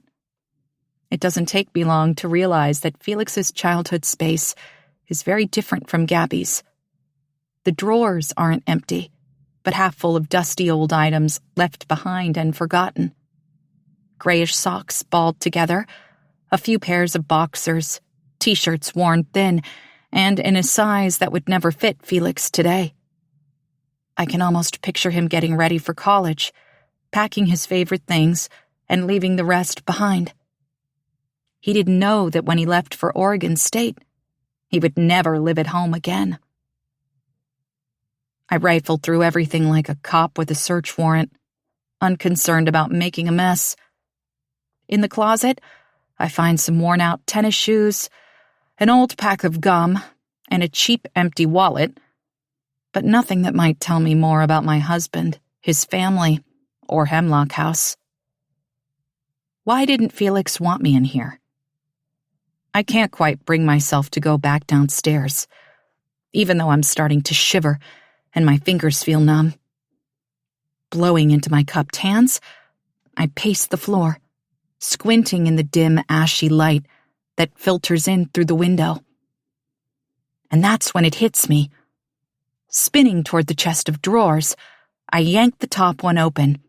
Socks, underwear, t-shirts. When I search the second drawer, I find more of the same, but the brands and styles are different. I grab a t-shirt from each drawer and find the tag, confirming that they're different sizes too. It's as if two people lived in this room, not one. Looking with fresh eyes, I can see that there's two of everything. The closet is loosely divided in half, and the shoes on the floor are 11s, Felix's size, and 9s. There are even two beds. Why did Felix need a bunk bed? Henry and Finn slept here last night, and the beds are unmade, the sheets wrinkled and bunched. Because we pulled the duvets off to keep ourselves warm in the power outage, it's easy for me to strip the bedding and search every inch for something that might offer a scrap of information about why it appears that Felix shared his room. My husband doesn't have a brother. I've almost given up when I feel something on the inside edge of the top bunk. There's a gap between the mattress and the 2x4 that runs the length of the bed, and pressed into the wood are a handful of round-headed brass tacks. The thin crevice is the perfect place to hide secret things, or maybe stash photos that Felix didn't want his mother to see. But only one tack is holding something in place. A flush of excitement warms my cheeks as I slide the metal from the wood.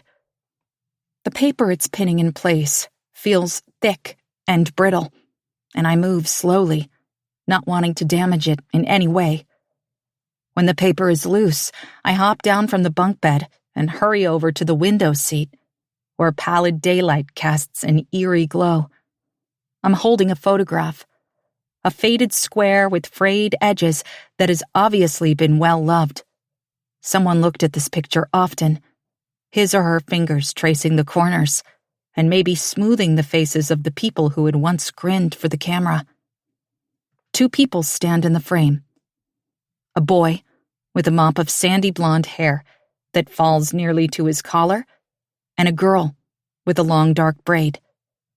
The girl is Gabby, maybe 16 or 17 years old, her limbs lean and tanned, her eyes glinting at whoever was taking the photo. She's wearing a pair of cut-off jean shorts over a red one-piece swimming suit that, while modest, does nothing to hide her curves. Gabby looks gorgeous, and it's no surprise that the boy with his arm around her waist is staring at her instead of the camera. His feelings are splayed across his face, plain as a billboard. Love and lust and longing. It almost hurts to look at him. It's a sweet photograph, a snapshot that could have been taken at any beach along the Washington coast. The water is the color of slate, the sky a mix of sun and high white clouds, a breeze scattering the loose hairs around Gabby's face. They both look happy, at ease with each other. Who's the boy? He's attractive in a way. A bit too thin, maybe, his jawline chiseled, and just this side of gaunt.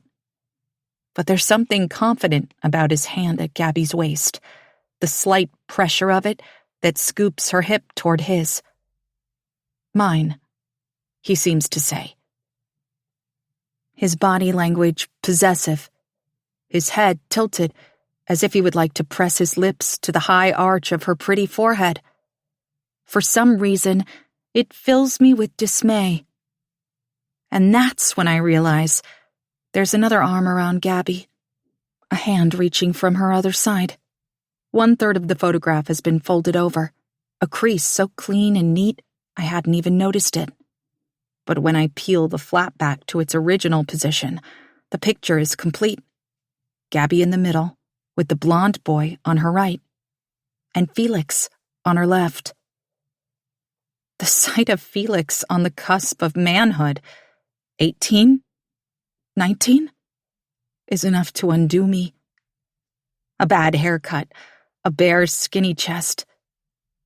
His collarbones jut out, and he's awkward, unsmiling, his mouth half open, as if he is about to say something to the photographer. The only person smiling is Gabby. The photograph is a case study, a complicated story played out in the postures and facial expressions of the 3 subjects. Gabby, happy and oblivious, the blonde boy, drawing her to him, and Felix, wishing it all away. I'm glad to have found the picture, but it's useless without context, a story. It doesn't help me understand why Felix, gently but unswervingly, closed off rooms in Hemlock House. It doesn't explain why Cleo called him flighty and seemed unconcerned about his disappearance. And it doesn't offer one meaningful insight into where my husband might be now, and how Henry and Finn fit into it all. Because I'm becoming more and more convinced that they do. I gently fold the photo again, tucking Felix against the back so that he is alone, facing away. I want to show it to him, ask him a dozen questions about what his life was like when there were no lines around his eyes, and his hair wasn't threaded through with gray. He suddenly feels like a stranger to me, and I hate it. I want to know him, every part. I slide the photograph into my back pocket, and then think better of it. Stepping onto the bottom bunk, I replace the photo where I found it, being sure to locate the old hole in the paper with the tack, so that I don't mar their beautiful faces. It feels like the picture belongs here, in this dark and secret space, tucked away for decades now, as if whoever put it there had something to hide. And maybe I don't want to know about it after all. Before, Wednesday, August 13th. Waning gibbous moon / Perseids meteor shower / moon at perigee. August was long and hot, so humid that Sadie discovered she was actually a curly girl. Alice had passed away in early June, only a couple of weeks after Sadie and Felix visited. And following the small funeral and the settling of Alice's estate, Sadie found that she didn't much care about things that had once seemed so important to her. She let her hair go natural, lived in running shorts and old t-shirts, and nearly stopped wearing makeup altogether. Because she didn't even have the bandwidth to care about how Felix felt about her sudden transformation, she was surprised when he commented on it one day. "I love it," he said, wrapping the heft of her unruly waves around one of his fists. He tugged her head back gently and kissed the warm skin of her exposed neck. "My hair?" Sadie gripped his shoulders as he tipped her even farther. "The hair, your bare skin, all of it." Pushing Felix away, Sadie sank into one of the wicker chairs in her postcard-sized backyard and stretched out her arms to study them. They were tanned from long morning walks in the hot Iowa sun, and afternoons spent in this exact spot, writing lesson plans on the cheap outdoor table Felix had picked up on clearance from Walmart. But her limbs were also dotted with freckles and sunspots, the skin of a middle-aged woman. It surprised her. In her heart, she was forever young. A little girl wishing her mother would bring her close. A teenager longing to be pretty. A woman coming into her own in a world that assured her she wasn't quite right. And here she was, past 40, and just beginning to figure herself out. For a moment, Sadie wished she could rewind the clock and do it all over again. Live her 20s and 30s, knowing what she knew now. But then Felix winked at her before turning to lift the lid of the charcoal grill. And her life in this moment, her job, the manuscript she was working on, and Felix, flipping hamburgers as he hummed a tune she couldn't quite place, was more than she deserved. "I'm old," she told him. "I'm wrinkled and graying and probably perimenopausal." "Bring it," Felix grinned over his shoulder. "But you missed the best parts. I was perfect when I was 25, and I didn't even know it. Youth is wasted on the young." "I wouldn't change a thing." Burgers flipped. Felix replaced the lid and came to sit opposite Sadie. He reached across the table and drew a finger from one side of her forehead to the other. "I love this line best." "Stop it!" She slapped his hand away, but a smile played on her lips. "You're no spring chicken either, and hallelujah for that." Felix looked thoughtful. "Come on, Sadie, this isn't you." I'm sure I would have loved you at 25, but we're grown-ups now. We know who we are and what we want. We don't have to preen or pretend. And this," he circled one hand before him, indicating the whole of her, "is perfect. This is Sadie in her natural element. Sadie undone. You're wilding." "Wilding?" Sadie repeated, laughing. "Returning to your natural state. Behaving in an unrestrained, organic manner." "Thanks, Mr. Merriam-Webster," Sadie said. "I just stopped straightening my hair. It's hardly a manifesto."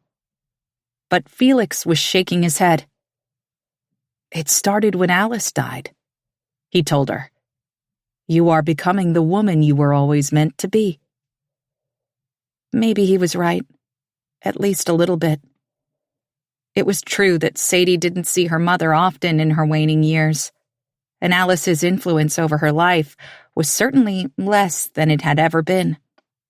But just knowing that her mother existed in the world, thinking about Sadie and disapproving of her choices and decisions, was a burden that Sadie hadn't even realized she carried. Alice had straightened Sadie's hair when she was a child, so Sadie continued doing it for 30 years. Alice told her that her complexion was sallow, so Sadie never dreamed of leaving the house without blush. Alice complained that she was too loud or too quiet, too mousy or too bold, a show-off for getting an A+ on her English literature paper, or not college material for only managing a C on her chemistry final. Too much and not enough, all at the same time, and never exactly who she was supposed to be. "It's kind of pathetic, isn't it?" Sadie finally said, ruefully. "That it took me so long to figure it out." "Stop doing that to yourself. Life doesn't come with a handbook. You're just on time. We're just on time." Felix was right. The evening was perfect, and they were perfect. Her hair, tangled from the wind and kinking a little crazily over shoulders. His forehead just a little bit sunburnt and peeling at the hairline. The burgers were charred when they finally got around to eating them, and the tomato overripe. Sadie had a mosquito bite behind her knee that itched so badly it nearly drove her mad. But all of it, was everything she ever wanted. It was a bad night for watching a meteor shower. The moon was not just waning gibbous, almost full and bright enough to fade the stars. It was near to perigee, the point when it orbited closest to Earth, and was therefore huge and luminous in the night sky. Sadie tried to beg out of their planned viewing on the roof of the science building at Newcastle, but Felix was uncharacteristically insistent. "For me?" he finally asked, 1 degree shy of begging, and made his brown eyes wide and beseeching. "Don't do that," Sadie moaned. "We're the grown-ups, remember? We don't pull out puppy eyes to coerce each other." But it worked, and they biked to Newcastle after midnight along abandoned streets that thrummed with the song of summer cicadas. On the roof, through a door in the sticky, teeming greenhouse, they were at the highest point in Newcastle. The science building was on the edge of campus on the farthest perimeter of town, and cornfields stretched, uninterrupted, before them. No street lamps obscured their view, and with a thigh-high brick wall around the flat rooftop, even if someone had been watching them from below, they would not have been able to see a thing. So, Felix drew Sadie into his arms and kissed her long and slow, his fingers tracing the dip of her spine beneath her t-shirt, and his teeth nibbling her lips, her jawline, her earlobe. "I thought we were here to watch the meteor shower," Sadie gasped when it became apparent Felix had other activities in mind. "Marry me," he said in response. That stopped her cold. Marry me? Marriage was something Sadie had long ago accepted would never happen for her. She'd stopped dreaming about children and grandchildren, someone to grow old with. Or maybe she had never dreamed of those things. If love always ends in death, and it always, always will, why love singularly at all? Sadie loved her students in a way, and felt safe in the familiar pattern of their coming and going. Wave after wave on the beach, where she was steady, immovable ground. She loved her late mother, and what might have been. She loved classic literature, and a perfect turn of phrase, and a book that made her forget where she was. But this? Tethering herself to Felix? Trusting that he would be there when she woke up in the morning and curl up beside her at night? Merging their homes and their bank accounts and their schedules and their lives? Why? She asked, the question popping out of her as Felix continued to trail kisses along her cheekbone. "Because I love you," was the obvious answer. But that's not what Felix said. He wasn't startled by her reticence or hurt that she didn't scream yes. He simply tightened his grip on her waist and drew her even closer. "Because you're the most fascinating woman I've ever met, and I want to spend the rest of my life trying to figure you out." "I'm a colossal bore," Sadie laughed. Felix pulled back, offended. "How dare you? You're brilliant and focused and kind. I've seen you with your students, and they adore you. You create entire worlds in that crazy little brain of yours, and then translate them onto paper so beautifully it makes me want to weep. You've practically memorized Shakespeare's entire canon, and yet there's still room for more. So you're learning all about relativity. For me." "It's like a foreign language," Sadie complained. "I don't understand a thing." Felix pressed a finger over her mouth. "Shush, I was talking. You do this thing when you're really concentrating, where you wrinkle your nose as if trying to cast a spell. And when you finally work out the problem, you grin at yourself. I do not, you absolutely do. But still not done. You're methodical and organized and careful. I admire the way you never drop a ball and always stick with a problem until you've figured out the solve. You're really good at taking care of things, Sadie. And I think that's because no one has ever taken care of you." Sadie felt the tears then. Not because Felix was in love with her and wanted to marry her, but because he saw her. He knew her in a way no one else ever had. It was a naked, exposed feeling, as if everything that hid and sheltered and protected her had been stripped away. But instead of being repulsed by what he saw, Felix leaned in. He wanted more. "I know you don't need me, Sadie." Felix's fingers kneaded her skin gently, the only indication that he was nervous. "You're perfectly fine on your own. But I hope that you want me enough to say yes. I plan to spend the rest of my life trying to unravel you." She didn't say yes. Not exactly. But she did stand on her tiptoes and kiss him.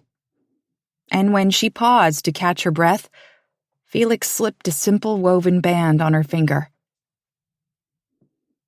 There were tiny blue sapphires set in the golden twists. And when Sadie tilted her hand, they sparkled and danced like the night sky. A couple of weeks later, before the fall semester began, she said I do. Felix and Sadie were supposed to get married on the roof of the science building beneath the stars, but a thunderstorm rolled in the afternoon of the wedding, and severe weather warnings forced them to hold the ceremony in the greenhouse instead. The glass building was hot and lush with the scent of earth and evolution. Tropical flowers that had no business blooming in Iowa hung from disheveled vines in a scandal of reds and pinks so vibrant they seemed indecent. There was hardly room to move among the riot of green, but they cleared a space before a wall of yellow-throated hibiscus and said their vows while the rain coursed down the foggy panes. Dr. Anthony Becker, the head of the theology department, performed the ceremony, and a few of Sadie and Felix's colleagues were in attendance.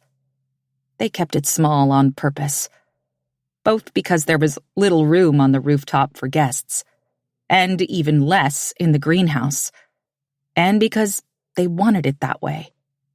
Their marriage felt set apart somehow, almost holy, and if they could have accomplished it alone, they would have done so in a heartbeat.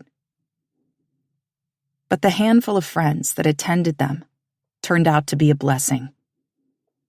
Marin, Anthony's wife, brought a few bottles of expensive sparkling rosé, a vintage she had shipped all the way from the south of France. It's the perfect occasion, she assured them over and over, as the chilled wine shimmered on their tongues. Another coworker brought a homemade pavlova, filled with fresh lemon curd and topped with raspberries that had ripened in her own backyard. There was music from a Bluetooth speaker, and with the Christmas lights that Felix had strung from tree to tree, it was a true celebration. Lightning split the sky above them like a fissure in time and space, the light of another world breaking through for just a moment before slipping away again into oblivion. Sadie laid her head on Felix's shoulder and danced. If she had been a younger woman, perhaps Sadie would have imagined that this union was an undoing, a way to make amends for all that had come before, a fixing of what had been so grievously broken. But she knew better than to wish the past away. All her days had formed her into the person that Felix now held close, and there was a certain unknowable grace in that, a sacred mystery, as if where they had once been and where they would someday be were one and the same, a theory of relativity and a poem without a beginning or end, a uniform movement of translation, letter by letter, line by line, forever and ever. Amen. Chapter 13. Thursday. The night is cold and dark. The wind howls over the mountain and makes the forest cry, a wailing that winds its way inside my dreams and twists them into nightmares. I don't sleep much. With Finn on one side and Henry on the other, I feel hemmed in by fear, crushed by a responsibility that I didn't ask for and don't know how to manage. Around 3 a.m., I get up to throw a few more logs on the fire and try not to panic at the fact that there is only a small pile left beside the cast iron stove. Henry assured me that there is another load beside the shed, but there's no denying that we are running out of firewood. As I huddle under my down comforter, the hardwood floor making my entire body stiff and sore, I pray that it will last beyond what is reasonable or fair to expect. We need a miracle. At some point, I must drift off, because when I wake, the morning light is thin and milky beyond the sheer curtains in the living room. For a few seconds, I don't know where I am or what's happening. I enjoy an empty moment of near peace before it all comes back in a rush. and I push myself to a cross-legged sitting position. Henry is already up, staring out the window. "It stopped," he says, and there's no wonder in his voice, only a sense of finality. "That's good, right?" I run a finger beneath my eyes and yawn.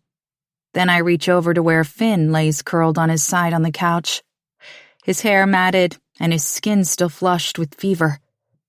I touch his cheek gently, wondering if he'll stir. But he doesn't. Finn is breathing, and for now I have to content myself with knowing he's stable. "How deep is it?" Henry squints at the snow, estimating. 5 inches? Maybe 6. Deeper in some spots because it drifted. There was a lot of wind. That's unusual around here. He lets the curtain fall back into place and then paces the living room floor, his arms wrapped tight around his chest to ward off the chill. The fire throws off a decent amount of heat when we're near it, but the warmth doesn't radiate far into the room. Most of it belches out the chimney and evaporates into the atmosphere above the roof. I'm sure that at one time there were vents that helped distribute the heat from the stove throughout Hemlock House, but they must have been boarded up when central heating was added. We have this one little cocoon of warmth, no more. I'm once again convinced of our only course of action. We have to try to get off the mountain. Again. The clock on the side table says it's just shy of 7 o'clock, and I wonder how long it has been since the last snow fell. I push myself up against the coffee table, my hips and shoulders protesting at my choice of sleeping arrangements for the night. We should have dragged the mattresses from upstairs into the living room, but it's too late for regrets. I'll live, though I wish Felix was here to dig his knuckles into my aching muscles. He knows just how to work out all the kinks. I need to go to the cellar, I say, more to myself than Henry. But the strangled sound he makes whips my head around. What? Why? He answers my question with one of his own. Because there's a case of soup down there and I think we're going to need it. An unreadable expression crosses his face, and as I watch, he squeezes his eyes shut for just a moment. I watch his Adam's apple bob as he swallows. "Okay," he says eventually. "I'll get the shovel." Shovel? I stand slowly, stretching. There's a hatch in the mudroom floor. Unless the roof was torn off while we were sleeping, I don't think a shovel will be necessary. Henry nods a bit jerkily, then shakes out his arms and bounces lightly on the balls of his feet. A fighter, trying to shed adrenaline. He's acting strangely, but I'm too tired to interrogate him, so I shuffle out of the room without a backward glance. Kicking the rug out of the way to expose the cellar door, I bend and yank the recessed steel ring. It's so cold it burns. The metal singeing my skin so convincingly, I feel as if I've been branded. I gasp a little but hang on, tugging the heavy plane of the door until it's propped fully open. In my sleepy, problem-solving state, I had forgotten how much I loathe the cellar. It's a long, narrow box, carved into the earth and lined with creaky wooden shelves that Lucia Graham once stocked with jars of canned peaches and pears, applesauce, and blackberry jam. All those lovely things are long gone, and in their place, spiders and rats and nightmares have moved in. At least staring down into the gaping mouth of the cellar, that's what I imagine is down there. Banker's boxes. I remind myself, cataloging the truth so that I won't lose my nerve. Old books and family artifacts and soup. But when I ease down the ladder, It feels as if something sinister is pulling me beneath the house. Cold fingers pressing under the cuffs of my pajama pants and circling the gap between the fabric at my waist. The second my foot touches the dirt floor, I fumble for the vacuum-packed box of tomato soup that I know is on the nearest shelf and heave it up onto the mudroom floor. It lands with a crash, and I scramble back up the ladder, letting the hatch doors slam down the second I'm clear. If Henry heard the racket in the mudroom, he doesn't let on when I hurry back to warm myself by the fire. "There's a case of tomato soup on the counter," I tell him. "We're not going to starve." It's a bad attempt at a joke, and Henry doesn't laugh.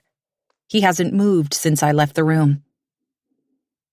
"Okay," he says, eyes fixed on Finn's still sleeping form. I flick my gaze between the brothers for a moment, then say, "I have a plan." I hope I sound casual, calm. "What kind of a plan?" He crouches down and sticks the poker into the belly of the stove, kicking up an explosion of sparks. The fire is, predictably, almost out. I take a deep breath, knowing that what I'm about to say will not sit well with Henry. I'm going to try the logging road. We did that. It's washed out. I'll go the other way. Up the mountain? Henry glances over his shoulder at me, his expression guarded, cynical. "That's the wrong direction." It might not be. The forest access roads are a tangle of arteries, in and out. I might find another path down.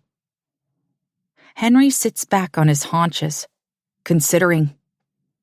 We both know that deep snow and unexpected pockets of gullies and drifts will make navigating David's old trails nearly impossible. Still, it takes a few tense heartbeats of silence for Henry to acknowledge that my idea is worth exploring. When he gives a terse nod, I breathe a sigh of relief. He knows the terrain so much better than I do. I'm grateful that he thinks I may be onto something. "Okay," he agrees.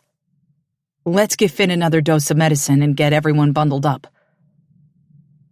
"We'll need Henry," I interrupt, holding up my hand as if to staunch the flow of his words. He missed the subject of all those verbs. I'm going to try. I'll go. I might find. "I'm going alone." At first his face remains blank and unreadable. Then his eyes flash and the corner of his mouth pulls up in a sneer. "No, you're not." "Yes, I am. It's the only way that makes sense. Finn can't travel, not crammed into the Ranger with no heat for God knows how long. And he can't stay here alone. Then I'll go. No, I say again. And there's heat in the word. He's a minor. I'm sure of it. And I refuse to put him in danger. Whether he likes it or not, I'm in charge. Besides, I'm just going to drive up the logging road, see if there is another way off the mountain. I can get help. I have friends in Requiem who will know exactly what to do. And I'll take my phone. I still have a bit of charge left, and maybe I'll get reception somewhere. Even if I can't find my way down, I might be able to call for help. Henry holds his tongue, frustrated, but considering. And I play my final card. Finn needs you, I tell him. I'm a stranger, and he's suffering. He needs his brother. I know I've won when Henry jumps up and stalks out of the room. He can't argue with me, so he's abandoning the fight altogether. I had hoped for a bit of support, but this is better than a brawl, and I force myself to be grateful. Upstairs, I brush my teeth and wash my face in the ice-cold water that the sink still dutifully pumps out. I'm sure the pipes are slowly freezing, and that the luxury of running water won't last much longer. But hopefully help will be on the way before things get too dire. It's as I'm toweling off that I remembered the generator. Felix showed it to me when we first moved in. A portable machine about the size of a riding lawnmower that was covered in cobwebs in the very back of the small stable. I had forgotten all about it, probably because I don't know the first thing about using a generator, but maybe Henry can get it up and running. By the time I get back to the living room, as cleaned up as I can get, and wearing a fresh set of warm clothes, Henry is waiting for me. "I filled the gas tank for you," he says gruffly. I'm touched that he would do that for me. But when his gaze lands on Finn, I know I'm reading too much into Henry's gesture. It wasn't for me. But making this work is the best chance we all have. Snow will accumulate on the leeward side, away from the wind, so you might have to do some zigzagging, Henry tells me. If there are really deep drifts, just make sure you have ground clearance. If you don't and you can't get through, turn around. He bites off the last two words and glares at me for added effect. I get the point. Don't do anything dumb and get irreparably stuck. If I do, we're all in trouble. Got it, I say, taking him seriously. Anything else? Do you know how to use the winch? The look on my face makes him roll his eyes, but instead of berating me, he says, "I'll show you."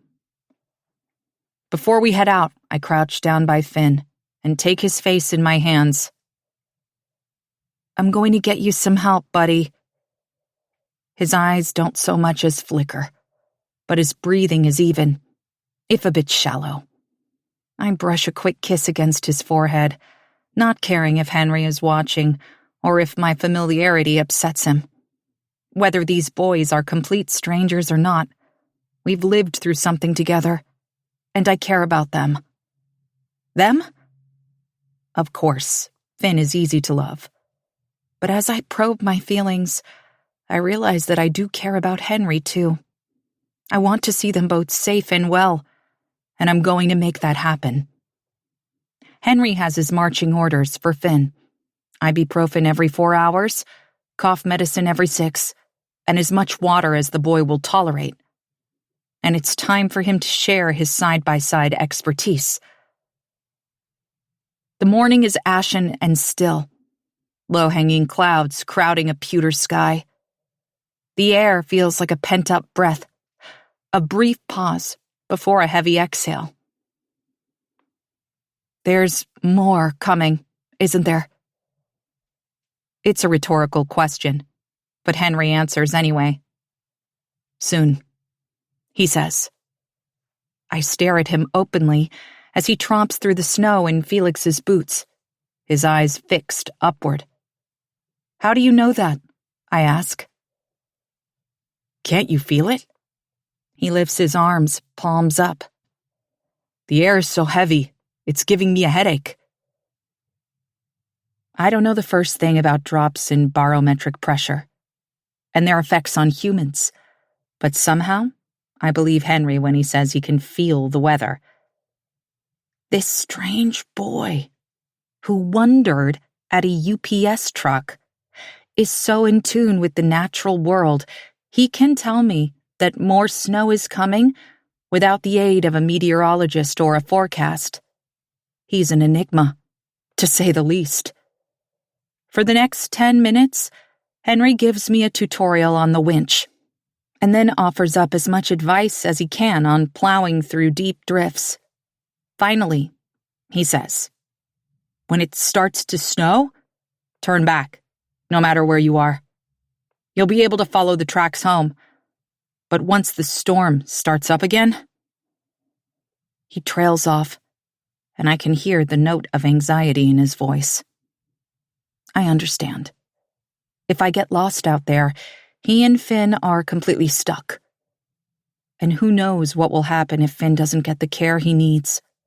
Beyond his obvious illness, I'm afraid he's also dehydrated. I can't remember the last time he asked Henry to help him to the bathroom. I don't like you going that way. Henry's expression is intense, but unreadable.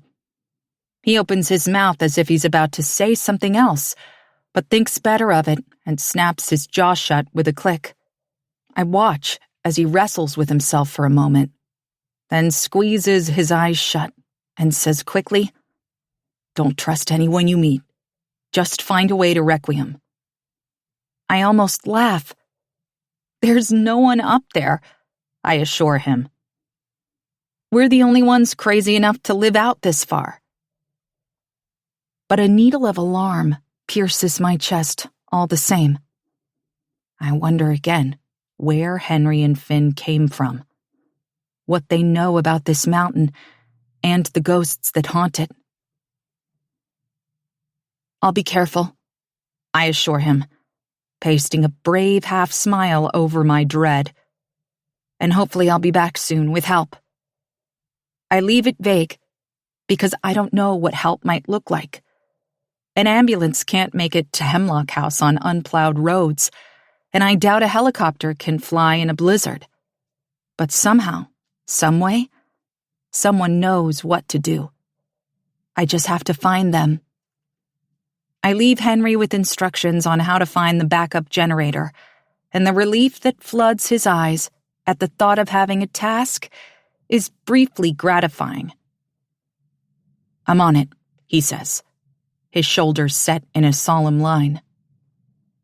We don't say goodbye, just take off in opposite directions toward what I'm afraid are doomed endeavors. It's a different world, heading up the mountain instead of down. Although it's a bit misleading to call the northern path up. The truth is, our mountain rolls into another, and then another, and it's not nearly as cut and dried as a child's drawing would suggest. The road wends up hills and down shallow valleys, skirting drop-offs and jagging around unexpected bends, as the rugged topography requires. Still, I'm climbing, if the changes in vegetation can be trusted. I'm far from the timberline, but the trees are different here, thinner and more spread out, with less dense ground cover.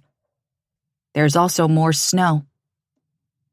Half an hour from Hemlock House, I feel disoriented and completely lost. Though I know that there is only one path back, and the brawny tires of the Ranger have clearly marked the way. But the world is wreathed in shades of gray. The clouds and the drifts of newly fallen snow cut from the same faded bolt of cloth.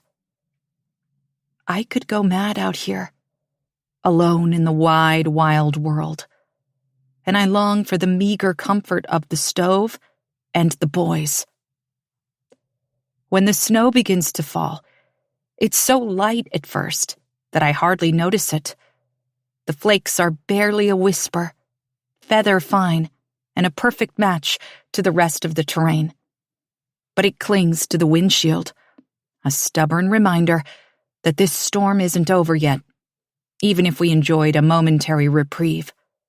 I pull to a stop, the growl of the waiting engine almost absurdly loud in the eerie hush all around, and bury my face in my hands. I don't want to go back, not without good news. The thought of returning to Hemlock House, only to watch Finn steadily decline, is enough to make my empty stomach revolt, and I throw open the door of the Ranger to dry heave.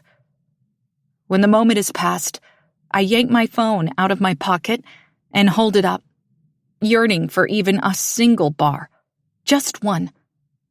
But I've checked my reception multiple times along the way, and haven't had so much as a hint of coverage. It's the same here, at the apex of my progress. Nothing. In the few minutes that I've been stopped on the logging road, the snowfall has already increased. Thankfully, the wind hasn't picked up, and it's coming down straight and even, like a heavy sifting of fine sugar. It seems innocent enough, but I promised Henry I would come back when it began to snow. And I battled with myself for a few moments, looking forward and then back, weighing, deciding. Up ahead, there's a hairpin curve around a jagged rock formation, and I decide to make it my turning point. If there is nothing around the bend, a fork in the road, a sign pointing the way to civilization, a cell signal, anything, I'll go back. Return to Hemlock House, regroup, pray for grace. But something feels different even before I reach the snake in the road.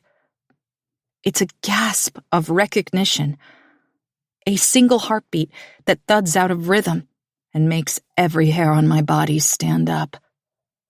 I'm both ready for it and totally blindsided when I twist around the hook of the narrow road and see it. Felix's Jeep. For just a moment, my vision goes black, blurred by shock and doubt and the impossibility of the scene before me. But then I blink, and it passes. And I can't deny what my eyes already know is true. Pulled to the side of the gravel road, buried in 6 inches of snow and angled toward home, is Felix's midnight blue Jeep Wrangler. 1 week.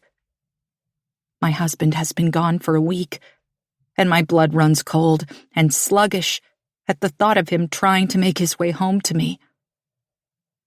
I don't know how long I sit in the side-by-side, staring at the apparition before me, but it's long enough for fresh snow to dust the windscreen. When I yank myself back to reality, I realize that I'm hyperventilating, breathing so fast that my fingers are tingling, and not from the cold. If I thought I was afraid before, it's nothing compared to the raw horror I feel at the sight of Felix's Jeep. Because if Felix is okay, if he is perfectly fine and safe somewhere, there is no logical explanation for his car to be here, just a few miles from home, on a stretch of abandoned logging road that he has never, to the best of my knowledge, explored as long as we've been living at Hemlock House. Why? How long has the Jeep been parked here? Since last Thursday? Just a couple of days? If Felix was headed home, if he found the road washed out and had to navigate another way, why stop here? And if the Jeep broke down, why didn't he just walk home? We're miles from the homestead, but he could have made it. Not in the storm, I think, my heart hitching. I realize I'm crying when the warm tracks of tears burn my frozen cheeks. The windshield of the Jeep is covered in snow, and I can't see inside. I want to throw open the driver's side door, but I'm terrified of what I'll find there. Felix slumped over the steering wheel, his body stiff and frigid. Felix alive, but barely. Frostbitten and half-starved and fading. Felix gone. The deep snow drags at my boots as I wade through the space between the Ranger and the Jeep. Overhead, a sheer rock face looms 30 feet into the air before ending in a craggy outcropping that's covered in hardy brush, roots digging clear through the volcanic rock and braided in mossy ice-covered tendrils. In some obscure, still-functioning portion of my brain, I feel like the heroine in some tragedy, adventuring through the forest only to find that it's too late. Ill-met by moonlight, I think. But it's daybreak, and this is no high comedy.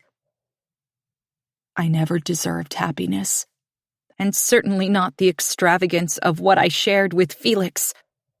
And suddenly, this moment feels like it was predestined, an inevitability since the moment I fell in love on the football field in Newcastle.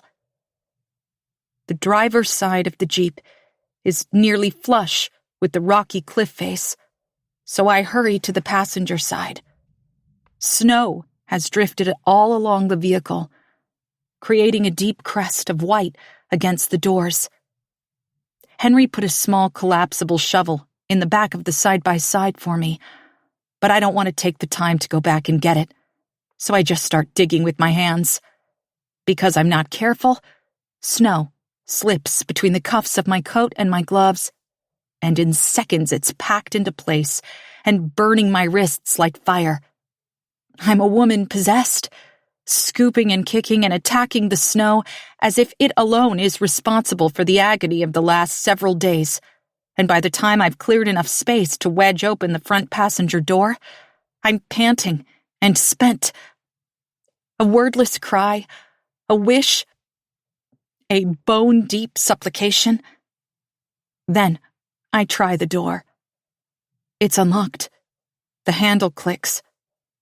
But the door doesn't budge. It's frozen shut, I realize, and the thick layer of rippled ice obscuring the window is proof of what I'm facing. I need a chisel, warm water, a hairdryer.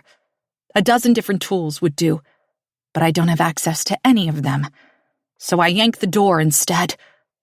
Like a madwoman, I pull and jerk and throw my entire body weight into wrenching the handle as far as it will go, as if I can open the door by willpower alone. When the front passenger door finally gives, I'm not ready for it and tumble backward into the snow. My wrist tweaks painfully as it breaks my fall, but before I can even assess the damage, I'm back on my feet and thrusting my upper body into the Jeep. It's empty. The keys are in the ignition. Felix's backpack and duffel are crammed into the footwell of the passenger seat. His cell phone is in the cup holder. All his personal effects, the things he left Hemlock House with, are right here. It's as if he left me nearly a week ago, drove a few miles up the mountain, and disappeared into thin air. I want to touch his things, to unzip his backpack and lift out the yellow legal pad that he makes all his lists on. From grocery to honeydew to next steps in his research grant applications, and grab his phone to see if there is any charge left. But I'm vaguely aware that Felix's Jeep could be a crime scene. It could contain clues about where he went and why, and I am not a private detective. I look at my gloves, suddenly grateful that I'm wearing them, and slowly lift my hands from the passenger seat. It hits me then. The scent. I hadn't noticed it before because I was so focused on Felix's things, but now it's unmistakable. An acrid tang, like cold copper pipes, like drinking from the garden hose when I was a kid. The metal end burbling mineral-rich groundwater. My subconscious clocks it long before I realize what it is, and my heart begins to pound in response. I press farther into the vehicle and force myself to look over the headrests to the back seat. She's lying on her side, one arm dangling off the bench seat and the other tucked beneath a stained wool blanket. Her eyes are half open in a weary, defeated gaze. But whatever she is looking at is not of this world. It's clear that she's been dead for a while. Her skin is bluish and mannequin smooth, like she's a cruel caricature of a person and not real at all. But I know she is. Her blood is poured all over the back seat of my husband's Jeep, and I can nearly taste its earthy, metallic edge. I would throw up if there was anything in my stomach to expel. But instead, I reel back, hitting my head on the doorframe and crumpling to the ground beside the Jeep. I lay there for a few minutes, my head spinning in pain and disbelief as I try to grab reality with both hands. This can't be happening. It can't possibly be real. Felix gone, and in his place, a dead woman, with eyes as rich and brown as his. A smattering of pale freckles across her cheeks, jawline sharp as cut glass. I wonder if she has a single dimple when she smiles, just like her brother. Chapter 14. Thursday. The trip back to Hemlock House passes in a daze. I don't know how long I've been gone or how much snow has fallen in my absence, but when I pull in sight of the front porch, I find that Henry is already waiting for me there. He's bundled in Felix's winter coat and boots, his black stocking cap pulled low over his dirty blonde hair. Just like the very first time I saw him on the monitor in Felix's office. Henry looks as if he's been waiting for me all along. But that's impossible. "How's Finn?" I ask immediately, when he strides down the porch steps to open my door. The words taste like ashes in my mouth, and my heart is pounding wildly. But I've rehearsed this simple line over and over on the drive down. It's the most obvious question I could ask upon returning, and I can't risk letting Henry know that something is wrong. He can't know what I found. Not yet. "There's something wrong with the generator," he says, ignoring my question. "I think the problem is don't worry about that." I inwardly curse the way my voice wobbles. "It's not important." It's the wrong thing to say. Henry reaches for my arm, then thinks better of it and demands, "What did you find?" I planned to be poised, but already I'm fraying at the edges and hot tears spill down my cheeks. Maybe I've been crying all along. I force myself to ask again. "How's Finn?" Henry stares at me, wary, snow slowly accumulating on the dark weave of his hat. "He's okay," he says after a moment, backing down. "He woke up a while ago, and I gave him some more meds. Water?" He drank a bit. I give a shaky nod. Somehow, this outer display of control helps to quiet the cacophony inside, or at least turn the volume down a bit. "What happened?" Henry asks. "Why are you crying?" It's an impossible question to answer. I've had the drive back to muddle it through, trying to put the pieces together, but the picture is so fuzzy and indistinct, I can't make anything come into focus. "What's your uncle's name?" It slips out unbidden, and I'm as surprised as Henry seems to be. But I'm not asking a question so much as giving an ultimatum, and we both know it. He studies me for a few seconds, measuring his secrets against the quandary we find ourselves in. We've been thrust together for better or worse, and I can see the moment that he accepts our fates are now tied. He blinks, and when his eyes open, it's as if he's a different person, realer somehow, but also more afraid. Finally, quietly, he admits, "Felix Graham." The earth fractures beneath me and spits me out in one of my husband's infinite universes. Henry is my nephew. Finn is too. And I have to tell them that their mother is dead. I spin away from Henry and stalk across the yard and then back again, my hands knotted in my hair. I want to crawl outside of this splintered reality and find my way to Thursday morning, when Felix bent over our bed to kiss me goodbye. Was that just a week ago? I'd grab a hold of him, make him stay, do anything to prevent the series of events that have led me to this moment in the middle of a storm, with a boy who attacked me in my own greenhouse, before he realized that we belonged to each other. Somehow. "How long have you known?" I demand, marching back and taking him by the shoulders.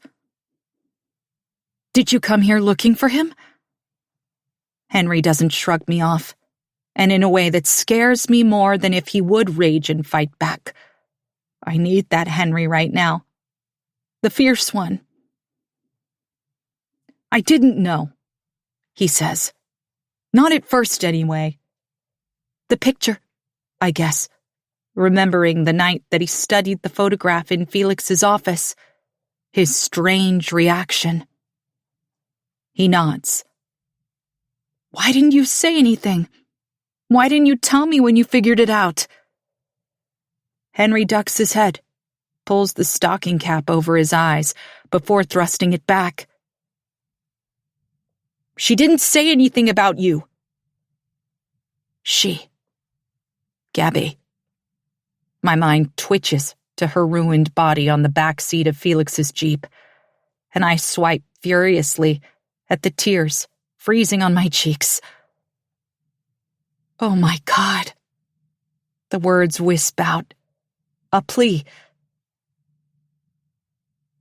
"What happened out there, Sadie?" Henry has never sounded more like a child, but I can't bring myself to meet his gaze. "You have to tell me everything," I say instead. "Who you are, and why you're here, and how it is that you don't know your own uncle." But that's a cruel thing to say. I know that Felix and Henry have never met. That whatever had fractured between brother and sister had thrust them so far apart they stopped speaking decades ago. I don't think Felix knows that Finn even exists. "I'm Henry Abbott." He says it quickly, like ripping off a bandage. He's stomping his feet against the growing cold, rubbing his gloved hands together. The snow is piling up on his shoulders. His dark hat is flocked winter white. "Finn is my brother, and we're here because our mother sent us here." "Why?" "Because he was going to kill us." We stumble inside, half frozen and in shock. Henry knows that I'm not okay, and he absorbs my panicked energy like a sponge. After a quick check on Finn, he's sleeping, his breathing tight and shallow. I drag Henry upstairs. I'm numb when I reach for the photo hidden on the top bunk and hand it over with trembling fingers. Henry studies the picture, his gaze glued to his mother. "I've never seen them like this," Henry says, confirming what I already guessed to be true. "They look so young, so happy." "Who is he?" "My father, Benjamin Abbott." Ben. The name scrawled over and over on the underside of Gabby's desk. I realize that in the picture, Gabby and Ben are about the same age that Henry is now. It's shocking to me that I didn't see the resemblance between Henry and his father when I first found the photo. They have the same flop of tawny hair, the same narrow face, and long, straight nose. But I wasn't looking for similarities. How could I possibly have guessed? And Finn. His nearly black hair, those moody quicksilver eyes. I haven't seen him smile authentically enough to know if he has Felix's characteristic dimple, but I wouldn't be surprised if he did. For days, I've been looking at a version of my husband as a child, and I didn't even know it. Henry rubs his thumb over their faces in the picture. They were kind of siblings, you know. I mean, they lived together when they were kids. Here, I guess. He looks around the room as if seeing it for the first time. I know he's imagining his father here, sleeping in the same bed where Henry himself spent a single night. A shiver ripples through him and his jaw hardens, but I don't know if it's because he's cold or angry. Maybe both. I decide not to tell him that the drawers are still filled with his father's clothes, with remnants of his life here. I didn't know that, I say instead. I've never heard the name Benjamin Abbott before today, and I didn't know the Grahams took him in for a season. Henry sniffs hard, and then shoves the photo into my hands, as if he can't bear to touch it for another second. But when I unfold the flap and show him Felix with his arm around Gabby, Henry reaches for it again. He holds the yellowing paper close, studying the tableau, his mother in the middle, her brother on one side, Ben on the other. "He looks like her," Henry says of Felix, and it's true. Finn, too. "I look like him." I can tell that Henry is a second away from crumpling the photo, so I gently slip it from his grasp and tuck it in my pocket. But his aggression needs an outlet, and I watch as Henry pulls at the bindings wrapped over his knuckles, dragging the edges down to soak up the dots of fresh blood. The greenhouse feels like a lifetime away. I can hardly remember the boy who terrified me, who ripped up his fist on the wooden counters and would have probably punched through the glass and torn an artery if I hadn't stopped him. There is so much I don't know, but this is not the time for an interrogation. I try to distill my questions down to the essentials and come up with, what happened? Henry juts out his chin a little, then paces the room while he starts at the very beginning. He spins a dark fairy tale about a cabin in the woods and a monster who rules his terrible kingdom with an iron fist and fear. And as Henry talks and talks, circling the room like a caged animal, I piece together a narrative that chills me to the bone. Beautiful, brave, big-hearted Gabby fell in love with a broken boy who had been abandoned by his own family and welcomed as a Graham. When Lucia discovered Ben walking home from football practice on a freezing fall day, a 4-mile trek to the condemned house where he lived with his addicted mother and her on-again, off-again dealer boyfriend, she scooped him up and took him to Hemlock House. It was supposed to be a one-night thing, a chance for Ben to get a hot meal in his belly and an uninterrupted sleep. But that first night turned into a second, and then a third. He didn't leave until the summer after his high school graduation, the same year as Felix, and no one at his so-called home ever missed him. Maybe it was love at first sight, but I suspect Gabby's attraction was more of a gradual thing. Reading between the lines of Henry's frenzied account, Ben was a summer storm, dangerous and unpredictable, but wounded in his own devastating way. That mix of vulnerability and quiet cruelty was trademark bad boy. And I wince a little, imagining teenage Gabby falling incrementally for a man she believed she could fix. Felix would have hated that. My husband is not one to suffer fools, and judging by his expression in the vintage photograph, I can only assume that he loathed Benjamin Abbott and the way he was manipulating Gabby. "Ben's very convincing," Henry says wryly. The boy pauses for a moment, swaying in the center of the room, and I study him, his black eyes just starting to yellow at the edges, and the swelling is going down. The purple is less knight-errant, more simply tragic. He's just another kid with an injury that, in a different context, he would try to pass off as an accident. I fell down the stairs. I bumped into a door. I'm so clumsy. Take your pick. But Henry doesn't have to deflect now. It's a straight line from exploiting your quasi-foster sister to a twisted abusive relationship. And even as I recoil at how deeply unwell Benjamin Abbott clearly is, my rage is stoked. Henry doesn't know exactly when Ben moved their little family to a cabin on the far side of the mountain. He was too young to remember a life before the wilderness, but he knows that his existence up until this point has been wrong.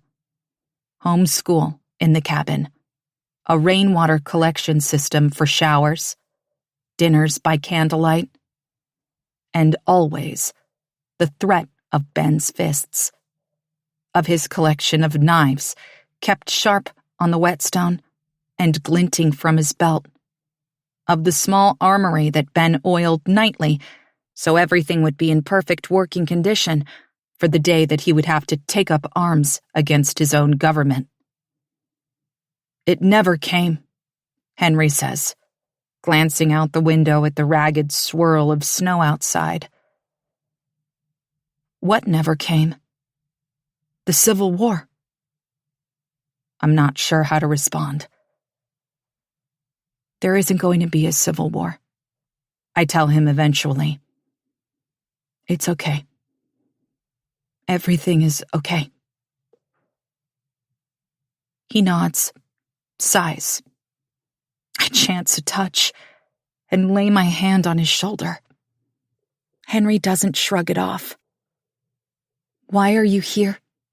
I ask him. Why now?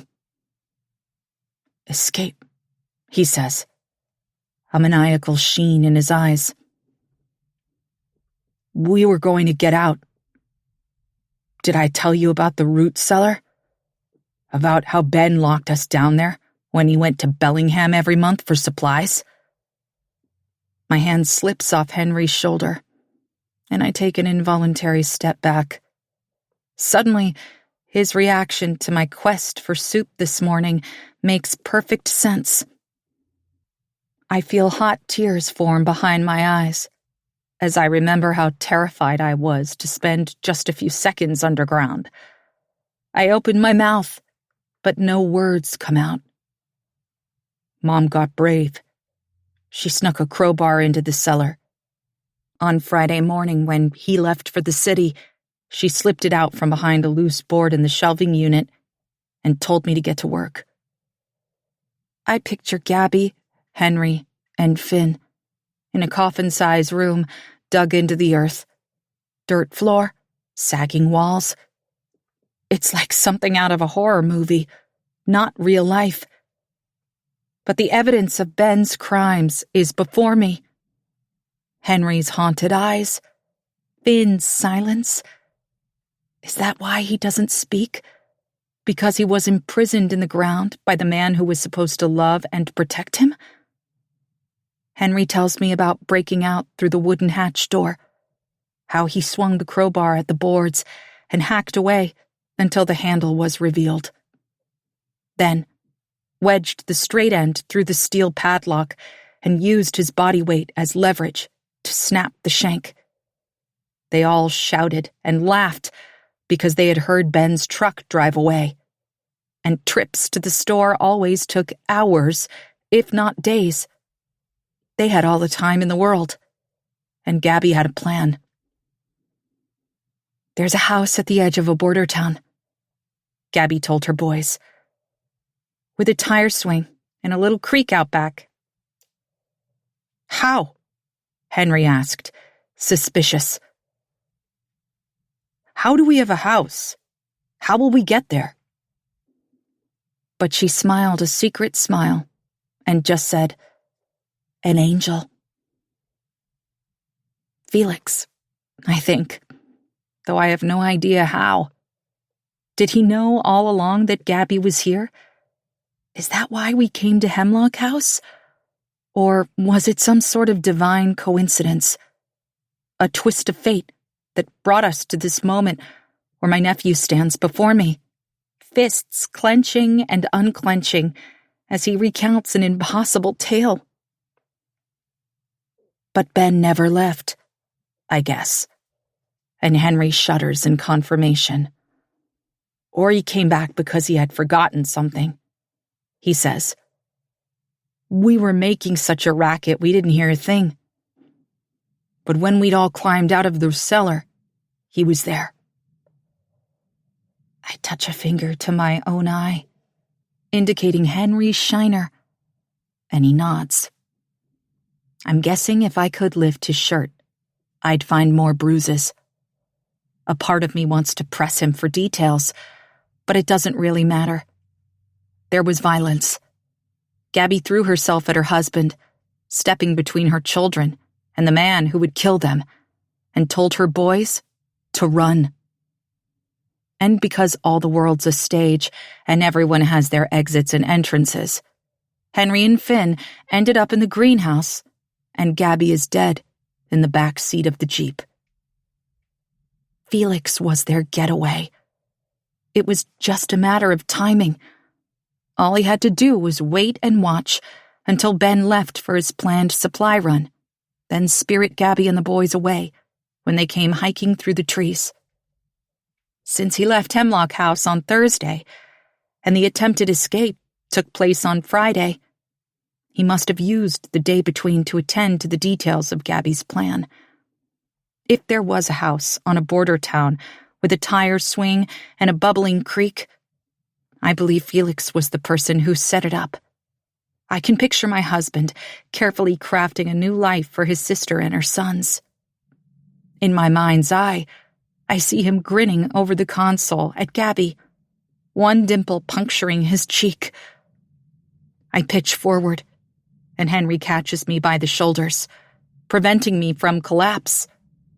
He hangs on until I've stopped swaying, his fingers pinching my skin as if I'm holding him up instead of the other way around. "What did you find out there?" he asks, dread shading his voice. But I ignore him. "I need a drink," I say as my head swims. "I think I'm dehydrated." We make our way downstairs together, Henry shadowing my steps so closely it's uncomfortable. But I recognize that need for proximity, for someone to just be near, and I let him crowd me. Then, accept the glass of water that he proffers once we're in the kitchen. The water from the tap is ice cold and fortifying, and I guzzle it all before refilling the glass and drinking it gone again. "How did you know to come here?" I ask him, my voice low, in case Finn is woken up and can hear us from the living room. I sincerely doubt it, but Henry answers me in a near whisper. "We came here to find Felix. For years, Mom's been telling us about a house in the woods." He squeezes his eyes shut, seemingly trying to remember her exact words.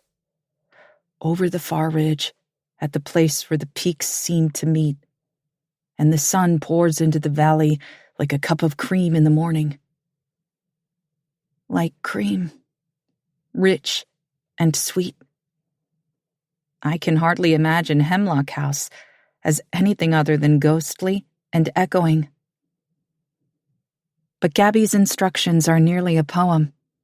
They make it sound like Henry and Finn were running to a haven, to a place where they would be wrapped up and kept warm, safe. And wasn't that exactly what the Grahams offered Ben? A sanctuary? And then he destroyed it. Henry continues. "If we couldn't find the homestead, we were supposed to go to Requiem, get help." But they did find Hemlock House. Except instead of Felix, their uncle, a man who looked like their mother and would help them. They found a stranger, a woman who was suspicious and thought they were dangerous. I rub my forehead with my fingers and try to swallow the guilt that lodges in the back of my throat. It's not just remorse that chokes me. It's also betrayal. Henry's story is wrenching, but I find that underneath my shock and horror. I'm beginning to wrestle with the ugly truth that my husband hid things from me. No, he lied to me. My heart thuds painfully as I cast about the kitchen. And that's when I see it. The landline.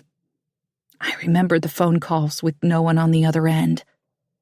The night I found Felix in his office, talking on the telephone with the sound of a strange woman's voice emanating from behind the closed door. There's a second phone jack in that room, a second rotary on an old side table by Felix's favorite chair. My breath hitches as the how of it all clicks into place. Did your mother have access to a phone? I ask Henry. He gives a tight jerk of his head. He'd kill her if she touched his. She wouldn't dare. But maybe she would. Maybe she did. Your place. It's up the logging road, isn't it? That's why you didn't want me to go that way. Henry gives an uncertain nod. I can tell my seemingly unconnected questions are giving him whiplash. How far is it? Between Hemlock House and your cabin, I mean. Henry pauses, hesitant. But there's nothing to hide now, and after a moment he says, as the crow flies, 3 miles, give or take. On the logging road, 5 miles, maybe a bit more. I don't really know for sure because I've never been beyond the pass. Not far, at least. Benjamin took me there once. The pass? It's a crevasse in a low cliff that leads to our cabin. You can't see it from the road, but it's there, behind an S-curve and hidden by brush. It's the only way in or out unless you're an accomplished hiker and know exactly where you're going. I would bet my mother's entire unwanted fortune that the curve where I found Felix's Jeep parked is the place that Henry is describing. Felix went there to collect his sister and her sons. And then what? Ben came back unexpectedly and threw everything into chaos. Gabby sent her boys into the woods. And Felix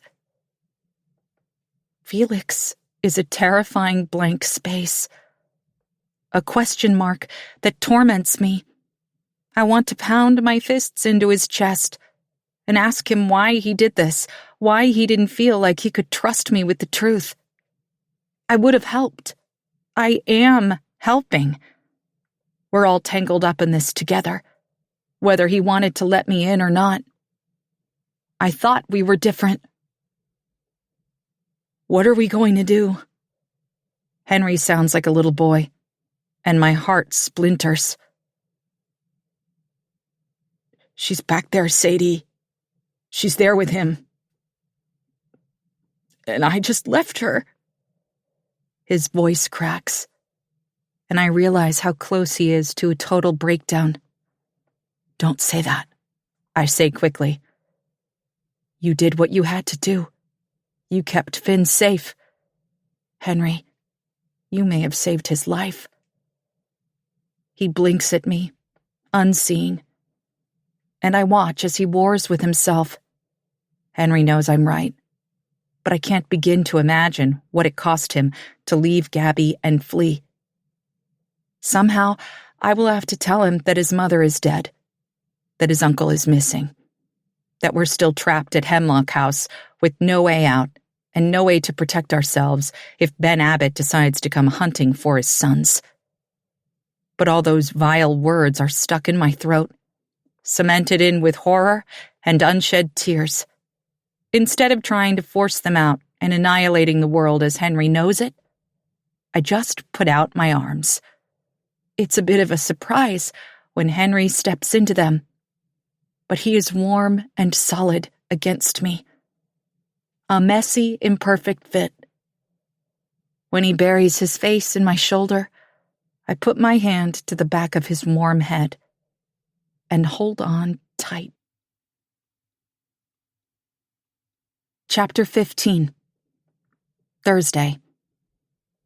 I don't tell Henry about his mother because I can't bring myself to do it. It's cowardly and unforgivable. But when I measure the weight of everything that he and Finn have endured and balance it against the strength that they will need for whatever lies ahead, I simply can't destroy him by sharing what I discovered in Felix's Jeep. That day will come, but not quite yet. When Henry calms down a bit, we go to check on Finn. I'm surprised to discover that he's awake, staring at the ceiling. "Hey," I say, forcing a wobbly smile and sitting on the edge of the coffee table. "How are you feeling?" Finn's gaze rolls to meet mine, and I find that his eyes are clouded and confused. He looks exhausted, his lips chapped so badly they're cracked at the corners. I'm frightened by his downturn, but the vice grip on my heart loosens by a single degree when Finn pulls one arm out from beneath the blanket and gives me the universal so-so sign. He tilts his hand back and forth a few times, and then I reach out and grab it, pressing it gently between both of my palms. "It's good to see you awake," I tell him as Henry sits beside me. He squeezes Finn's leg beneath the blanket and taps something out with his fingers that makes one side of Finn's mouth quirk up in a half smile. He winces as a bright dot of blood pricks at the edge, and I use my thumb to wipe it away. I wish I could smile back, but my mind is stuck in a loop, conjuring a dungeon carved into the forest floor. A trio of figures huddling in the dark, talking to one another with touch, because it's simply too terrifying to speak. The place stinks of urine and fear, of black earth and old bones. I understand why Finn lost his voice. I'd been scared from the moment I drove around the corner on the logging road and saw Felix's Jeep in a place where it simply did not belong. Actually, long before that. From the moment I saw Henry's ghostly figure on the antiquated trail cam. It strikes me that maybe Felix replaced the cameras without telling me. Maybe he wanted to see what was moving about Hemlock House. I feel a spark of anger, and I fan that single tiny flame. "Hungry?" I drag my attention back to the boy before me and deflate just a bit when he gives his head an almost imperceptible shake. "Let's try something anyway, okay? Maybe some soup?" We're practically swimming in tomato soup, and I hope I can convince him to take a few bites, at least. Henry slides into my spot when I head for the kitchen, and I can hear the low rumble of his voice as he talks softly to Finn. I marvel at the deep love he has for his little brother, and the selfless way he shoves all his own fears and emotions aside to coax a laugh from the sick boy. Finn's brief giggle is faint and wheezy, but it's music to my ears all the same. I'm pouring steaming soup into 2 bowls when Henry comes into the kitchen. "I added the last of the logs," he tells me. "The fire will be out in a few hours." "Then I'm going to need you to make firewood out of something in the house. Nothing painted or with a high-gloss varnish. The fumes wouldn't be safe, but the bunk bed upstairs is untreated, I think. It'll work." Henry is giving me a strange look, and I realize that I'm talking too high and fast, and sloshing hot soup all over the counter. I can see in his eyes the moment he clocks that there are only 2 bowls. "Sadie?" he says, his voice a warning. "I'm going back," I tell him. "Back where? What are you talking about?" I put down the spoon because my hand is still shaking, and it's clicking against the side of the bowl. "I found Felix's car," I tell him. "Parked on the road near the spot where I think the path to your cabin must be." Henry looks stunned, as if he can't quite process what I'm saying. But if Felix's car is there... Yeah. I exhale. I think he was trying to help you. Mom's angel. Henry grasps for an explanation that's just out of reach. But if he's at the cabin... He pins me with an anguished look. They're okay, right? I press a fist to my mouth for a moment, trapping the sobs inside. I can't answer his question, and I hope he simply chalks it up to concern for Felix's well-being. Spinning back to the counter, I snag a pair of spoons, stick them into the bowls of soup, and pass the whole lot to Henry. There's one for each hand, and he only accepts the offering because of Finn. If it were just the two of us, he'd be spoiling for a fight. He'd never let me get away with this. You have to stay here, I tell him, my voice hoarse with unshed tears. Finn can't be left alone. And you can't go back. Henry glares at me. If Felix is there, if my mom is still there, it means they didn't get out. I know, but you don't know him. Henry mutters, teeth clenched. His tone is low and dangerous, his eyes imploring. He hunts. He has knives and hatchets, a bow and arrows. Sadie, he has so many guns, an elk rifle for hunting big game, a .22 for the small stuff, several handguns. My heart stutters. But the information doesn't change anything. Felix wasn't crumpled in the back of the Jeep with Gabby, and that means there's at least a chance that he's alive. Maybe wounded or trapped or in need of help. And if that's the case, I can't leave him there. Not if he needs me. Not if there's anything at all that I can do. I can feel the clock ticking. A metronome keeping time beneath my skin. We can't wait for the storm to pass, or for someone to discover that we're trapped up here.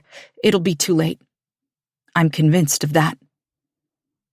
I won't do anything stupid, I say, trying to sound calm and capable. Resolute. I'm a big girl, Henry, and I can take care of myself. I just want to get the lay of the land. Figure out if they're still at the cabin and if everything is okay. Everything is not okay, and we both know it. But Henry just stares at me, fuming. Or maybe there's more behind his eyes. Worry, concern. I'd be touched if I wasn't beside myself with foreboding. I feel sanded down to the bone, raw and tender to the touch. I'll be careful, I promise. I've already created a path and it's not snowing too hard. I'll be there and back in no time, before sunset. That gives me 4 hours, give or take.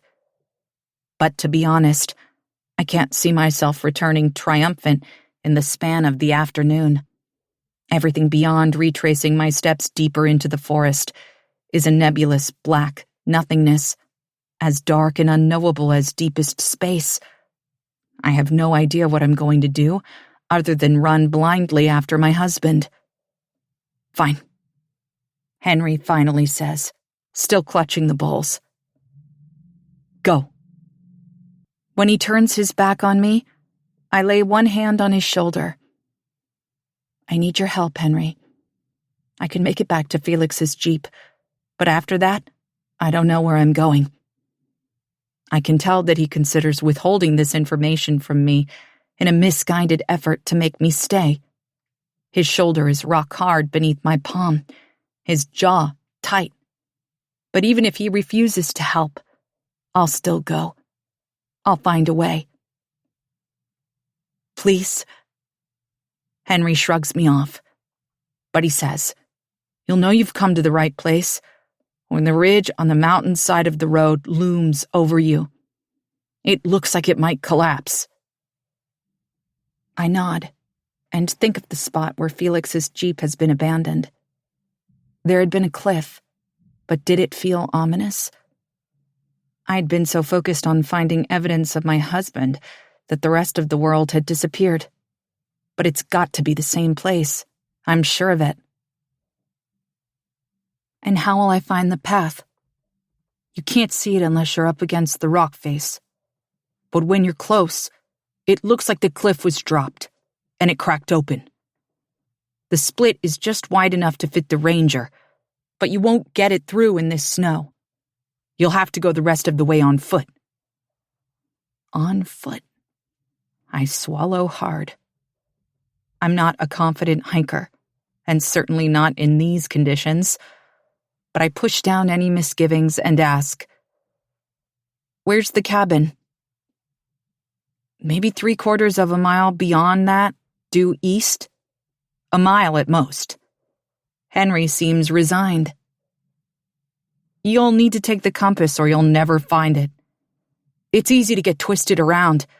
The trees all look the same after a while. Don't I know it? But due east should be easy enough. I think I can hold that line.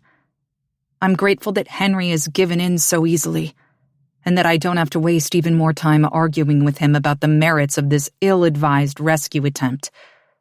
Is it even that?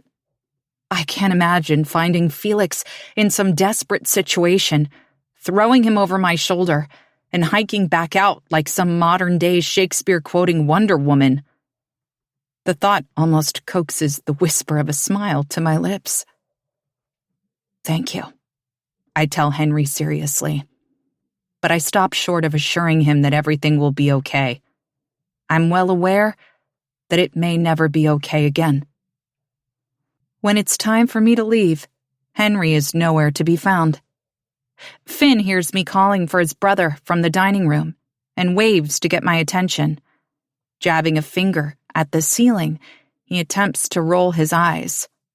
He's groggy and fading fast, but I get the message. Henry's avoiding me. He's still mad? I ask, coming to run my fingers through Finn's hair. It's a surprisingly familiar gesture, but it feels natural. I know the bond we formed is the result of forced proximity and trauma, and when this is all over, we'll have to work hard to extricate ourselves from the fragile affinity these days have engendered.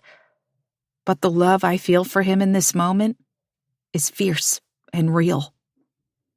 Don't worry, I say. I'll be back soon, and Henry will get over it. Finn nods a little, the movement twitchy and uncertain somehow. He won't meet my gaze, and when I hook my finger beneath his chin to try and make him look at me, he pulls away and turns his face into the pillow. Hey, what's wrong? I wish I could sink to the couch beside him and give Finn my full attention, but I'm already half gone. And even if I did have the time and capacity to engage him, I couldn't begin to fix what's broken in his world. Instead, I say, we'll talk when I get back. I have to go, okay? Tell Henry I said goodbye. Finn doesn't respond. He doesn't move at all. I'm torn as I turn to go, but I can't even conceive of a world in which I don't at least try to find my husband.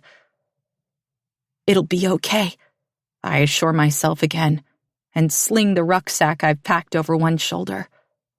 I don't look back. In the Ranger, I deposit the bag on the passenger seat and feel a swell of gratitude for Felix's perplexing foresight.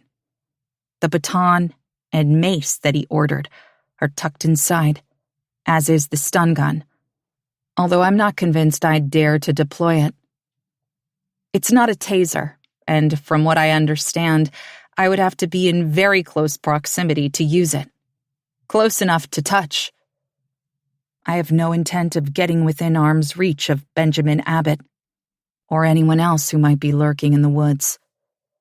But if I can lay eyes on Felix, any risk will have been well worth it.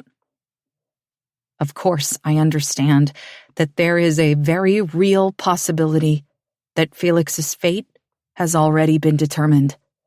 If Gabby is dead by Ben's hand, I can't think of any reason why Ben wouldn't get rid of Felix too. But hope is a reckless thing, as risky and unpredictable as diving headlong.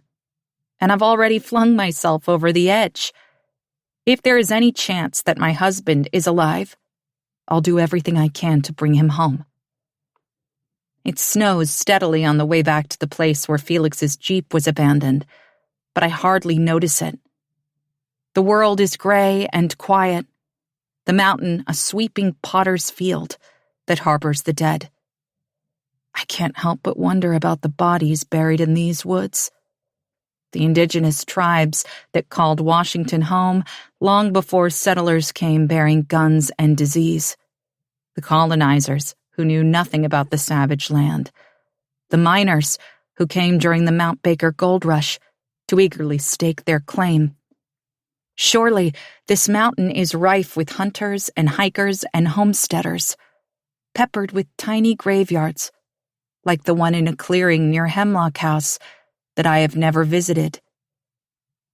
Felix once told me that the Graham family plot contains 16 bodies, sons and daughters, and more distant relatives who didn't survive his great-grandfather's scheme to tame the mountain.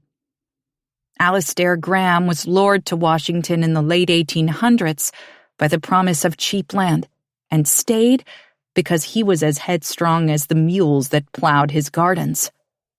When others moved on, the Grahams clung on, and Hemlock House remains the only original homestead in the swath of wilderness between the border of the North Cascades and Requiem. Except that it's not. I believe Henry. There is another cabin on this mountain. When I reach the Jeep, I carefully maneuver around it, keeping my gaze fixed forward so I don't have to confront the awful truth of what it contains. Gabby. My heart groans, mourning for a woman I never knew, and the grief that her loss will unleash on Henry and Finn, on Felix. But I tamp down the horror that threatens to choke me and leave Gabriella Graham to her ancestors. For now. Pulling the Ranger near the rock face, and as far from the Jeep as I can manage, I kill the engine and sit in the cold interior for a moment, catching my breath. I'm heaving, as if I've run a marathon, even though I've done nothing more arduous than steer for the last 20 minutes or so. A single tear would slice me wide open, but crying is a luxury I can't afford. So I swallow hard, grab the pack, and wrench open the door. Almost immediately, snow begins to collect on the dark sleeves of my coat. On the ground, it's soft and deep, pooling around my waterproof boots and promising a difficult trek. When I take a step, my footprints backfill with slush and water, and it hits me that the snow won't last. When this is all over, the bridal veil will melt, leaving behind a dirty winter world. Did Henry say the cabin was a half-mile due east? 3/4. It feels like an impossible journey from here, and I haven't even found the split in the rock. Yanking the straps of the pack tight, I settle it onto my shoulders and take off, but I haven't made it 5 steps when an unexpected burst of sound stops me short. A sharp metallic bang ricochets unnaturally off the cliff face, then echoes again and again. The 4th time it rings out, it's accompanied by someone shouting my name. "Sadie! Come on, Sadie, let me out!" My heart sinks. "No," I whisper, but he's still pounding away, and I have no choice but to hurry through the snow to the back of the Ranger. When I release the tailgate, Henry all but tumbles out, his arms and legs unknotting. How long has he been sandwiched in the dump bed? And when did he tuck himself back there? "What are you doing here?" I demand, silently cursing myself for believing that Henry would give up so easily. The same thing you are. How? How did you fit in there? The dump bed is shallow, requiring Henry to be a contortionist. Never mind the fact that he was surrounded by hard plastic and metal as I bumped along the mountain road. It must have been absolutely miserable. Henry works at his neck with the heels of his palms and indicates a corner of the back cover that's slightly ajar. He must have snaked a hand through and shut the tailgate himself. I regret that it never even crossed my mind to check. You shouldn't have come, I say, despairing. Felix's Jeep is behind us, closer to Hemlock House and less than 30 feet from where we stand. I'm frantic at the thought of Henry wanting to investigate, of what I'll have to do to stop him if he decides to take a peek. Nausea forces me to take shallow, guilty breaths. But Henry seems wholly unconcerned about my husband's Jeep and the terrible secret it contains. He just leans against the tailgate to shake out what I assume is a sleeping leg.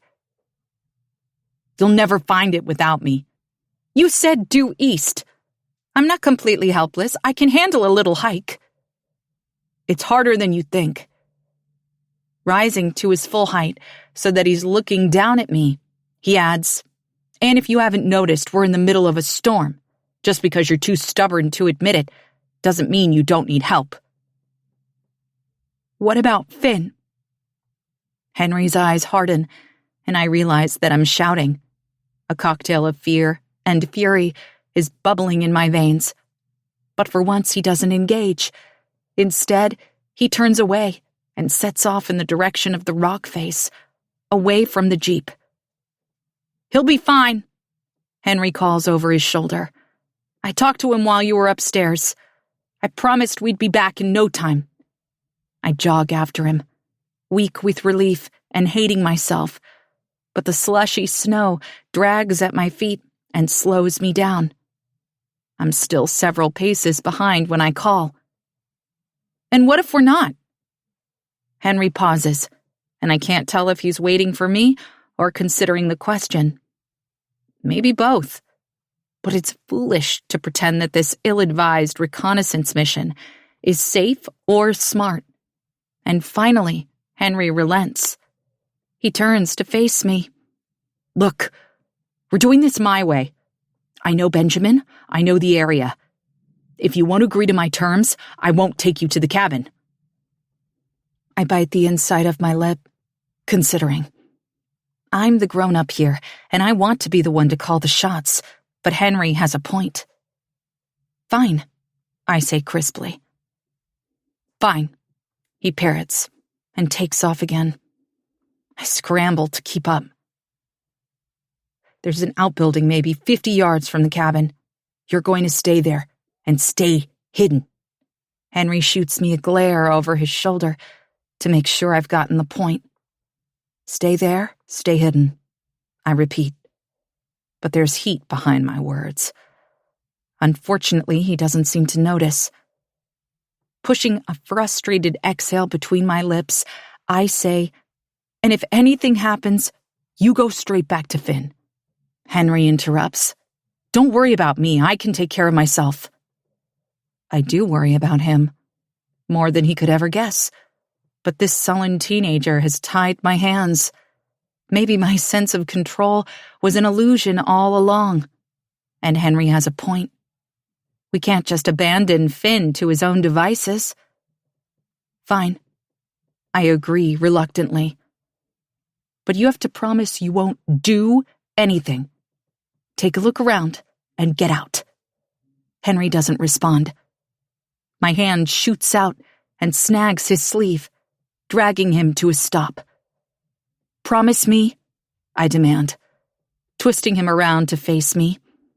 I search his eyes, looking for any indication that he can't handle this, that he's lying to me and has a plan beyond what we've agreed to. I can't read his expression. Yeah, Henry says after a moment. Sure, okay.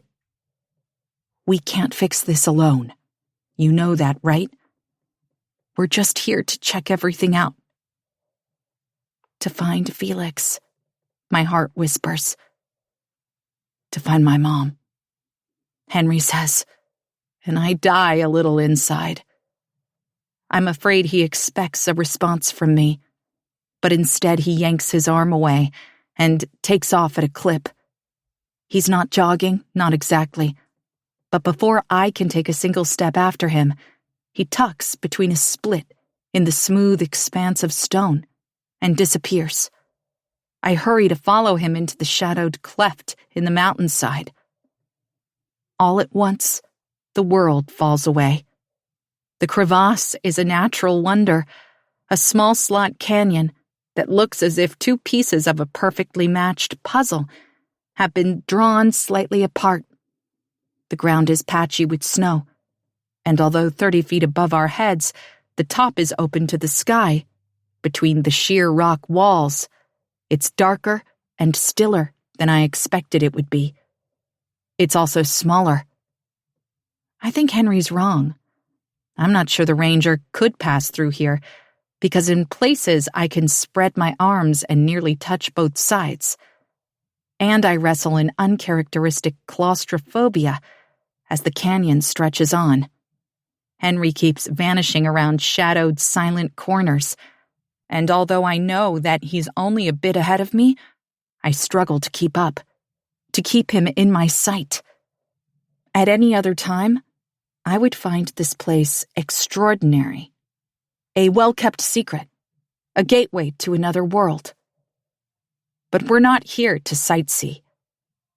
And in a few interminable minutes, when I can finally spot the slow descent of the ridge coming to an end, relief floods through me. The forest on the far side of the split in the earth doesn't look any different from the woodlands surrounding Hemlock House, but it feels different.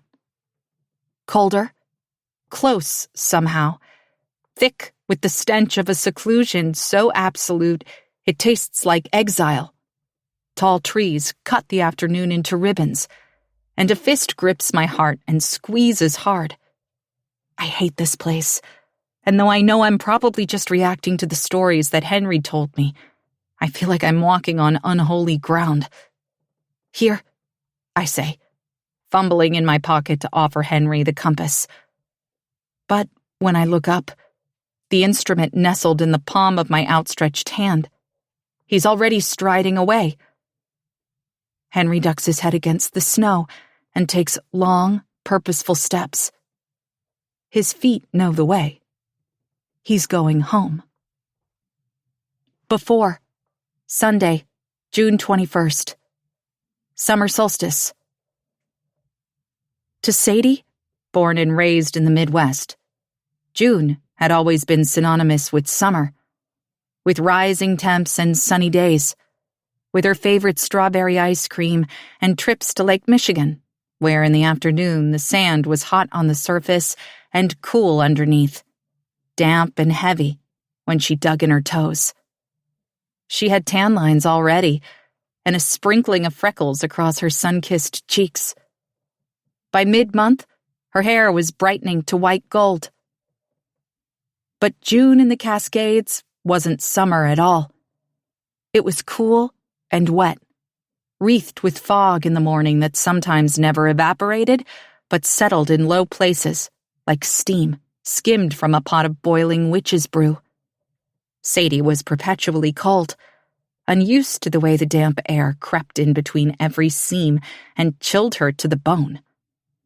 Those first few bewildering weeks, her heart curled, still and numb in her chest, hibernating out of season. Felix, on the other hand, was home. He rose early and hiked into the forest with nothing but a canteen and a sickle. Sometimes, Sadie woke just in time to peer out their bedroom window and watch him disappear into the trees, the wooden handle of the hooked weapon grasped loosely in his fist. She hated the oversized knife and its razor-sharp edge, even though she knew it was just a tool. Decades ago, David Graham had cut trails all over the mountain, and when Felix and Sadie reclaimed Hemlock House, Felix had set his mind to clearing them. Why, Sadie wasn't entirely sure. Their stay on the mountain was supposed to be temporary, and Felix openly admitted that his father's paths through the trees serviced nothing but David Graham's own dark fantasies. He was hunting Sasquatch and mapping thin places, creating tabernacles out of nothing but towering firs and his own overactive imagination. Still, Felix spread his father's homemade maps across the table in the kitchen nook and pored over them as if they charted the way to buried treasure. "Why?" Sadie asked when Felix came home around noon after several consecutive days spent clearing the trails. He was carefully wiping the sickle on a length of stained cloth that he had found hanging on a nail in the shed. His boots were caked in mud, his jeans soaked through from the knees down. But he'd rolled the sleeves on his flannel and pushed them past his elbows, and his ropey forearms were beaded with sweat, even though it was barely 50 degrees. "Excuse me?" Felix turned, his face half lit from the milky sun that poured in through the open shed door. But he kept his focus on the blade. "Why are you doing this?" Felix's brow furrowed. "Wiping the blade? It'll rust if I don't." "No. Why are you clearing your dad's trails? What's the point?" Sadie propped one hip on the doorframe of the shed and crossed her arms over her chest. Her nose crinkled at the scent of woods that clung to her husband from his morning expedition, moss and the sharp green zest of crushed ferns.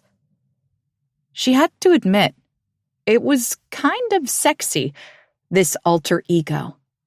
Her nerdy scientist husband, stalking into the forest every day like some lumberjack. But it was also hard to square the man she knew with this stranger, and misgiving thrummed just beneath her skin. Felix hadn't even unpacked his telescopes yet, and when he carefully hung the sickle on a hook and wiped his hands on the dirty checkered cloth, Sadie caught a whiff of decay. From the forest, of course. Rotting logs and decomposing leaves, and the musty, rich aroma of dead and dying things. "I don't know," Felix said, taking a step toward her. "I guess because in some ways I've really missed this place. Hemlock House?" He winced, gave his head a single shake. "The mountain. I grew up here. I became interested in astronomy here." Sadie remembered their first night at Hemlock House. The whelping foxes and the spill of stars in the midnight sky. Felix had been more himself then, more the man she married. She wanted to remind him that he had barely glanced at his research project since they arrived. Instead, he'd spent most days disappearing into the forest for hours on end. But there was something vulnerable in the way the fingers of his right hand pedaled at his side, as if he wanted to reach for her, but didn't dare. "I just miss you, I guess," Sadie said, stepping close so she could still his hand with her own. She laced her fingers through his and turned her face up to wait for the kiss that he dutifully pressed to her lips. A chaste peck, but Sadie pushed to her tiptoes and found his mouth again, insistent, hungry for the man who had not so long ago given her the full weight of his staggering attention. At first, Felix stiffened in surprise. Then he softened and kissed her back, untangling his hands from hers so that he could wrap his arms around her and pull her close. In a moment, they were breathless, and Sadie felt relief warm her from the inside out. She laughed against her husband's mouth and said, "Come upstairs with me." Felix pulled away. The space where he'd been was instantly cool, a sudden breeze making Sadie shiver. "I can't right now," Felix said. And though there was genuine regret in his voice, he was already ducking past her out of the shed. "I've made it to a junction, and I want to get as far as I can before it rains tomorrow." On any other day, knowing that there was more rain in the forecast would have depressed Sadie to no end. But she didn't need any help in that department, with her lips still flushed and her skin tingling from their all-too-short kiss. Felix had never dismissed her like that before. "Okay," she managed a little thickly. "Hey," Felix turned back, cupped her cheek in his hand. "Let's do something special tonight. Maybe drive into town, go to that rye place. I hear they have food trucks there on the weekends." Sadie managed a smile, a lopsided, wistful thing. And then Felix gave her chin a squeeze and left. He jumped into the Ranger and took off into the trees. He didn't look back. Nobody got dressed up in Requiem, but Felix did shower and change into clean clothes before meeting Sadie on the porch that night. The wilderness had been washed away, and in its place, Sadie could smell the essence of her husband again. She tipped the amber bottle of her half-gone beer in salute when he leaned against the porch rail across from her. Even wrapped in a blanket, Sadie was cold. But Felix was wearing a t-shirt, a jacket for later, bunched in his fist. "I'm sorry about earlier," he said, unprompted. Maybe he was responding to the look on her face, the set of her jaw as she threw back another swallow. "It's okay." "It's not." Felix seemed to wrestle with himself for a beat, gazing off into the trees before centering his attention on Sadie. Then he crouched down before her, resting both hands on the arms of the Adirondack chair so that she was trapped. "I know I've been busy and distracted. It hasn't been fair to you. I dragged you across the county, took you away from a community that you loved, and more or less left you alone in the middle of nowhere." Tears pricked the back of Sadie's eyelids because everything he said was true. She took another swig of her beer to cover up the fact that she was one kind word away from crying for real. Moving to Hemlock House had been unimaginably hard, worse than she had expected. And with Felix acting aloof and even secretive, Sadie wasn't sure she had ever felt more alone in her life. Having Felix's love and attention, his sincere interest and careful notice of her, and then losing it, was far worse than if she had never fallen in love with him at all. Felix ducked his head for a moment, took a deep breath. "This isn't an excuse, but it's hard for me to be here too." Sadie's laugh was brisk and sharp. "I can tell it's been a real nightmare." "I deserve that. And I haven't been totally honest with you." There was a second of pure nothingness, the moment before impact, when Sadie felt every muscle in her body tense. Here it was, a confession that would change everything, that would confirm what she always knew to be true. Love was a fickle, unpredictable, dangerous thing. "I hate it here," Felix whispered. "This house, the memories it contains. My parents didn't love each other. My father was insane. Gabby was all I had until—" Felix rubbed his hand across his mouth. "Until I lost her. I thought it would be good to come back, reclaim this part of who I am. I've been running for years." Sadie put down her beer and covered Felix's warm hands with her cold ones. Running was something she understood well. Then let's go. We don't have to stay here. We can go back to Newcastle or find somewhere else to enjoy our sabbatical. Maybe somewhere warm? Her half-hearted attempt at a joke didn't land, and Felix went to his knees on the porch and draped himself across her lap. There was nothing for Sadie to do but stroke his head, raking her fingernails through his dark hair the way she knew he liked. She'd been angry only seconds before, but this was a side of Felix she had never seen. It undid her. "I think I'm supposed to be here," Felix said, and Sadie could feel the burden of his exhale. Why? He thought about it for a long minute. "Because I haven't forgiven any of them." "What about Gabby?" Sadie asked. "We could find her, Felix. She's the only family we have left." We. The instant the word had left her mouth, Sadie wished she could take it back. But she and Felix were one. They'd made that exact promise when they said their vows, and she found that her heart longed for Gabby too.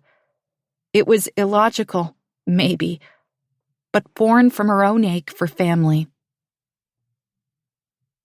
And the way she couldn't help but love everything Felix loved. She wanted this for him. For herself, too. "No," Felix said. "What do you mean, no?" This time, the laugh in Sadie's voice was teasing. "We could find her, I'm sure we could. Everyone is online these days, or if she changed her name or something, we could hire a private detective." "She's your sister, Felix. She has a child. You don't even know if you have a niece or nephew. We could stop." Felix jerked upright, surprising Sadie with the vehemence of that one word. "Just stop. We're not going to look for Gabby." Sadie was stunned, speechless. "Look, I know you mean well, but Gabby didn't just leave, she abandoned me. She made a choice, and I didn't even factor into the equation." The hurt was evident in the furious set of his shoulders, the downturn of his usually smiling mouth. Sadie could feel it radiating off him in waves, and she wondered what exactly happened to drive such a devastating wedge between brother and sister. What could sour blood so completely? But beneath her husband's overt anger, Sadie could see the hurt. Whatever had happened between them, the wound Felix nursed was still open and oozing. The pain so close to the surface, it was impossible to contain. "Okay," Sadie said. "We won't look for Gabby." They rallied then, as much as they could, and took the Jeep down to Requiem for whiskey and street tacos from a truck that was painted the color of raspberry sorbet. Sadie held their half-finished conversation carefully, swaddling the sharp corners with the promise to herself that she'd try again. They would work through it together, slowly if necessary. But somehow, someway, Hemlock House would lose its power over Felix, and maybe she could convince him that they shouldn't close the door on the possibility of Gabby. Sometimes the thing you want most of all is the thing you don't dare to hope for. Before they lost cell coverage on the way home, Sadie glanced at her phone and realized the date. "It's Midsummer Night," she exclaimed, shocked that Felix had let the occasion pass without mention. He was forever alerting her to the most inconsequential celestial events, supermoons and meteor showers, and eclipses that went largely unnoticed by the general population, but became holidays in their tiny family of two. Sadie had grown accustomed to midnight stargazing and rising well before dawn, marking each astronomical phenomenon with gravity and celebration. How on earth could Felix have overlooked summer solstice? "It is?" he said, turning onto the logging road. His voice was flat, expressionless. Sadie's mouth went dry. "Come on," she coaxed. "Tell me all about it. Tell me about how the Earth is at maximum tilt toward the sun, and how there's continuous daylight at the North Pole." Felix glanced at her out of the corner of his eye.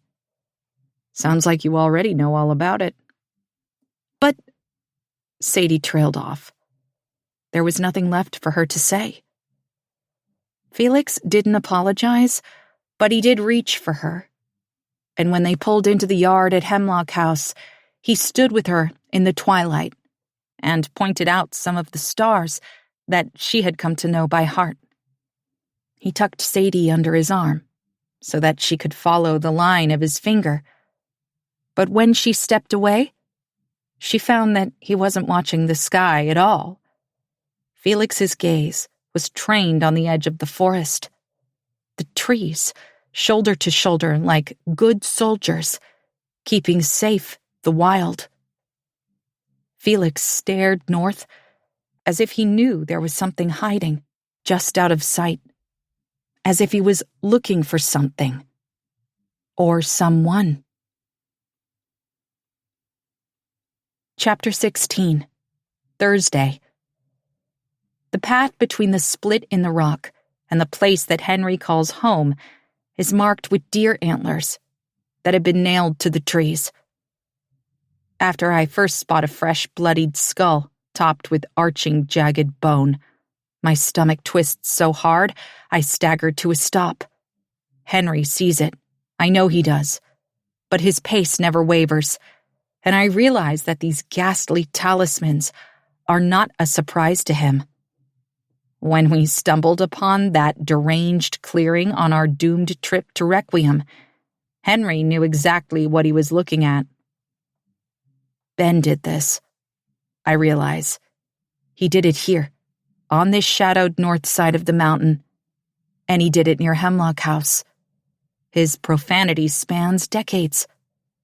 It's sick and twisted. But I don't have time to consider it. The hike is cold and exhausting, the snow pummeling us in relentless waves, and when we finally crest a small rise and the cabin comes into view, it's nothing like I expected it to be. The picture in my head was of a rustic alpine chalet, maybe rough-hewn logs and a stone chimney set against the backdrop of the rugged north side of the mountain. But Henry and Finn's so-called home is a shack. Between swirling gusts of snow, I can see that it's small and unwelcoming. Held upright by mismatched lengths of untreated wood and plywood sheets that have been unceremoniously nailed over what I can only assume are holes in the original siding. The shingles are an odd assortment of shake, asphalt, and moldering 2x4s, and an electric blue tarp has been stretched across one corner of the roof. It's held in place by a few crumbling bricks that look as if they'd disintegrate if a bird ever deigned to land on them. Even the fresh covering of snow does little to soften the grim reality of this awful place. A residue of rot and neglect hangs in the air around us, accentuated by the oily smoke that belches from the single crooked stovepipe in the roof. Although everything inside of me recoils at the sight of the shack, a pinprick of hope punctures my sense of doom. If there is a fire roaring inside that miserable hovel, it means somebody is home. "What are you going to do?" I whisper, even though we are a good 50 yards from the clearing where the shack decays into the earth. Henry doesn't glance at me, his eyes resolutely fixed on the single window in the side of the cabin that faces us. There's a plaid blanket hung over it, a makeshift curtain that has not budged an inch since we've taken up residence beside a small outbuilding on the property. It's a ramshackle shed of sorts, and a rusting truck with a lift kit and roll bar is parked nearby beside an old UTV that's in terrible disrepair. Both are draped in snow. It appears no one has been in or out for quite some time. "I'm going to see who's inside," Henry eventually says, and there's an air of hysteria in his tone. I can't shake the feeling that this is a very bad idea. "How?" I ask. "There's a window over the kitchen sink that we leave uncovered. I can see into most of the house from there." It's generous to call the building before us a house. My guess is that it was once a single-room shanty that was added onto over the years. There's an annex off to one side that's leaning precariously, a bedroom, maybe two if they're small. But I'm guessing the only warm room is the one with the stove, and I assume that's the main living space. The kitchen window must be on the back side. I won't be able to see Henry when he goes to investigate. A ripple of misgiving crawls over my already clammy skin. And then what? I ask Henry, fishing. What I want him to say is, I'll come straight back, report what I've seen, and we'll escape to Hemlock House. But I already know who he won't see inside, and I'm worried about how he'll react. "I'll come right back," Henry says dutifully, but I'm not sure that I believe him. "You have to," I press. "Finn is counting on us." Maybe it's manipulative to bring up his brother, but I feel like I have no choice. This seems to get through to Henry, even if only for a second. His face softens in the wintry half-light, and for just a moment I wonder if I can push him to come back with me right now. This excursion feels like a terrible mistake, and my hand twitches, desperate to grab Henry by the sleeve and drag him back the way we came. But then he gives his head a little shake, and he takes one step away from the side of the shed. He's in the open, half of his body silhouetted against the pale snowscape of the forest. But there's no one around to bear witness but me. That first step is a big one, and once he's taken it and nothing immediately terrible happens, Henry is off. "Be careful," I call after him, maybe louder than I should. But my heart has begun to pound a drumbeat that can surely be heard for miles. Henry is already gone. I watch as he weaves through the trees in a zigzag pattern that makes him hard to track. He disappears and reappears so quickly, I keep losing sight of him. Even in his dark coat, Felix's coat, he is just another shadow in the forest. A wraith among the relentless snowfall that continues to bury the world in white.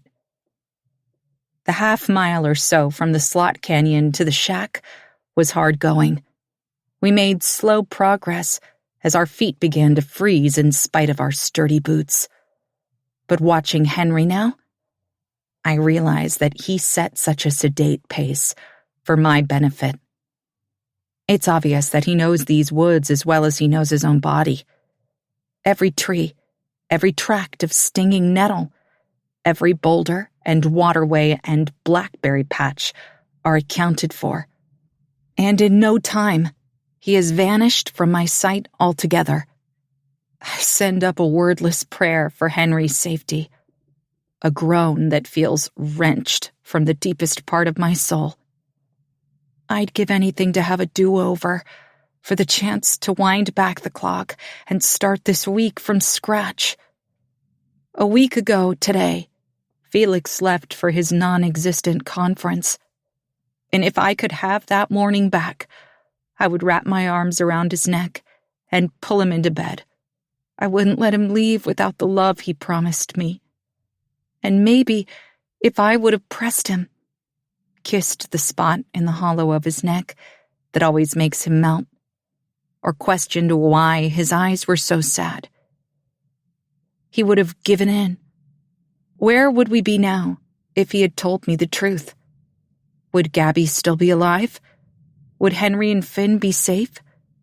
Perhaps in one of Felix's infinite universes, we are all together at this very moment, warm and out of harm's way at Hemlock House, while Gabby proudly introduces me to her boys, and Finn gives me a shy wave from behind the sanctuary of his watchful big brother. I want to be in that world so badly it aches. This moment in time is a shattered glass, bloodied mouth record scratch of a nightmare, and I would give anything for it all to be over. And for the boys that I love, all three of them, to be safe. Suddenly, the sound of a slamming door pierces the stillness, followed by, "Who's out there?"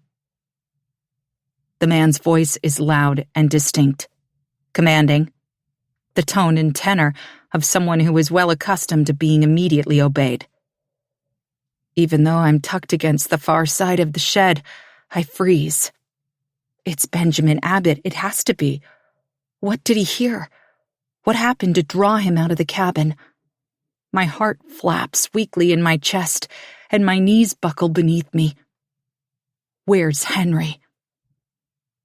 I don't recognize the sound of a shotgun loading until a blast splits the air.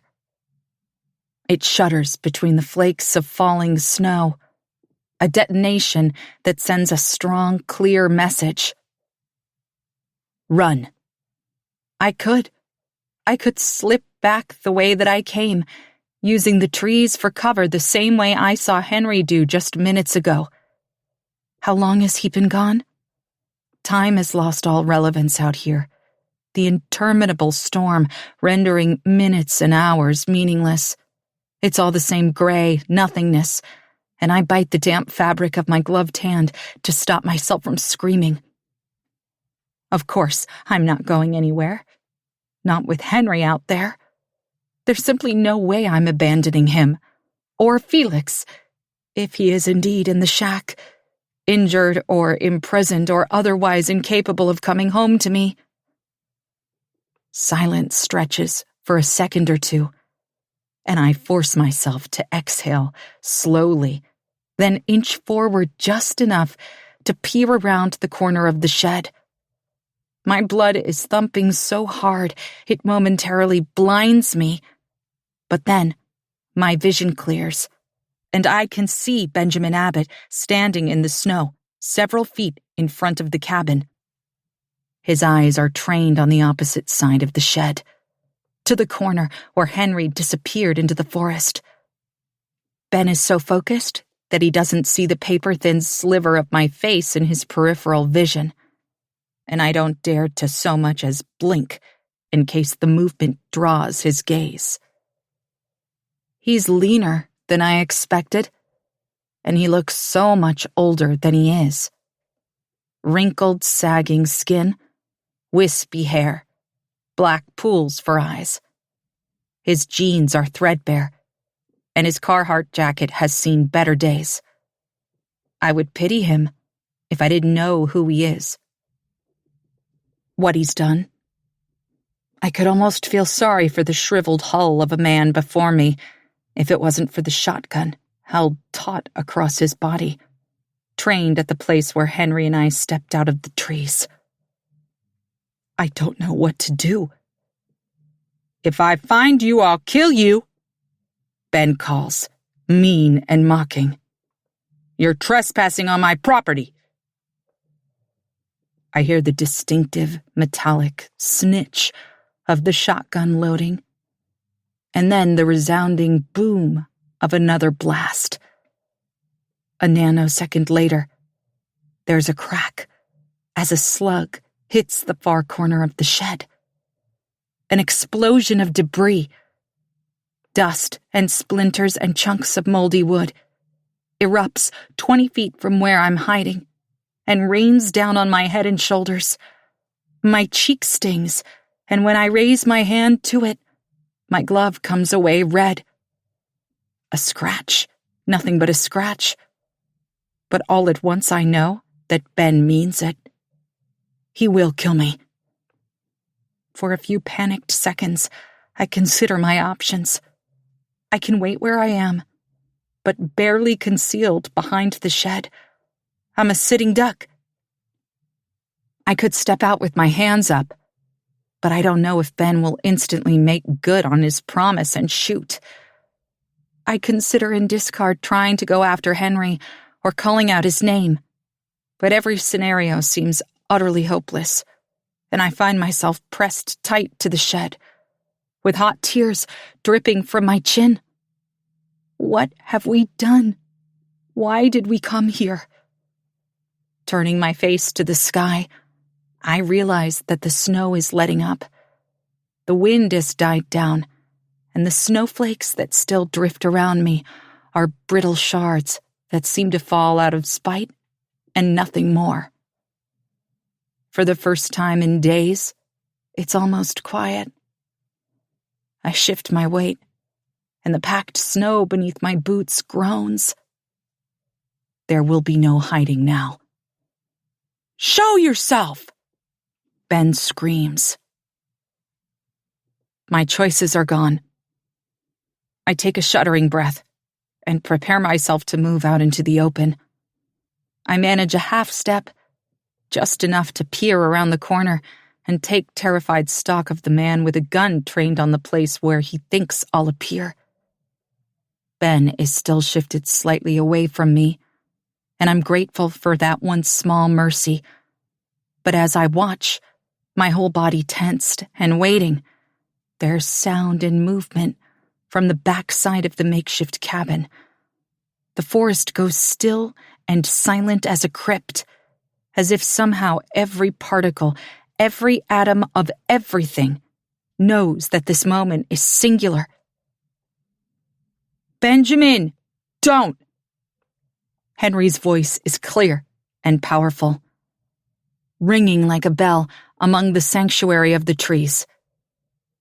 He steps into the clearing behind Ben, coming from the far side of the shack. Lifting his hands, he shows his father his open palms, proving that he's unarmed. I watch, paralyzed, as Ben glances over his shoulder, taking stock of his eldest son, and then just as quickly turns back to the shed. He knows that I'm here, but he doesn't know who I am or what kind of threat I pose. "Where's Mom?" Henry barks, fighting for Ben's attention. I don't know if he can see me, half hidden behind the rotting building and the vengeful slivers of snow. But I know he's trying to distract his father, to draw his attention away from me. A cruel smile cracks Ben's face, and he turns back to Henry, grinning. Suddenly, I'm moving. My mind barely has time to register what pure instinct has made me do before I find myself sprinting across the clearing. 8 long strides, 9, 10. I duck behind the tree nearest to the dilapidated shed, pinning my back against the rough bark.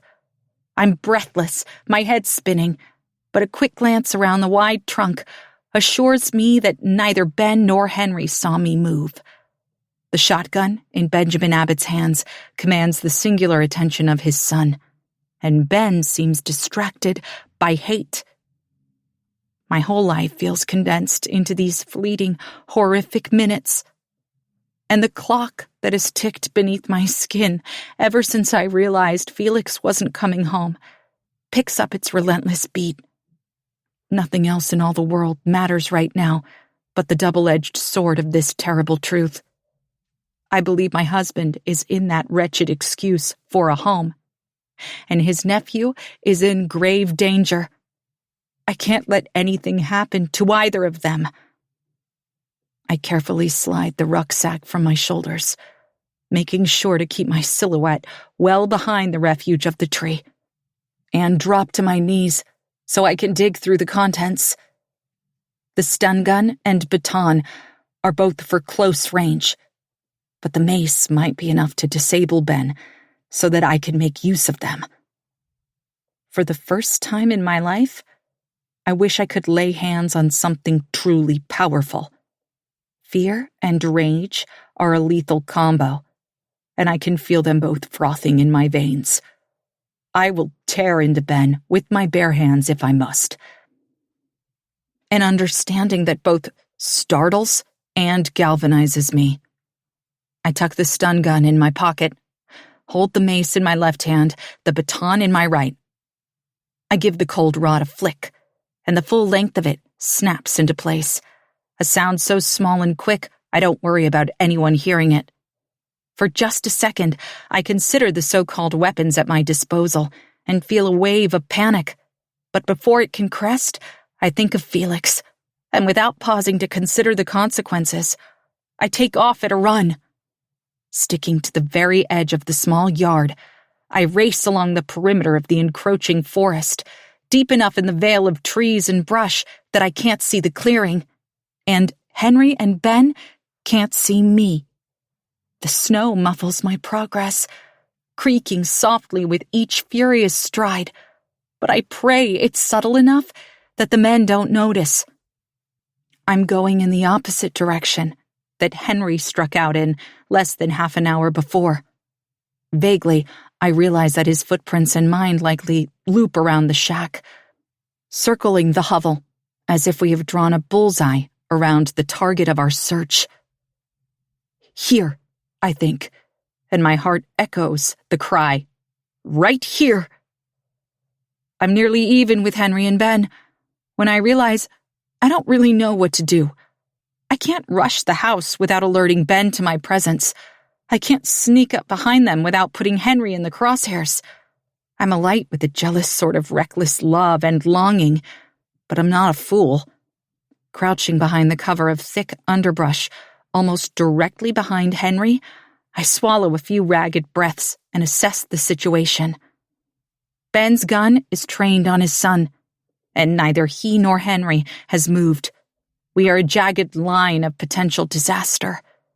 As my pounding heart slows, I realize that Ben is talking to Henry.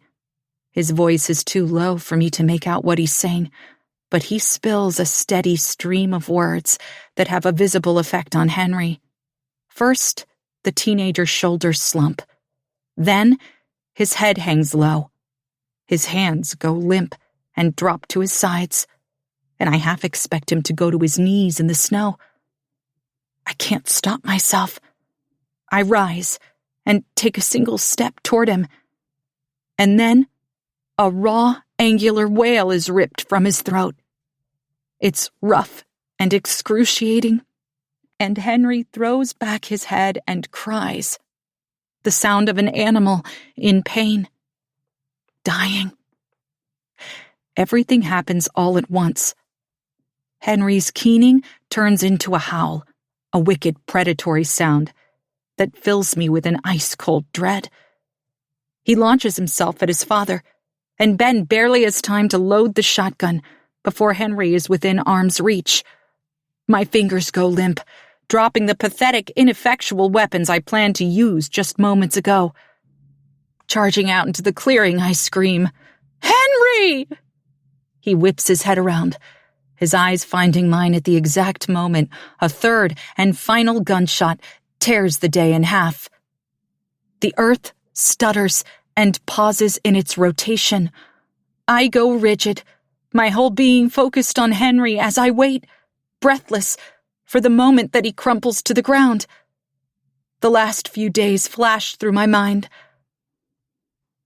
My first glimpse of Henry on David Graham's Sasquatch cam. A lanky boy with a swollen black eye glaring at me in the greenhouse, his unexpected tender care for his sick little brother. We've somehow lived a lifetime together in the span of these impossible, stolen hours. And my heart is a ghost town when I imagine this mountain without Henry on it. but he doesn't fall. I blink, and fresh tears race down my icy cheeks as the freeze frame judders to life before me. Henry takes a step back. The shotgun in Benjamin Abbott's hands slips from his fingers and disappears in a poof of snow at his feet. A second later, his body follows. Before Ben has fully settled, I'm moving again, sprinting to the place where Henry stands, shaking, staring at his father, prone on the ground. Dragging off my hat and my gloves, I drop them as I go. And when I can finally put my hands on Henry, I press my bare, cold fingers against every inch of him. His chest and stomach, his shoulders and neck, his arms, pale hands, blonde head.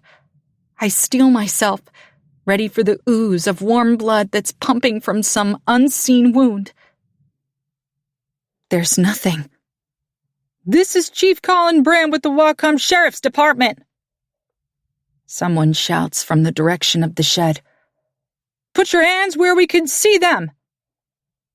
I can hear the thump of the stranger's words, but it's as if my ears are stuffed with cotton. My fingers are twisted up in Henry's coat, and I'm vaguely aware that we're holding each other up. "Sadie," he hisses, trying to pry me loose. "Put up your hands."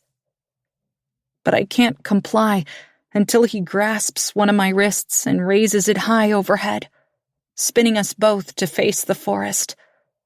We're side by side, hands knotted together, as we stand over Benjamin Abbott's body. In a moment, two men emerge from the dark cover of the trees, running low to the ground with guns held out before them. They are both wearing green, fleece-lined uniforms with tall collars and thick, waterproof pants. On their chests, I can see the gold 6-point star of the Whatcom County Sheriff's Department. When they reach us, one drops to his knees, pressing a gloved hand to the place where blood gurgles out of Ben's back. His khaki coat is crimson with it, a stunning winter bloom that my eyes simply refuse to focus on. "Sadie Sheridan?" the other man asks, his tone commanding. "Yes," I manage, too shocked by this sudden turn of events to say anything else.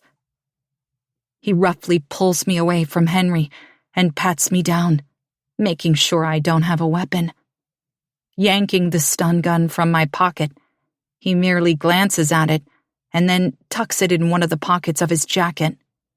When he's finished, he repeats the process with Henry. The officer steps back when he's satisfied that we're not armed, but his gun remains in hand. "Chief Colin Brand, we spoke on the phone a few days ago. Your friend Cleo Peters called in for a wellness check yesterday, and we've just managed to make it up to your residence." "How did you find us?"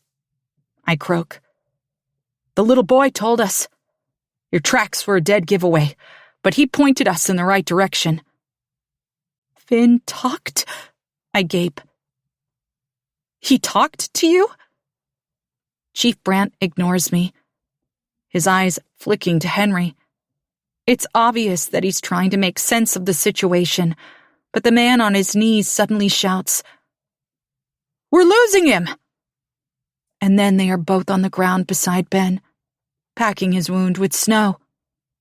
I should help. I should get a blanket or assist them as they attempt to roll Ben over.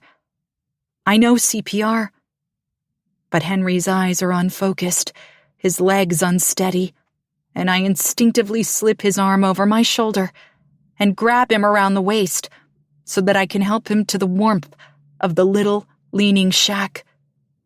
He's in shock, his lips turning blue and his jaw slack. And all I know to do is find a place to lay him down before he joins his father on the ground. Officer Brandt yells after us, but I don't stop.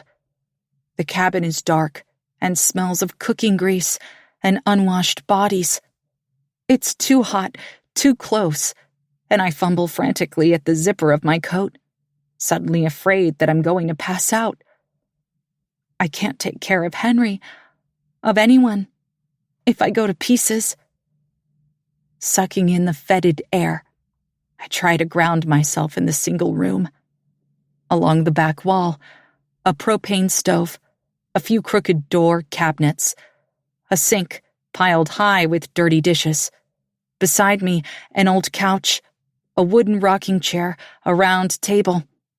It's dark and depressing, but there are bits of beauty amid the squalor. A knit blanket in the colors of a sun-kissed sea. A mason jar with a handful of drooping wild sunflowers on the table, gathered before the storm. In the windowsill, a pretty cairn of smooth, blue stones. I can breathe again, shallowly, and I lower Henry to the ratty couch, sloughing off my coat and tucking it around him as he starts to shiver. I can't bring myself to touch the lovely blanket made by Gabby with my filthy hands. "You're safe," I tell Henry, smoothing his hair from his damp forehead. But I'm not sure that he understands. Henry is mumbling, his eyes blank and fixed in the middle distance. And from the open cabin door, I can still hear Chief Brant shouting outside. But only one sound pierces through my daze. A single word. My name on his lips. "Sadie." My hand is still on Henry's head when I finally spot him. Tucked deep in the shadows, where a black hallway leads to the little annex. One arm is chained to a copper pipe, and he's wearing the red sweater he left Hemlock House in, the same jeans. There's a week's worth of scruffy beard on his face, but I can tell that beneath all that hair, his cheeks are gaunt, his lips cracked and dry. Still, they pull into a faint smile for me. "Felix." His name is a whisper, an invocation. Then I'm across the small room in a few wobbling strides and sinking to my knees before my husband. He's an apparition, a wish granted, and I'm not even sure that I dare to touch him for fear that he'll evaporate before I can prove to myself that he's real. But his eyes crease in that way that I love, just a hint of the sparkle that charmed me on a football field in Iowa, glinting in his watery gaze. And I know my husband is not lost to me forever. I reach out to gently cup his face in both of my hands, and his unchained arm lifts to tangle grubby fingers into my hair. Snowflakes tumble free, cold droplets that bead on his hot skin and melt away. And then I'm kissing his face, his warm temple, his forehead, his closed eyes, the bridge of his nose. I taste salt and smoke and longing. When I pull his head into the crook of my neck, I don't know if the tears are mine or Felix's or Gabby's or Henry's or Finn's. Maybe the earth is crying with us, each snowflake a teardrop for every hidden hurt, bearing witness to all the pain we cannot see. There are 100 things I want to say to Felix, 1,000, but the words won't come, and maybe it's for the best. Because in the silence of everything unsaid, in the dank and dingy cabin where nightmares once lived, a different sound fills the hollow space.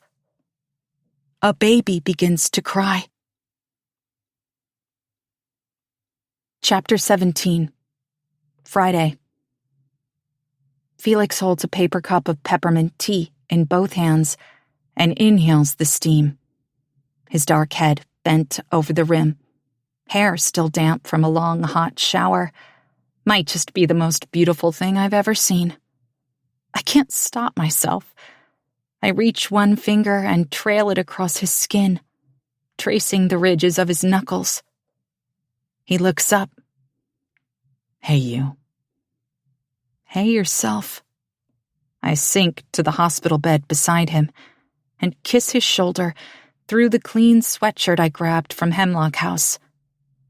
It was a quick stop, a frantic grab and go that resulted in a hodgepodge of mismatched items with varying degrees of practicality.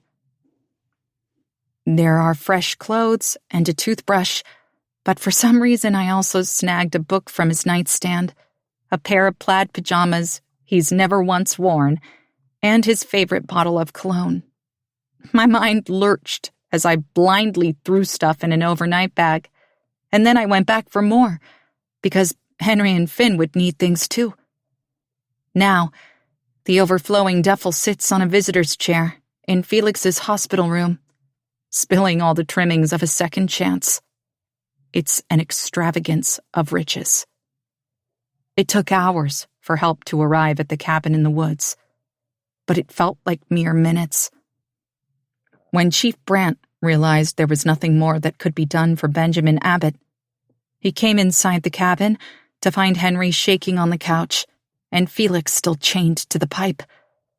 I had my hands full, literally, with a newborn baby girl who was single-handedly taking care of all the screaming the situation required.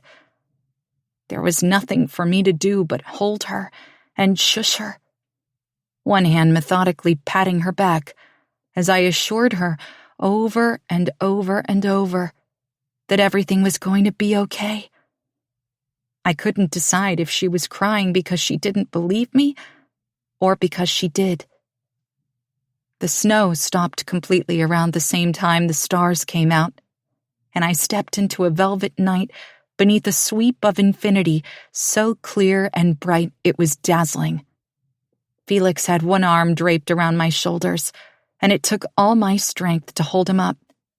He was dehydrated and shivering and weak, but he tipped his head up anyway and traced the great square of Pegasus because he could. "It's upside down, you know," he told me, not for the first time. But I didn't stop him. I would listen to his explanation again and again, 1,000 times over, if only he'd keep talking to me. The constellation, I mean. A white-winged horse galloping to another galaxy. I thought there was no upside down or right side up in space. "That's my girl," Felix murmured, and he kissed my crown with his chapped lips. "In every world," I whispered. And without missing a beat, he whispered back, "You found me." The clear night made it possible for the helicopters to fly. There were 2 emergency chopper flights from the St. Joseph Medical Center that lifted first Felix, Henry, and the baby, and then came back for Finn. My journey to Bellingham was a bit more complicated and included a couple of snowmobile rides and then an escort in one of the Sheriff's Department Ford F-150s. Sirens blaring whenever we reached an intersection that the officer who was driving didn't care to slow down for. On the way, Chief Brant explained that Cleo had assured them the situation at Hemlock House was life or death. Of course, there's no way that she could have known what we were going through on the homestead, but when she wasn't able to get through, she panicked and called in the cavalry. The officers knew something was very wrong when they found Finn alone, and then Gabby's body in the jeep near the pass. They abandoned their snowmobiles long before they reached the cabin, where Ben held his family hostage for nearly 2 decades, and arrived just in time to watch him fire his second shot into the side of the shed. I imagine it was a lot of excitement for the entire department. 2 bodies, a rundown shack in the woods, a handful of malnourished and clearly neglected kids, 2 of whom didn't even exist in the eyes of the state because they had been born on the mountain.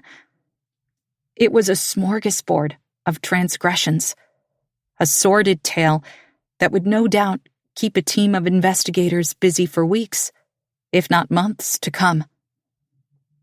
It was also our story. Our lives snarled up in the sort of chaos I couldn't even have begun to imagine only a week ago. I don't know what to say. Felix whispers against my neck, his warm breath coaxing goosebumps along my arm. Say everything, I tell him. Out of order, in a hot jumbled mess, I don't care. Just start somewhere. Get it out. He sighs and leans over to put his still full cup on the rolling tray beside the bed. It's well after midnight, his hospital room finally dim and quiet. The ER doctor insisted on keeping him overnight for observation, and an IV drips fluid into his left wrist.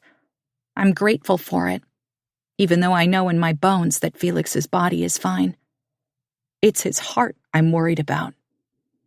Start with her, I say, shifting so that I can peer into the bassinet one of the nurses rolled into the room. They weren't sure what to do with the baby, but Felix was insistent. He wouldn't let her out of his sight. So, after determining that despite being a bit underweight, she was perfectly whole and healthy, the pediatrician on call acquiesced. Now, she's swaddled in a blanket the color of fresh pistachios and sleeping soundly on her side. She's gorgeous. A sweep of soft black hair, pink cheeks, a tiny bow of a mouth, making little sucking movements as she dreams. What's her name? I ask. Felix wraps a tentative arm around my waist and pulls me to him, but the movement is hesitant. It's as if he's afraid I'll pull away. I don't. I swing my legs up onto the bed and cuddle into his side, keeping my eyes on the baby. I've been calling her Juliet. He can't see the hint of a smile that shadows my lips. As in Romeo and? As in one of the 27 moons of Uranus. I snort a quiet laugh. Of course. Felix squeezes me tighter. Juliet Gabriella. It's perfect.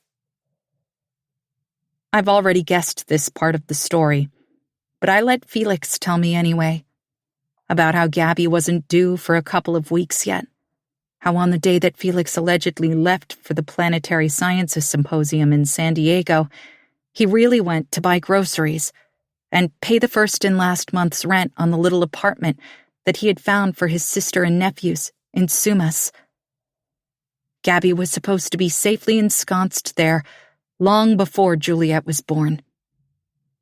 There is wonder in Felix's voice as he tells me about their plan, about how easy and airtight it had all seemed. He got everything ready on Thursday and was supposed to transport them on Friday when Ben left to get supplies. In and out. A simple extraction and a brand new life. Ben would never know. He could never know, because he wouldn't let them go. He'll kill me, Gabby had whispered on the phone one of the few times she was able to call. He'll kill all of us. At first, Gabby refused to tell Felix where she was. He just listened while she told him little things about Henry and Finn, the men they were becoming. And then, mid-sentence, she'd be gone. But one night she called, and everything had changed. She wanted out. Now. She wanted Felix to help her. They had to craft a plan in stolen moments, laying the ragged groundwork for an escape that allowed them to slip away unnoticed and disappear. Felix had wanted to call the police or hop in the Jeep to rescue his sister himself, but she had convinced him that it was too dangerous. Someone would get hurt, most likely Finn or Henry. It was better, safer, to be sneaky about it. To wait until the second Friday of the month, when Ben would leave the mountain for supplies. They couldn't go to Hemlock House, because it was one of the first places Ben would look. So instead, Felix created a haven. He had 3 weeks to pull it off. But almost as if it had been divinely appointed, everything fell into place. The apartment he had found for Gabby was a basement suite on a cute acreage with a property line that skirted the Canadian border. The couple who lived upstairs were retired, but eager to have kids around. And they had even strung a swing in a backyard tree for Finn. There was a small but wonderful hospital nearby, a good school system, a church with a robust ministry that helped women in unsafe or abusive situations find refuge. It was a fairy tale of sorts, and over the course of those stolen days, in furtive, randomly timed calls whenever Gabby could manage it, brother and sister crafted a getaway so filled with promise, it was hard to believe anything could go wrong. Until it all did. "What are the chances?" Felix asks, more to himself than to me. That when Gabby finally gathered the courage to reach out, the only phone number she remembered rang in the kitchen at Hemlock House. "And you were there," I finish. "I don't think that was an accident." He gives a soft humph. "What's that supposed to mean?" "That you were exactly where you were supposed to be, exactly when you were supposed to be there." "Are you telling me you believe in God, Sadie?" I nestle deeper into Felix's chest. "Are you telling me you don't?" He sighs, long and low. "I don't know what I believe about anything anymore." "Tell me what happened that day," I say, partly to distract him from the chasm of an existential crisis, but also because I need to know. Henry already told me his side of the story, about the crowbar and their attempted escape from the cellar, about Ben's early return. What happened after Henry took Finn by the hand and ran? "She went into labor, didn't she?" I can feel Felix nod. While the boys were escaping and Ben was hauling Gabby back to the cabin, Felix was on the road by the canyon, their meeting place. He waited impatiently for the sound of Ben's truck leaving the mountain farther down the logging road, on the rarely used back loop. But it never came. When he couldn't stand it a moment longer, Felix hiked through the ravine and found the cabin himself. Ben was there. The boys were long gone. Gabby was already near delivery. There was nothing for him to do but rely on everything television and movies had taught him about childbirth. Towels, hot water, scissors that had been dipped into a pot of boiling water. "She gave birth on the floor of that shack," Felix says, the words flat and dull. Apparently it wasn't the first time. He's still in shock, I realize, convinced that maybe he can rewrite the ending. If only.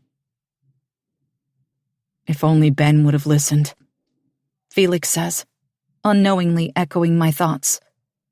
After the baby was born, I knew something was wrong. If he would have let me take her in the Jeep sooner, I might have been able to get her to a hospital in time. Of course, there's no way to know that for sure. But I don't question his conviction. Felix needs that anger right now to power through all that is to come. Without a bit of a blunt edge, I'm afraid he'll be tempted to curl up in a corner and sob. Felix has only cried once since I found him in the cabin, and it was alone in the hospital shower, while the rush of running water muffled his groans. I leaned against the bathroom door and listened to him weep, the grief surging out of him like a flood. It's the saddest thing I've ever heard. And I pressed my forehead to the metal door and cried right along with him. But when he came out, his eyes were dry. "My sister died in the back seat of my car," Felix whispers. His arm is still wrapped around me, and I weave my fingers through his, hanging on for dear life. The rest of the story trickles out slow and steady. A fragment here, a memory there.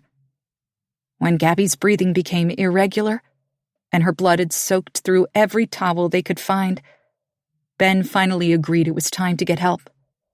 They swaddled the baby, tucked both mother and daughter into the UTV, and raced to where Felix's Jeep was parked and waiting on the logging road. But it was too late. Felix barely had time to settle his sister into the back seat before she took her last breath. There were no poignant final words, no tearful goodbye. 1 minute, she was still clinging to life. The next, she was gone. When it was over, Ben seemed to realize that he was culpable for her death. Guilty of negligence at best, though second-degree manslaughter was certainly not out of the question. And once authorities started digging, what else would they uncover? What would Henry and Finn say when they eventually turned up? Ben couldn't let any of that happen. And before Felix had even begun to mourn his sister's death, he found a gun pointed at his head. Never mind that he was still clutching Gabby's newborn baby to his chest. Ben took little interest in her. The weather was antithetically lovely when they trekked back to the cabin, and Felix was already improvising a plan. There was a tin of baby formula in the kitchen, along with a pack of newborn diapers and some of the boys' old baby clothes. Felix knew next to nothing about infants, but he knew enough to tie off the umbilical cord, offer her a bottle, and change her diaper when she was wet or dirty. She slept a lot and ate a little, and while Felix held her, he sketched their getaway in his mind. Ben was smaller than him, shorter and slight from years of poor nutrition and back-breaking labor from their off-the-grid lifestyle.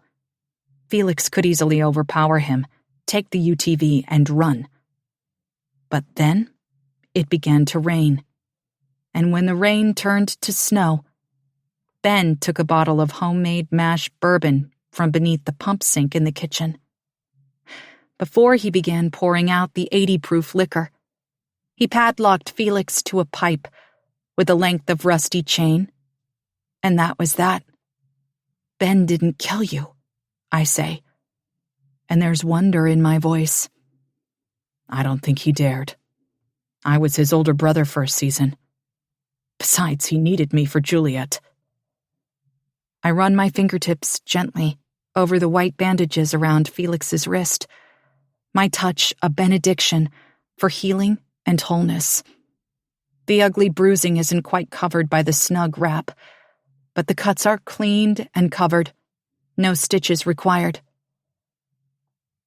Did she love him? I ask. Felix thinks about it. In the beginning, I suppose. Because he was sad, and she thought she could change that. He wasn't evil or anything. Not when we were kids, anyway. He was just really messed up.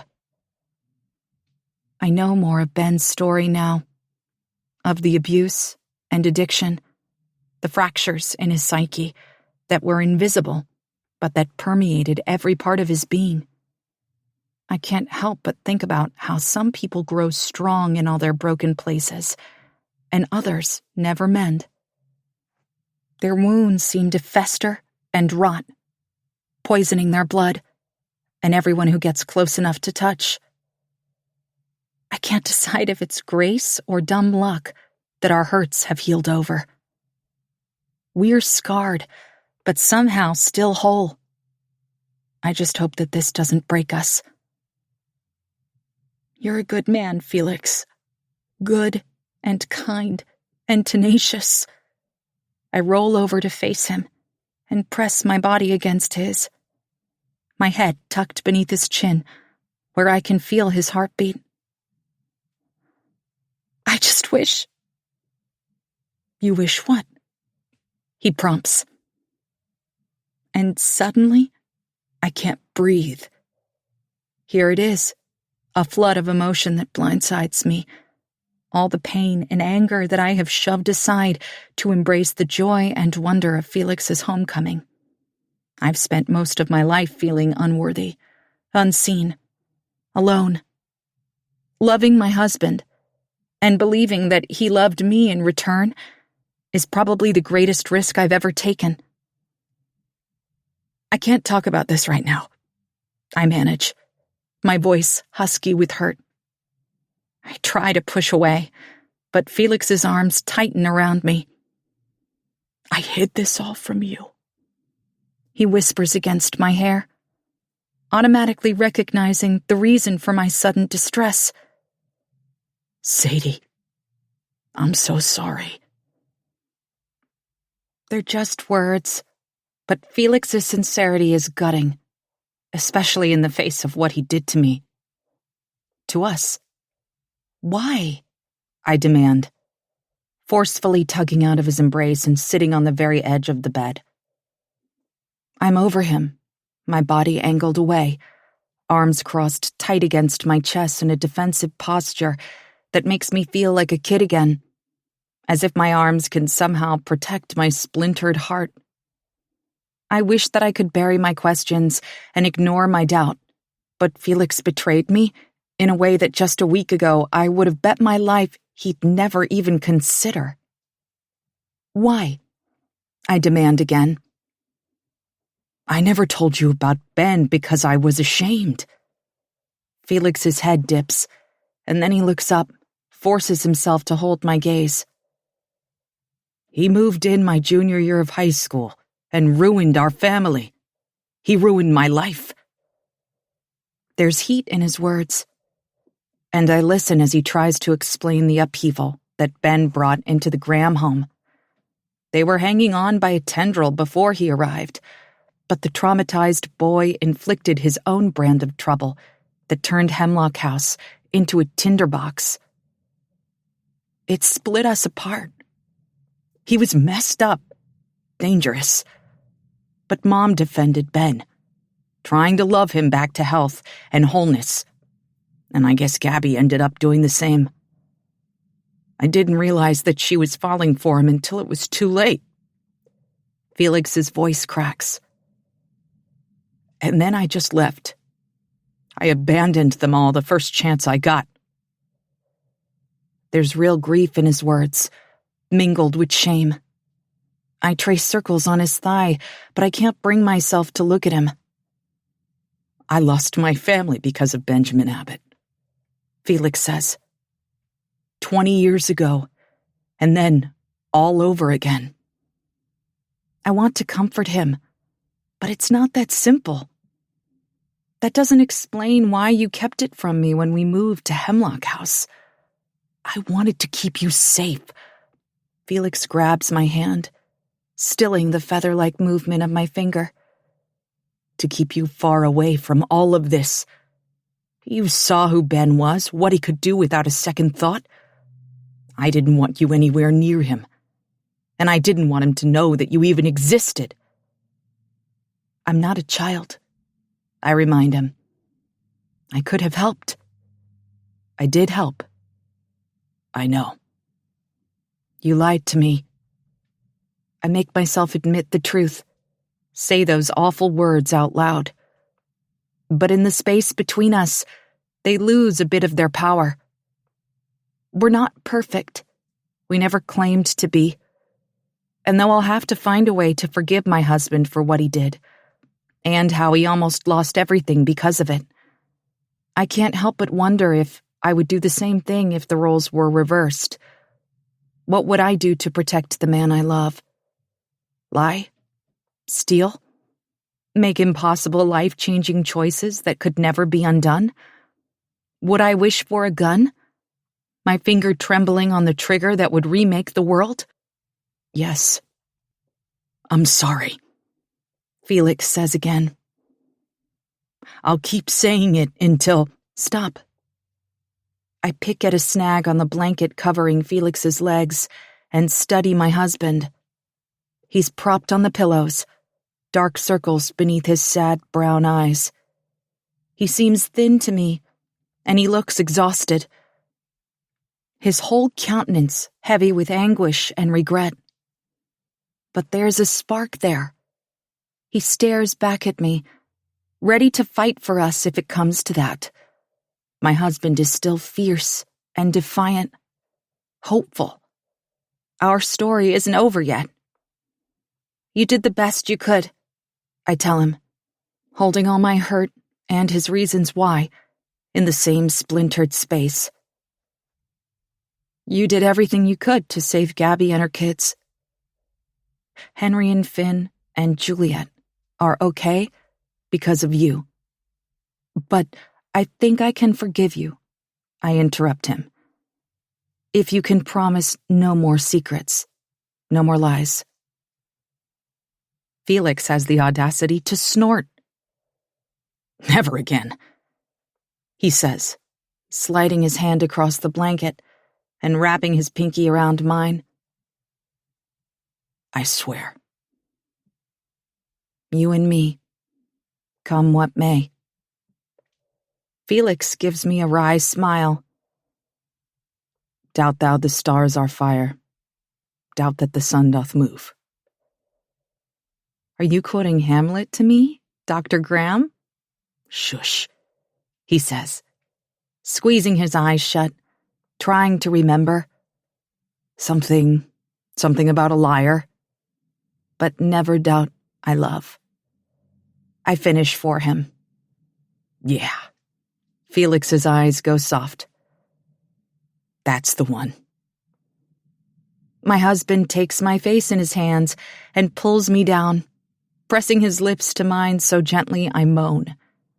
The whole world is a mess, but Felix is here. We're together. I'm fading into him, letting love wipe every ledger clean, when there's a sound like a kitten mewing from somewhere beside us. It takes a moment for me to remember that there is a baby in the room, a little girl who has known no mother or father but my Felix. I push myself out of the way so that he can go to her, bending low over the bassinet and soothing her with murmured words that only Juliet can hear.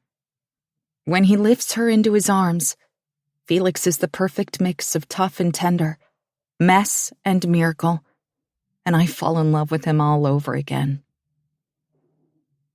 Our story has spread like wildfire through St. Joseph, and no one tries to stop us when we lift the receiver for admittance to the pediatric ward. It's the middle of the night, but the nurse on the video feed just waves us in. Well, aren't you a pretty one? The night nurse coos, coming from behind the desk to smile down at Juliet, bundled in Felix's arms.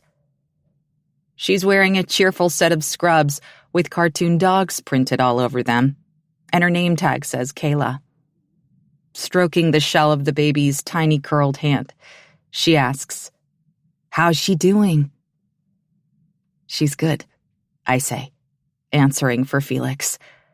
His eyes are already roving over Kayla's shoulder, looking for the room where his nephews have been settled into side-by-side beds. I was right from the beginning. Finn has a bad case of double pneumonia. It must have been brewing since before the boys spent a couple of nights on the mountain and in the greenhouse, and the doctors are holding Henry for observation. The brothers are in the same room because I assured everyone separation wasn't an option. Now I tell Kayla, "She's just had a bottle, and we wanted to see how the boys are doing. Any chance we could peek in on them?" Kayla stares at the baby for a moment, her bottom lip between her teeth, considering. Juliet's eyes are wide and shining in the glow of the fluorescent lights. They're blue now. Navy almost. But I have no doubt they'll fade into the same deep brown as Finn's. She looks just like him. "If you're quick," Kayla finally concedes, sighing. And quiet. They both need their rest. And frankly, so do you. We know. Chief Brandt stopped in before lights out and assured us he'd be back in the morning for a series of formal interviews. We will all have to give statements, and I'm already worried about how that process will go with Finn. I saw him for a few brief moments upon my arrival at St. Joseph, but the next time I peeked in on him, he was settled in his room and sleeping soundly, likely medically induced. I still have no idea how Finn told Chief Brandt and Officer Jameson where to find me and Henry. I still have no idea what his voice sounds like, or if he'll ever use it again. Maybe his spoken words were a feat born of fear and necessity that will never be repeated. Especially now, in this world remade without his mother or his father. My heart seizes just thinking about how awful that conversation will be. Shaking off that bit of borrowed trouble, I thank Nurse Kayla and take Felix's IV cart in hand. Leading him to Henry and Finn's shared room, I carefully push open the door. Felix hasn't met his nephews. He doesn't know how hard Henry worked to keep Finn safe, sheltering him on the mountain, lying about their ages, so that if things didn't work out the way he was hoping, they wouldn't be separated. There was a stack of old boxcar children books in the shack, and I wonder how much of Henry's information about unaccompanied minors and precarious situations came from the dog-eared novels. These boys are living, breathing wonders, and Felix knows it the second he steps into the room. I can tell by the way his chest expands as he carefully passes Juliet into my waiting arms. Finn is sound asleep in the bed nearest the door. A strip of recessed lighting on the wall behind him casts a halo on his chocolate-colored curls, and his eyelashes flutter against his cheeks as he dreams. I can tell the magic of modern medicine is already healing him from the inside out because his skin looks warm instead of sallow. I'm not sure if I should quietly introduce Felix to Finn, but I don't have to wonder long because Felix pads silently to stand vigil beside Finn's bed. He stares at his nephew for several long moments, and then he lowers his head and covers his eyes with his good hand. His shoulders heave, and I can't tell if he's crying or taking deep, steadying breaths. Drawing Juliet tighter to my chest, I force myself to stay put and let Felix have this moment. It's Henry who breaks the spell. "You look just like her," he says. Startled, Felix's head snaps up. Henry's bed is next to the window, and it appears neither of us realized that he was awake all along. His brow is a defiant, harsh line in the muted glow of the track lights, and he studies Felix with open suspicion. There's no question who he's talking about. Henry has never met Juliet. He thinks that Felix looks just like his mother. "People used to mistake us for twins," Felix says, not missing a beat. He steps out from behind Finn's bed and slowly crosses the room, pulling his IV stand beside him.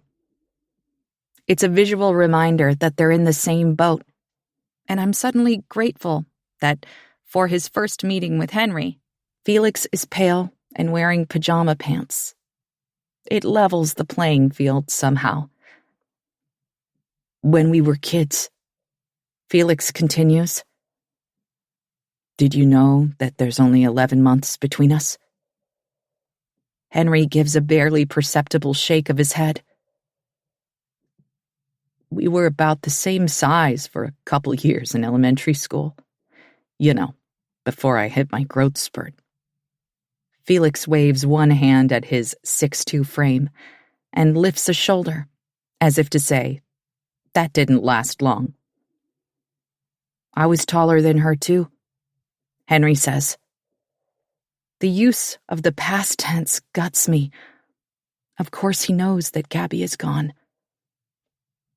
But the news must still be so fresh, it burns like a raging fire. I want to comfort him, but I stay in the shadows, rocking Juliet side to side so that Felix can focus all his attention on his sister's firstborn son. I don't look like her, though.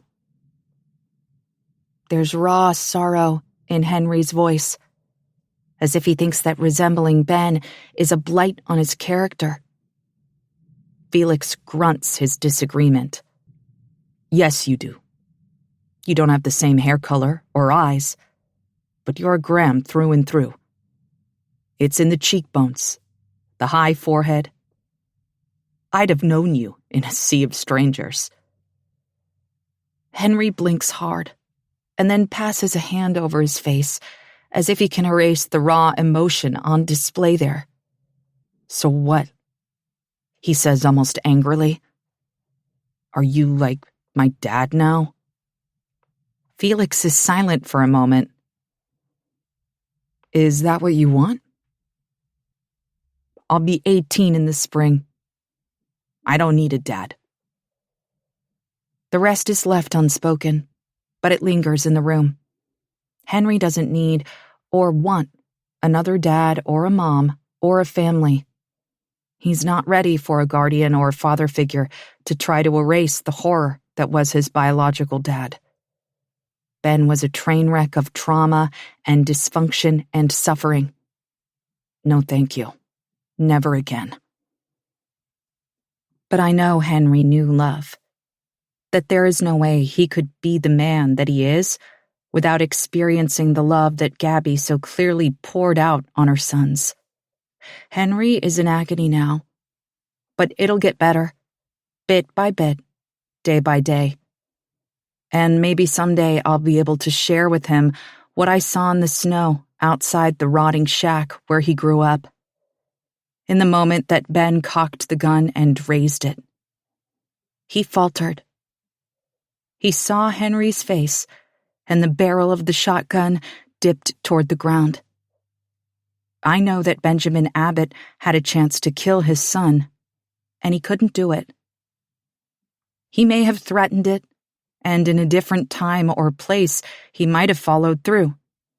But just hours ago, looking into Henry's eyes, Ben didn't even try to pull the trigger. There's grace in that. A brutal, hard-won mercy that speaks of the man that Ben could have been if he had been born under different circumstances. To a mother who didn't send him to the NICU with meth in his veins, who didn't routinely leave him in the insufficient care of a rotating collection of chemically dependent and perpetually indifferent family members. Whether it was addiction or mental illness or something more sinister and spiritual, doesn't matter. Ben was a monster. But he was also the broken boy who Gabby had once loved when no one else would. Maybe we could just be a safe place to land, I say, stepping out of the shadows. The state will have to figure out custody, but Felix is your only blood relative, so I don't think it'll be an issue. You are welcome at Hemlock House in whatever capacity you choose, for as long or as short as you'd like. Felix's eyes flash to mine. We haven't talked about this, not yet, but his expression is pure gratitude and disbelief. I almost roll my eyes at him. Of course we'll stay. Of course we'll fill in whatever gaps we can and provide the stable home that Finn and Juliet, and hopefully Henry, need. There was never any doubt. I expect Henry to push back, to be disagreeable and angry and rude. But his gaze is fixed on the bundle in my arms. I smile a little. You didn't tell me your mother was pregnant.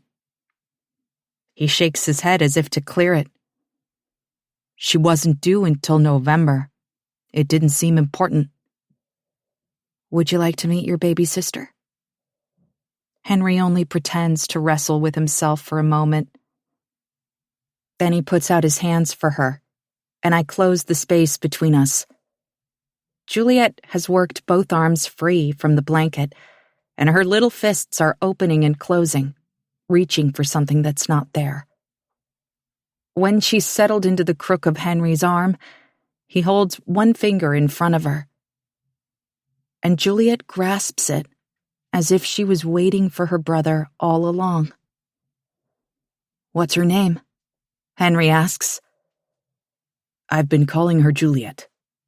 Felix says, Juliet Gabriella. But if there's something else? No. Henry interrupts. I like it. Later, there will be time to tell him what it means. How his sister is named after a different tragic love story, and the winter white moon of a far-flung planet. There will be talk of classic literature and astrophysics, stargazing and Bard on the beach, strawberry ice cream, and his first trip to the ocean. There will be time for everything we want to say, and for dreams that Henry doesn't even know how to hope for, to grow in the fertile soil of his imagination. But for now, Felix just lays a careful hand on Henry's shoulder, and the young man doesn't shrug it off. It's a beginning. Epilogue. 6 months later. The chime above the door jangles when Finn bursts into trilogy, and Cleo automatically looks up from the till. "Finny, my boy," she calls, a smile crinkling her eyes at the corners. Passing change to an elderly woman in a duckling yellow raincoat, Cleo comes out from behind the counter and puts out her right hand. Finn shakes it, slaps it, pounds it, and then ends their special handshake with a forearm bump and a too-cool-for-school sidestep around Cleo to study the display case of freshly baked goods. She laughs and lets him go, then envelops me in a hug. "Good to see you," I tell her. "You too. Welcome back. How was Güemes?" The little island across the channel from Anacortes was the perfect week-long getaway, and I tell her so. We rented a house overlooking Padilla Bay and spent hours combing the windswept beaches, hunting for agates. We were unsuccessful, but Finn has an ice cream bucket of ocean-smoothed stones to show for our efforts. He'll use them to build perfectly balanced cairns and rustic inukshuks on the windowsills all around Hemlock House. We're already running out of space for his increasingly complicated sculptures. "Any progress?" Cleo asks, glancing over her shoulder to make sure that Finn can't hear her. I shake my head. Beyond the words that Finn uttered for Chief Brant, he's yet to speak again. His counselor has encouraged us to be patient, but there's a part of me that wonders if this silence is just a part of who Finn is. I've been taking sign language classes with him online, and it's been a good thing for both of us. A step forward into a future that is every bit as bright as one filled with words formed on his tongue instead of with his beautiful, expressive hands. The trio of doorbells jingles a second time, and Cleo and I turn to watch Felix step into trilogy with Juliet in his arms. She's a chubby 6-month-old with thigh rolls that cause complete strangers to stop and admire. Her black newborn hair has lightened to tawny brown, and her eyes remain an almost haunting twilight blue that is like nothing I've ever seen before. In short, she's gorgeous, the spitting image of Henry, and funny and sweet, and a complete and utter joy. She had a blowout, Felix informs me, passing Juliet over and obliterating any delusions I harbored about her pure perfection. The baby grins at me and then reaches up, as if just remembering, and yanks a purple Velcro bow out of her tangled curls. It sticks to her fingers, and I pry it away, stuffing the accessory in my pocket and smacking her cheek with a loud kiss. Juliet's eyes light up at the initiation of her favorite game, and she kisses me back, slobbering on my chin with her wide-open mouth. "Give her to me," Cleo demands, snagging Juliet under the arms and swinging her up and away. The baby giggles as Cleo bops back to the counter, where she grabs a chocolate croissant for Finn and hands it to him with a few of her warm candied hazelnuts sprinkled on the plate. Trilogy is half full, but Finn's favorite table, by the floor-to-ceiling windows, is open, and he settles himself in with a view of the river without waiting to see if we'll follow. Routine is important in the aftermath of trauma. A schedule and clear boundaries as comforting and safe as a favorite lovey. That's why when Finn's counselor suggested he'd thrive with a focused stay-at-home parent, Felix applied for an extension on his grant. "I want to do this," he said, then asked uncertainly, "What if I do this?" "Become a stay-at-home dad?" I quirked an eyebrow. "Just for a season. What do you think? We have just over a year left on our sabbatical. We're not due back in Newcastle until a year from August." "But the kids need some stability," Felix interrupted, wrapped up in a daydream that was unfurling behind his eyes.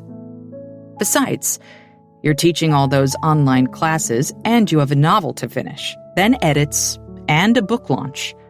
My brown dwarfs aren't going anywhere." I had laughed, trying to imagine Felix handling midnight feedings and wiggly diaper changes and homeschool. "Okay," I said, because I was curious to see what would happen, but also because I could no longer imagine our life without Henry, Finn, and Juliet in it.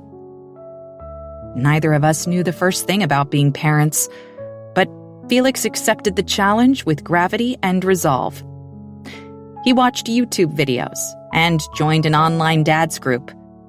He interrogated his coworkers and friends, writing down bits of advice on Post-it notes and then sticking them all over the house so he wouldn't forget the wisdom they imparted.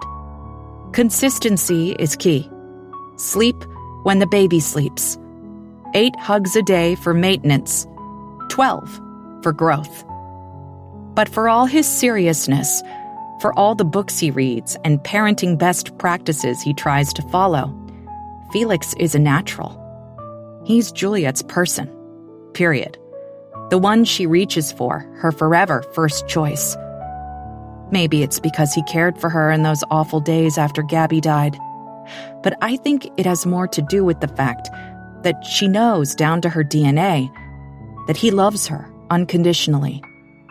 And Finn is Felix's shadow. The little boy can't get enough of stars and space, planets and supernovas, black holes and gas giants. For Christmas, I bought Finn a book for kids about relativity, and we all learned about how mass drags space and space drags mass and mass warps space. I know the center of a black hole is called a singularity, and I think Finn kind of grasps how gravitational waves work. But I know the only one of us who really gets it is Henry. He's the last of our little entourage to darken the door of Trilogy, and when I see the bouquet of wild daffodils he's clutching, my eyes mist. We passed a field of the cheerful flowers on our way into town, but when he said, "Back in a sec," I hadn't realized what he intended to do. "Large black?" Cleo calls, and Henry nods, bypassing Felix and me to join Finn overlooking the water. Henry had only lived with us for a few weeks when Felix realized just what we were dealing with. "You think I'm smart?" he'd whispered as we were lying side by side in bed one night. You should have met my sister. There were gaps, of course, in Henry's limited homeschool education. But after 3 months of working with Felix, he took a placement exam. And it was decided he could get his high school diploma by backfilling several required classes: a foreign language, U.S. government, and art, among others. He's doing it mostly online, with Felix's help, and hopes to apply to the University of Washington in a year. He'll be okay, Felix whispers, reading my mind as I watch Henry show Finn the flowers and begin to explain what they're for. Will he? I lean against Felix, and his arms go around me. I want an ironclad guarantee, a blood covenant. I want someone to assure me that the pain these kids have endured was more than anyone should face in a lifetime, and that from here on out, their lives will be smooth sailing. I'd open my own veins to make it so, but that's impossible. In the fall, Henry will take physical education and oil painting at the same high school that Felix and his parents once attended. And Finn will go to 5th grade. Felix and I have been thrown into the deep end of parenting 3, after concluding that we would never have kids. Hey, a little help here? Cleo calls, motioning us over and handing the baby back across the counter. Juliet squeals and grabs a handful of my hair, stuffing it into her mouth before gagging and spitting it back out. I can't help but laugh. Henry and Finn slip out of Trilogy before Felix and I have our coffees, but we don't mind. Through the wide front window, we can see them cross the street and slip beneath the wrought iron arch of the Lutheran church. The little graveyard is a slightly unkempt garden beside the whitewashed building, and near the back is a new gray stone. We've been gone for a week, and the tulips Henry and Finn put in the stake vase are no doubt wilted and brown. The daffodils are a good choice, bright as sunshine and wild across the mountain. Maybe last spring, Gabby picked her own bouquet and displayed it in a mason jar on the little round table. And maybe in another world, she's picking them now, gathering flowers for a table where we will all gather round. Where He Left Me, a novel, was written by Nicole Baart and read by Amanda Dolan. Editing and post-production by Tinium. This has been a presentation of Simon & Schuster Audio. Where He Left Me is available in print from Atria Paperback. Also available from Simon & Schuster Audio, The Long Way Back, a novel by Nicole Baart, read by Cassandra Campbell and Rebecca Ross. The following is an excerpt from Nicole Baart's The Long Way Back, a novel, read by Cassandra Campbell, Rebecca Ross, and the author. Charlie is dreaming of mermaids, monsters of the deep. No wide-eyed, nubile princesses here. These mermaids are murderous and cold, grim with a flash of iron scales, sharp nails, a slash of razor teeth. Charlie can feel the bite of a powerful hand circling her wrist, a plume of liquid hair as it tangles around her neck. Then a sudden tug, and she is drawn deeper still, drowning beneath the weight of leagues pressing down above her. She can't wait a second longer. Her lungs are pulsing with the need to breathe, and the gasp propels her right off the chilly vinyl bench. It happens all at once. The understanding that she isn't living a nightmare, that she is breathing and safe and dry, and that she is on Frank's offshore fishing boat. Below decks, to be specific, in the little cabin with the long matching seats and the tiny marine toilet behind a half-sized door. She can smell the lemony chemical tang of the tank treatment layered beneath gasoline. Still, the tendrils of the black dream cling. She feels wrong. Her elbow stings, and she knows without looking that the traction tape she spread across the narrow floor so many years ago has scraped her skin. It's a tangible hurt, easier to address than the malice of a nightmare. So she pulls her knees to her chest and leans against the bench to survey the damage. A patch of sanded skin, pink and already bubbling where the textured grips dug deep. But nothing a bandage won't fix. "Ava?" Charlie's voice hitches. She swallows, stunned that her mouth can be so dry only moments after a potential drowning. But she wasn't drowning, was she? And then she tastes it. "Damn it," she groans, and covers her face with her hands. How much did she have? A glass? 2? Surely not the whole bottle, because she can remember forcing the swollen cork back into the neck with at least half the wine still sloshing about inside. "Ava?" Charlie tries again, regret curdling in her stomach. But of course, Ava can't hear her down here. The hatch door is shut. Maybe that's for the best. There's no mirror in the pocket-sized bathroom, just a bucket with a toilet seat. But Charlie doesn't need one anyway. She finger combs her short waves into place and sweeps a bit of salve on her chapped lips. She hopes that Ava can't see straight through her, that her eyes aren't bloodshot, her skin isn't sickly sweet with the scent of wine. How long has she been down here? A wave of nausea rolls over her, but it has nothing to do with her being tipsy below decks on a fishing boat, and everything to do with shame. Charlie sucks in a deep breath and takes the few stairs bent at the waist. The door isn't latched, just resting against the T-molding in a testament to the quiet day. She's remembering now. The uncharacteristic sunshine as the temperatures in Landing soar to 80 in May. The siren call of still water in the man-made bay, pooling out into Lake Superior like spilled honey. "Let's go," Ava had said, a spark in her eyes that Charlie hadn't seen in forever.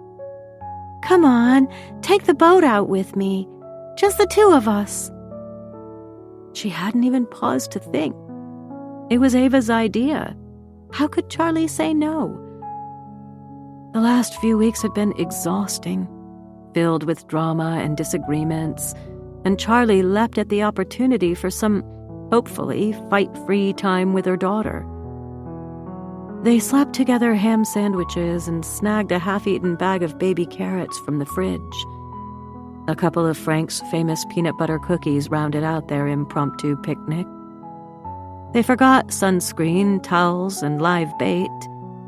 But Ava had remembered the old bottle of yellowing Chardonnay that had been collecting dust on top of the refrigerator. They were supposed to be celebrating. "Hey," Charlie says now, pushing out into an unexpected dusk. A mere slice of sun is balanced at the edge of the horizon, and a bank of purple clouds unfurl like a cape to the southwest. Storms rise from that corner of Minnesota, often fast and unpredictable, and Charlie makes some quick calculations to figure out how long it will take to get back to the harbor. A cold wind raises the hairs on her arms, and she opens her mouth to ask Ava to toss her a coat. But the boat is empty. Frank's offshore fishing boat, the reliable if run-down summer moon, is as bare and vacant as the miles and miles of lake surrounding her. Charlie whips around to search the small crow's nest above the cabin, but she already knows that Ava isn't there. Her daughter hates the height, the tremulous climb up a flimsy ladder. Forget it if there's even a hint of a breeze, and this wind is enough to clip the top off the small waves and send sprays of water against the side of the summer moon. The boat trims aft, and for a second, Charlie loses her footing. Whether it's the wine or the crush of her growing panic, she slams into the transom. Pain zings through her hip, but it only fuels her. There's storage in the stern, insulated compartments for fish beneath the bench seats, and Charlie lunges for the hand loops, yanking off the lids with a stifled scream. It's ludicrous to imagine that Ava might be hiding there. Small as she is, a 17-year-old would never fit. But it's all Charlie can think to do.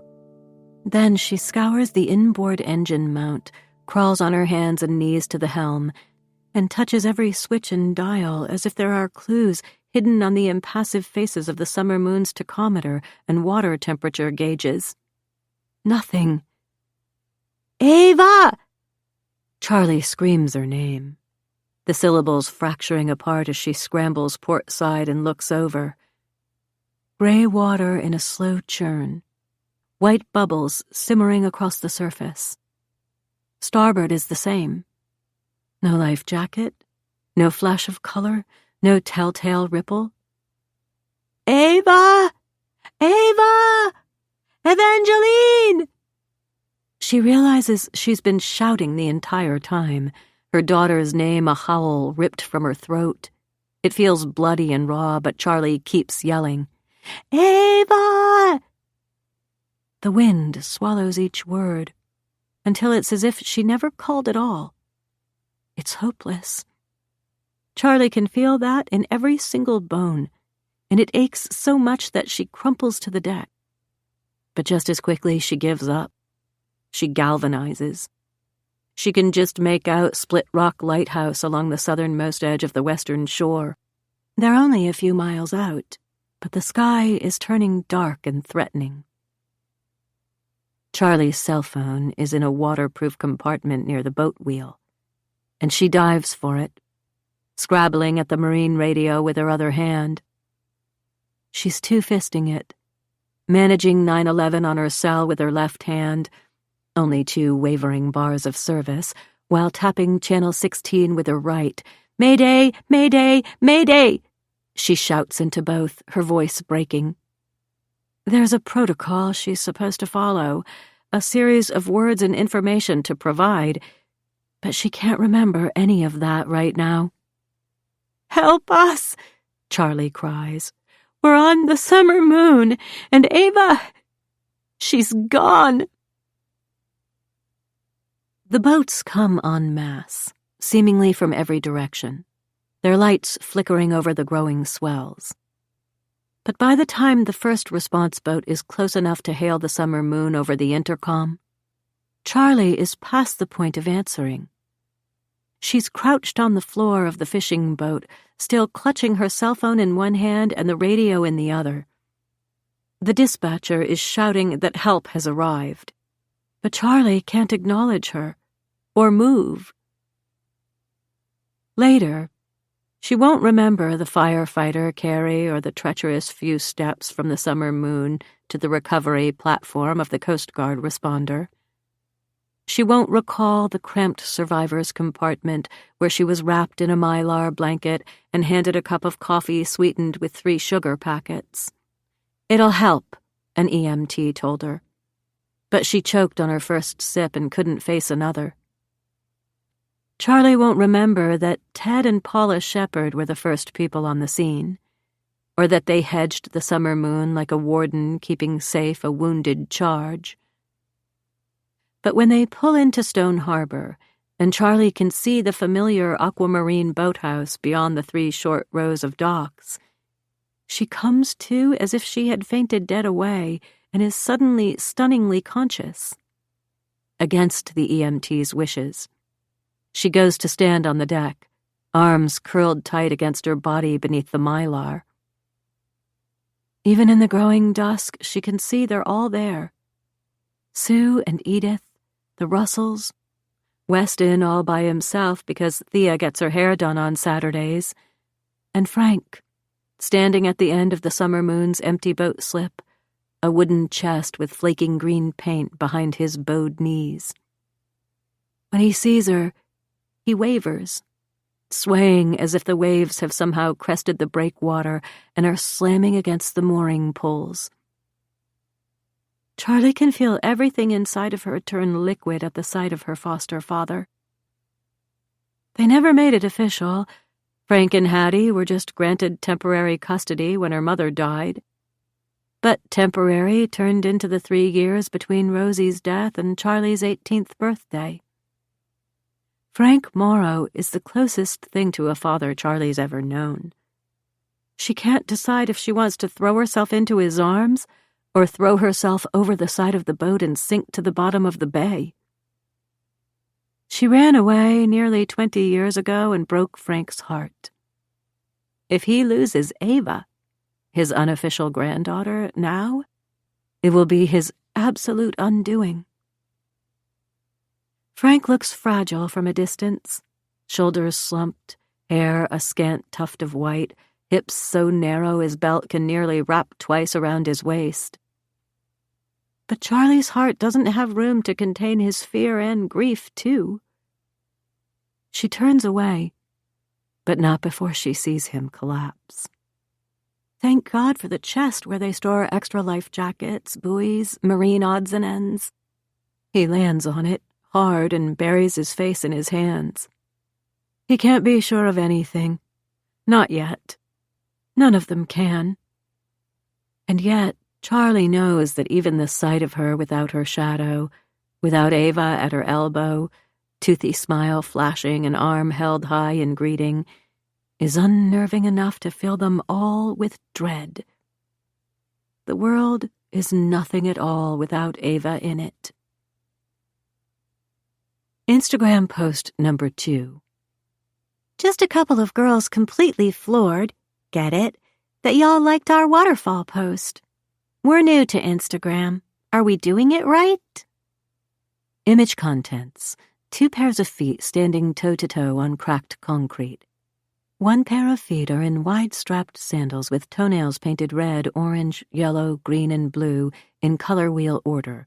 The other pair of feet are in purple Converse sneakers with bright white laces. Together, they make a double rainbow. We're not from the South, Charlie told Ava as she stared at the phone screen, proofing the short text. She had an old smartphone with few bells and whistles, and it was already becoming a bit of a feat to upload pictures from her Canon to the computer and then send them to her phone. Still, it felt momentous to post again, like there were now thousands of people breathlessly waiting to read what they would write next. It wasn't an entirely unwelcome thought. I'm not sure you spelled y'all right. She gently lifted the phone from Ava's hand and thumbed open the internet search engine. As she typed, she said, "You know it was a fluke, right? What happened with the waterfall post, I mean? There was something about Gooseberry Falls that day, the way the light was filtering through the trees and—" "Yeah, Mom, I know. I just don't want you to think we're going to be famous or something. Hollywood's not going to call because of a cool picture." Ava bumped Charlie's elbow with her own. "An awesome picture," she countered, grinning. Charlie couldn't help but smile back. "Well, yes, but it was a one-time thing." "I know." Ava said it quickly, lightly, and that was how Charlie knew her daughter was far more invested than she let on. Something inside of Charlie squeezed tight. It had been a hard year, the worst, with letters home from the guidance counselor and emails to fellow parents that she typed in a blind rage and then viciously edited before sending. Their replies were terse, formal, defensive, and nothing changed. The kids were subtle in their cruelty, but certainly not original.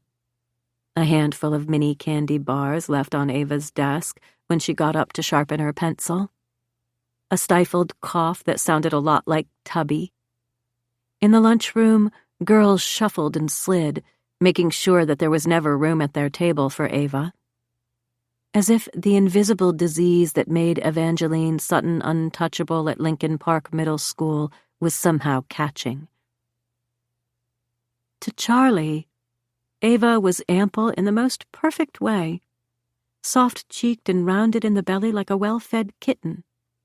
It reminded Charlie of when Ava was a toddler, of how she used to cup her little girl's sweet tummy in the palm of her hand to feel it rise and fall as she fell asleep. It would all disappear, Charlie knew, melt off when Ava hit a growth spurt, just like Charlie's own baby fat had done 20-some years ago. They were late bloomers, that's all. But that was cold comfort now, especially when boys started to call her Evangeline the Blubber Queen when no teachers were near enough to hear. Ava heard. Every time. Charlie put the phone back in Ava's hand and kissed her temple. "You're perfect, and you spelled y'all exactly right." Ava grunted in response and let her finger hover over the share button. "Ready?" she asked. "As I'll ever be." And then it was live. Their feet, matching size 9s for all the world to see. It felt a bit like the first drop of a roller coaster to Charlie, a mix of adrenaline, delight, and fear. Almost immediately, notifications began to ping. "Here we go," Ava said, and the hope in her tone tipped Charlie off another ledge. "Let's go." Charlie reached for the phone, suddenly desperate to turn it off. "I want to walk the aerial bridge. When's the last time we had ice cream from the boxcar? I'm craving a strawberry shake." But Ava wasn't listening. Angling away from Charlie, she pulled the phone just out of reach. "What's this?" she asked, pointing to the upper right-hand corner of their social media mailbox. "It says we have 27 requests." Before Charlie could utter a single word, Ava had clicked it and opened the first message. Tilting their heads together, they read, "Hi, we love your look and are seeking new influencers to help us reach our 450K followers. We'd love to have you on board." Charlie took the phone from Ava and scrolled. They were all the same. Wear our swimming suit, sandals, scarf. Try our shampoo, body lotion, eco-friendly soap. And they all echoed the very words that Charlie had said only mere minutes before. The perfect look, the perfect fit, you're perfect. Perfect. "Mom?" Ava asked, looking over Charlie's shoulder. "What does it mean?" But Charlie didn't know how to answer.